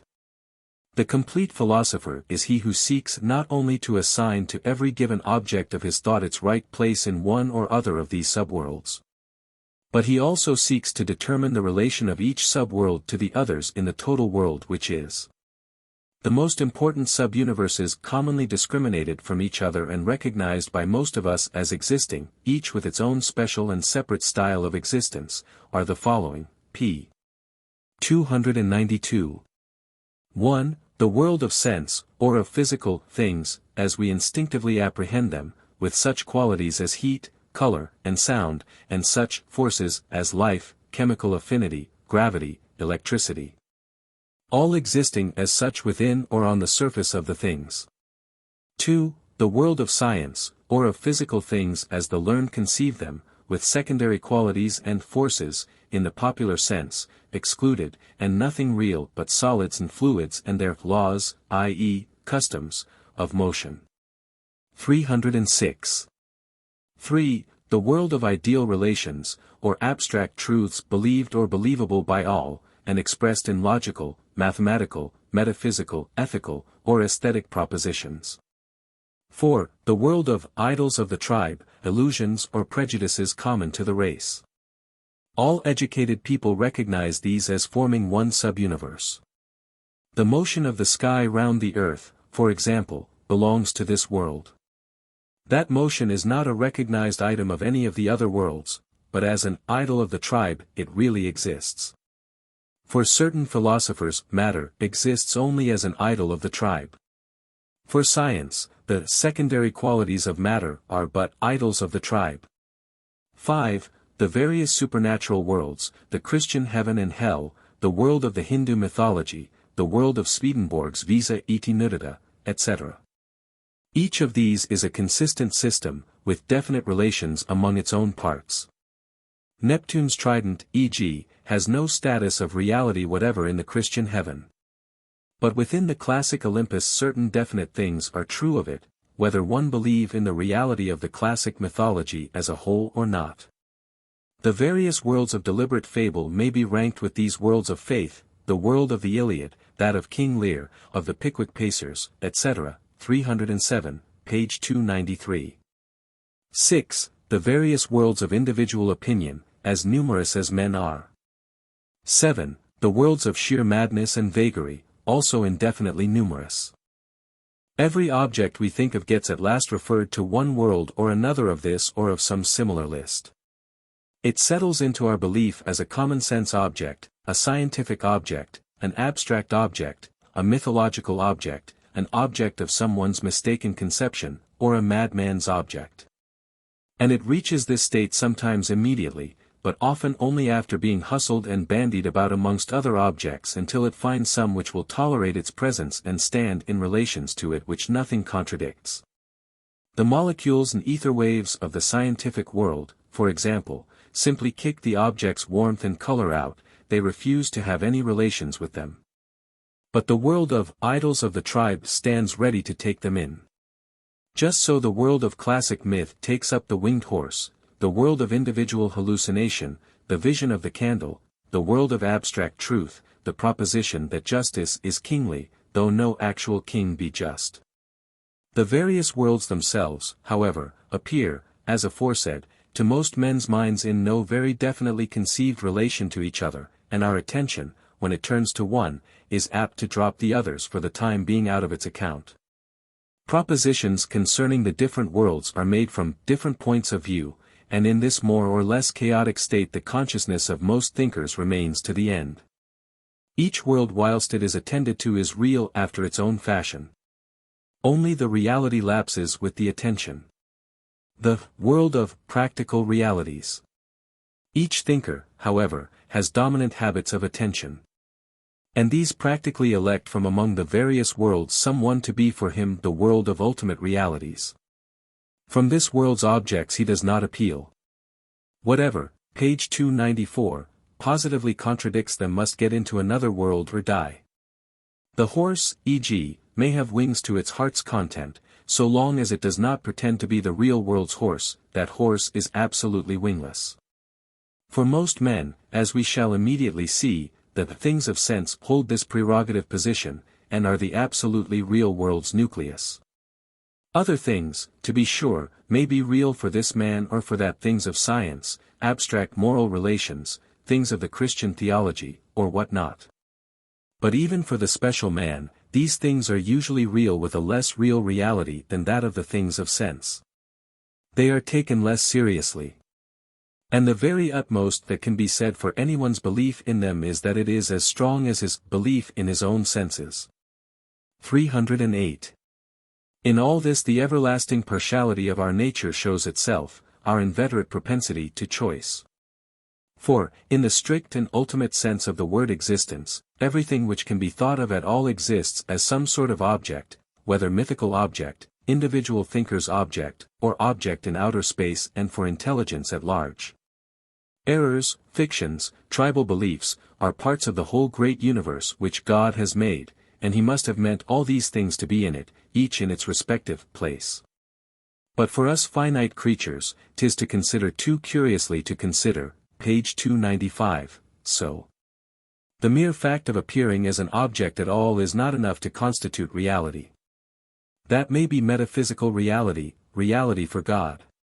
But what we need is practical reality, reality for ourselves, and, to have that, an object must not only appear, but it must appear both interesting and important.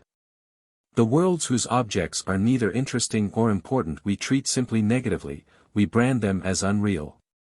In the relative sense, then, the sense in which we contrast reality with simple unreality, and in which one thing is said to have more reality than another, and to be more believed, reality means simply relation to our emotional and active life. This is the only sense which the word ever has in the mouths of practical men. In this sense, whatever excites and stimulates our interest is real. Whenever an object so appeals to us that we turn to it, accept it, fill our mind with it, or practically take account of it, so far it is real for us, and we believe it. Whenever, on the contrary, we ignore it, fail to consider it or act upon it, despise it, reject it, forget it, so far it is unreal for us, and disbelieved. Hume's account of the matter was then essentially correct.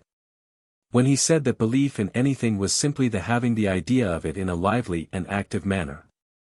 I say, then, that belief is nothing but a more vivid, lively, forcible, firm, steady conception of an object than the imagination alone is ever able to attain. It consists not in the peculiar nature or order of the ideas, but in the manner of their conception and in their feeling to the mind. I confess that it is impossible perfectly to explain this feeling or manner of conception. Its true and proper name is belief, which is a term that everyone sufficiently understands in common life. And in philosophy we can go no farther than assert that belief is something felt by the mind, which distinguishes the idea of the judgment from the fictions of the imagination. 309. It gives them more weight and influence. Makes them appear of greater importance, enforces them in the mind, gives them a superior influence on the passions, and renders them the governing principle in our actions. 310, page 296. Or as Prof. Bain puts it, in its essential character, belief is a phase of our active nature, otherwise called the will. 311. The object of belief, then, reality or real existence, in something quite different from all the other predicates which a subject may possess.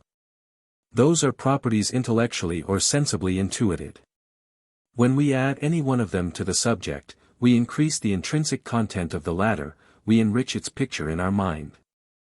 But adding reality does not enrich the picture in any such inward way. It leaves it inwardly as it finds it, and only fixes it and stamps it into us. The real, as Kant says, contains no more than the possible.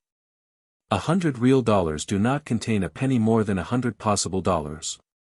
By whatever, and by however many, predicates I may think a thing, nothing is added to it if I add that the thing exists. Whatever, therefore, our concept of an object may contain, we must always step outside of it in order to attribute to it existence. 312. The stepping outside of it is the establishment either of immediate practical relations between it and ourselves, or of relations between it and other objects with which we have immediate practical relations. Relations of this sort, which are as yet not transcended or superseded by others, are ipso facto real relations, and confer reality upon their objective term. The fons et origo of all reality, whether from p. 297, the absolute or the practical point of view, is thus subjective, is ourselves. As bare logical thinkers, without emotional reaction, we give reality to whatever objects we think of, for they are really phenomena, or objects of our pausing thought, if nothing more. But, as thinkers with emotional reaction, to give what seems to be a still higher degree of reality to whatever things we select and emphasize and turn to with a will. These are our living realities. And not only these, but all the other things which are intimately connected with these. Reality, starting from our ego, thus sheds itself from point to point first, upon all objects which have an immediate sting of interest for our ego in them, and next, upon the objects most continuously related with these. It only fails when the connecting thread is lost. A whole system may be real, if it only hang to our ego by one immediately stinging term. But what contradicts any such stinging term, even though it be another stinging term itself, is either not believed, or only believed drifter settlement of the dispute. We reach thus the important conclusion that our own reality, that sense of our own life which we at every moment possess, is the ultimate of ultimates for our belief. As sure as I exist. This is our uttermost warrant for the being of all other things. As Descartes made the indubitable reality of the cogito go bail for the reality of all that the cogito involved, so we all of us, feeling our own present reality with absolutely coercive force, ascribe an all but equal degree of reality. First to whatever things we lay hold on with a sense of personal need, and second, to whatever farther things continuously belong with these. Mein jetzt und hier, as Professor Lips says, ist der letzte Angelpunkt für alle Wirklichkeit, also alle Erkenntnis. The world of living realities as contrasted with unrealities is thus anchored in the ego, considered as an active and emotional term. 313, that is the hook from which the rest dangles, the absolute support. And as from a painted, p. 298, hook it has been said that one can only hang a painted chain, so conversely, from a real hook only a real chain can properly be hung. Whatever things have intimate and continuous connection with my life are things of whose reality I cannot doubt. Whatever things fail to establish this connection are things which are practically no better for me than if they existed not at all. In certain forms of melancholic perversion of the sensibilities and reactive powers, nothing touches us intimately, rouses us, or wakens natural feeling. The consequence is the complaint so often heard from melancholic patients, that nothing is believed in by them as it used to be, and that all sense of reality is fled from life. They are sheathed in india rubber. Nothing penetrates to the quick or draws blood, as it were. According to Griesinger, I see, I hear, such patients say, but the objects do not reach me, it is as if there were a wall between me and the outer world. In such patients there often is an alteration of the cutaneous sensibility, such that things feel indistinct or sometimes rough and woolly. But even were this change always present, it would not completely explain the psychic phenomenon. Which reminds us more of the alteration in our psychic relations to the outer world which advancing age on the one hand, and on the other emotions and passions, may bring about. In childhood we feel ourselves to be closer to the world of sensible phenomena, we lire immediately with them and in them. An intimately vital tie binds us and them together. But with the ripening of reflection this tie is loosened, the warmth of our interest cools, things look differently to us, and we act more as foreigners to the outer world, even though we know it a great deal better. Joy and expansive emotions in general draw it nearer to us again. Everything makes a more lively impression, and with the quick immediate return of this warm receptivity for sense impressions, joy makes us feel young again. In depressing emotions it is the other way. Outer things, whether living or inorganic, suddenly grow cold and foreign to us, and even our favorite objects of interest feel as if they belong to us no more. Under these circumstances, receiving no longer from anything a lively impression, we cease to turn towards outer things, and the sense of inward loneliness grows upon us. Where there is no strong intelligence to control this blasé condition, this psychic coldness and lack of interest, the issue of these states in which all seems so cold and hollow, the heart dried up, the world grown dead and empty, is often suicide or the deeper forms of insanity. 314, page 299. The paramount reality of sensations. But now we are met by questions of detail. What does this stirring, this exciting power, this interest, consist in, which some objects have? Which are those intimate relations with our life which give reality? And what things stand in these relations immediately, and what others are so closely connected with the former that, in Hume's language, we carry our disposition also on to them? In a simple and direct way these questions cannot be answered at all. The whole history of human thought is but an unfinished attempt to answer them.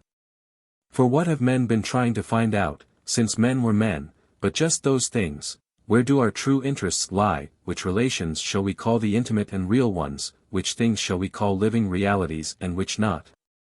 A few psychological points can, however, be made clear.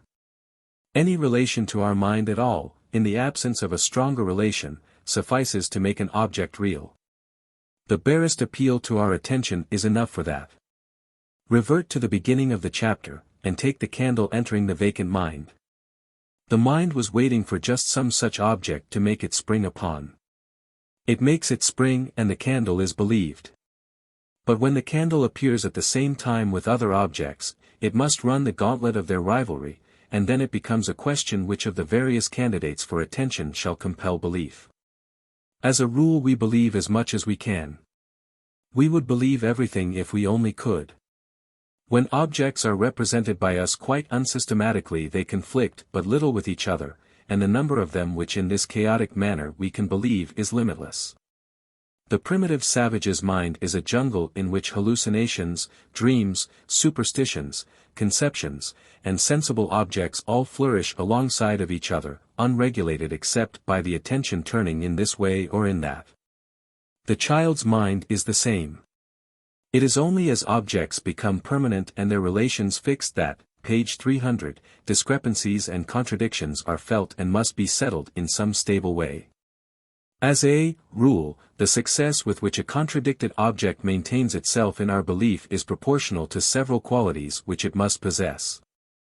Of these the one which would be put first by most people, because it characterizes objects of sensation, is its 1. Coerciveness over attention, or the mere power to possess consciousness, then follow 2. Liveliness, or sensible pungency, especially in the way of exciting pleasure or pain.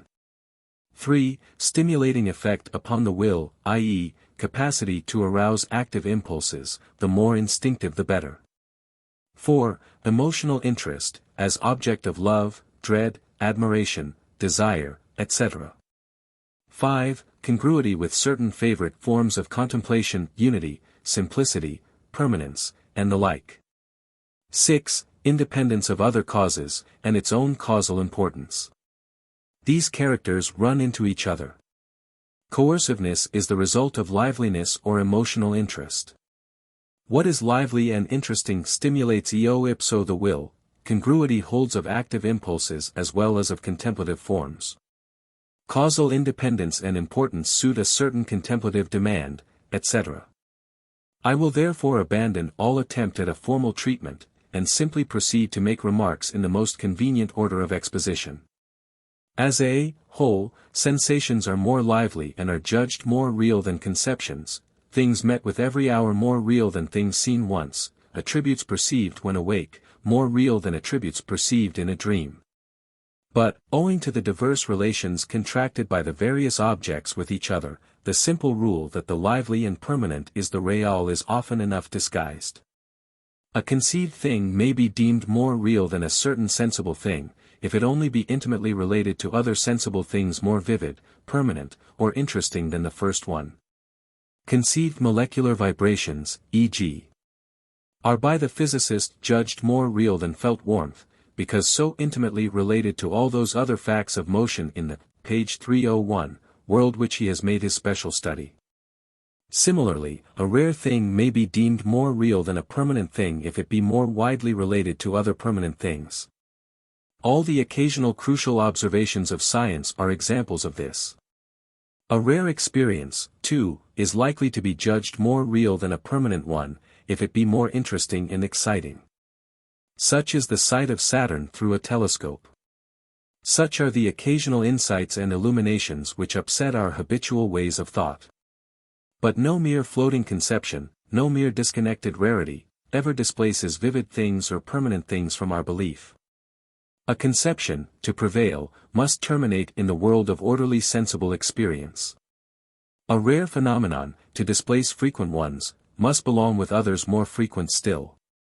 The history of science is strewn with wrecks and ruins of theory, essences and principles, fluids and forces, once fondly clung to, but found to hang together with no facts of sense. And exceptional phenomena solicit our belief in vain until such time as we chance to conceive them as of kinds already admitted to exist. What science means by verification is no more than this, that no object of conception shall be believed which sooner or later has not some permanent and vivid object of sensation for its term. Compare what was said on pages 3 to 7, above.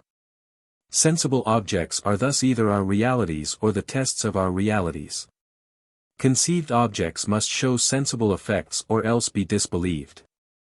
And the effects, even though reduced to relative unreality when their causes come to view, as heat, which molecular vibrations make unreal, are yet the things on which our knowledge of the causes rests.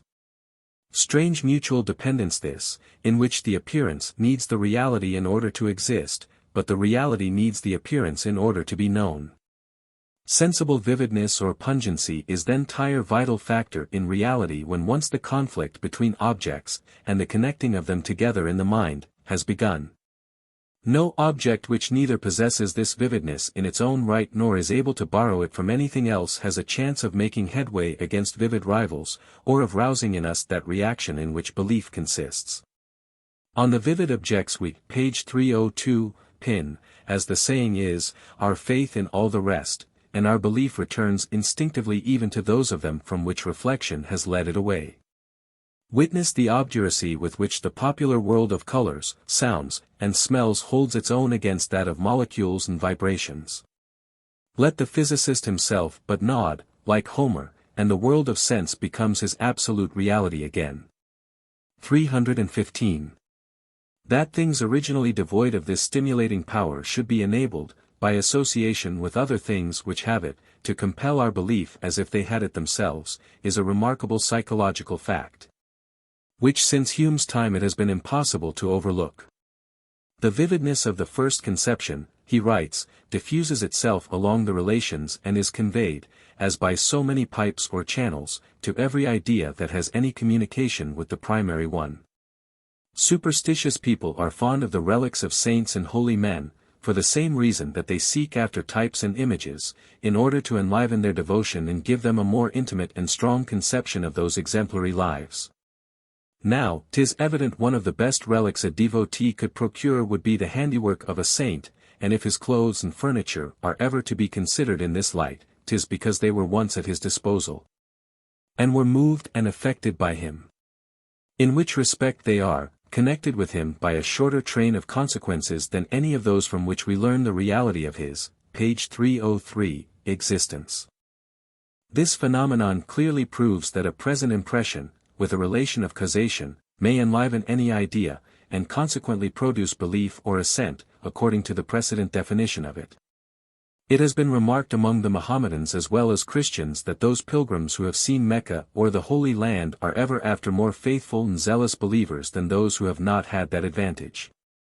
A man whose memory presents him with a lively image of the Red Sea and the desert and Jerusalem and Galilee can never doubt of any miraculous events which are related either by Moses or the evangelists. The lively idea of the places passes by an easy transition to the facts which are supposed to have been related to them by contiguity, and increases the belief by increasing the vivacity of the conception.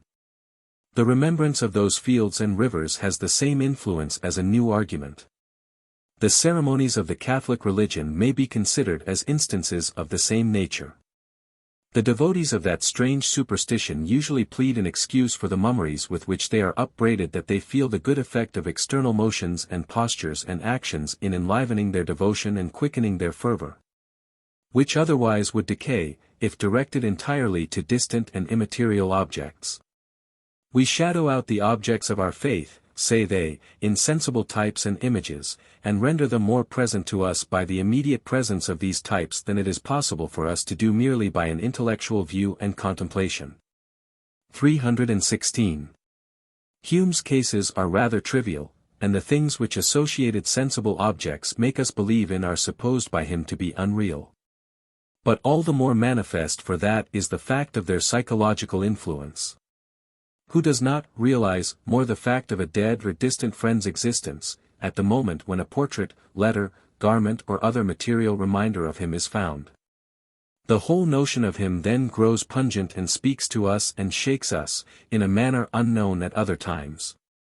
In children's minds, fancies and realities live side by side. But however lively their fancies may be, they still gain help from association with reality. The imaginative child identifies its dramatis personae with some doll or other material object, and this evidently solidifies belief, little as it may resemble what it is held to stand for. A thing not too interesting by its own real qualities generally does the best service here. The most useful doll I ever saw was a large cucumber in the hands of a little Amazonian Indian, page 304, girl. She nursed it and washed it and rocked it to sleep in a hammock, and talked to it all day long. There was no part in life which the cucumber did not play. Says Mr. Tyler. An imaginative child will make a dog do duty for a horse, or a soldier for a shepherd, till at last the objective resemblance almost disappears, and a bit of wood may be dragged about, resembling a ship on the sea or a coach on the road. Here the likeness of the bit of wood to a ship or coach is very slight indeed, but it is a thing, and can be moved about, and is an evident assistance to the child in enabling it to arrange and develop its ideas. Of how much use may be seen by taking it away, and leaving the child nothing to play with. In later years and among highly educated people the mental process which goes on in a child's playing with wooden soldiers and horses, though it never disappears, must be sought for in more complex phenomena. Perhaps nothing in afterlife more closely resembles the effect of a doll upon a child than the effect of the illustrations of a tale upon a grown reader. Here the objective resemblance is very indefinite. Yet what reality is given to the scene by a good picture? Mr. Backhouse one day noticed in Van Diemen's Land a woman arranging several stones that were oval, and about 2 inches wide, and marked in various directions with black and red lines. These, he learned, represented absent friends, and one larger than the rest stood for a fat native woman on Flinders Island, known by the name of Mother Brown. Similar practices are found among far higher races than the ill-fated Tasmanians. Among some North American tribes another who has lost a child keeps its memory ever present to her by filling its cradle with black feathers and quills, and carrying it about with her for a year or more. When she stops anywhere, she sets up the cradle and talks to it as she goes about her work, just as she would have done if the dead body had been still alive within it. Here we have an image. But in Africa we find a rude doll representing the child, kept as a memorial. Bastian saw Indian women in Peru who had lost an infant carrying about on their backs a wooden doll to represent it. 317. To many persons among us, photographs of lost ones seem to be fetishes. They, it is true, resemble But the fact that the mere materiality of the reminder is almost as important as its resemblance is shown by the popularity 100 years ago of the black taffeta silhouettes which are still found among family relies. And of one of which Fichte could write to his affianced, Die Farbe fällt, das Auge fällt, es fällt der himmlisch Ausdruck deiner Lieblichen, p. 305, Zug, and yet go on worshipping it all the same. The opinion so stoutly professed by many, that language is essential to thought, seems to have this much of truth in it, that all our inward images tend invincibly to attach themselves to something sensible, so as to gain incorporeity in life. Words serve this purpose, gestures serve it, stones, straws, chalk marks, anything will do. As soon as any one of these things stands for the idea, the latter seems to be more real. Some persons, the present writer among the number, can hardly lecture without a blackboard. The abstract conceptions must be symbolized by letters, squares or circles, and the relations between them by lines. All this symbolism, linguistic, graphic, and dramatic, has other uses too, for it abridges thought and fixes terms. But one of its uses is surely to rouse the believing reaction and give to the ideas a more living reality. As, when we are told a story, and shown the very knife that did the murder, the very ring whose hiding place the clairvoyant revealed, the whole thing passes from fairyland to Mother Earth, so here we believe all the more. If only we see that the bricks are alive to tell the tale. So much for the prerogative position of sensations in regard to our belief. But among the sensations themselves all are not deemed equally real. The more practically important ones, the more permanent ones, and the more aesthetically apprehensible ones are selected from the mass, to be believed in most of all, the others are degraded to the position of mere signs and suggestions of these. This fact has already been adverted to in former chapters. 318. The real color of a thing is that one color sensation which it gives us when most favorably lighted for vision. Soon its real size, its real shape, etc. These are but optical sensations selected out of thousands of others, because they have aesthetic characteristics which appeal to our convenience or delight. But I will not repeat what I have already written about this matter, but pass on to our treatment of tactile and muscular sensations, as primary, page 306, qualities, more real than those secondary qualities which eye and ear and nose reveal. Why do we thus so markedly select the tangible to be the real? Our motives are not far to seek. The tangible qualities are the least fluctuating. When we get them at all we get them the same. The other qualities fluctuate enormously as our relative position to the object changes. Then, more decisive still, the tactile properties are those most intimately connected with our weal or woe. A dagger hurts us only when in contact with our skin, a poison only when we take it into our mouths, and we can only use an object for our advantage when we have it in our muscular control. It is as tangibles, then, that things concern us most. And the other senses, so far as their practical use goes, do but warn us of what tangible things to expect. They are but organs of anticipatory touch, as Berkeley has with perfect clearness explained. 319. Among all sensations, the most belief-compelling are those productive of pleasure or of pain. Locke expressly makes the pleasure or pain-giving quality to be the ultimate human criterion of anything's reality. Discussing, with supposed Berkeleyan before Berkeley, the notion that all our perceptions may be but a dream, he says. He may please to dream that I make him this answer. I believe he will allow a very manifest difference between dreaming of being in the fire and being actually in it. But yet if he be resolved to appear so skeptical as to maintain that what I call being actually in the fire is nothing but a dream, and that we cannot thereby certainly know that any such thing as fire actually exists without us, I answer that we certainly finding that pleasure or pain, or emotion of any sort, 320, follows upon the application of certain objects to us, whose existence we perceive, or dream that we perceive by our senses. This certainly is as great as our happiness or misery, beyond which we have no concernment to know or to be. 321, page 307. The influence of emotion and active impulse on belief. The quality of arousing emotion, of shaking, moving us or inciting us to action, has as much to do with our belief in an object's reality as the quality of giving pleasure or pain. In Chapter 24 I shall seek to show that our emotions probably owe their pungent quality to the bodily sensations which they involve. Our tendency to believe in emotionally exciting objects, objects of fear, desire, etc., is thus explained without resorting to any fundamentally new principle of choice. Speaking generally, the more a conceived object excites us, the more reality it has. The same object excites us differently at different times. Moral and religious truths come home to us far more on some occasions than on others. As Emerson says, there is a difference between one and another hour of life in their authority and subsequent effect. Our faith comes in moments. Yet there is a depth in those brief moments which constrains us to ascribe more reality to them than to all other experiences. The depth is partly, no doubt, the insight into wider systems of unified relation, but far more often than that it is the emotional thrill. Thus, to descend to more trivial examples, a man who has no belief in ghosts by daylight will temporarily believe in them when, alone at midnight, he feels his blood curdle at a mysterious sound or vision, his heart thumping, and his legs impelled to flee. The thought of falling when we walk along a curb's one awakens no emotion of dread, so no sense of reality attaches to it, and we are sure we shall not fall. On a precipice's edge, however, the sickening emotion which the notion of a possible fall engenders makes us believe in the latter's imminent reality, and quite unfits us to proceed.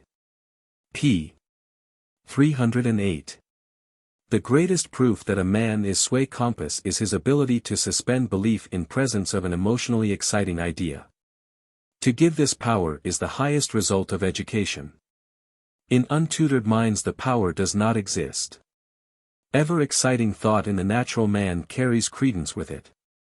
To conceive with passion is ipso facto affirm. As Bagehot says, the Caliph Omar burnt the Alexandrian library, saying, "All books which contain what is not in the Quran are dangerous. All which contain what is in it are useless."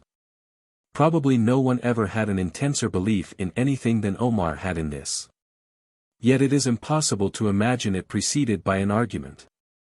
His belief in Muhammad, in the Quran, and in the sufficiency of the Quran, probably came to him in spontaneous rushes of emotion. There may have been little vestiges of argument donating here and there, but they did not justify the strength of the emotion, stillness did they create it, and they hardly even excused it. Probably, when the subject is thoroughly examined, conviction will be found to be one of the intensest of human emotions, and one most closely connected with the bodily state. Accompanied or preceded by the sensation that Scott makes his seer describe as the prelude of a prophecy. At length the fatal answer came. In characters of living flame. Not spoke in words, nor blazed in scroll, but born and branded on my soul. A hot hash seems to burn across the brain. Men in these intense states of mind have altered all history, changed for better or worse the creed of myriads, and desolated or redeemed provinces or ages. Nor is this intensity a sign of truth, for it is precisely strongest in those points in which men differ most from each other. John Knox felt it in his anti-Catholicism, Ignatius Loyola in his anti-Protestantism. And both, I suppose, felt it as much as it is possible to feel it. 322. The reason of the belief is undoubtedly the bodily commotion which the exciting idea sets up. Nothing which I can feel like that can be false. All our religious and supernatural beliefs are of this order. The surest warrant for immortality is the yearning of our bowels for our dear ones, for God, the sinking sense it gives us to imagine no such providence or help. So of our political or pecuniary hopes and fears, and things and persons dreaded and, page 309, desired. A grocer has a full creed as to foreign policy, young lady a complete theory of the sacraments, as to which neither has any doubt. A girl in a country parsonage will be sure that Paris never can be taken, or that Bismarck is a wretch, all because they have either conceived these things at some moment with passion, or associated them with other things which they have conceived with passion. Renouvier calls this belief of a thing for no other reason than that we conceive it with passion, by the name of mental vertigo. 323. Other objects whisper doubt or disbelief. But the object of passion makes us deaf to all but itself, and we affirm it unhesitatingly. Such objects are the delusions of insanity, which the insane person can tit odd moments steady himself against, but which again return to sweep him off his feet. Such are the revelations of mysticism. Such, particularly, are the sudden beliefs which animate mobs of men when frenzied impulse to action is involved. Whatever be the action in point, whether the stoning of a prophet, the bailing of a conqueror, the burning of a witch, the baiting of a heretic or Jew, the starting of a forlorn hope, or the flying from a foe, the fact that to believe a certain object will cause that action to explode is a sufficient reason for that belief to come. The motor impulse sweeps it unresisting in its train. The whole history of witchcraft and early medicine is a commentary on the facility with which anything which chances to be conceived is believed the moment the belief chimes in with an emotional mood. The cause of sickness. When a savage asks the cause of anything, he means to ask exclusively what is to blame. The theoretic curiosity starts from the practical life's demands. Let someone then accuse a necromancer, suggest a charm or spell which has been cast, and no more evidence is asked for. What evidence is required beyond this intimate sense of the culprit's responsibility, to which our very viscera and limbs reply? 324, page 310. Human credulity in the way of therapeutics has similar psychological roots. If there is anything intolerable, especially to the heart of a woman, it is to do nothing when page 311, loved one is sick or in pain. To do anything is a relief. Accordingly, whatever remedy may be suggested is a spark on inflammable soil. The mind makes it spring towards action on that cue, sends for that remedy, and for a day at least believes the danger past. Blame, dread, and hope are thus the great belief-inspiring passions, and cover among them the future, the present, and the past. These remarks illustrate the earlier heads of the list on page 292. Whichever represented objects give us sensations, especially interesting ones, or incite our motor impulses, or arouse our hate, desire, or fear, are real enough for us. Our requirements in the way of reality terminate in our own acts and emotions, our own pleasures and pains. These are the ultimate fixities from which, as we formerly observed, the whole chain of our beliefs depends, object hanging to object, as the bees, in swarming, hang to each other until, the proche and proche, the supporting branch, the self, is reached and held. Belief in objects of theory. Now the merely conceived or imagined objects which our mind represents as hanging to the sensations, causing them, etc., filling the gaps between them, and weaving their interrupted chaos into order are innumerable. Whole systems of them conflict with other systems, and our choice of, page 312, which system shall carry our belief is governed by principles which are simple enough, however subtle and difficult may be their application to details. The conceived system, to pass for true, must at least include the reality of the sensible objects in it, by explaining them as effects on us, if nothing more. The system which includes the most of them, and definitely explains or pretends to explain the rest of them, will, ceteris paribus, prevail. It is needless to say how far mankind still is from having excogitated such a system. But the various materialisms, idealisms, and hylozoisms show with what industry the attempt is forever made. It is conceivable that several rival theories should equally well include the actual order of our sensations in their scheme, much as the one-fluid and two-fluid theories of electricity formulated all the common electrical phenomena equally well. The sciences are full of these alternatives. Which theory is then to be believed? That theory will be most generally believed which, besides bring us objects able to account satisfactorily for our sensible experience, also offers those which are most interesting, those which appeal most urgently to our aesthetic, emotional, and active needs. So here, in the higher intellectual life, the same selection among general conceptions goes on which went on among the sensations themselves. First, a word of their relation to our emotional and active needs, and here I can do no better than quote from an article published some years ago, 325. A philosophy may be unimpeachable in other respects. But either of two defects will be fatal to its universal acceptance. First, its ultimate principle must not be one that essentially baffles and disappoints our dearest desires and most cherished powers. A pessimistic principle like Schopenhauer's incurably vicious will substance, or Hartmann's wicked jack at all trades, the unconscious, will perpetually call forth essays at other philosophies. Incompatibility of the future with their desires and active tendencies is, in fact, to most men a source of more fixed disquietude than uncertainty itself. Witness the attempts to overcome the problem of evil, the mystery of pain. There is no problem of good. But a second and worse defect in a philosophy than that of contradicting our active propensities is to give them no object whatever, page 313, to press against. A philosophy whose principle is so incommensurate with our most intimate powers as to deny them all relevancy in universal affairs, as to annihilate their motives at one blow, will be even more unpopular than pessimism. Better face the enemy than the eternal void. This is why materialism will always fail of universal adoption, however well it may fuse things into an atomistic unity, however clearly it may prophesy the future eternity. For materialism denies reality to the objects of almost all the impulses which we most cherish. The real meaning of the impulses, it says, is something which has no emotional interest for us whatever. But what is called extradition is quite as characteristic of our emotions as of our sense. Both point to an object as the cause of the present feeling. What an intensely objective reference lies in fear! I in like manner an enraptured man, a dreary feeling man, are not simply aware of their subjective states. If they were, the force of their feelings would evaporate.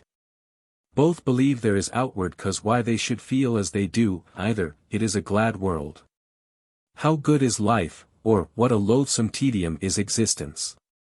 Any philosophy which annihilates the validity of the reference by explaining away its objects or translating them into terms of no emotional pertinency leaves the mind with little to care or act for. This is the opposite condition from that of nightmare, but when acutely brought home to consciousness it produces a kindred horror. In nightmare we have motives to act, but no power; here we have powers, but no motives. A nameless Unheimlichkeit comes over us at the thought of there being nothing eternal in our final purposes, in the objects of those loves and aspirations which are our deepest energies. The monstrously lopsided equation of the universe and its knower, which we postulate as the ideal of cognition, is perfectly paralleled by the no less lopsided equation of the universe and the doer. We demand in it a character for which our emotions and active propensities shall be a match. Small as we are, minute as is the point by which the cosmos impinges upon each one of us, each one desires to feel that his reaction at that point is congruous with the demands of the vast whole, that balances the ladder, so to speak, and is able to do what it expects of him. But as his abilities to do lie wholly in the line of his natural propensities, as he enjoys reaction with such emotions as fortitude, hope, rapture, admiration, earnestness, and the like, and as he very unwillingly reacts with fear, disgust, despair, or doubt, a philosophy which should legitimate only emotions of the latter sort would be sure to leave the mind a prey to discontent and craving. It is far too little recognized how entirely the intellect is built up of practical interests. The theory of evolution is beginning to do very good service by its reduction of all mentality to the type of reflex action. Cognition, in this view, is but a fleeting moment, a cross-section at a certain point of what in its totality is a motor phenomenon. In the lower forms of life no one will pretend that cognition is anything more than a guide to appropriate action.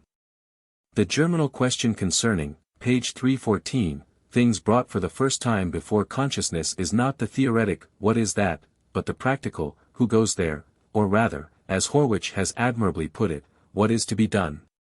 Was Fong Gichin. In all our discussions about the intelligence of lower animals the only test we use is that of their activity as if for a purpose. Cognition, in short, is incomplete until discharged in act.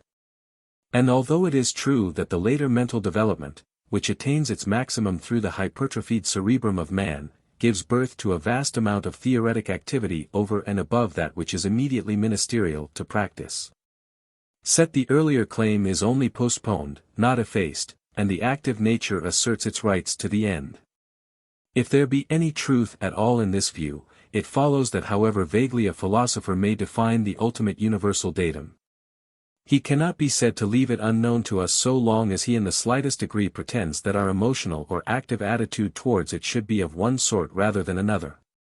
He who says, life is real, life is earnest, however much he may speak of the fundamental mysteriousness of things, gives a distinct definition to that mysteriousness by ascribing to it the right to claim from us the particular mood called seriousness, which means the unwillingness to live with energy, though energy bring pain. The same is true of him who says that all is vanity. Indefinable as the predicate vanity may be in se, it is clearly enough something which permits anesthesia, mere escape from suffering, to be our rule of life. There is no more ludicrous incongruity than for agnostics to proclaim with one breath that the substance of things is unknowable, and with the next that the thought of it should inspire us with admiration of its glory, reverence, and a willingness to add our cooperative push in the direction towards which its manifestations seem to be drifting. The unknowable may be unfathomed, but if it makes such distinct demands upon our activity, we surely are not ignorant of its essential quality. If we survey the held of history and ask what feature all great periods of revival, of expansion of the human mind, display in common, we shall find, I think, simply this, that each and all of them have said to the human being, the inmost nature of the reality is congenial to powers which you possess. In what did the emancipating message of primitive Christianity consist, but in the announcement that God recognizes those weak and tender impulses which paganism had so rudely overlooked. Take repentance, the man who can do nothing rightly can at least repent of his failures. But for paganism this faculty of repentance was a pure supernumerary, a straggler too late for the fair. Christianity took it and made it the one power within us which appealed straight to the heart of God. And after the night of the Middle Ages had so long branded with obloquy even the generous impulses of the flesh, and defined the reality to be such that only slavish natures could commune with it. In what did the sussum corda of the Renaissance lie but in the proclamation that the archetype of verity in things laid claim, page 315, on the widest activity of our whole aesthetic being? What were Luther's mission and Wesley's but appeals to powers which even the meanest of men might carry with them, faith and self-despair, but which were personal, requiring no priestly intermediation, and which brought their owner face to face with God? What caused the wildfire influence of Rousseau but the assurance he gave that man's nature was in harmony with the nature of things, if only the paralyzing corruptions of custom would stand from between? How did Kant and Fichte, Goethe and Schiller, inspire their time with cheer, except by saying, use all your powers, that is the only obedience which the universe exacts? And Carlyle with his gospel of work, of fact, of veracity, how does he move us except by saying that the universe imposes no tasks upon us but such as the most humble can perform? Emerson's creed that everything that ever was or will be is here in the enveloping now. That man has but to obey himself. He who will rest in what he is a part of destiny, is in like manner nothing but an exorcism of all skepticism as to the pertinency of one's natural faculties. In a word, Son of Man, stand upon thy feet and I will speak unto thee, is the only revelation of truth to which the solving epochs have helped the disciple. But that has been enough to satisfy the greater part of his rational need. In esse and per se the universal essence has hardly been more defined by any of these formulae than by the agnostics. But the mere assurance that my powers, such as they are not irrelevant to it, but pertinent, that it speaks to them and will in some way recognize their reply, that I can be a match for it if I will, and not a footless waif, suffices to make it rational to my feeling in the sense given above. Nothing could be more absurd than to hope for the definitive triumph of any philosophy which should refuse to legitimate, and to legitimate in an emphatic manner, the more powerful of our emotional and practical tendencies. Fatalism, whose solving word in all crises of behavior is all striving is vain, will never reign supreme, for the impulse to take life strivingly is indestructible in the race.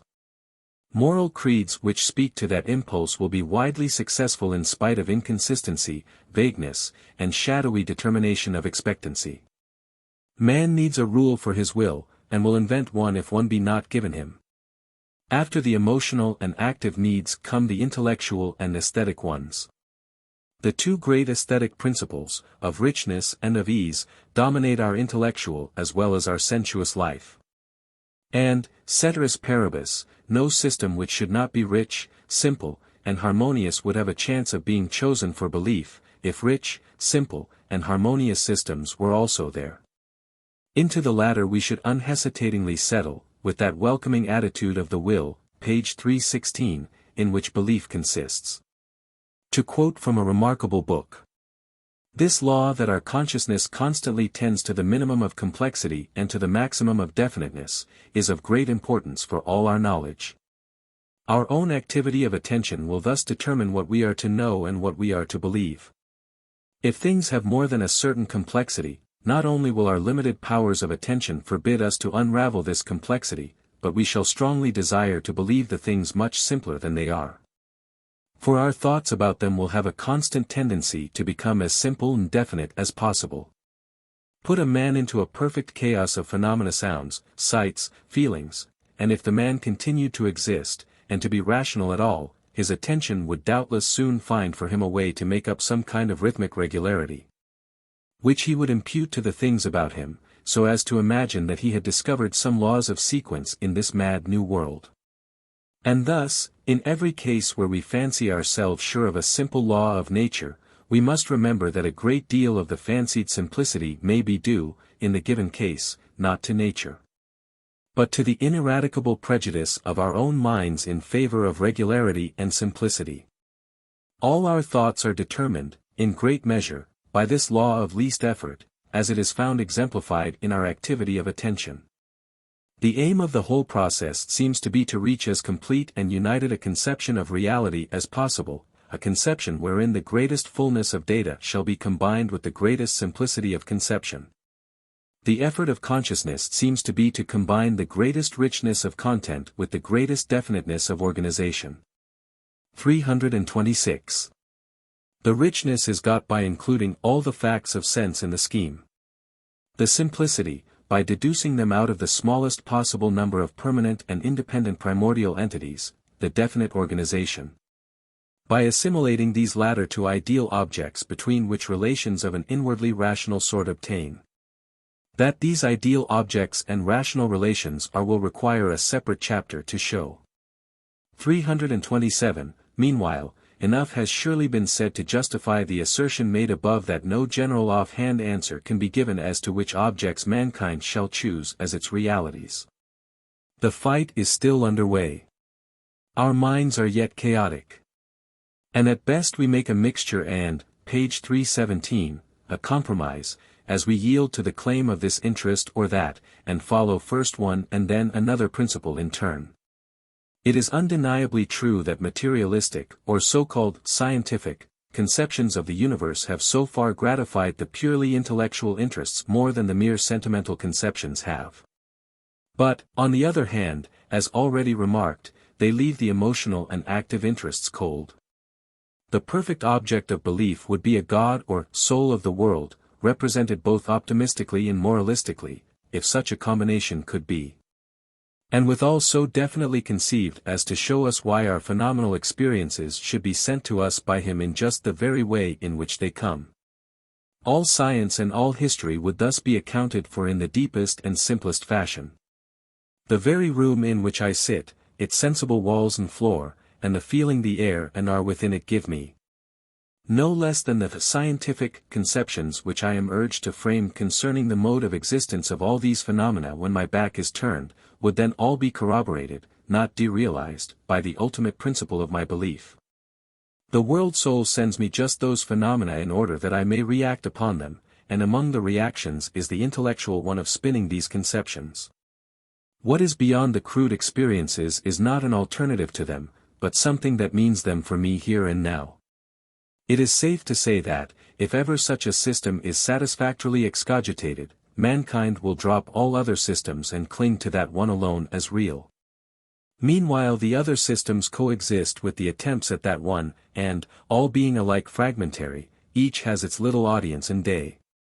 I have now, I trust, shown sufficiently what the psychologic sources of the sense of reality are. Certain postulates are given in our nature, and whatever satisfies those postulates is treated as if real. 328, I might therefore finish the p.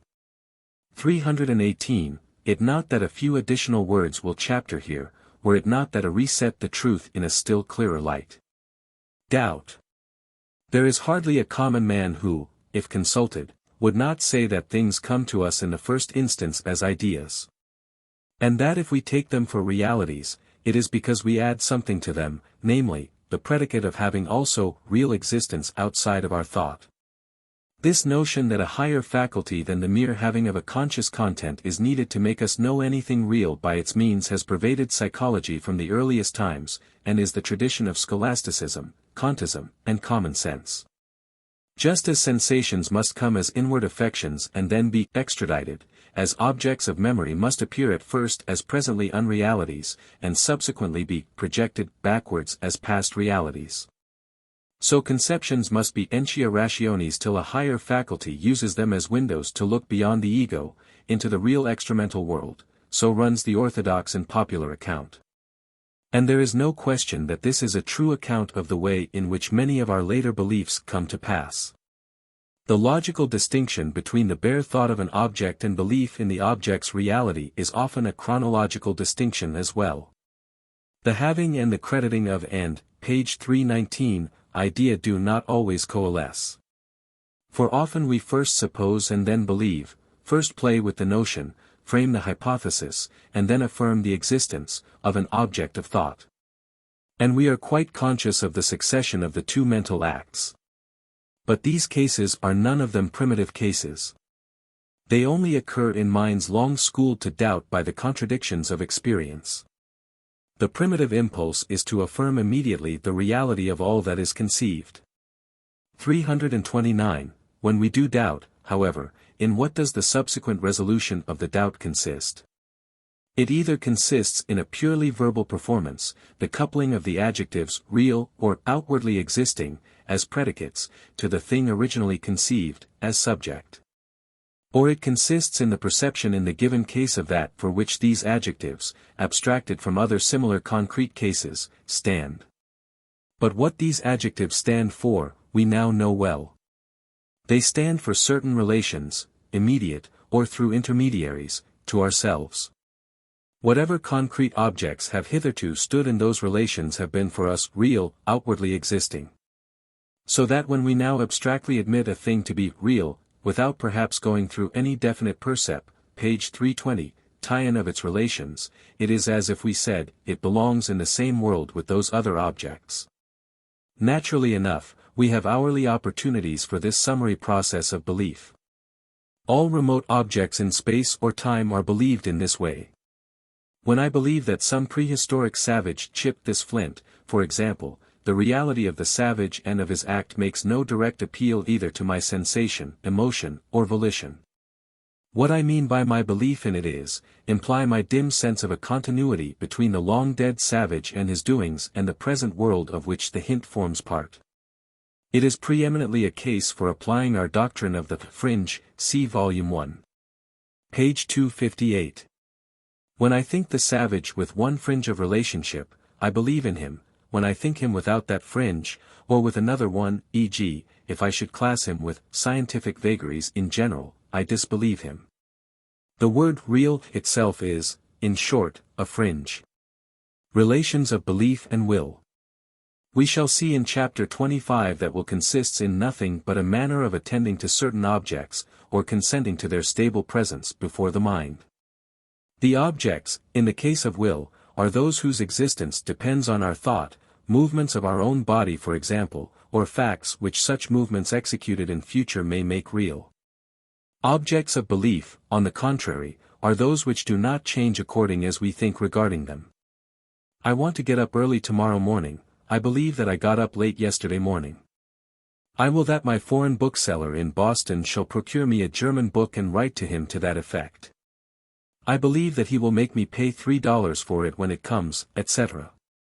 Now the important thing to notice is that this difference between the objects of will and belief is entirely immaterial, as far as the relation of the mind to them goes. All that the mind does is in both cases the same. It looks at the object and consents to its existence, espouses it, says, "It shall be my reality."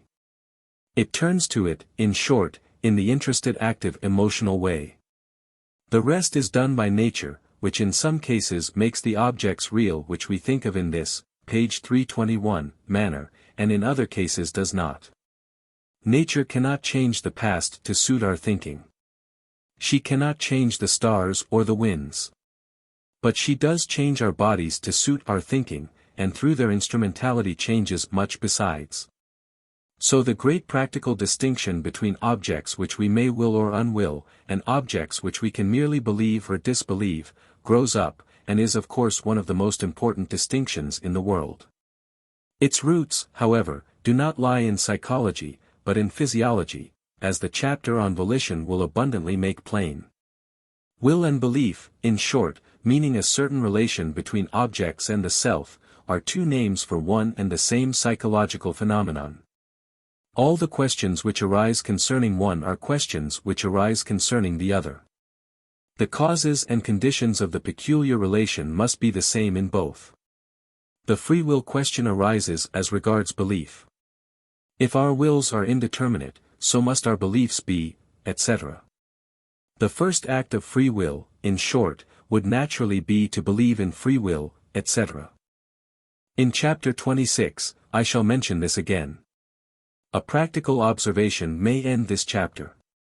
If belief consists in an emotional reaction of the entire man on an object, how can we believe at will? We cannot control our emotions.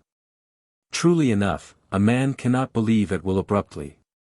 Nature sometimes, and indeed not very infrequently, produces instantaneous conversions for us. She suddenly puts us in an active connection with objects of which she had till then left us cold. I realize for the first time, we then say, what that means. This happens often with moral propositions.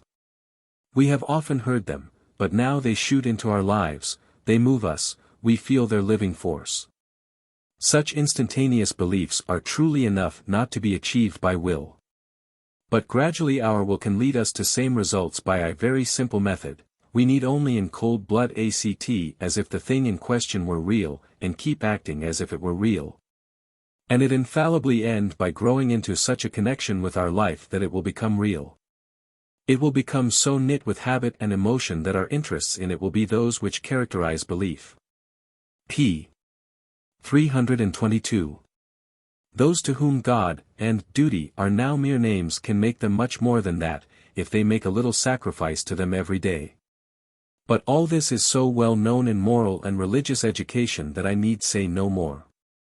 330. Chapter 22. Reasoning. We talk of man being the rational animal, and the traditional intellectualist philosophy has always made a great point of treating the brutes as wholly irrational creatures. Nevertheless, it is by no means easy to decide just what is meant by reason, or how the peculiar thinking process called reasoning differs from other thought sequences which may lead to similar results. Much of our thinking consists of trains of images suggested one by another, of a sort of spontaneous reverie of which it seems likely enough that the higher brutes should be capable. This sort of thinking leads nevertheless to rational conclusions, both practical and theoretical.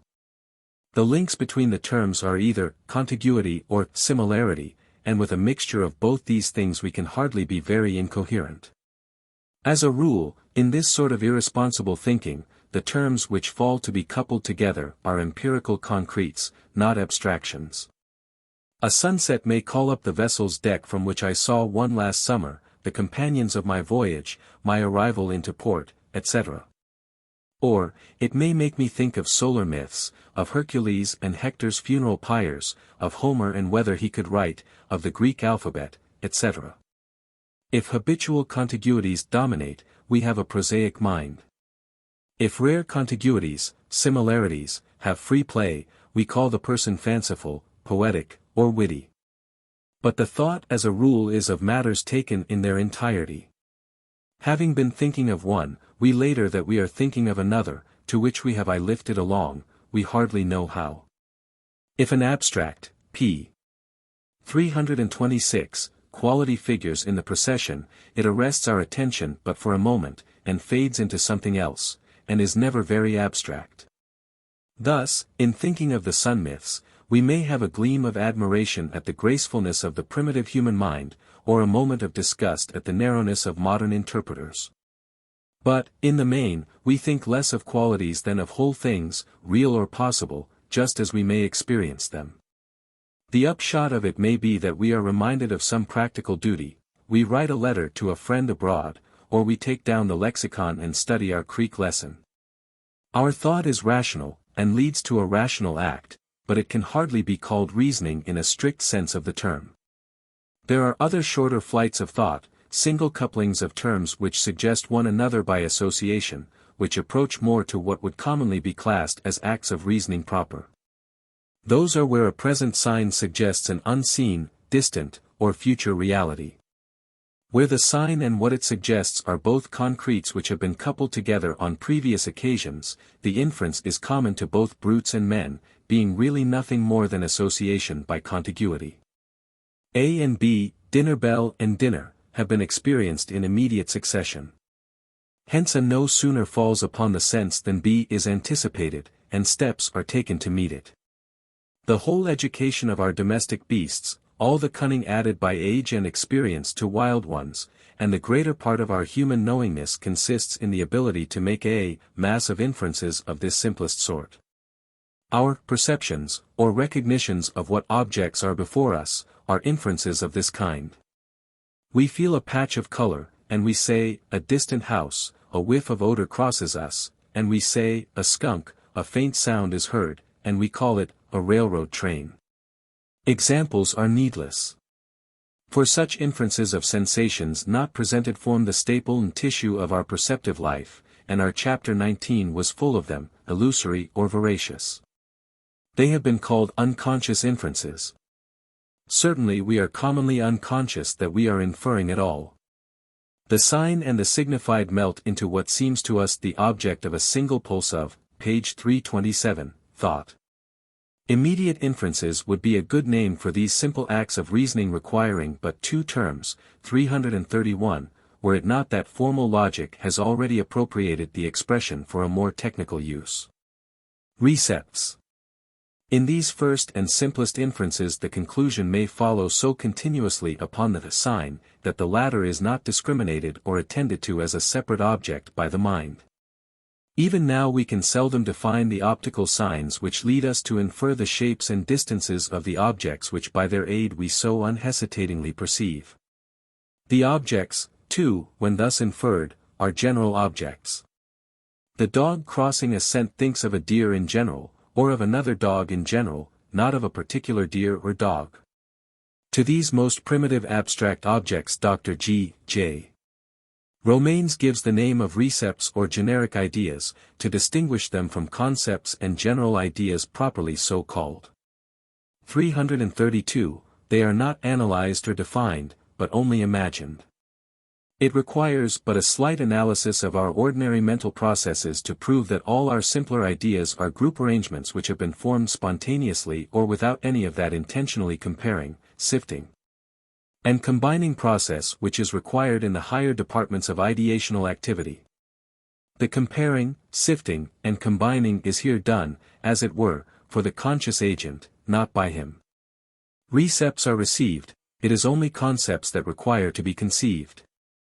If I am crossing a street and hear behind me a sudden shout, I do not require to wait in order to predicate to myself that there is probably a hansom cab just about to ran me down. A cry of this kind, and in those circumstances, is so intimately associated in my mind with its p. 328 purpose, that the idea which it arouses need not rise above the level of a recept, and the adaptive movements on my part which that idea immediately prompts are performed without any intelligent reflection. Yet, on the other hand, they are neither reflex actions nor instinctive actions, they are what may be termed receptual actions, or actions depending on recepts. 333. How far can this kind of unnamed or non-conceptual ideation extend? Dar. Romanes asks, and answers by a variety of examples taken from the life of brutes, for which I must refer to his book. One or two of them, however, I will quote. Houzeau writes that while crossing a wide and arid plain in Texas, his 2 dogs suffered greatly from thirst, and that between 30 and 40 times they rushed down the hollows to search for water. The hollows were not valleys, and there were no trees in them, or any other difference in the vegetation, and as they were absolutely dry, there could have been no smell of damp earth. The dogs behaved as if they knew that a dip in the ground offered them the best chance of finding water, and Houzeau has often witnessed the same behavior in other animals. Mr. Darwin writes, when I say to my terrier in an eager voice, and I have made the trial many times, "Hi! Hi! Where is it?" she at once takes it as a sign that something is to be hunted, and generally first looks quickly all round, and then rushes into the nearest thicket, to scout for any game, but finding nothing she looks up into any neighboring tree for a squirrel.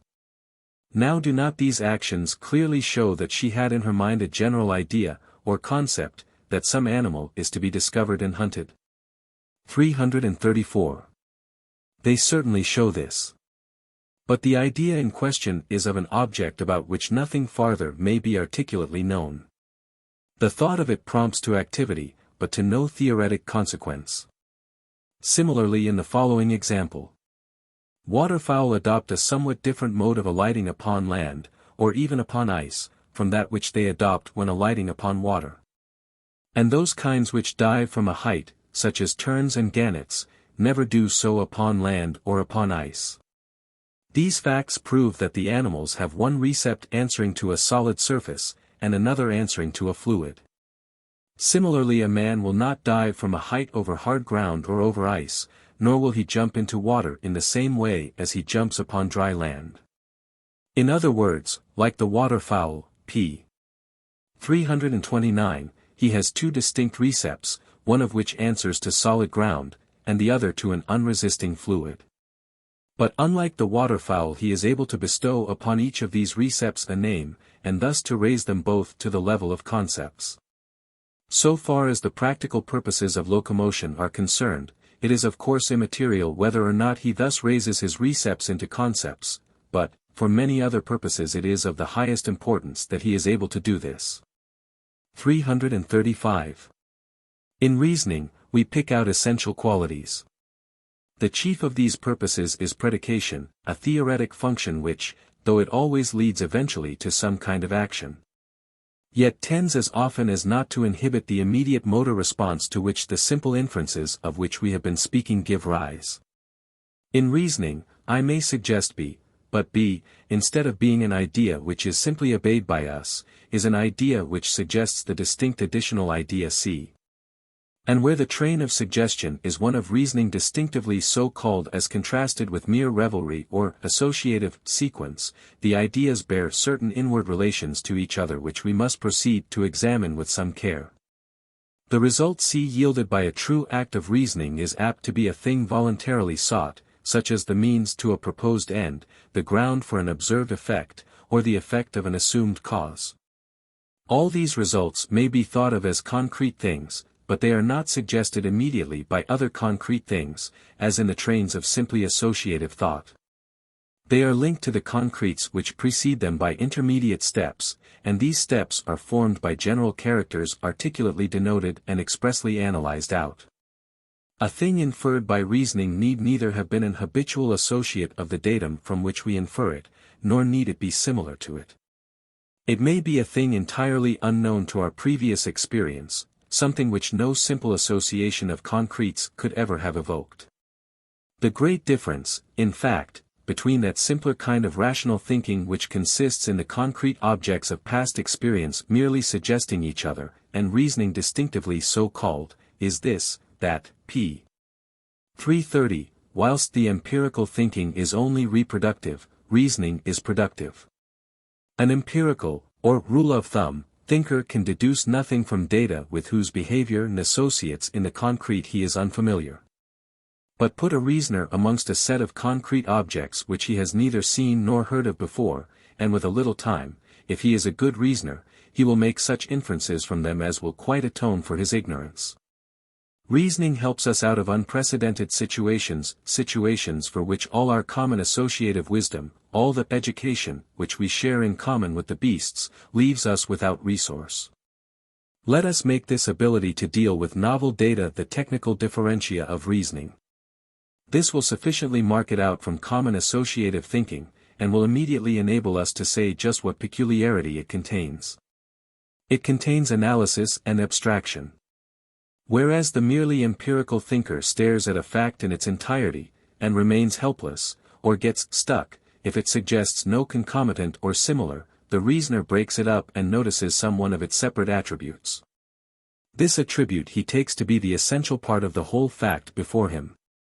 This attribute has properties or consequences which the fact until then was not known to have, but which, now that it is noticed to contain the attribute, it must have.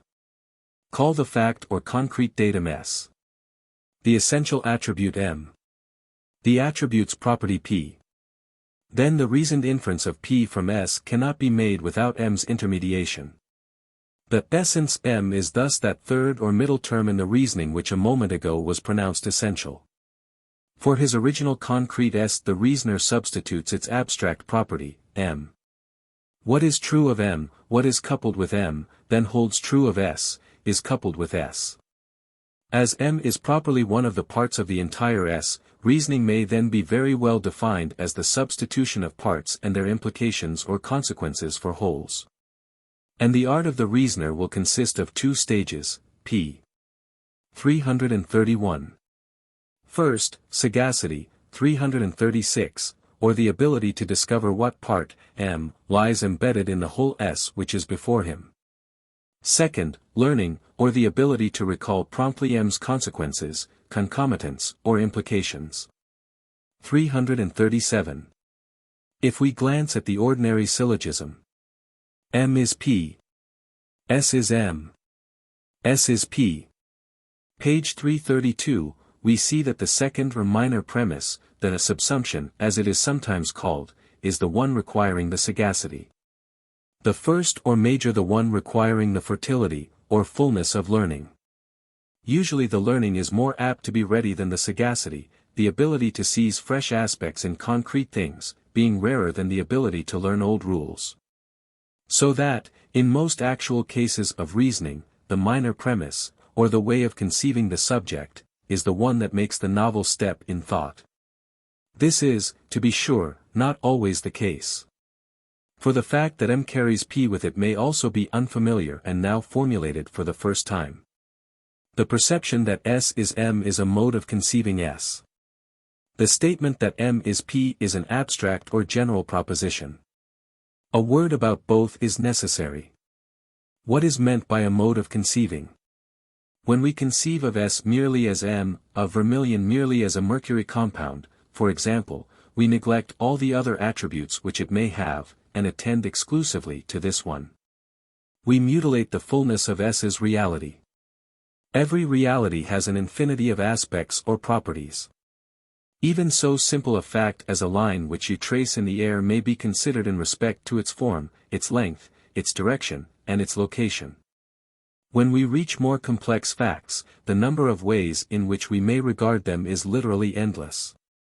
Vermilion is not only a mercury compound, it is vividly red, heavy, and expensive, it comes from China, and so on, in infinitum. All objects are wellsprings of properties, which are only little by little developed to our knowledge, and it is truly said that to know one thing thoroughly would be to know the whole universe. Mediately or immediately, that one thing is related to everything else, and to know all about it, all its relations need be known. But each relation forms one of its attributes, one angle by which someone may conceive it, and while so conceiving it may ignore the rest of it, to man is such a complex fact. But out of the complexity all that an army commissary picks out as important for his purposes is his property of eating so many pounds a day, the general, page 333, of marching so many miles, the chairmaker, of having such a shape. The orator, of responding to such and such feelings, the theater manager, of being willing to pay just such a price, and no more, for an evening's amusement. Each of these persons singles out the particular side of the entire man which has a bearing on his concerns, and not till this side is distinctly and separately conceived can the proper practical conclusions for that reasoner be drawn. And when they are drawn the man's other attributes may be ignored. All ways of conceiving a concrete fact, if they are true ways at all, are equally true ways. There is no property absolutely essential to any one thing. The same property which figures as the essence of a thing on one occasion becomes a very inessential feature upon another. Now that I am writing, it is essential that I conceive my paper as a surface for inscription. If I failed to do that, I should have to stop my work. But if I wished to light a fire, and no other materials whereby the essential way of conceiving the paper would be as combustible material. And I need then have no thought of any of its other destinations. It is really all that it is, a combustible, a writing surface, a thin thing, a hydrocarbonaceous thing, a thing 8 inches one way and 10 another, a thing just 1 furlong east of a certain stone in my neighbor's field, an American thing, etc. etc., ad infinitum. Whichever one of these aspects of its being I temporarily class it under, makes me unjust to the other aspects. But I always am classing it under one aspect or another, I am always unjust, always partial, always exclusive.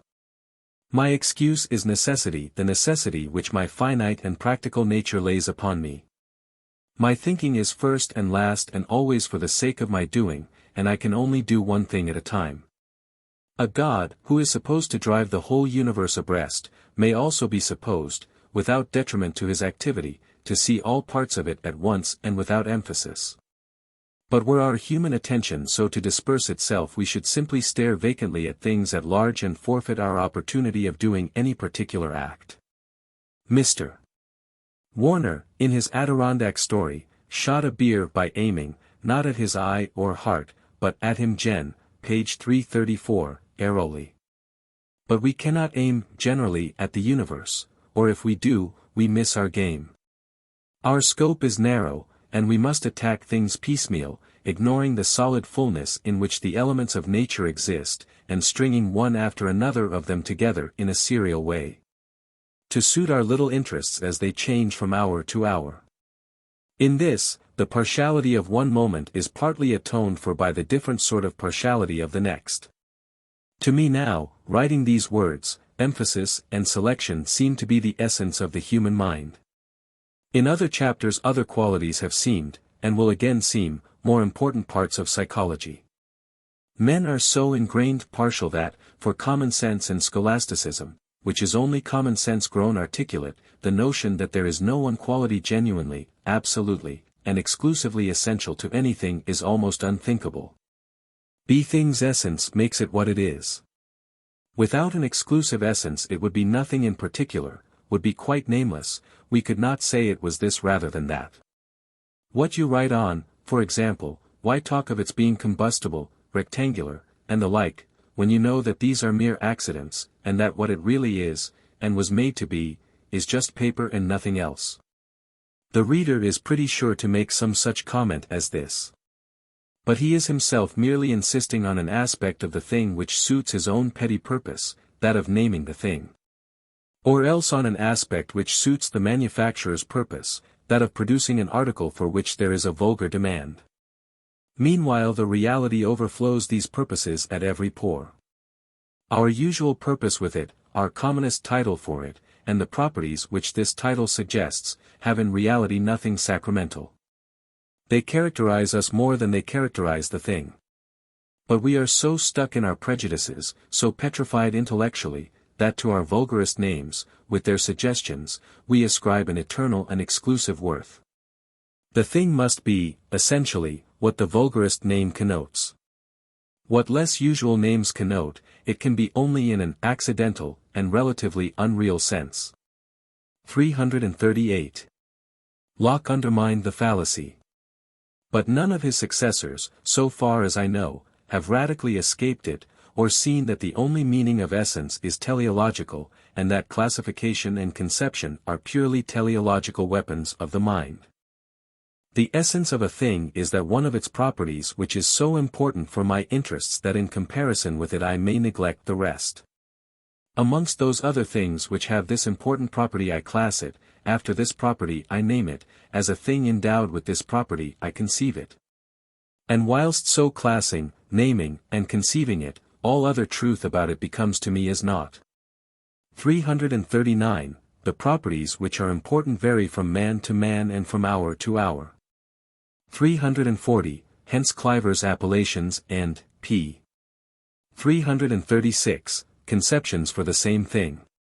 But many objects of daily use as paper, ink, butter, horse-car, have properties of such constant unwavering importance, and have such stereotyped names, that we end by believing that to conceive them in those ways is to conceive them in the only true way.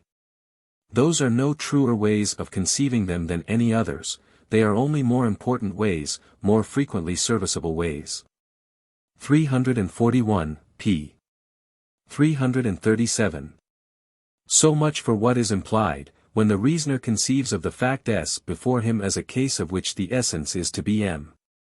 One word now as to what is involved in M's having properties, consequences, or implications, and we can go back to the study of the reasoning process again. What is involved in general propositions? M is not a, concrete, or self-sufficient, as Mr. Clay would say. It is an abstract character which may exist, embedded with other characters, in many concretes. Whether it be the character of being a writing surface, of being made in America or China, of being 8 inches square, or of being in a certain part of space, this is always true of it.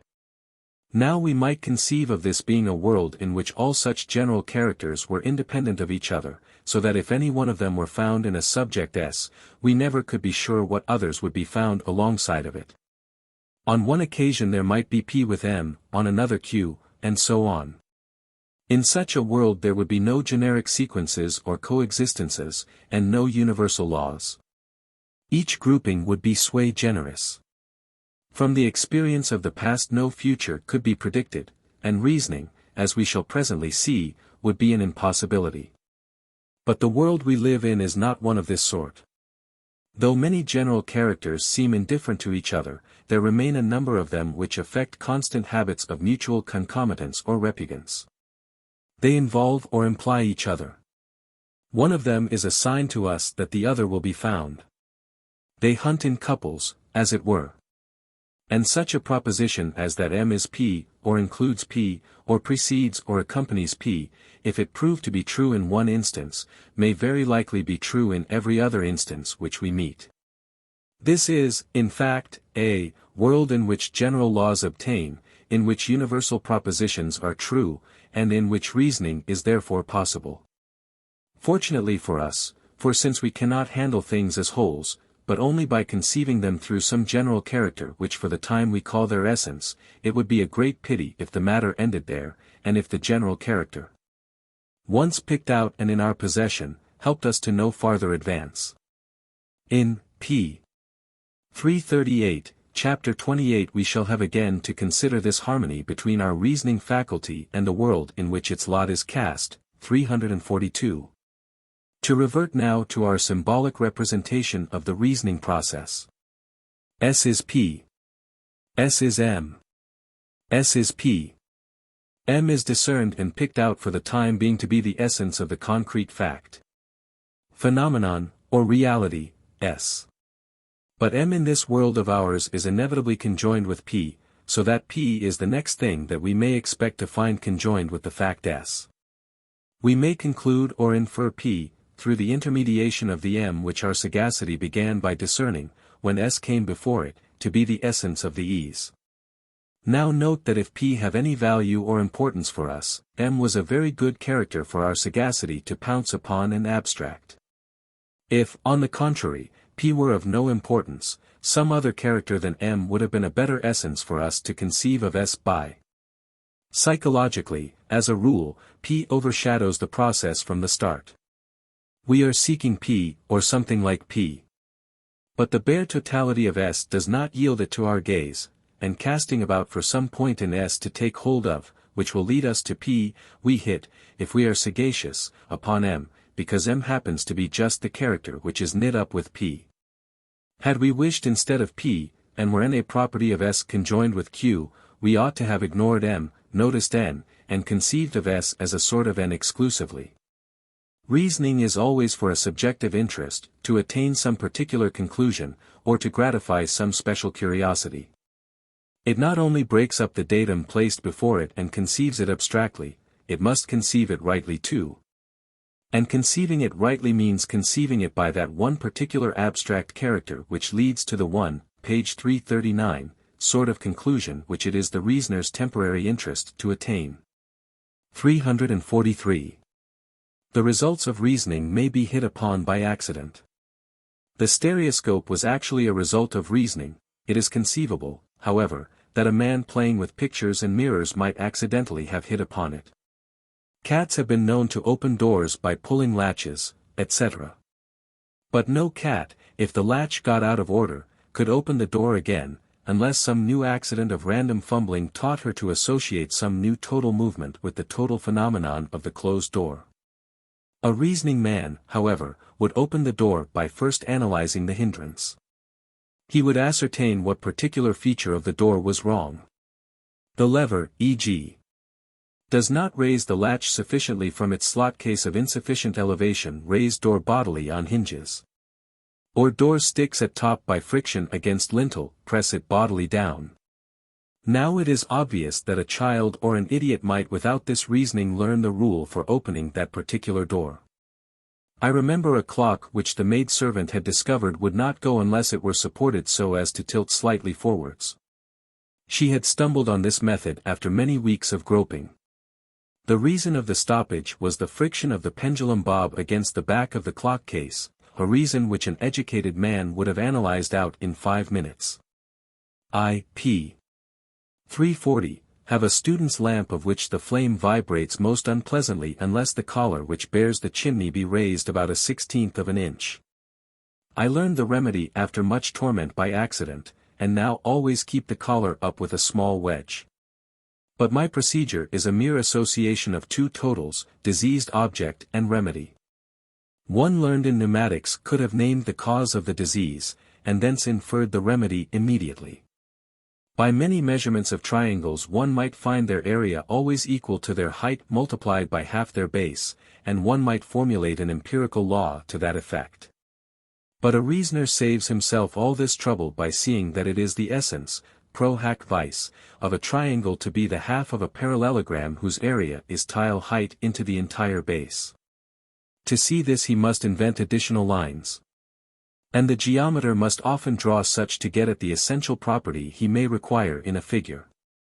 The essence consists in some relation of the figure to the new lines, a relation not obvious at all until they are put in. The geometer's sagacity lies in the invention of the new lines. Thus, there are two great points in reasoning. First, an extracted character is taken as equivalent to the entire document from which it comes.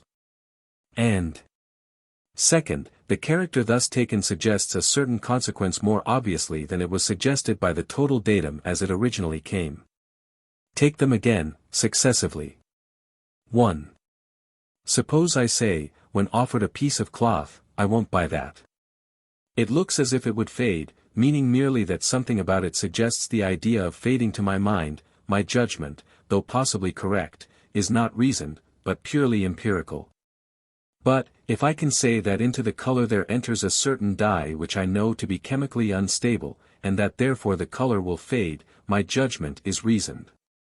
The notion of the dye, which is one of the parts of the cloth, is the connecting link between the latter and the notion of fading. So, again, an uneducated man will expect from past experience to see a piece of ice melt if placed near the fire, and the tip of his finger look coarse, page 341, if he views it through a convex glass. In neither of these cases could the result be anticipated without full previous acquaintance with the entire phenomenon. It is not a result of reasoning. But a man who should conceive heat as a mode of motion, and liquefaction as identical with increased motion of molecules. Who should know that curved surfaces bend light rays in special ways, and that the apparent size of anything is connected with the amount of the bend of its light rays as they enter the eye? Such a man would make the right inferences for all these objects, even though he had never in his life had any concrete experience of them. And he would do this because the ideas which we have above supposed him to possess would mediate in his mind between the phenomena he starts with and the conclusions he draws. But these ideas or reasons for his conclusions are all mere extracted portions or circumstances singled out from the mass of characters which make up the entire phenomena. The motions which form heat, the bending of the light waves, are, it is true, excessively recondite ingredients. The hidden pendulum I spoke of above is less so. And the sticking of a door on its sill in the earlier example would hardly be so at all. But each and all agree in this, that they bear a more evident relation to the conclusion than did the immediate data in their full totality. The difficulty is, in each case, to extract from the immediate data that particular ingredient which shall have this very evident relation to the conclusion. Every phenomenon or so-called fact has an infinity of aspects or properties, as we have seen, amongst which the fool, or man with little sagacity, will inevitably go astray. But no matter for this point now. The first thing is to have seen that every possible case of reasoning involves the extraction of a particular partial aspect of the phenomena thought about, and that whilst empirical thought simply associates phenomena in their entirety, reason thought couples them by the conscious use of this extract. 2. And, now, to prove the second point, why are the couplings, consequences, and implications of extracts more, page 342, evident and obvious than those of entire phenomena? For two reasons. First, the extracted characters are more general than the concretes, and the connections they may have are, therefore, more familiar to us, having been more often met in our experience. Think of heat as motion, and whatever is true of motion will be true of heat, but we have had 100 experiences of motion for every one of heat.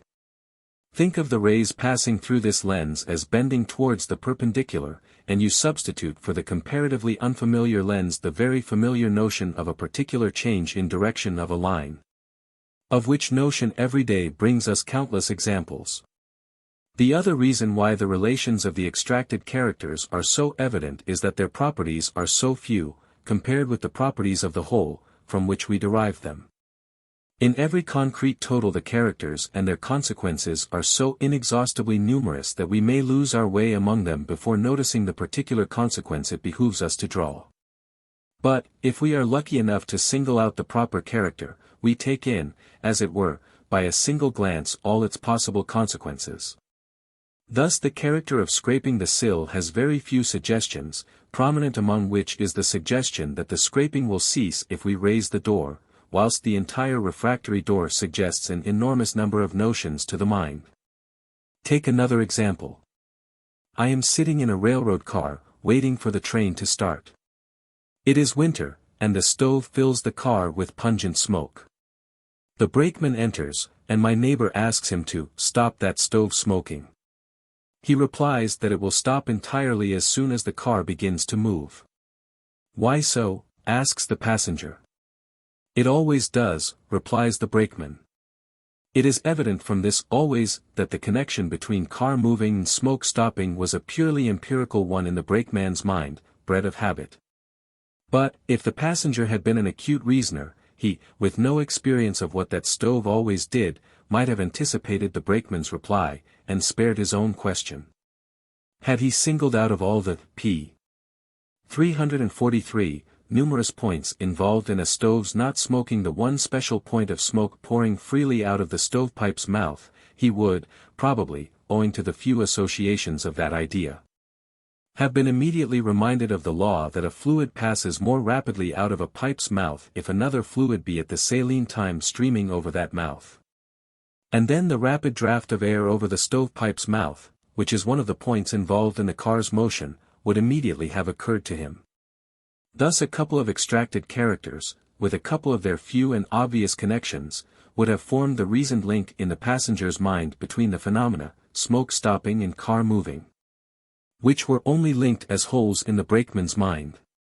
Such examples may seem trivial, but they contain the essence of the most refined and transcendental theorizing.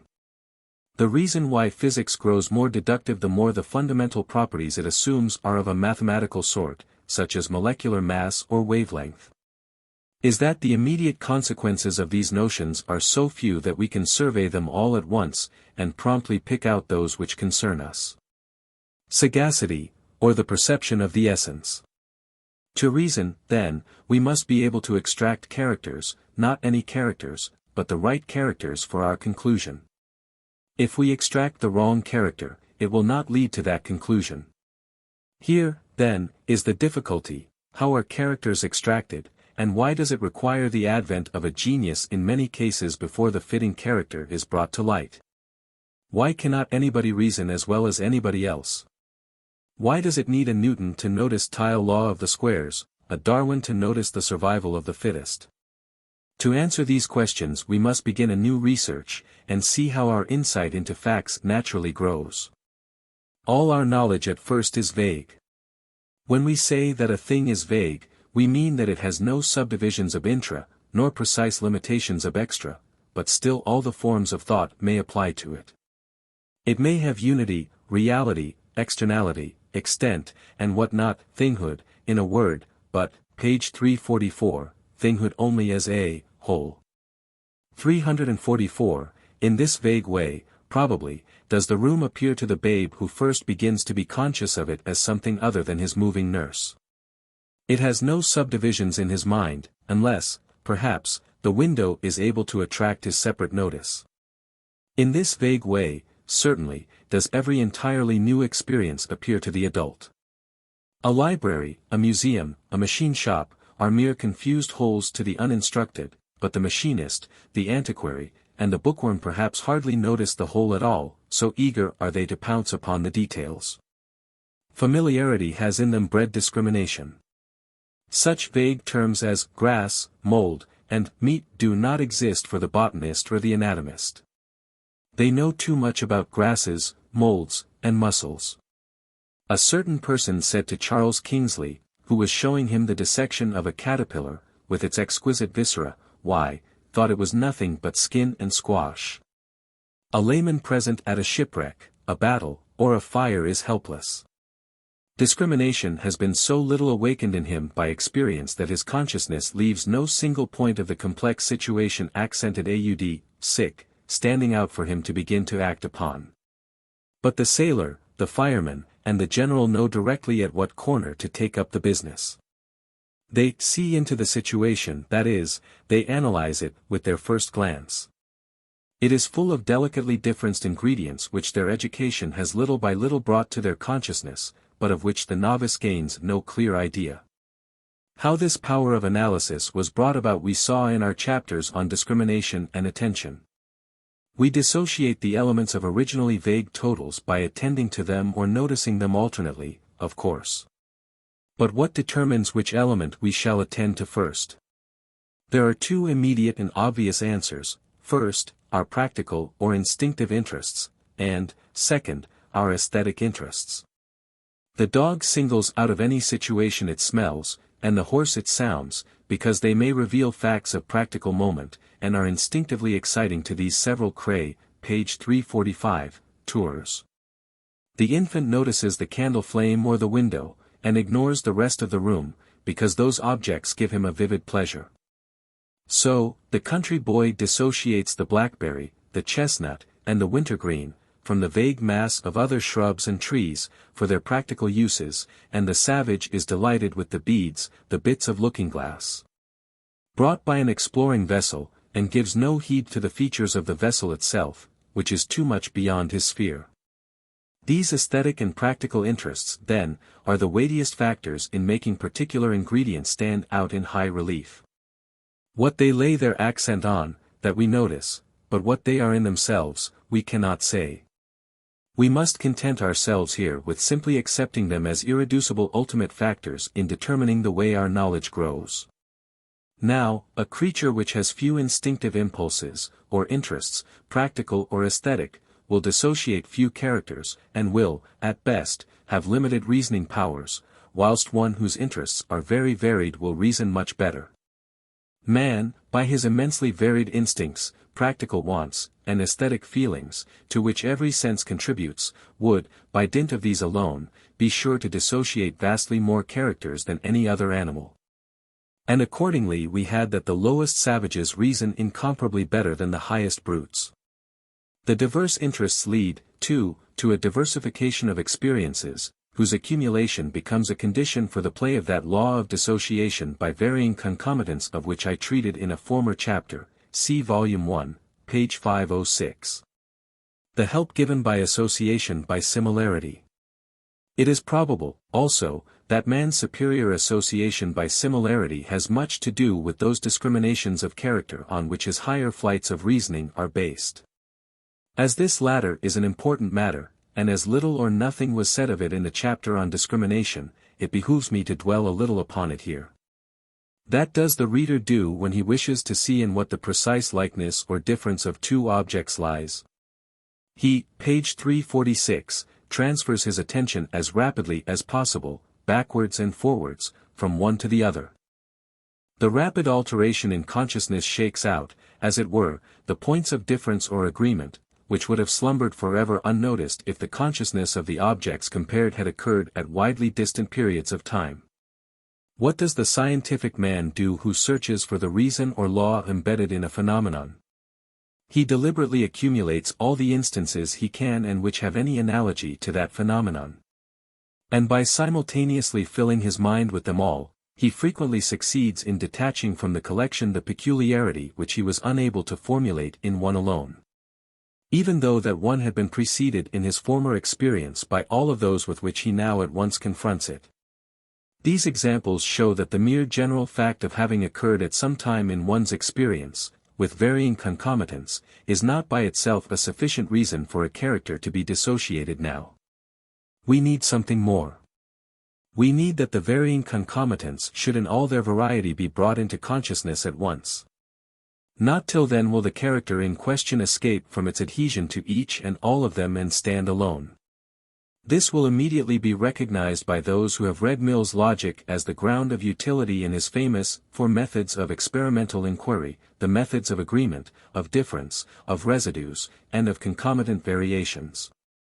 Each of these gives a list of analogous instances out of the midst of which a sought-for character may roll and strike the mind. Now it is obvious that any mind in which association by similarity is highly developed is a mind which will spontaneously form lists of instances like this. Take a present case A, with a character M in it. The mind may fail at first to notice this character M at all. But if it calls up C, D, E, and F, these being phenomena which resemble A in possessing M, but which may not have entered for months into the experience of the animal who now experiences A, Y, plainly. Such association performs the part of the reader's deliberately rapid comparison referred to above, and of the systematic consideration of like cases by the p. 347, scientific investigator, and may lead to the noticing of M in an abstract way. Certainly this is obvious. And no conclusion is left to us but to assert that, after the few most powerful practical and aesthetic interests, our chief help towards noticing those special characters of phenomena, which, when once possessed and named, are used as reasons. Class names, essences, or middle terms, is this association by similarity. Without it, indeed, the deliberate procedure of the scientific man would be impossible, he could never collect his analogous instances.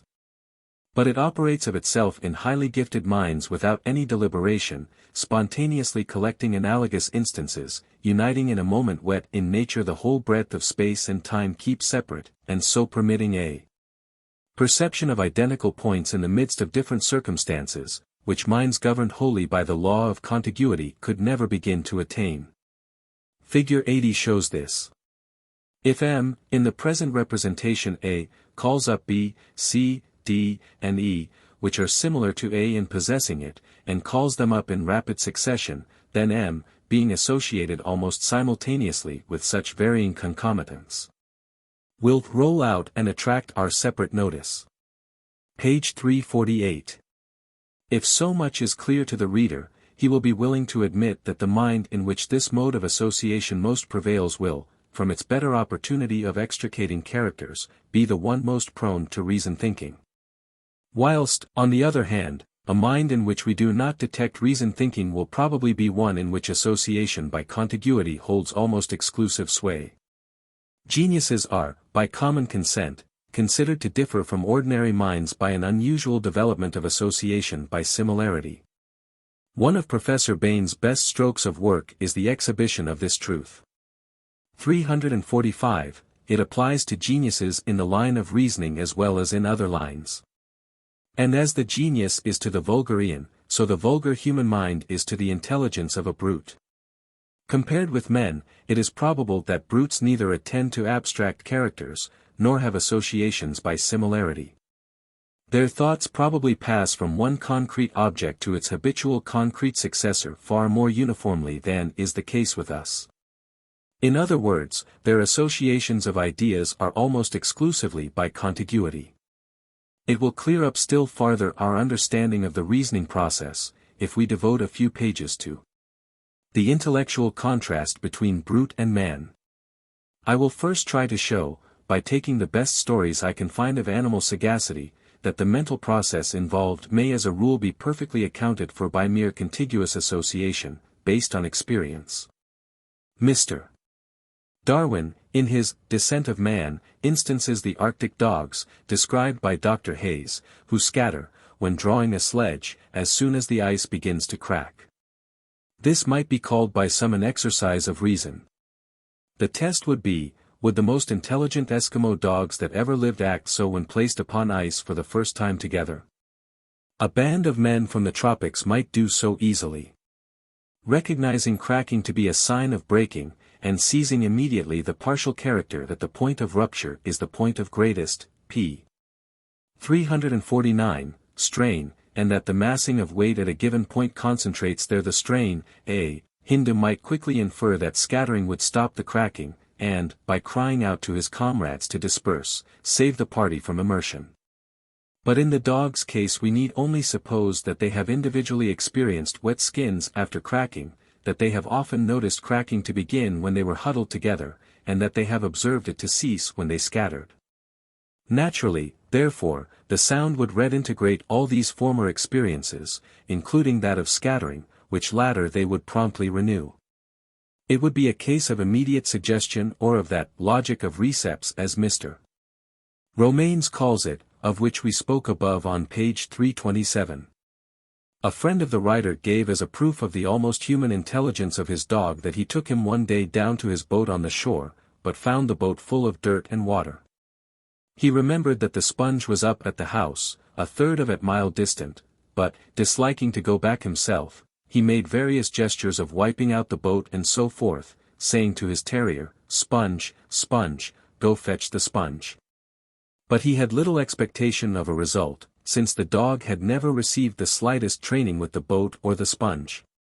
Nevertheless, off he trotted to the house, and, to his owner's great surprise and admiration, brought the sponge in his jaws. Sagacious as this was, it required nothing but ordinary contiguous association of ideas. The terrier was only exceptional in the minuteness of his spontaneous observation. Most terriers would have taken no interest in the boat cleaning operation, nor noticed what the sponge was for. This terrier, in having picked those details out of the crude mass of his best experience distinctly enough to be reminded of them, was truly enough ahead of his peers on the line which leads to human reason. But his act was not yet an act of reasoning proper. It might fairly have been called so if, unable to find the sponge at the house, he had brought back a dipper or a mop instead. Such a substitution would have shown that, embedded in the very different appearances of these articles, he had been able to discriminate the identical partial a tree, p. 350, butte of capacity to take up water, and had reflected, for the present purpose they are identical. This, which the dog did not do, any man but the very stupidest could not fail to do. If the reader will take the trouble to analyze the best dog and elephant stories he knows, he will find that, in most cases, this simple contiguous calling up of one whole by another is quite sufficient to explain the phenomena. Sometimes, it is true, we have to suppose the recognition of a property or character as such, but it is then always a character which the peculiar practical interests of the animal may have singled out. A dog, noticing his master's hat on its peg, may possibly infer that he has not gone out. Intelligent dogs recognize by the tone of the master's voice whether the latter is angry or not. A dog will perceive whether you have kicked him by accident or by design, and behave accordingly. The character inferred by him, the particular mental state in you, however it be represented in his mind, it is represented probably by a recept, p. 327, or set of practical tendencies, rather than by a definite concept or ideal, is still a partial character extracted from the totality of your phenomenal being, and is his reason for crouching and skulking, or playing with you. Dogs, moreover, seem to have the feeling of the value of their master's personal property, or at least a particular interest in objects which their master uses. A dog left with his master's coat will defend it, though never taught to do so. I know of a dog accustomed to swim after sticks in the water, but who always refused to dive for stones. Nevertheless, when a fish basket, which he had never been trained to carry, but merely knew as his master's, fell over, he immediately dived after it and brought it up. Dogs thus discern, at any rate so far as to be able to act, this partial character of being valuable, which lies hidden in certain things. 346, stories are told of, p. 351, dogs carrying coppers to pastry cooks to get buns, and it is said that a certain dog, if he gave 2 coppers, would never, page 352, leave without 2 buns. This was probably mere contiguous association, but it is possible that the animal noticed the character of duality, and identified it as the same in the coin and the cake. If so, it is the maximum of canine abstract thinking. Another story told to the writer is this: a dog was sent to a lumber camp to fetch a wedge, with which he was known to be acquainted. After half an hour, not returning, he was sought and found biting and tugging at the handle of an axe which was driven deeply into a stump. The wedge could not be found. The teller of the story thought that the dog must have had a clear perception of the common character of serving to split which was involved in both the instruments, and, from their identity in this respect, inferred their identity for the purposes required. It cannot be denied that this interpretation is a possible one, but it seems to me far to transcend the limits of ordinary canine abstraction. The property in question was not one which had direct personal interest for the dog, such as that of belonging to his master is in the case of the coat or the basket. If the dog in the sponge story had returned to the boat with a dipper, it would have been no more remarkable. It seems more probable, therefore, that this woodcutter's dog had also been accustomed to carry the axe, and now, excited by the vain hunt for the wedge, had discharged his carrying powers upon the former instrument in a sort of confusion, just as a man may pick up a sieve to carry water in the excitement of putting out a fire. 347, page 353. Thus, then, the characters extracted by animals are very few, and always related to their immediate interests or emotions. That dissociation by varying concomitants, which in man is based so largely on association by similarity, hardly seems to take place at all in the mind of brutes. One total thought suggests to them another total thought, and they and themselves acting with propriety, they know not why. The fundamental, defect of their minds seems to be the inability of their groups of ideas to break across in unaccustomed places. They are enslaved to routine, to cut-and-dried thinking. And if the most prosaic of human beings could be transported into his dog's mind, he would be appalled at the utter absence of fancy which reigns there. 348, thoughts will not be found to call up their similars, but only their habitual successors. Sunsets will not suggest heroes' deaths, but supper time. This is why man is the only metaphysical animal.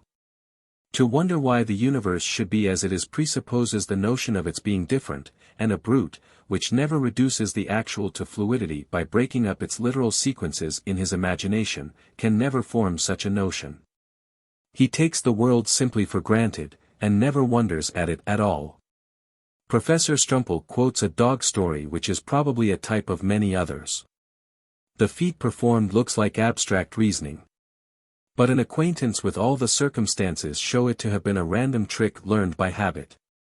The story is as follows. I have 2 dogs, a small, long-legged pet dog and a rather large watchdog.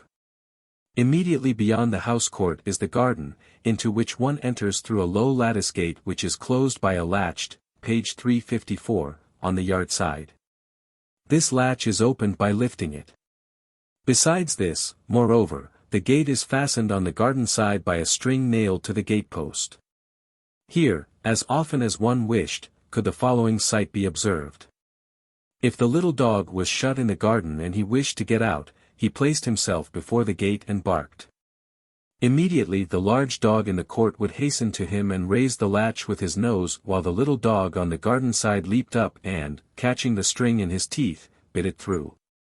Whereupon the big one wedged his snout between the gate and the post, pushed the gate open, and the little dog slipped through. Certainty reasoning seems here to prevail. In face of it, however, and although the dogs arrived of themselves, and without human aid, at their solution of the gate question, I am able to point out that the complete action was pieced together out of accidental experiences which the dogs followed, I might say, unconsciously. While the large dog was young, he was allowed, like the little one, to go into the garden, and therefore the gate was usually not latched, but simply closed. Now if he saw anyone go in, he would follow by thrusting his snout between gate and post, and so pushing the gate open. When he was grown I forbade his being taken in, and had the gate kept latched. But he naturally still tried to follow when anyone entered and tried in the old fashion to open it, which he could no longer do. Now it fell out that once, while making the attempt, he raised his nose higher than usual and hit the latch from low so as to lift it off its hook, and the gate unclosed. From thenceforth he made the same movement of the head when trying to open it, and, of course, with the same result. He now knew how to open the gate when it was latched. The little dog had been the large one's teacher in many things, especially in the chasing of cats and the catching of mice and moles, so when the little one was heard barking eagerly, the other always hastened to him. If the barking came from the garden, he opened the gate to get inside. But meanwhile the little dog, who wanted to get out the moment the gate opened, slipped out between the big one's legs, and so the appearance of his having come with the intention of letting him out arose. And that it was simply an appearance transpired from the fact that when the little dog did not succeed at once in getting out, the large one ran in and nosed about the garden, plainly showing that he had expected to find something there. In order to stop this opening of the gate I fastened a string on the garden side which, tightly drawn, held the gate firm against the post, so that if the yard dog raised the latch and let go, it would every time fall back onto the book. And this device was successful for quite a time, until it happened one day that on my return from a walk upon which the little dog had accompanied me I crossed the garden, and in passing through the gate the dog remained behind, and refused to come to my whistle. As it was beginning to rain, and I knew how he disliked to get wet, I closed the gate in order to punish him in this manner. But I had hardly reached the house ere he was before the gate, crying and crying most piteously, p. 355, for the rain was falling faster and faster. The big dog, to whom the rain was a matter of perfect indifference, was instantly on hand and tried his utmost to open the gate, but naturally without success. Almost in despair the little dog bit at the rate, at the same time springing into the air in the attempt to jump over it, when he chanced to catch the string in his teeth, it broke, and the gate flew open. Now he knew the secret and thenceforth bit the string whenever he wished to get out, so that I was obliged to change it.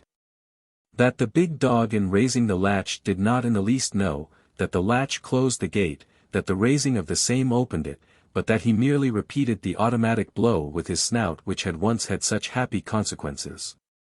Transpires from the following: the gate leading to the barn is fastened with a latch precisely like the one on the garden gate, only placed a little higher, still easily within the dog's reach. Here, too, occasionally the little dog is confined, and when he barks the big one makes every possible effort to open the gate, but it has never occurred to him to push the latch up. The brute cannot draw conclusions, that is, he cannot think. 349.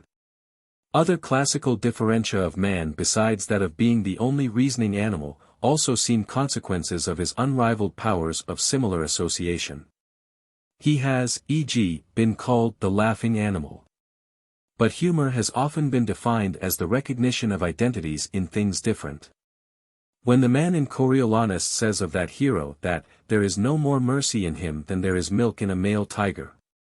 Both the invention of the phrase and its enjoyment by the hearer depend on a peculiarly perplexing power to associate ideas by similarity. Man is known again as the talking animal, and Lon, page 356, gauge is assuredly a capital distinction between man and brute. But it may readily be shown how this distinction merely shows from those we have pointed out, easy dissociation of a representation into its ingredients, and association by similarity. Language is a system of signs, different from the things signified, but able to suggest them. No doubt brutes have a number of such signs. When a dog yelps in front of a door, and his master, understanding his desire, opens it, the dog may, after a certain number of repetitions, get to repeat in cold blood a yelp which was at first the involuntary interjectional expression of strong emotion. The same dog may be taught to beg for food, and afterwards come to do so deliberately when hungry. The dog also learns to understand the signs of men, and the word rat uttered to a terrier suggests exciting thoughts of the rat hunt. If the dog had the varied impulse to vocal utterance which some other animals have, he would probably repeat the word rat whenever he spontaneously happened to think of a rat hunt. He no doubt does hear it as an auditory image. Just as a parrot calls out different words spontaneously from its repertory, and having learned the name of a given dog will utter it on the sight of a different dog. In each of these separate cases the particular sign may be consciously noticed by the animal, as distinct from the particular thing signified, and will thus, so far as it goes, be a true manifestation of language. But when we come to man we find a great difference. He has a deliberate intention to apply a sign to everything. The linguistic impulse is with him generalized and systematic. For things hitherto unnoticed or unfelt, he desires a sign before he has one. Even though the dog should possess his yelp for this thing, his beg for that, and his auditory image, rat, for a third thing, the matter with him rests there. If a fourth thing interests him for which no sign happens already to have been learned, he remains tranquilly without it and goes no further. But the man postulates it, its absence irritates him, and he ends by inventing it. This general purpose constitutes, I take it, the peculiarity of human speech, and explains its prodigious development. Page 357. How, then, does the general purpose arise? It arises as soon as the notion of a sign as such, apart from any particular import, is born, and this notion is born by dissociation from the outstanding portions of a number of concrete cases of signification. The yelp, the beg, the rat, differ as to their several imports and natures. They agree only in so far as they have the same use, to be signs, to stand for something more important than themselves. The dog whom this similarity could strike would have grasped the sign per se as such, and would probably thereupon become a general sign maker, or speaker in the human sense. But how can the similarity strike him? Not without the juxtaposition of the similars, in virtue of the law we have laid down, p. 506, that in order to be segregated an experience must be repeated with varying concomitants, not unless the yelp of the dog at the moment it occurs recalls to him his beg. By the delicate bond of their subtle similarity of use, not till then can this thought hash through his mind, why, yelp and beg, in spite of all their unlikeness, are yet alike in this, that they are actions, signs, which lead to important boons. Other boons, any boons, may then be got by other signs. This reflection made, the gulf is passed. Animals probably never make it, because the bond of similarity is not delicate enough. Each sign is drowned in its import, and never awakens other signs and other imports in juxtaposition. The rat hunt idea is too absorbingly interesting in itself to be interrupted by anything so uncontiguous to it as the idea of the beg for food, or of the door open yelp, nor in their turn do these awaken the rat hunt idea. In the human child, however, these ruptures of contiguous association are very soon made. Far-off cases of sign-using arise when we make a sign now, and soon language is launched. The child in each case makes the discovery for himself. No one can help him except by furnishing him with the conditions. But as he is constituted, the conditions will sooner or later shoot together into the result. 350, p. 358. The exceedingly interesting account which Dr. Rowe gives of the education of his various blind deaf mutes illustrates this point admirably. He began to teach Laura Bridgman by gumming raised letters on various familiar articles. The child was taught by mere contiguity to pick out a certain number of particular articles when made to feel the letters. But this was merely a collection of particular signs, out of the mass of which the general purpose of signification had not yet been extracted by the child's mind. Dr. How compares his situation at this moment to that of one lowering a line to the bottom of the deep sea in which Laura's soul lay, and waiting until she should spontaneously take hold of it and be raised into the light. The moment came, accompanied by a radiant hash of intelligence and glow of joy. She seemed suddenly to become aware of the general purpose embedded in the different details of all these signs, and from that moment her education went on with extreme rapidity. Another of the great capacities in which man has been said to differ fundamentally from the animal is that of POS, page 359, possessing self-consciousness or reflective knowledge of himself as a thinker. But this capacity also flows from our criterion, for, without going into the matter very deeply, we may say that the brute never reflects on himself as a thinker, because he has never clearly dissociated, in the full concrete act of thought, the element of the thing thought of and the operation by which he thinks it. They remain always fused, conglomerate, just as the interjectional vocal sign of the brute almost invariably merges in his mind with the thing signified, and is not independently attended to in se. 351. Now, the dissociation of these two elements probably occurs first in the child's mind on the occasion of some error or false expectation which would make him experience the shock of difference between merely imagining a thing and getting it.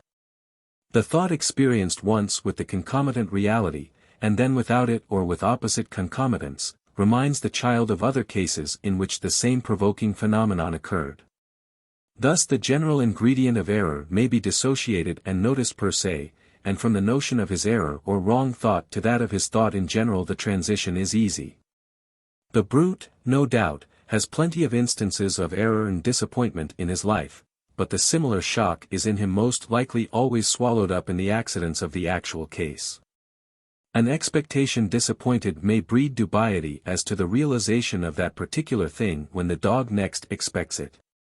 But that disappointment, that dubiety, while they represent in the mind, will not call up other cases, in which the material details were different, but this feature of POS, page 360, Cybele error was the same.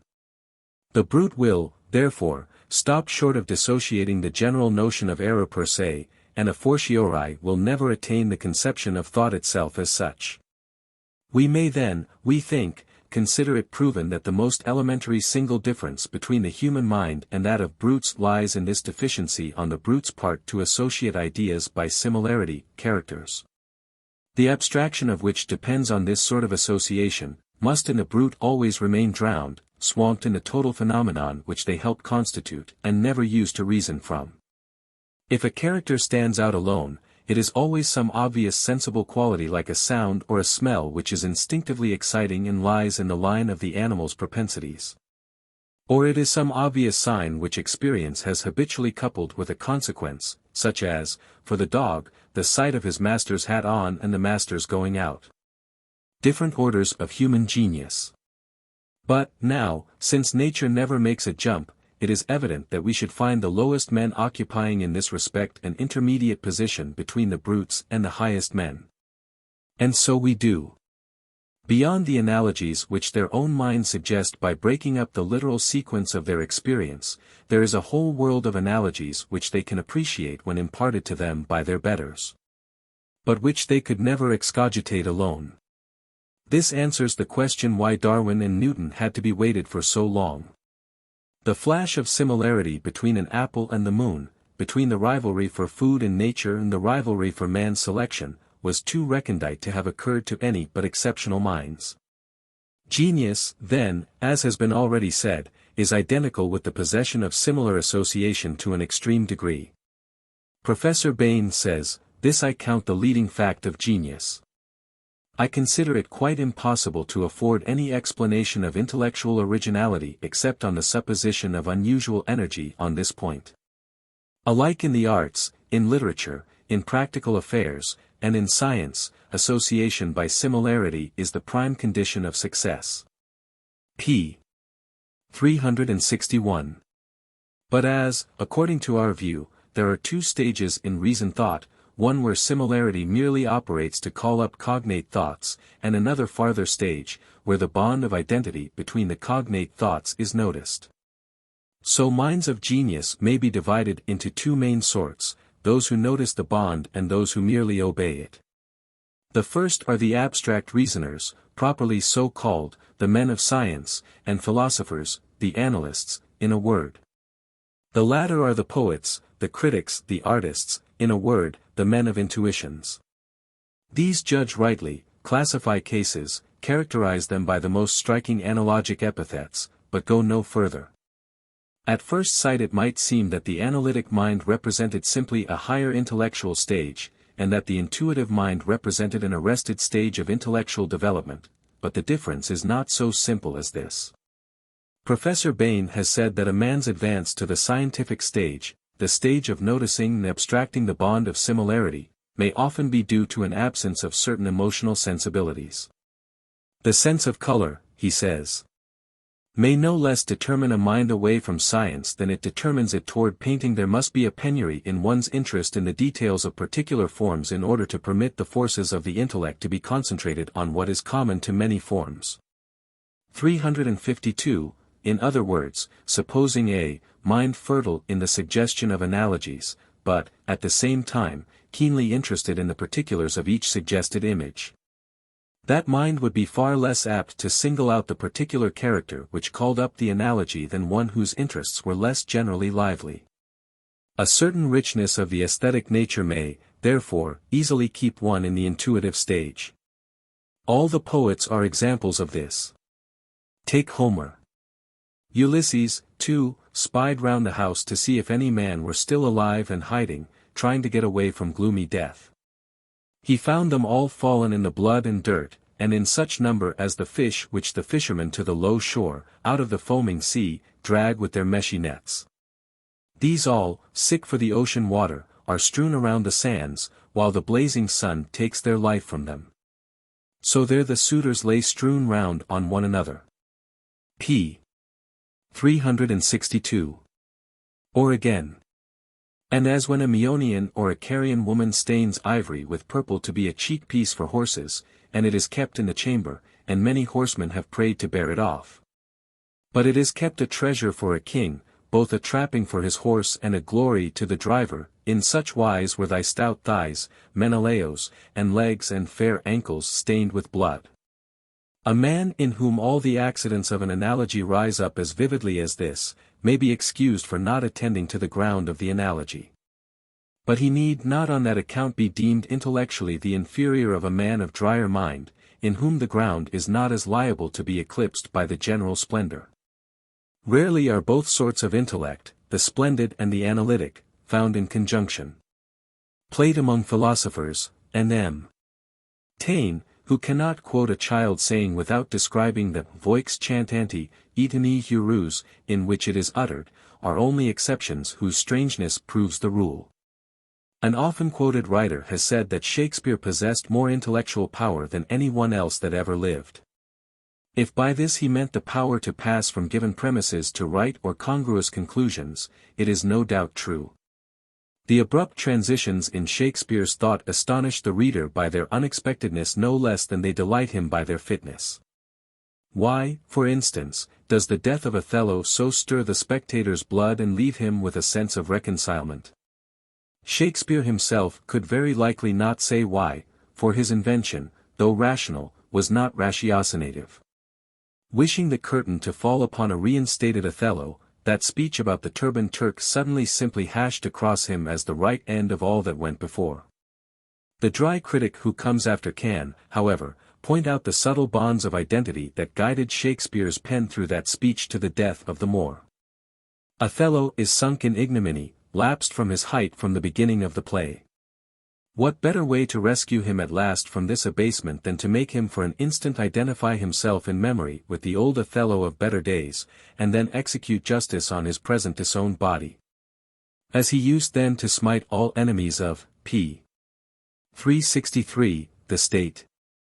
But Shakespeare, whose mind supplied these means, could probably not have told why they were so effective.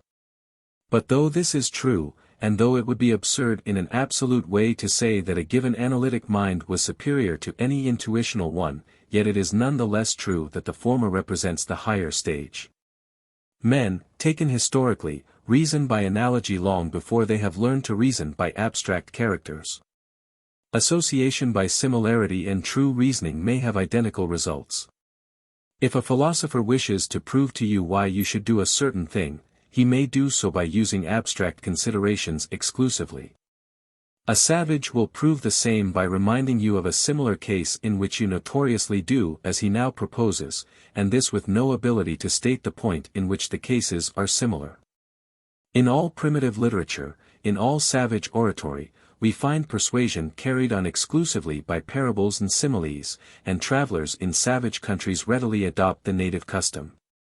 Take, for example, Dr. Livingstone's argument with the Negro conjurer. The missionary was trying to dissuade the savage from his fetishistic, sick, ways of invoking rain. You see, said he, that, after all your operations, sometimes it rains and sometimes it does not, exactly as when you have not operated at all.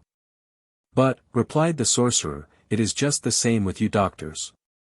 You give your remedies, and sometimes the patient gets well and sometimes he dies, just as when you do nothing at all.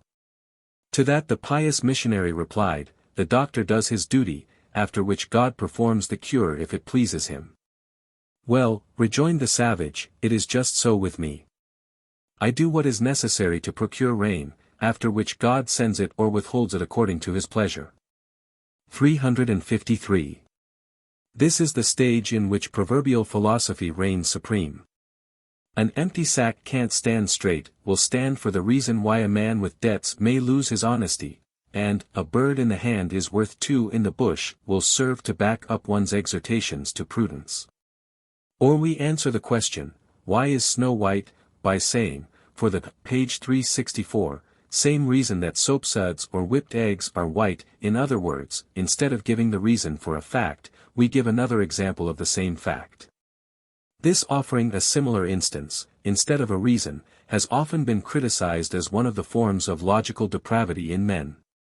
But manifestly it is not a perverse act of thought, but only an incomplete one. Furnishing parallel cases is the necessary first step towards abstracting the reason embedded in them all. As it is with reasons, so it is with words. The first words are probably always names of entire things and entire actions, of extensive coherent groups. A new experience in the primitive man can only be talked about by him in terms of the old experiences which have received names. It reminds him of certain ones from among them, but the points in which it agrees with them are neither named nor dissociated. Pure similarity must work before the abstraction can work which is based upon it. The first adjectives will therefore probably be total nouns embodying the striking character. The primeval man will say, not the bread is hard, but the bread is stone, not the face is round, but the face is moon. Not the fruit is sweet, but the fruit is sugar cane. The first words are thus neither particular nor general, but vaguely concrete. Just as we speak of an oval face, a velvet skin, or an iron will, without meaning to connote any other attributes of the adjective noun than those in which it does resemble the noun it is used to qualify. After a while certain of these adjectively used nouns come only to signify the particular quality for whose sake they are oftenest used. The entire thing which they originally meant receives another name, and they become true abstract and general terms. Oval, for example, with us suggests only shape. The first abstract qualities thus formed are, no doubt, qualities of one and the same sense found in different objects as big, sweet, next analogies between different senses, as sharp of taste, high of sound, etc. Then analogies of motor combinations, or form of relation, as simple, confused, difficult, reciprocal, relative, spontaneous, etc. The extreme degree of subtlety in analogy is, p. 365, reached in such cases as when we say certain English art critics' writing reminds us of a close room in which pastilles have been burning, or that the mind of certain Frenchmen is like old Roquefort cheese. Here language utterly fails to hit upon the basis of resemblance.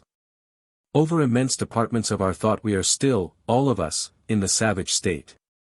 Similarity operates in us, but abstraction has not taken place. We know what the present case is like, we know what it reminds us of, we have an intuition of the right course to take, if it be a practical matter. But analytic thought has made no tracks, and we cannot justify ourselves to others. In ethical, psychological, and aesthetic matters, to give a clear reason for one's judgment is universally recognized as a mark of rare genius. The helplessness of uneducated people to account for their likes and dislikes is often ludicrous. Ask the first Irish girl why she likes this country better or worse than her home, and see how much she can tell you. But if you ask your most educated friend why he prefers Titian to Paul Veronese, you will hardly get more of a reply. And you will probably get absolutely none if you inquire why Beethoven reminds him of Michelangelo, or how it comes that a bare figure with unduly flexed joints, by the former, can so suggest the moral tragedy of life. His thought obeys a nexus, but cannot name it. And so it is with all those judgments of experts, which even though unnoticed are so valuable. Saturated with experience of a particular class of materials, an expert intuitively feels whether a newly reported fact is probable or not, whether a proposed hypothesis is worthless or the reverse. He instinctively knows that, in a novel case, this and not that will be the promising course of action. The well-known story of the old judge advising the new one never to give reasons for his decisions, the decisions will probably be right, the reasons will surely be wrong, illustrates this. The doctor will feel that the patient is doomed, the dentist will have a premonition that the tooth will break, though neither can articulate a reason for his foreboding. The reason lies embedded, but not yet laid bare, in all the countless previous cases dimly suggested by the actual one, all calling up the same conclusion, page 366, which the adept thus finds himself swept onto, he knows not how or why. A physiological conclusion remains to be drawn. If the principles laid down in chapter 14 are true, then it follows that the great cerebral difference between habitual and reasoned thinking must be this, that in the former an entire system of cells vibrating at any one moment discharges in its totality into another entire system. And that the order of the discharges tends to be a constant one in time. Whilst in the latter a part of the prior system still keeps vibrating in the midst of the subsequent system, and the order, which part this shall be, and what shall be its concomitants in the subsequent system has little tendency to fixedness in time. This physical selection, so to call it, of one part to vibrate persistently whilst the others rise and subside, we found, in the chapter in question, to be the basis of similar association, see especially pages 578 to 81. It would seem to be but a minor degree of that still more urgent and importunate localized vibration which we can easiest conceive to underlie the mental fact of interest, attention, or dissociation. In terms of the brain process, then, all these mental facts resolve themselves into a single peculiarity, that of indeterminateness of connection between the different tracks and tendency of action to focalize itself, so to speak, in small localities which vary infinitely at different times, and from which irradiation may proceed in countless shifting ways. Compare Figure 80 and p. 347. To discover, or, what more benefits the present stage of nerve physiology, to adumbrate by some possible guess, on what chemical or molecular mechanical fact this unstable equilibrium of the human brain may depend, should be the next task of the physiologist who ponders over the passage from brute to man. Whatever the physical peculiarity in question may be, it is the cause why a man, whose brain has it, reasons so much, whilst his horse, whose brain lacks it, reasons so little. We can but bequeath the problem to abler hands than our own. But, meanwhile, this mode of stating the matter suggests a couple of other inferences. The first is brief. If focally, p. 367, zation of brain activity be the fundamental fact of reasonable thought, we see why intense interest or concentrated passion makes us think so much more truly and profoundly. The persistent focalization of motion in certain tracts is the cerebral fact corresponding to the persistent domination in consciousness of the important feature of the subject. When not focalized, we are scatterbrained. But when thoroughly impassioned, we never wander from the point. None but congruous and relevant images arise. When roused by indignation or moral enthusiasm, how trenchant are our emotions, how smiting are our words. The whole network of petty scruples and by-considerations which, at ordinary languid times, surrounded the matter like a cobweb, holding back our thought, as Gulliver was pinned to the earth by the myriad Lilliputian threads, are dashed through at a blow, and the subject stands with its essential and vital lines revealed. The last point is relative to the theory that what was acquired habit in the ancestor may become congenital tendency in the offspring. So vast a superstructure is raised upon this principle that the paucity of empirical evidence for it has alike been matter of regret to its adherents, and of triumph to its opponents. In Chapter 28 we shall see what we may call the whole beggarly array of proof. In the human race, where our opportunities for observation are the most complete, we seem to have no evidence whatever which would support the hypothesis, unless it possibly be the law that city-bred children are more apt to be nearsighted than country children. In the mental world we certainly do not observe that the children of great travelers get their geography lessons with unusual ease, or that a baby whose ancestors have spoken German for 30 generations will, on that account, learn Italian any the less easily from its Italian nurse. But if the considerations we have been led to are true, they explain perfectly well why this law should not be verified in the human race, and why, therefore, in looking for evidence on the subject, we should confine ourselves exclusively to lower animals. In them fixed habit is the essential and, page 368, characteristic law of nervous action. The brain grows to the exact modes in which it has been exercised, and the inheritance of these modes, then called instincts, would have in it nothing surprising. But in man the negation of all fixed modes is the essential characteristic. He owes his whole preeminence as a reasoner, his whole human quality of intellect, we may say, to the facility with which a given mode of thought in him may suddenly be broken up into elements, which recombine anew. Only at the price of inheriting no settled instinctive tendencies is he able to settle every novel case by the fresh discovery by his reason of novel principles. He is, par excellence, the educable animal. If, then, the law that habits are inherited were found exemplified in him, he would, in so far forth, fall short of his human perfections.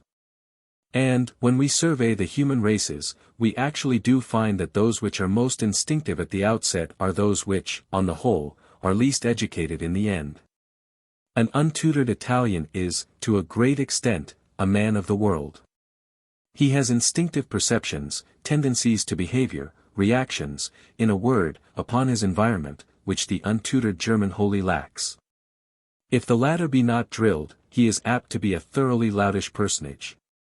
But, on the other hand, the mere absence in his brain of definite innate tendencies enables him to advance by the development, through education, of his purely reasoned thinking, into complex regions of consciousness that the Italian may probably never approach.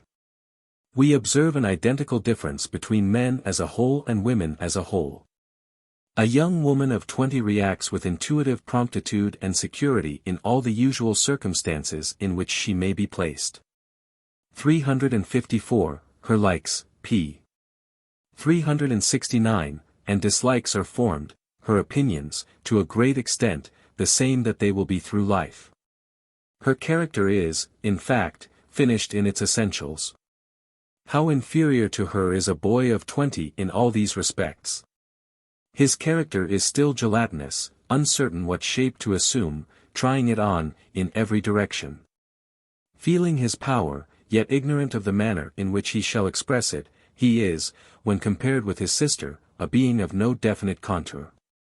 But this absence of prompt tendency in his brain to set into particular modes is the very condition which ensures that it shall ultimately become so much more efficient than the woman's. The very lack of pre-appointed trains of thought is the ground on which general principles and heads of classification grow up. And the masculine brain deals with new and complex matter indirectly by means of these, in a manner which the feminine method of direct intuition, admirably and rapidly as it performs within its limits, can vainly hope to core with. In looking back over the subject of reasoning, one feels how intimately connected it is with conception, and one realizes more than ever the deep reach of that principle of selection on which so much stress was laid towards the close of Chapter 9. As the art of reading, after a certain stage in one's education, is the art of skipping, so the art of being wise is the art of knowing what to overlook. The first effect on the mind of growing cultivated is that processes once multiple get to be performed by a single act. Lazarus has called this the progressive condensation of thought. But in the psychological sense it is less a condensation than a loss, a genuine dropping out and throwing overboard of conscious content. Steps really sink from sight. An advanced thinker sees the relations of his topics in such masses and so instantaneously that when he comes to explain to younger minds it is often hard to say which grows the more perplexed, he or the pupil. In every university there are admirable investigators who are notoriously bad lecturers. The reason is that they never spontaneously see the subject in the minute articulate way in which the student needs to have it offered to his slow, p. 370, reception. They grope for the links, but the links do not come. Bowditch, who translated and annotated Laplace's Mécanique Céleste, said that whenever his author prefaced a proposition by the words, "it is evident," he knew that many hours of hard study lay before him. When two minds of a high order, interested in kindred subjects, come together, their conversation is chiefly remarkable for the summariness of its allusions and the rapidity of its transitions. Before one of them is half through a sentence the other knows his meaning and replies. Such genial play with such massive materials, such an easy hashing of light over far perspectives, such careless indifference to the dust and apparatus that ordinarily surround the subject and seem to pertain to its essence, make these conversations seem true feasts for goes to a listener who is educated enough to follow them at all. His mental lungs breathe more deeply, in an atmosphere more broad and vast than is their wont. On the other hand, the excessive explicitness and short-windedness of an ordinary man are as wonderful as they are tedious to the man of genius. But we need not go as far as the ways of genius. Ordinary social intercourse will do. There the charm of conversation is in direct proportion to the possibility of abridgment and elision, and in inverse ratio to the need of explicit statement. With old friends a word stands for a whole story or set of opinions. With newcomers everything must be gone over in detail.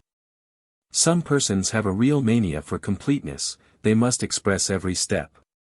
They are the most intolerable of companions, and although their mental energy may in its way be great, they always strike us as weak and second-rate.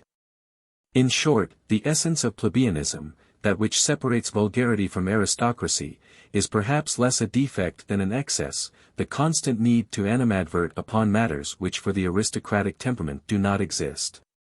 To ignore, to disdain, to consider, to overlook, are the essence of the gentleman.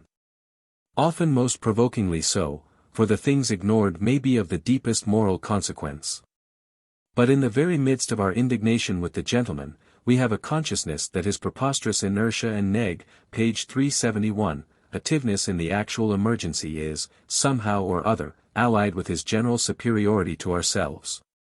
It is not only that the gentleman ignores considerations relative to conduct, sordid suspicions, fears, calculations, etc., which the vulgarian is fated to entertain, it is that he is silent where the vulgarian talks. That he gives nothing but results where the vulgarian is profuse of reasons, that he does not explain or apologize, that he uses one sentence instead of 20. And that, in a word, there is an amount of interstitial thinking, so to call it, which it is quite impossible to get him to perform, but which is nearly all that the Vulgarian mind performs at all. All this suppression of the secondary leaves the field clear, for higher heights, should they choose to come. But even if they never came, what thoughts there were would still manifest the aristocratic type and wear the well-bred form. So great is our sense of harmony and ease in passing from the company of a Philistine to that of an aristocratic temperament, that we are almost tempted to deem the falsest views and tastes as held by a man of the world truer than the truest as held by a common person. In the latter the best ideas are choked, obstructed, and contaminated by the redundancy of their paltry associates. The negative conditions, at least, of an atmosphere and a free outlook are present in the former. I may appear to have strayed from psychological analysis into aesthetic criticism. But the principle of selection is so important that no illustrations seem redundant which may help to show how great is its scope.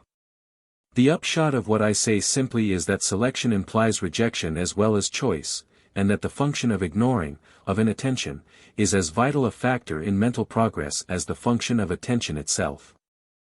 Chapter 23. The Production of Movement.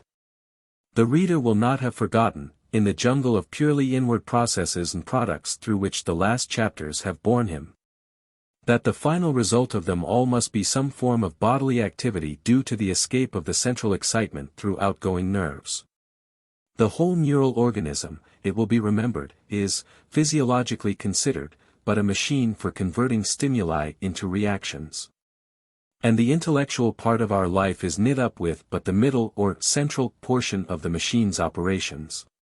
Let us now turn to consider the final or emergent operations, the bodily activities, and the forms of consciousness connected therewithal. Every impression which impinges on the incoming nerves produces some discharge down the outgoing ones, whether we be aware of it or not. Using sweeping terms and ignoring exceptions, we might say that every possible feeling produces a movement, and that the movement is a movement of the entire organism, and of each and all its parts.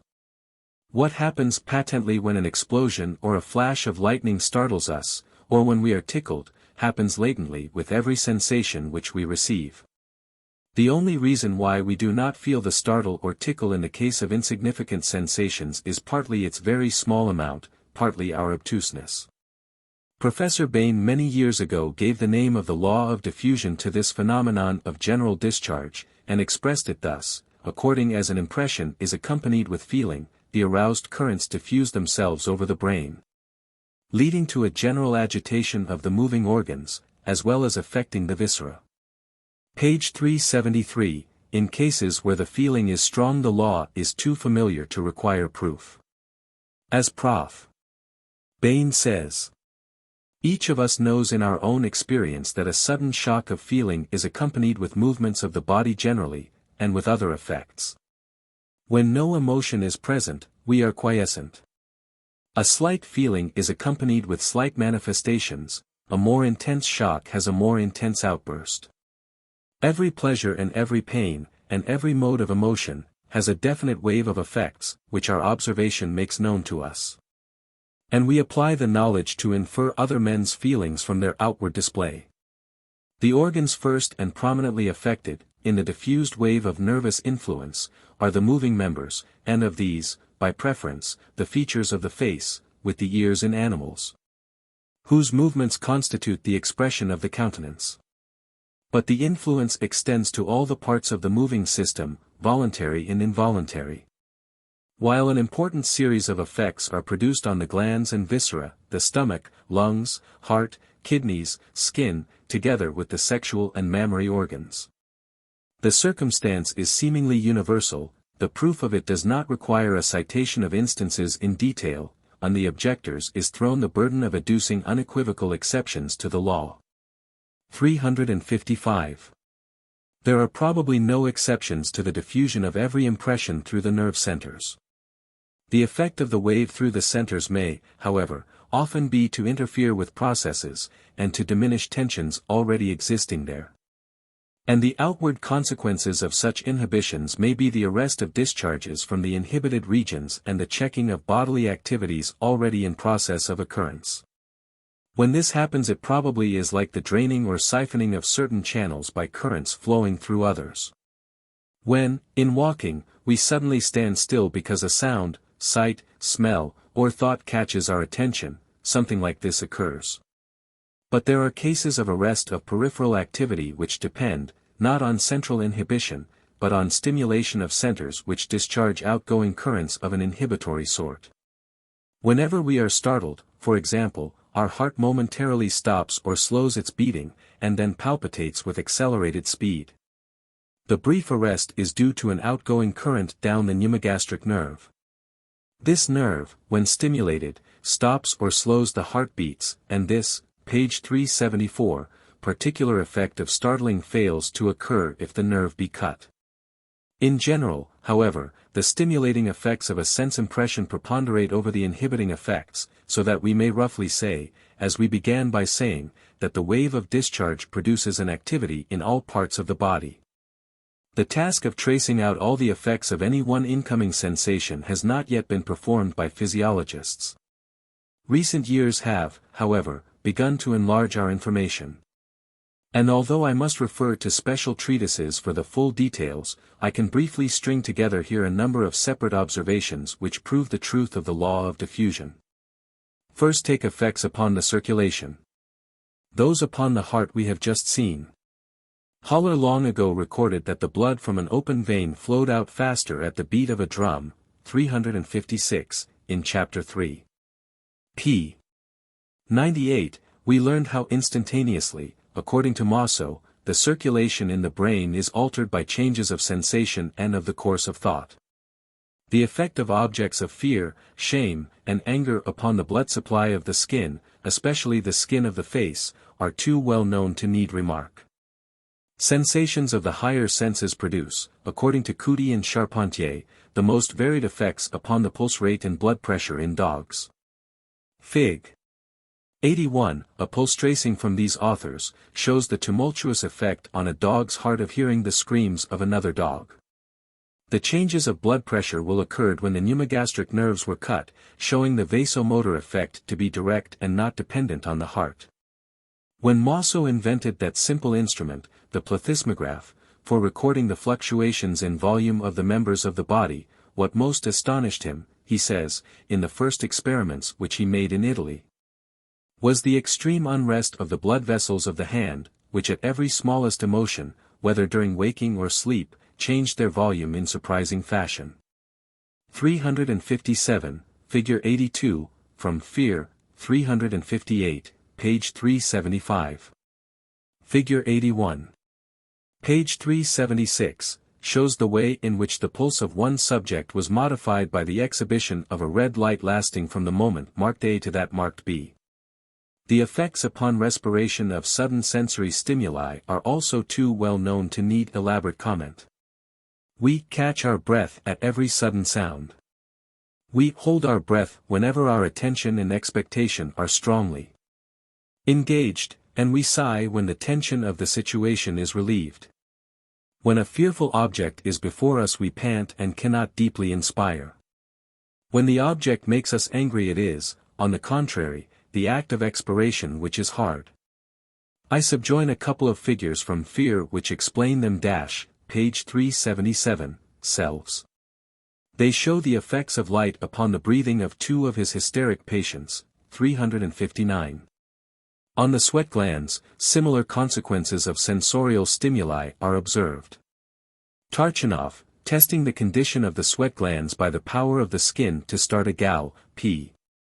378, Vanek current through electrodes applied to its surface, found that nearly every kind of nervous activity, from the simplest sensations and impressions, to voluntary motions and the highest forms of mental exertion, is accompanied by an increased activity in the glands of the skin. 360, on the pupil observations are recorded by Sanders which show that a transitory dilatation follows every sensorial stimulus applied during sleep, even if the stimulus be not strong enough to wake the subject up. At the moment of awakening there is a dilatation, even if strong light falls on the eye. 361, the pupil of children can easily be observed to dilate enormously under the influence of fear. It is said to dilate in pain and fatigue. And to contract, on the contrary, in rage. As regards effects of the abdominal viscera, they unquestionably exist, but very few accurate observations have been made. 362. The bladder, bowels, and uterus respond to sensations, even indifferent ones. Mosso and Pellicani, in their plethysmographic investigations on the bladder of dogs, found all sorts of sensorial stimuli to produce reflex contractions of this organ, independent of those of the abdominal walls. They call the bladder as good an anesthesiometer as the iris, and refer to the not uncommon reflex effects of psychic stimuli in the human female upon this organ. 363, m. Fear has registered the contractions of the sphincter ani which even indifferent sensations will produce. In some pregnant women the fetus is felt to move after almost every sensorial excitement received by the mother. The only natural explanation is that it is stimulated at such moments by reflex contractions of the womb. 364, that the glands are affected in emotion is patent enough in the case of the tears of grief, the dry mouth, moist skin, or dire, p. 379, rhea of fear, the biliary disturbances which sometimes follow upon rage, etc. The watering of the mouth at the sight of succulent food is well known. It is difficult to follow the smaller degrees of all these reflex changes, but it can hardly be doubted that they exist in some degree, even where they cease to be traceable, and that all our sensations have some visceral effects. The sneezing produced by sunshine, the roughening of the skin, gooseflesh, which certain strokings, contacts, and sounds, musical or non-musical, provoke, are facts of the same order as the shuddering and standing up of the hair in fear. Only of less degree. Effects on voluntary muscles. Every sensorial stimulus not only sends a special discharge into certain particular muscles dependent on the special nature of the stimulus in question, some of these special discharges we have studied in Chapter 11. Others we shall examine under the heads of instinct and emotion, but it innervates the muscles generally. Fear has given very curious experimental proofs of this. The strength of contraction of the subject's hand was measured by a self-registering dynamometer. Ordinarily the maximum strength, under simple experimental conditions, remains the same from day to day. But if simultaneously with the contraction the subject received a sensorial impression, the contraction was sometimes weakened, but more often increased. This reinforcing effect has received the name of dynamogeny. The dynamogenic value of simple musical notes seems to be proportional to their loudness and height. Where the notes are compounded into sad strains, the muscular strength diminishes. If the strains are gay, it is increased. The dynamogenic value of colored lights varies with the color. In a subject, 365, whose normal strength was expressed by 23, it became 24 when a blue light was, p. 380, thrown on the eyes, 28 for green, 30 for yellow, 35 for orange, and 42 for red. Red is thus the most exciting color. Among tastes, sweet has the lowest value, next comes salt, then bitter, and finally sour, though, as M. Fear remarks, such a sour as acetic excites the nerves of pain and smell as well as of taste. The stimulating effects of tobacco smoke, alcohol, beef extract, which is innutritious, etc., etc. may be partly due to a dynamogenic action of this sort. Of odors, that of musk seems to have a peculiar dynamogenic power. Figure 85 is a copy of one of M. Fear's dynamographic tracings, which explains itself. The smaller contractions are those without stimulus, the stronger ones are due to the influence of red rays of light. Everyone is familiar with the patellar reflex, or jerk upwards of the foot, which is produced by smartly tapping the tendon below the knee pan when the leg hangs over the other knee. Drs.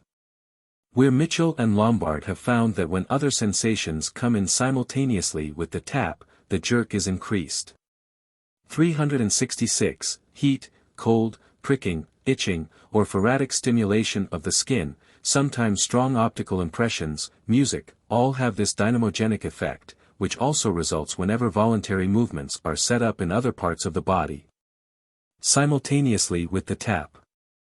367.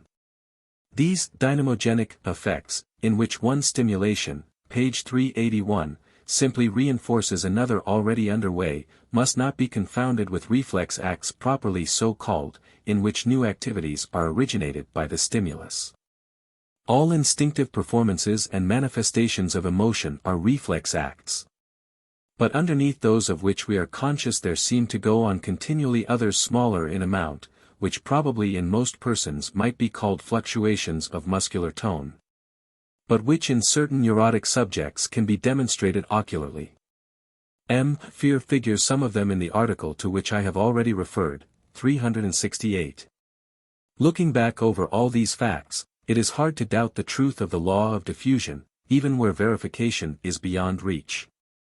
A process set up anywhere in the centers reverberates everywhere, and in some way or other affects the organism throughout, making its activities either greater or less. We are brought again to the assimilation which was expressed on a previous page of the nerve central mass to a good conductor charged with electricity, of which the tension cannot be changed anywhere without changing it everywhere. Herr Schneider has tried to show, by an ingenious and suggestive zoological review, 369, that all the special movements which highly evolved animals make are differentiated from the two originally simple movements, of contraction and expansion, in which the entire body of simple organisms takes part. The tendency to contract is the source of all the self-protective impulses and reactions which are later developed, including that of flight. The tendency to expand splits up, on the contrary, into the impulses and instincts of an aggressive kind, feeding, fighting, sexual intercourse, etc. Schneider's articles are well worth reading, if only for the careful observations on animals which they embody. I cite them here as a sort of evolutionary reason to add to the mechanical a priori reason why there ought to be the diffusive wave which our a posteriori instances have shown to exist. I will now proceed to a detailed study of the morine, p. 382, portent classes of movement consequent upon cerebromental change. They may be enumerated as 1. Instinctive or impulsive performances, 2. Expressions of emotion, and 3. Voluntary deeds. And each shall have a chapter to itself.